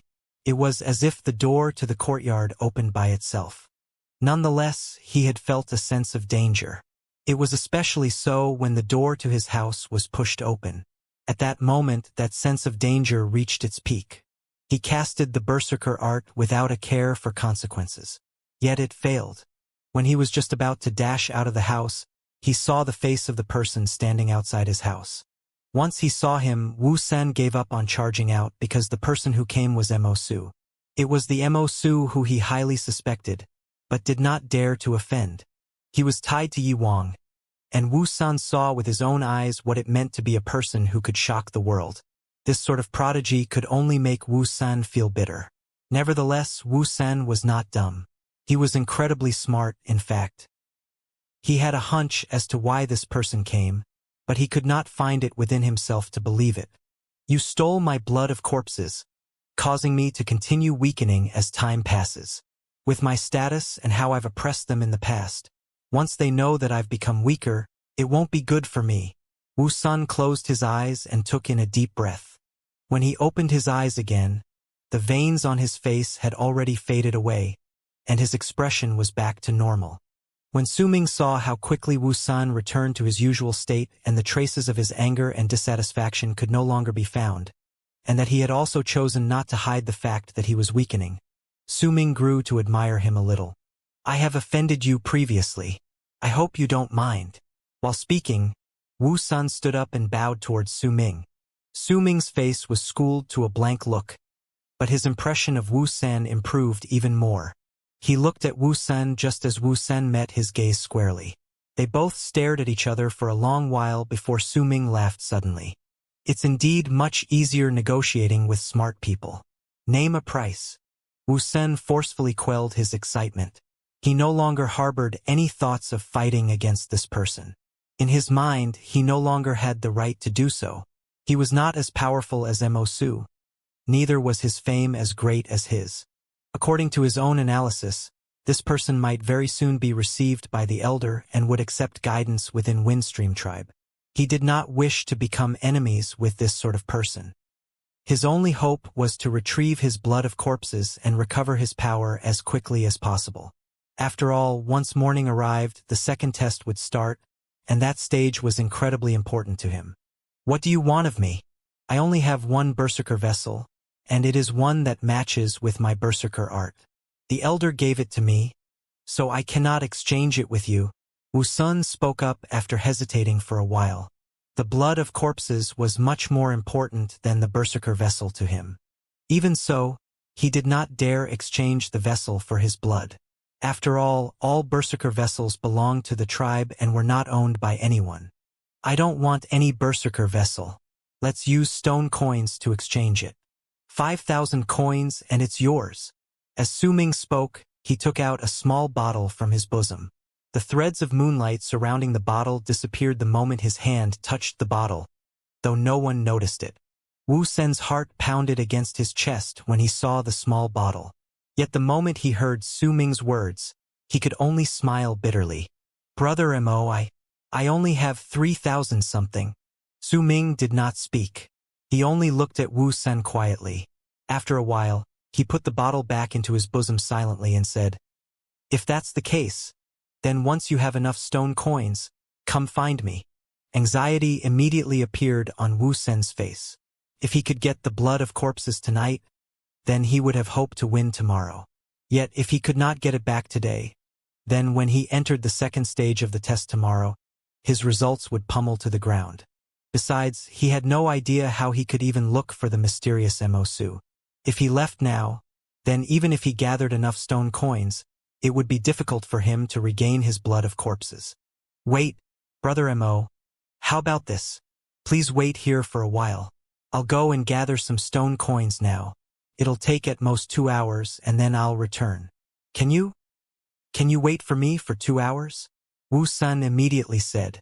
Su Ming frowned. He cast a glance at Wu San and no longer paid any attention to him. He turned around, intending to leave. There was no way he would wait here like an idiot. It did not matter whether Wu San would start plotting against him or not. Su Ming would still remain vigilant. Brother Mo, wait. I really only have 3,300 stone coins. How about this? I'll add this together to trade with you. What do you think? Wu San panicked. He took a few steps forward, then seemingly gritted his teeth and took out a wooden box from a corner of the house. Right before Su Ming's eyes, and with great reluctance, Wu San opened the box. There was a purple 7-leafed herb lying within. The herb was very peculiar. Each leaf was divided another 7 times. The order of the leaves made it look slightly messy at first glance. This 7 hearts is incredibly rare. I found it by accident. This thing costs several thousand stone coins. Wu San looked at Su Ming and quickly handed him the herb. The moment Su Ming looked at the herb, his heart immediately raced. He took it into his hands and looked at it carefully before confirming the identity of the herb. This was one of the 2 herbs he had not seen before that were required to create South Asunder. Su Ming closed the lid on the wooden box without batting an eyelid. He looked at Wu San with a face as if he was hesitating. Wu San felt incredibly nervous. After a while, when he saw Su Ming nod his head, the exhilaration on his face could not be hidden. He immediately took out white stone coins that were worth 100 each and placed them into a bag before handing it to Su Ming respectfully. Su Ming checked it. Once he was certain there were no mistakes, he took out the bottle and returned it to Wu San. Your blood of corpses is incredibly valuable. Don't lose it again. Su Ming looked at him profoundly before turning around and leaving the room, disappearing into the darkness bathed in moonlight. Wu San held onto the bottle. As he watched Su Ming leave, his expression kept changing. After some time, he gave a long sigh and completely gave up on the idea of harming Su Ming. Back in Dark Mountain Tribe's lodgings, Su Ming looked at the 30-something white stone coins in his hands, feeling incredibly excited. He had never had so much money before. As he looked at the stone coins that were emitting a glittering white glow, Su Ming could not help himself but bring them one by one to his eyes so that he could take a closer look at them. This sort of feeling, where he obtained such a large fortune, was akin to the feeling when he had previously become the center of attention. When his pockets were suddenly filled with so many stone coins from compared to its previously empty state, it made Su Ming feel as if he had just become a spendthrift person. After all, this was the first time he had obtained so much money. If Lei Chun knew how much money I have, he would definitely be staring at me wide-eyed and stuttering in disbelief. There was a faint hint of youthful pridefulness on Su Ming's face. More importantly, he felt as if he had gotten this amount of money without any effort and without paying much of a price. This was different from the time he had sold that one scattering dust for 100 stone coins. Wu San is so rich. It's understandable that he would have this amount of money as one of the prodigies in Windstream. But after this trade, I doubt that he has much left. Su Ming did not believe one bit that Wu San had only this amount of money, but there would not be much left for him either way. Su Ming had already thought about all possible future troubles clearly. For one, his power was greater than Wu San's. Hence, even if he met Wu San during the day, it would still be all right for him. More importantly, Wu San did not know that Mo Su was Su Ming. He had no idea where to look for him either. With these, as long as Su Ming's identity was not exposed, he would be safe. Furthermore, it was also unknown whether Wu San would even dare to try to cause trouble for him. There was, in fact, a high possibility that Wu San would choose to endure it and not provoke him. After all, Wu San was not a fool. He knew how to act accordingly. The status of being a prodigy in Windstream Tribe was no longer of any use to Su Ming. He had thought about it carefully before finding courage to look for Wu San. Tomorrow morning, I'll go and get enough herbs when everyone from Windstream Tribe is paying all their attention to the second stage of the test. Su Ming thought in his heart and placed all the stone coins into his bosom. He did not think that they were heavy. Although it made the area around his chest bloated, the satisfaction in his heart made him not care about the weight. Once he put away all the stone coins, Su Ming took out the small wooden box and opened it. Once he saw the 7-leaved herb inside. A bright look appeared in his eyes. This thing was as important as the stone coins. He did not expect to obtain this from Wuxia. This was one of the 2 herbs he had never seen before that he would need if he wanted to create South Asunder. So it's called 7 Hearts. It's a pity he didn't have the other herb, or else I could try making South Asunder. I wonder what the effects of this pill are compared to Mountain Spirit. Su Ming looked at the herb for a few more moments before placing it close to his person. If anyone had looked at his chest then, they would have been able to tell that there were a lot of things hidden away there. However, Su Ming could not do anything else about it. He had too much stuff that he had to take with him. Once he arranged everything, Su Ming sat down cross-legged and closed his eyes. He did not activate his qi to train, but chose instead to recall the method to cast dark blood dust and tried to practice the Berserker art. This was the second Berserker art he could train and cast. Compared to Spirit Devourer, this art had more devastating power, but could not be used repeatedly. Time passed by slowly, and no other words were spoken that night. When the first rays of sunlight fell from the sky and morning arrived, the entire Windstream city woke up from its slumber. Noises began to reverberate around the city as it gradually grew in volume. Today was another day of the grand ceremony. It was the second stage of the test. This stage was no longer a test of potential, but a test of power and speed, which was directly related to participants' cultivation. The venue of the test was again not in Windstream City, but located at the giant field with the 9 eagle statues, which was at the foot of Windstream Mountain. The moment morning was over, the tribe members in Windstream City left one after another towards the field. It was the same for Dark Mountain Tribe.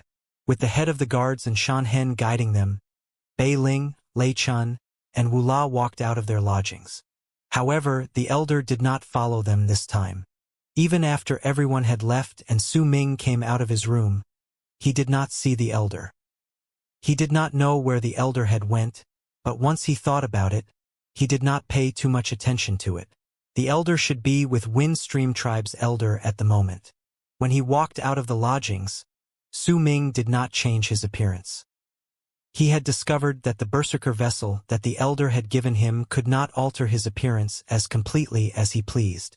Right now, it could only maintain Mo Su's appearance and the one he had used when he snatched away the blood of corpses from Wuxia that night. Even if he could change his appearance into a third different look, there would be something off about it. That was a clear sign of the limit of this item. That was why he chose not to alter his appearance and used his original look to walk around Windstream City. Still, he had prepared himself. He bought a few beast skin shirts to wrap around his body. He also wrapped up his head until his eyes were the only things left visible. His appearance might have seemed odd, but there were quite a few people disguised this way within Windstream City.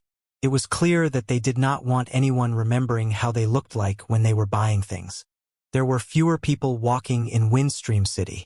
Most of them had already gone to watch the second stage of the test in the field. Since there were fewer people here, not only were there less people wandering about the streets, even those who went to the stalls were few and far in between. Su Ming's target was clear as he walked through the streets. He might not be completely familiar with Windstream City, but he knew about the few places that were specifically used for trading. There were some houses that specialized in selling herbs. They were the main places Su Ming intended to visit. There was one such shop right before him at the moment. It had no name and it was not a big stall, but there was a tribe member from Windstream Tribe lying on the table yawning. When he saw Su Ming coming in, he cast him a glance and quickly stood up. Without even waiting for the person to speak, Su Ming spoke slowly with a coarse voice. "I want 100 cloud gauze grass." While speaking, he brought out his right hand from his sleeve and placed it lightly on the table. A white stone coin appeared in his hand. The eyes of the person from Windstream Tribe immediately brightened. He was used to customers like Su Ming. He knew that these sort of people did not want anyone inquiring about their identity. They did not need anyone introducing them herbs either. Their targets were always very clear. Without a hint of hesitation, the Windstream Tribe member immediately nodded his head and went into the house. Before long, he took out a bag made of hides and placed it before Su Ming. Su Ming took it and looked into the bag briefly. It was filled with cloud gauze grass. The number should also be 100. This herb was not so easily sold outside, and it was rare for anyone to possess such a huge amount outside the city, but it was a common herb within the Mudstone City. He took the bag and left the stall. With the same method, Su Ming visited dozens of other shops. He bought a large amount of cloud gauze grass from each shop and also a large number of some other supplementary herbs as well. He also bought some herbs that he did not need as an act of caution. By doing so, even if his actions caught someone's attention, they could not figure out his intentions. Within less than half a day, there were only 1,000-something stone coins left in his possession from the 3,000-something stone coins he had before he started. The speed with which he spent his money made Su Ming's heart clench in pain. But he had no choice. This was the first time he felt that quenching pills was difficult if he did not have enough money to buy the things he needed. I'll have to use this money sparingly. I'm spending my money too quickly. Su Ming's face was bitter. There were bags made of hides of all sizes hanging off his person. He had too much stuff and it caused him a headache, but he had no choice. I should have enough. I'll put them away in the lodgings first. Only then can I come back and continue buying stuff. Su Ming made up his mind and quickly walked back towards Dark Mountain Tribe's lodgings. He only took a few steps before he stopped. His brows crinkled slightly, but quickly relaxed. His expression was blank as he continued walking forward. Before him, there was an old man with a sharp mouth and cheeks of a monkey. He had his head lowered, clearly deep in thought. There was a prideful look on his face as he mumbled under his breath and twitched the fingers on his right hand as if calculating something. Su Ming walked calmly towards him. The moment he brushed shoulders with the old man, Su Ming heard what he was mumbling about. I earned big this time. It's all thanks to Mo Su, or else I'd have definitely lost a lot of money this time. He's a great person indeed.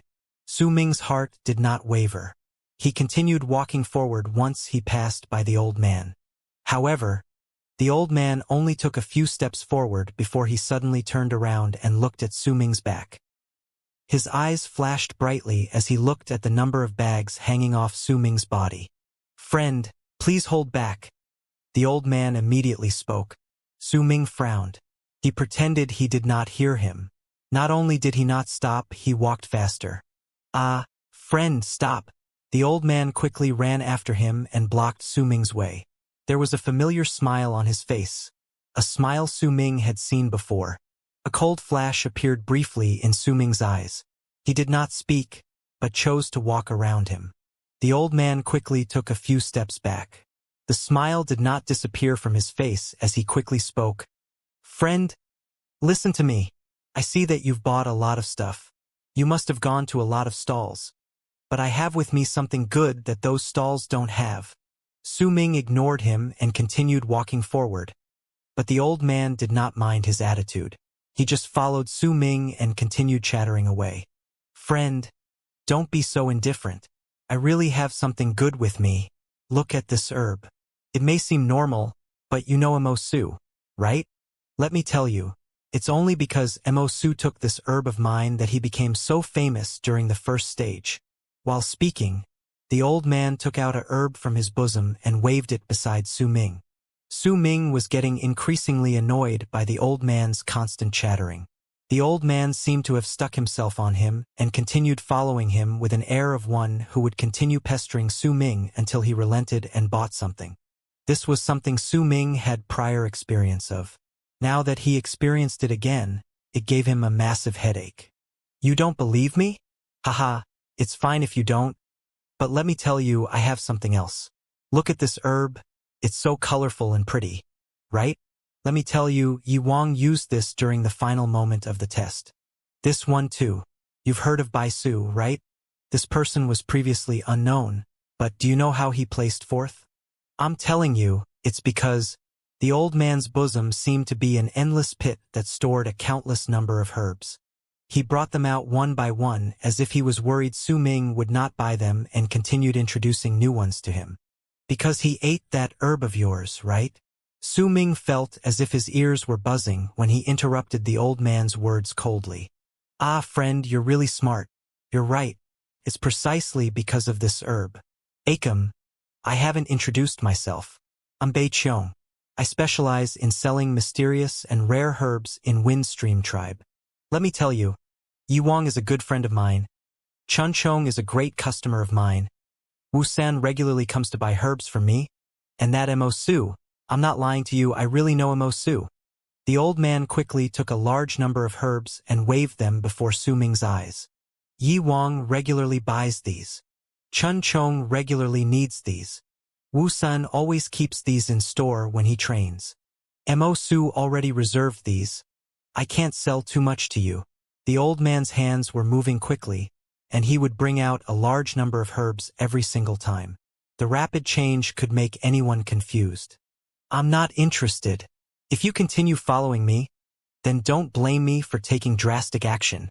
A cold glare appeared briefly in Su Ming's eyes as he cast the old man a glance. Then he quickly took a few steps further away from him. Huh? Friend, you seem familiar. I remember now, you're... The old man looked at Su Ming, and when he saw that Su Ming's face was covered by hides, it became clear to him that Su Ming did not want anyone seeing his face. He had met a lot of this kind of people in the past, and he knew just what they were afraid of. That was why an exaggerated look appeared on his face, and he exclaimed, almost as if he was just about to let out a slip of his tongue. Su Ming's footsteps paused for a moment, but he had been very intelligent since he was young, and coupled with the elder's guidance and teachings, it was impossible for him to be fooled by such a cheap trick. He laughed coldly in his heart and continued walking forward without bothering about the old man. There was not a hint of awkwardness on the old man's face when he saw that his ploy did not work. Instead, a fighting spirit was lit in his eyes, as if he would not throw away any chance to sell his wares easily. It was especially so when he saw the numerous bags hanging off Su Ming's body and became certain that this person was rich. He would definitely not let him off. He quickly ran a few steps forward and caught up to Su Ming. He changed his words once more and continued bringing out the herbs from his bosom. Su Ming was irritated. He was just about to use his maximum speed and shake off the old man when he saw the old man bringing out another large amount of herbs from his bosom. A thought occurred in his head. Are these herbs really as powerful as you say they are? Su Ming stopped and cast a glance at the old man's chest as he spoke slowly. The moment the old man heard Su Ming's words, he became excited and immediately patted his chest. Nodding his head, he spoke with a serious expression. Friend, don't worry. I am equally honest to children and old people alike. I don't lie. This. Su Ming's face was colored with hesitation. The old man became even more excited and took a few steps forward quickly before he whispered, There are too many people here. It's not easy for us to trade. Let's go over there. It's quieter there, and it's perfect for us to trade my goods. As the old man spoke, he put on a wary face and looked at his surroundings before pointing towards a remote alley situated not far away. Su Ming hesitated for a brief moment before he nodded. The old man quickly took a few steps with Su Ming, reaching the remote alley. There was no one there. He quelled his excitement and whispered, Friend, what do you like? Do you like Yi Wang's? Or Chun Chong's? Or Bai Su's?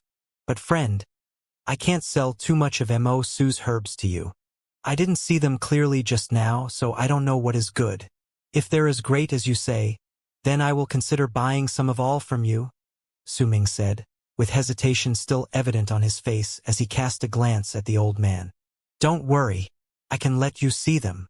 The old man immediately became even more excited.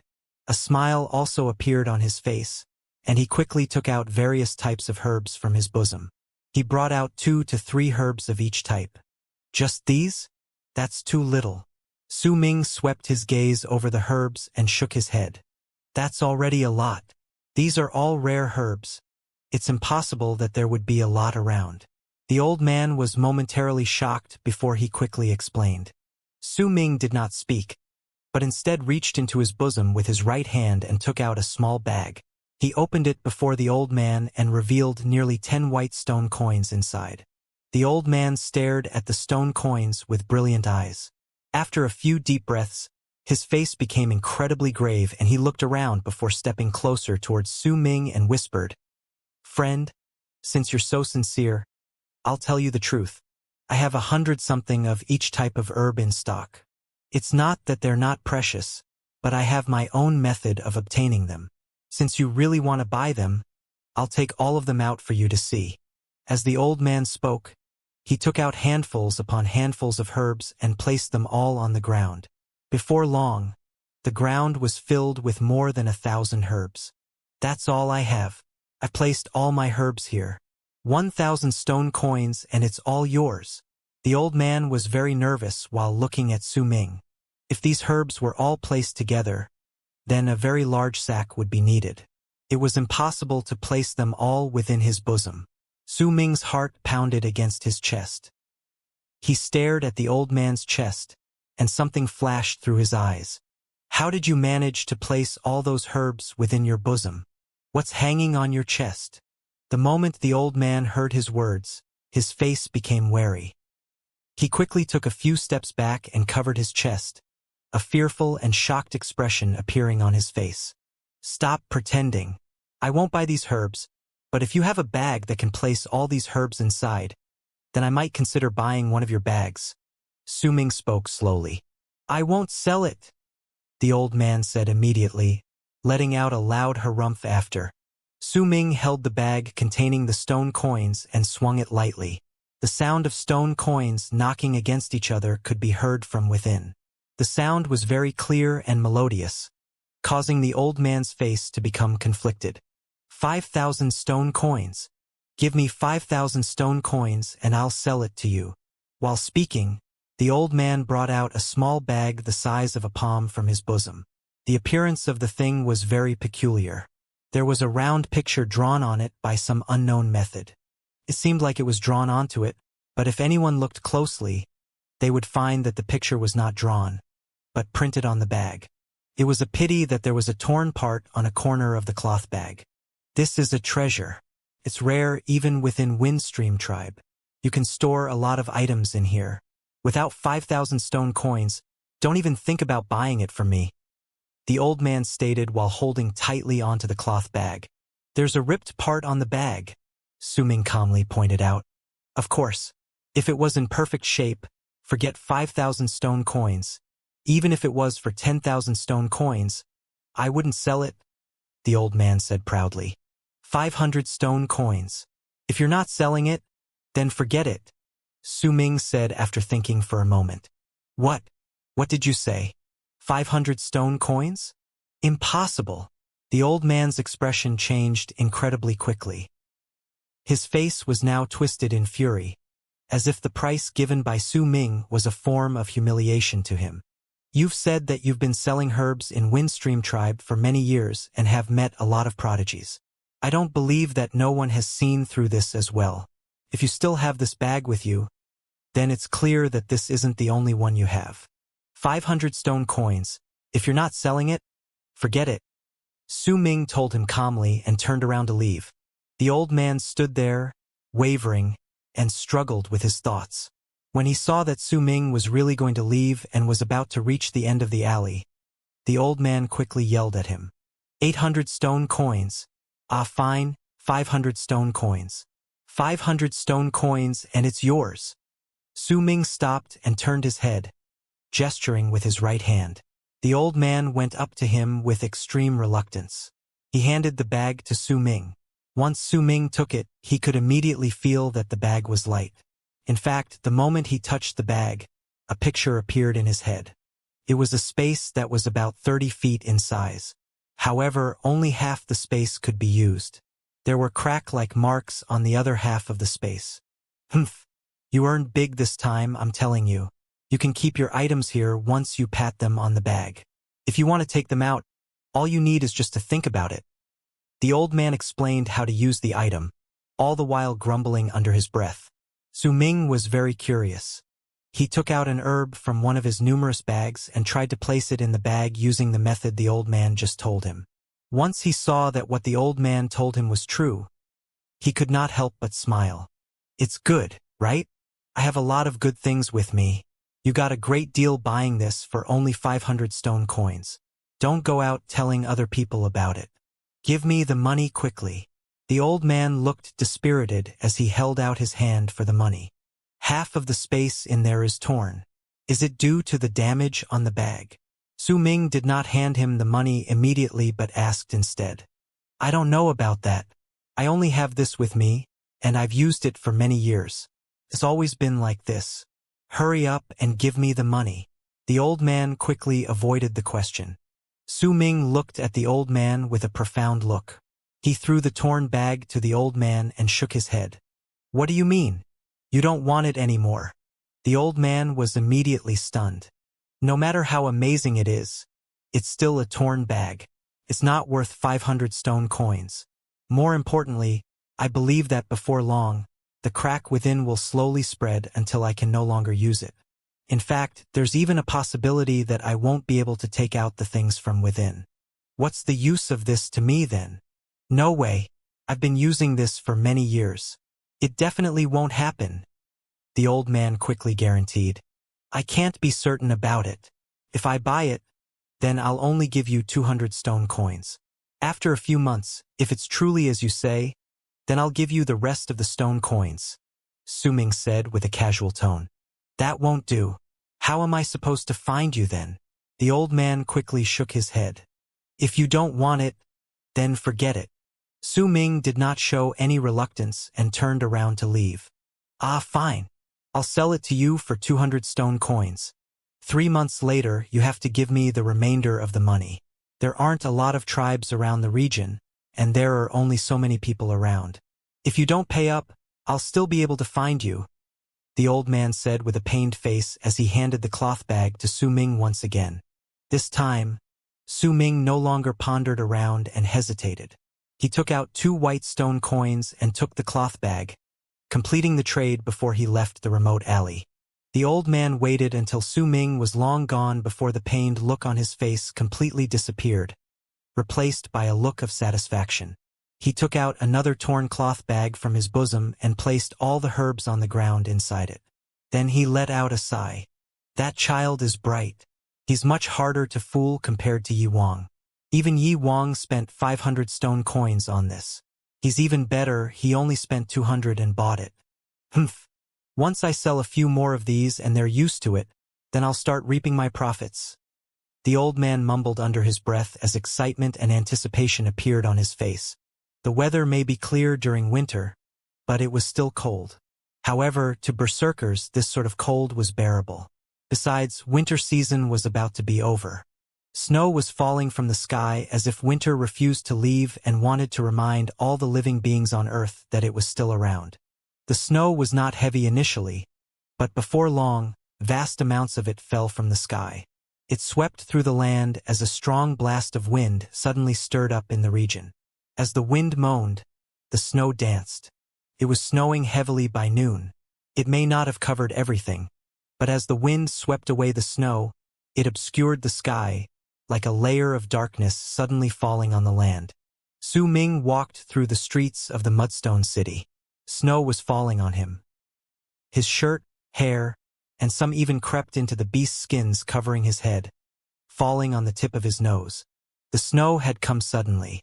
Before Su Ming had managed to go back to Dark Mountain Tribe's lodgings, his path was cut off by the heavy snowfall.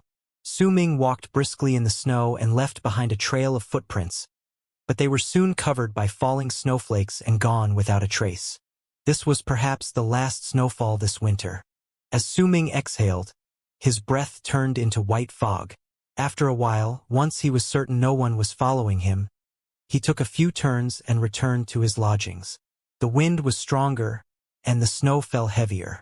Standing at the door, Su Ming stomped on the ground with all his might until he shook off all the snow from his person. Only then did he go into the house. It was much warmer inside compared to when he was outside. Su Ming closed the door and took off all the hides wrapped around his entire body. He cast them aside and placed all the hide bags filled with herbs on the ground, then activated his chi and circulated it throughout himself until he got rid of the chill in his body. Once he did so, he sat down cross-legged and brought out the small torn bag, observing it carefully. This bag is very mysterious. Can hold so many things within. But there must be something wrong with it because Bei Qiong sold it to me far too easily. Something flashed through Su Ming's eyes. He had suspected it before, and the more he thought about it, the more he thought that Bei Qiong's actions were off. After a moment of thought, he brought out some herbs that had no use to him and placed them into the bag before attempting to take them out. He found nothing wrong with the process. I still have to be careful. After all, these herbs are all that I have. If I put them all in and something happens, then it'll be terrible. Su Ming scratched his head and decided to just put the thought aside. He would wait a few more days. Once everything calmed down, then he would have the elder look at the bag. Su Ming put the bag away and sat down cross-legged. As he was circulating his qi, he slowly concentrated on learning dark blood dust. He had to hurry up and learn the art so that he could cast it during a real battle. As for his original plan to walk around the Mudstone City again and see whether he had anything else he wanted to buy, it was cancelled due to the huge snowfall outside. The wind and snow were whistling outside. Su Ming sat down quietly in his room. Time passed by slowly. Soon it was dusk outside. When there was no snow falling, it would usually be rather bright during dusk. Yet today, there was a hint of darkness even though the sun was still out. He could not see clearly into the distance. All he could see was the snow falling from the sky. However, due to it, there was a hint of silver light reflecting off the surface of the newly covered ground in the dim light. The snow was still falling heavily. Before long, Su Ming's ears twitched, and he got up. When he stood up and opened the door to his room, he saw Bei Ling and the others walking back. These people weren't talking among themselves as they did yesterday. It might have been because the snow was falling too heavily. Once Bei Ling cast a glance at Su Ming, he quickly went back into his own room. Wu La looked dull, as if she could not lift her spirits up. She too returned to her own room. Only Lei Chun smiled at Su Ming good-naturedly and approached him. He looked as if he wanted to tell Su Ming what he saw during the day. The head of the guards was frowning, caught up in his thoughts. He would look at the sky occasionally, and there would be a hint of worry on his face. Shan Hen still looked indifferent. He no longer took note of Su Ming and went back into his room. Su Ming, the second stage of the test was seriously very intense today. The test of strength and speed reflects our current level of power. Yi Wang is indeed the strongest among the youths in Windstream. He's just too powerful. He surpassed Chen Chong by way too much, and he's placed second. That Bai Su from Black Mountain Tribe will definitely become a great enemy of ours. He was ranked third. He seems to be at the 7th level of the blood solidification realm, and he's really strong. It's a pity Mo Su didn't appear, or else it'd have been even more exciting. I didn't manage to get into the top 50. Neither did Wu La. Only Bei Ling managed to place 49th. The second stage may have been over quickly, but it was really magnificent. I heard that the third stage will only be held 3 days later. It's a test of real combat. It should be even more exciting. Lei Chun spoke excitedly with Su Ming in his room for a long time. He told him everything that he saw and experienced that day. He wanted to continue speaking, but when he saw that Su Ming's interest was not great, he spoke for a little while longer before leaving while yawning. Lei Chun had also taken part in the test that day and was a little exhausted. When Lei Chun left, Su Ming waited until dusk was over and the snowstorm was also slightly lighter outside before he stood up with his heart pounding against his chest. He left his room feeling nervous but eager. This time, Shan Hen did not appear when Su Ming walked out of Dark Mountain Tribe's lodgings. The sky was dark, but the land was lit with a silver glow. Snow fell from the sky, and it caused Su Ming to experience an indescribable feeling. After a long while of walking in the snowstorm, Su Ming changed his appearance and turned into Mo Su.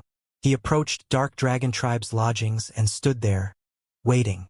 Time gradually passed by, and the snowstorm continued. As snow kept falling from the sky, the door to Dark Dragon Tribe opened silently, and Bai Ling poked out her beautiful head from within. She wore a white shirt and had multiple furs decorating her neck. She looked incredibly beautiful. She looked around for a moment. When she saw Su Ming, A shy look immediately appeared on her petite face, but there was also happiness that was difficult to conceal. She took a few brisk steps and stood in front of Su Ming. They looked at each other and smiled. "You must have waited for a long time," Bai Ling said softly. "No, I just arrived." Su Ming scratched his head as he looked at Bai Ling standing before him. He had never seen such a beautiful person in his life. As he looked at the sight of the snow causing Bai Ling's cheeks to color a light red and at her twinkling eyes, which held a hint of bashfulness, Su Ming's heart pounded even more quickly. "What are you looking at? You look like an idiot. Didn't you say you wanted to walk in circles?" Bai Ling's face became even redder, but she did not look away from Su Ming's gaze. Instead, she blinked and chuckled softly. "Ah yes, haha." Su Ming touched his nose. The two of them walked into the distance under the snowstorm amidst Bai Ling's laughter. When they disappeared into the snowstorm, Si Kong sat in Dark Dragon Tribe's lodgings with a conflicted look. He wanted to go and watch them, but in the end gave up on the idea with a long sigh. The old woman was also inside Dark Dragon Tribe's lodgings. She was sitting inside her room. She knew that Bai Ling had gone out, but she did not stop her. In her mind, if Bai Ling could be together with Mo Su, then it was the best possible outcome. The wind bellowed, and snow danced in the air. In that snowstorm, Su Ming and Bai Ling walked through an alley in the Mudstone City. The snow fell around them and gave off an attractive glimmer. It landed on the roofs and the buildings situated on both sides of the alley, causing the place to turn into a world of snow. There were few people who walked outside during this kind of night. Su Ming was very nervous. The quick-witted intelligence he displayed last time when he spoke to Bai Ling was gone. Only after his hand was taken by Bai Ling, and he felt the sweat and smoothness of her palm, did Su Ming snap back from his stupor and clutched Bai Ling's small hand. Bai Ling lowered her head. She looked incredibly beautiful when her rosy cheeks were illuminated by the snow. "Let's go. Take a walk around," Su Ming whispered and lowered himself down. A bashful smile appeared on Bai Ling's face, and she laid on Su Ming's back. The warmth that was emitted from Su Ming's back made her feel happy. Su Ming breathed in the light fragrance coming from behind him and felt the similar warmth coming from Bai Ling's petite body. He took in a deep breath and dashed forward, jumping over the mudstone walls surrounding the city and left them behind himself. Bai Ling's heart raced against her chest. She could also feel Su Ming's heart pounding as he ran. They welcomed the snowstorm falling on the plains outside Windstream Tribe and continued running further away into the quiet and secluded plains. Snow fell on their bodies, but they did not feel cold. Instead, the warmth they felt in their hearts surrounded their bodies. When they were outside the city, Su Ming's appearance reverted to his original look. "Bai Ling, why does it feel like you've grown heavier?" Su Ming's voice contained hints of happiness as he laughed into the snowy night. "Nonsense." Bai Ling was originally immersed in the warmth coming from Su Ming's back, but the moment she heard his words, she immediately glared at him and pinched him. Su Ming winced in pain, but his laughter became even more joyful.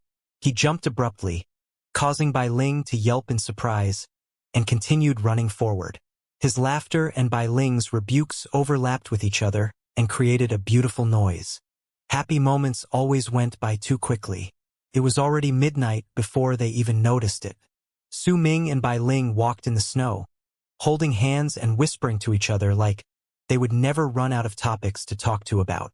The laughter that occasionally rang out between them also showed just how beautiful the moment was for them. Snow continued falling.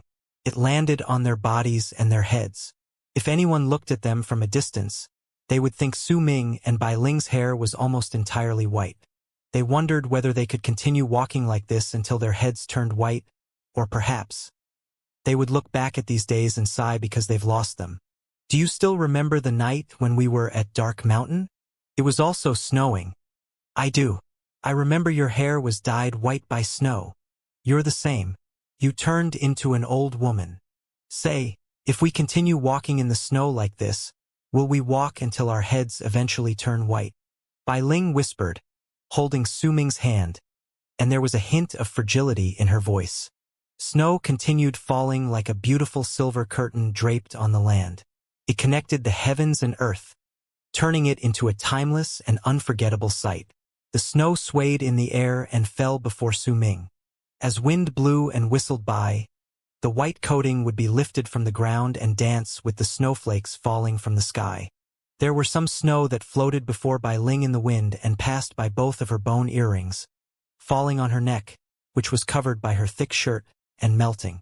While listening to Bai Ling's soft muttering by his ear, warmth grew in Su Ming's heart and traveled through his entire body. That warmth then turned into a special feeling. There was a pleasant word to describe it: happiness. It was a beautiful night with beautiful snow, and there were two people immersed in happiness. Su Ming smiled. It was a faint smile filled with happiness and the innocence of a young boy. He stopped and looked at Bai Ling. At that moment, the girl in the snow looked as if she had turned into a timeless picture, and the image was ingrained deeply in Su Ming's memories. The image of the white snow, her white clothes, the girl who was as beautiful as the snow, and the words she was whispering quietly. Bai Ling was very pretty. Some ice fragments stuck to her trembling eyelashes. Su Ming continued looking at her and felt that everything had disappeared from the world. It was as if the only ones that existed were the two of them. After a long while, when Bai Ling's cheeks slowly turned even redder due to Su Ming's gaze, he raised his right hand and took off the Fong necklace hanging on his neck. He took off the biggest Fong, which was the size of his little finger, and handed it to Bai Ling.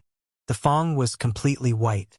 It was crescent in shape, and there were two words carved on it. Those words were Su Ming's own name. The Fong emanated a fierce presence. The elder gave this Fong to me when I took part in my first Berserker's awakening when I was 7. This is something I really like. I'll give it to you. There was a smile on Su Ming's face, but he was feeling nervous. In their tribes, handing over this thing as a gift held a special meaning. Bai Ling pursed her lips. Her face turned even redder, and her heart raced against her chest. The sounds of her heart pounding made everything disappear from her eyes, leaving only Su Ming. After a long while, Bai Ling gently lifted her pale hand and took the Fong. The moment she touched it, her fingers shook. She held it lightly in her hand.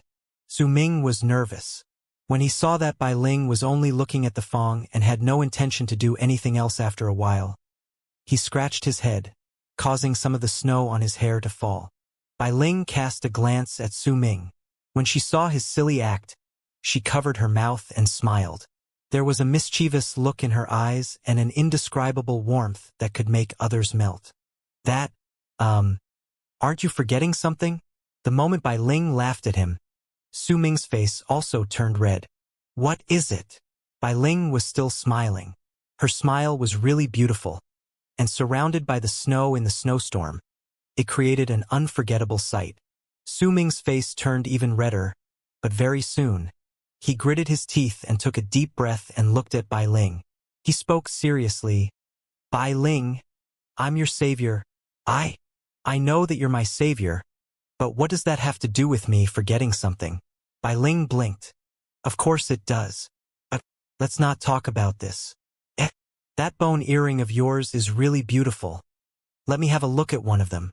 Su Ming looked around and quickly changed the topic. The mirth in Bai Ling's eyes became even stronger, and with it, her slyness grew as well. She lifted her hand and touched the white bone earring on her left ear while looking at Su Ming. My mom left this for me. I won't give it to you. Bai Ling laughed when she saw Su Ming's widened eyes. When he seemed to be about ready to snatch it, she immediately ran backwards. Her laughter traveled into the distance like silver bells. Nonetheless, even if she said that, she still held onto the Fong Su Ming gave her in her hand like a piece of treasure. Su Ming glared, vexed, and immediately gave chase. The both of them laughed happily in the snow. Bai Ling did not give Su Ming the bone earring in the end, but Su Ming, ignorant as he may be, still felt something different within the gentleness in her eyes. Tired, Bai Ling sat down in the snow. She looked at the snow falling from the sky and asked lightly, Su Ming, what will we become in 10 years? Are we still going to be as carefree as we are now? Su Ming placed both of his hands behind his head and laid down beside Bai Ling. The snow was very soft. He too looked at the snow falling from the sky while listening to Bai Ling's words. "Are you still angry?" Bai Ling turned her head and looked at Su Ming with a smile as her beautiful eyes flashed brilliantly. "Don't be mad." "I'm not mad." Su Ming let out a harumph, but when he saw Bai Ling looking at him, a smile appeared on his face. 10 years later, we'll definitely still be as carefree as we are now. And by that time, my level of cultivation will definitely be very high. There was an expectant look in Su Ming's eyes. "The elder told me yesterday that I'll be staying in Windstream Tribe in the future. I'll receive the same guidance as Yi Wang from Windstream's elder. Perhaps in 10 years' time, I'll be close to Transcendence Realm." Su Ming laughed. As she listened to Su Ming's words, a look of anticipation appeared in Bai Ling's eyes. There was a happy smile on her face, and she continued talking with Su Ming in the snowy night, as if they would never finish talking to each other. Good times were always over too quickly. Although time in reality was passing by slowly, and there was still some time before daylight, all moments had to end eventually. Bai Ling had to return to the lodgings of her tribe. Both of them went back to the outskirts of the Mudstone City. "I'll send you back." Su Ming squatted down and gestured for Bai Ling to get on his back. There was a happy smile on Bai Ling's face. She laid on Su Ming's back once again obediently and felt Su Ming's heartbeat. The constant rhythm of it made her cheeks redden.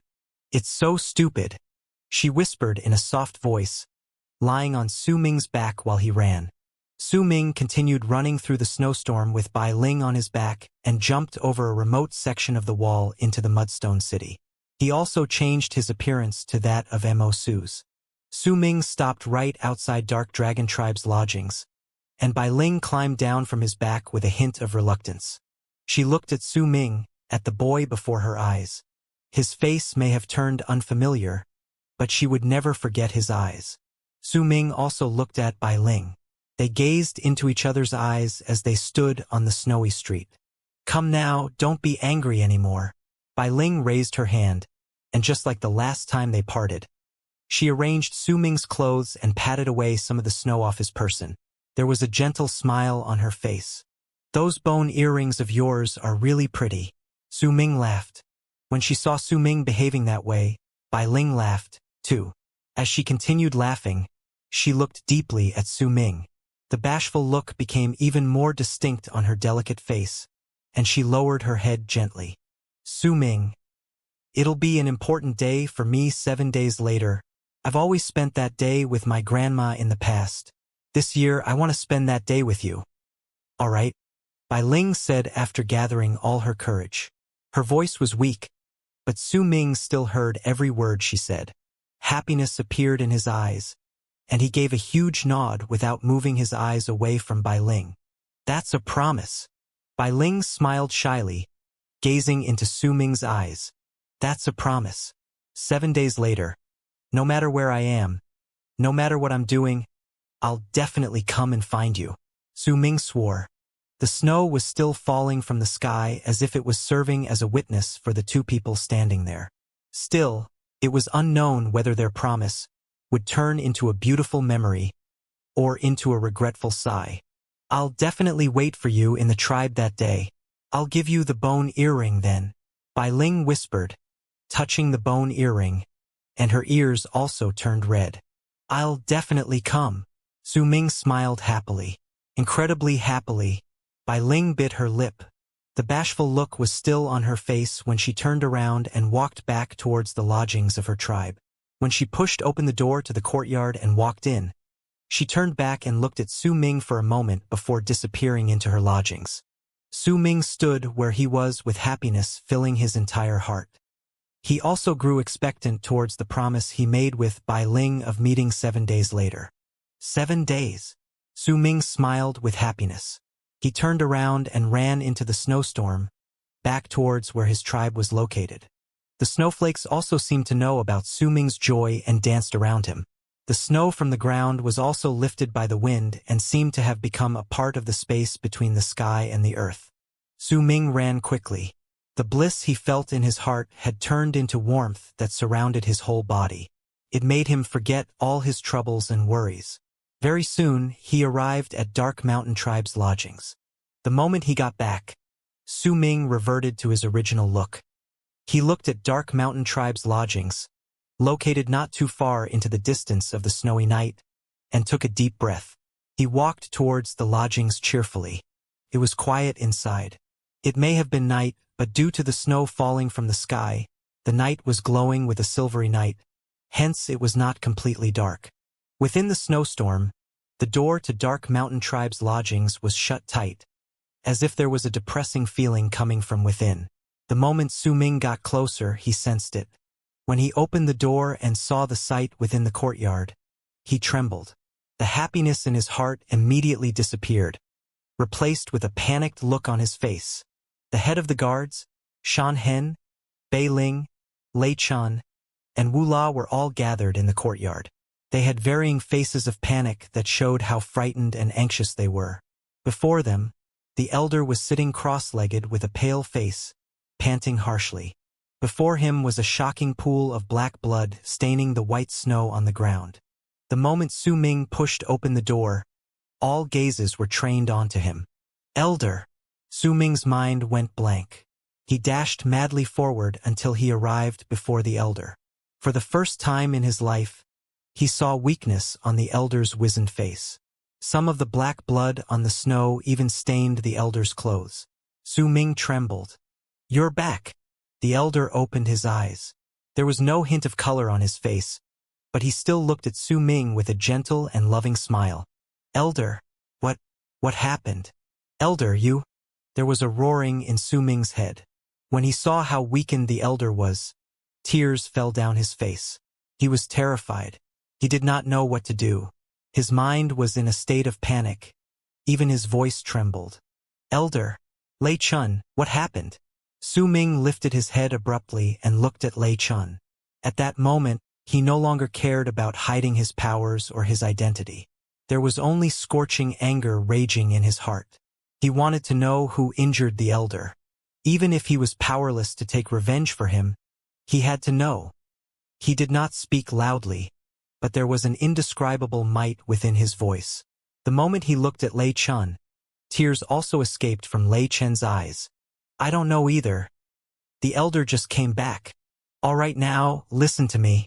The elder took a deep breath and stood up from the ground. His expression was serious as he swept his gaze over everyone gathered in the courtyard. "I went to Black Mountain Tribe," the elder said slowly.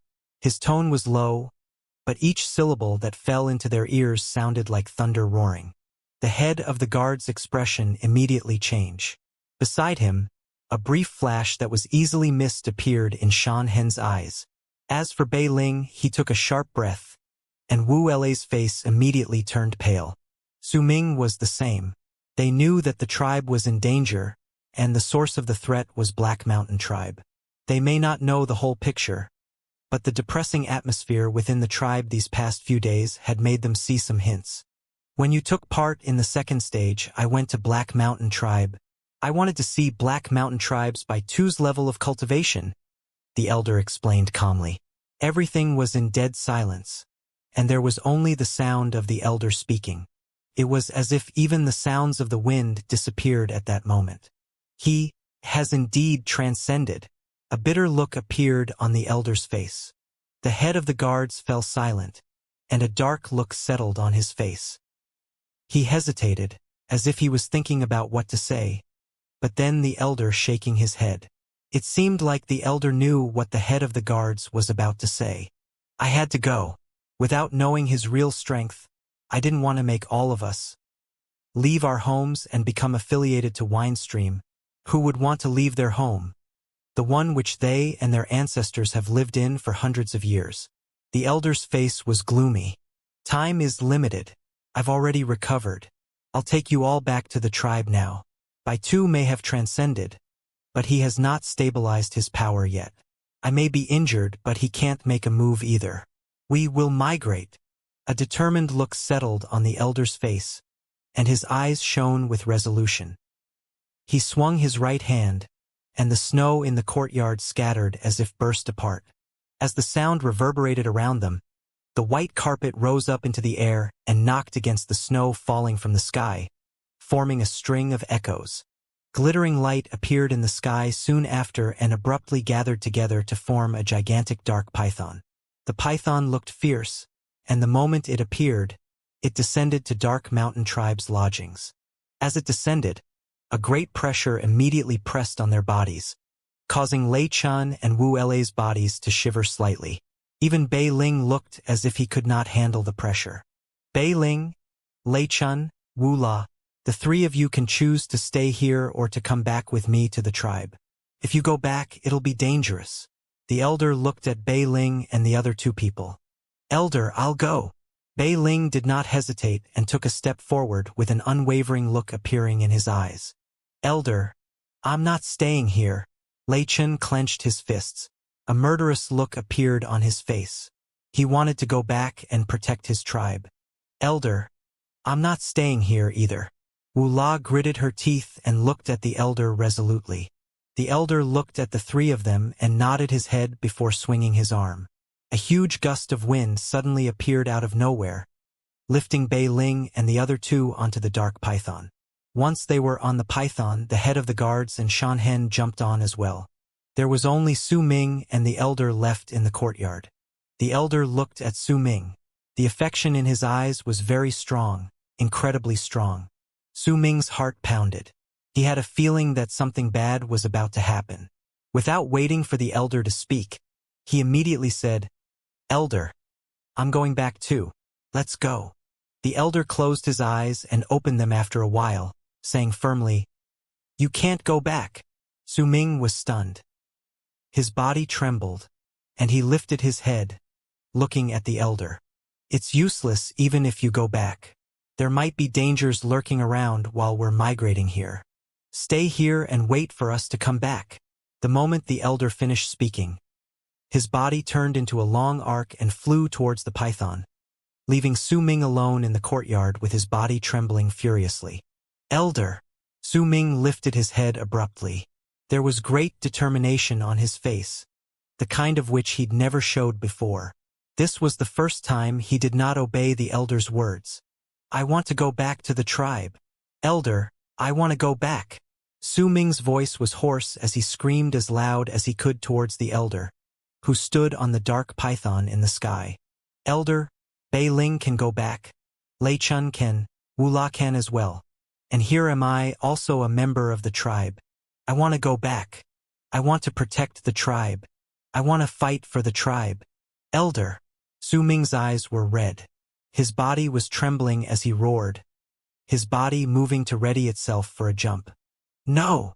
The elder closed his eyes and pushed his right hand downward. A strong pressure bore down on Su Ming's body immediately, causing his body to freeze on the ground at the moment he was about to jump. Wait here. Do not take even half a step out of this place. The elder sat down cross-legged on the dark python. The python lifted its head and roared at the sky before gradually rising into the air. Bei Ling and the others on the python fell silent, looking at Su Ming roaring on the ground with varying complicated looks on their faces. Elder! Su Ming's voice turned hoarse, as if having changed. It echoed through the silent snowing night while tears ran like rivers from his eyes. His body fell with a thud, and he knelt down, kowtowing to the sky. Elder, I want to go back. Please, let me go back. I have to go. I don't want to stay here. I won't stay here. Even if I die, I won't stay here. As Su Ming roared, the blood veins appeared all around his body, though no one could feel it. However, a strong might appeared from his body, spreading outward, fighting against the elder's restraint. Nonetheless, the restraint was too strong. Su Ming could not break through it with his own power. Due to that, fresh blood trickled out of his mouth. Yet he continued struggling, screaming once again. Elder, even if you won't let me go, even if I die, I will definitely leave this place. That is my tribe. That is the tribe that brought me up. I want to go back. Even if I die, I want to go back. Even if I die, I want to die in the tribe. I was born as a member of Dark Mountain Tribe, and I will die as a member of Dark Mountain Tribe. The head of the guards seemed like he wanted to say something as he stood on the python. But with just one look at the elder, he fell silent. Shan Hen, who stood by his side, chose to close his eyes and not look. Su Ming, you're useless even if you go back. Why are you wasting our time like this? Stop pretending already. You're really... Bei Ling smiled coldly. There was an indifferent look in his eyes, and he looked at Su Ming on the ground, who was feigning the entire act in his eyes. Yet before he could even finish speaking, he was interrupted by a roar from Su Ming. Bei Ling, shut up. Su Ming's face was vicious. He no longer cared about anything. This was the first time he had disobeyed the elder, and the first time he had talked back to Bei Ling.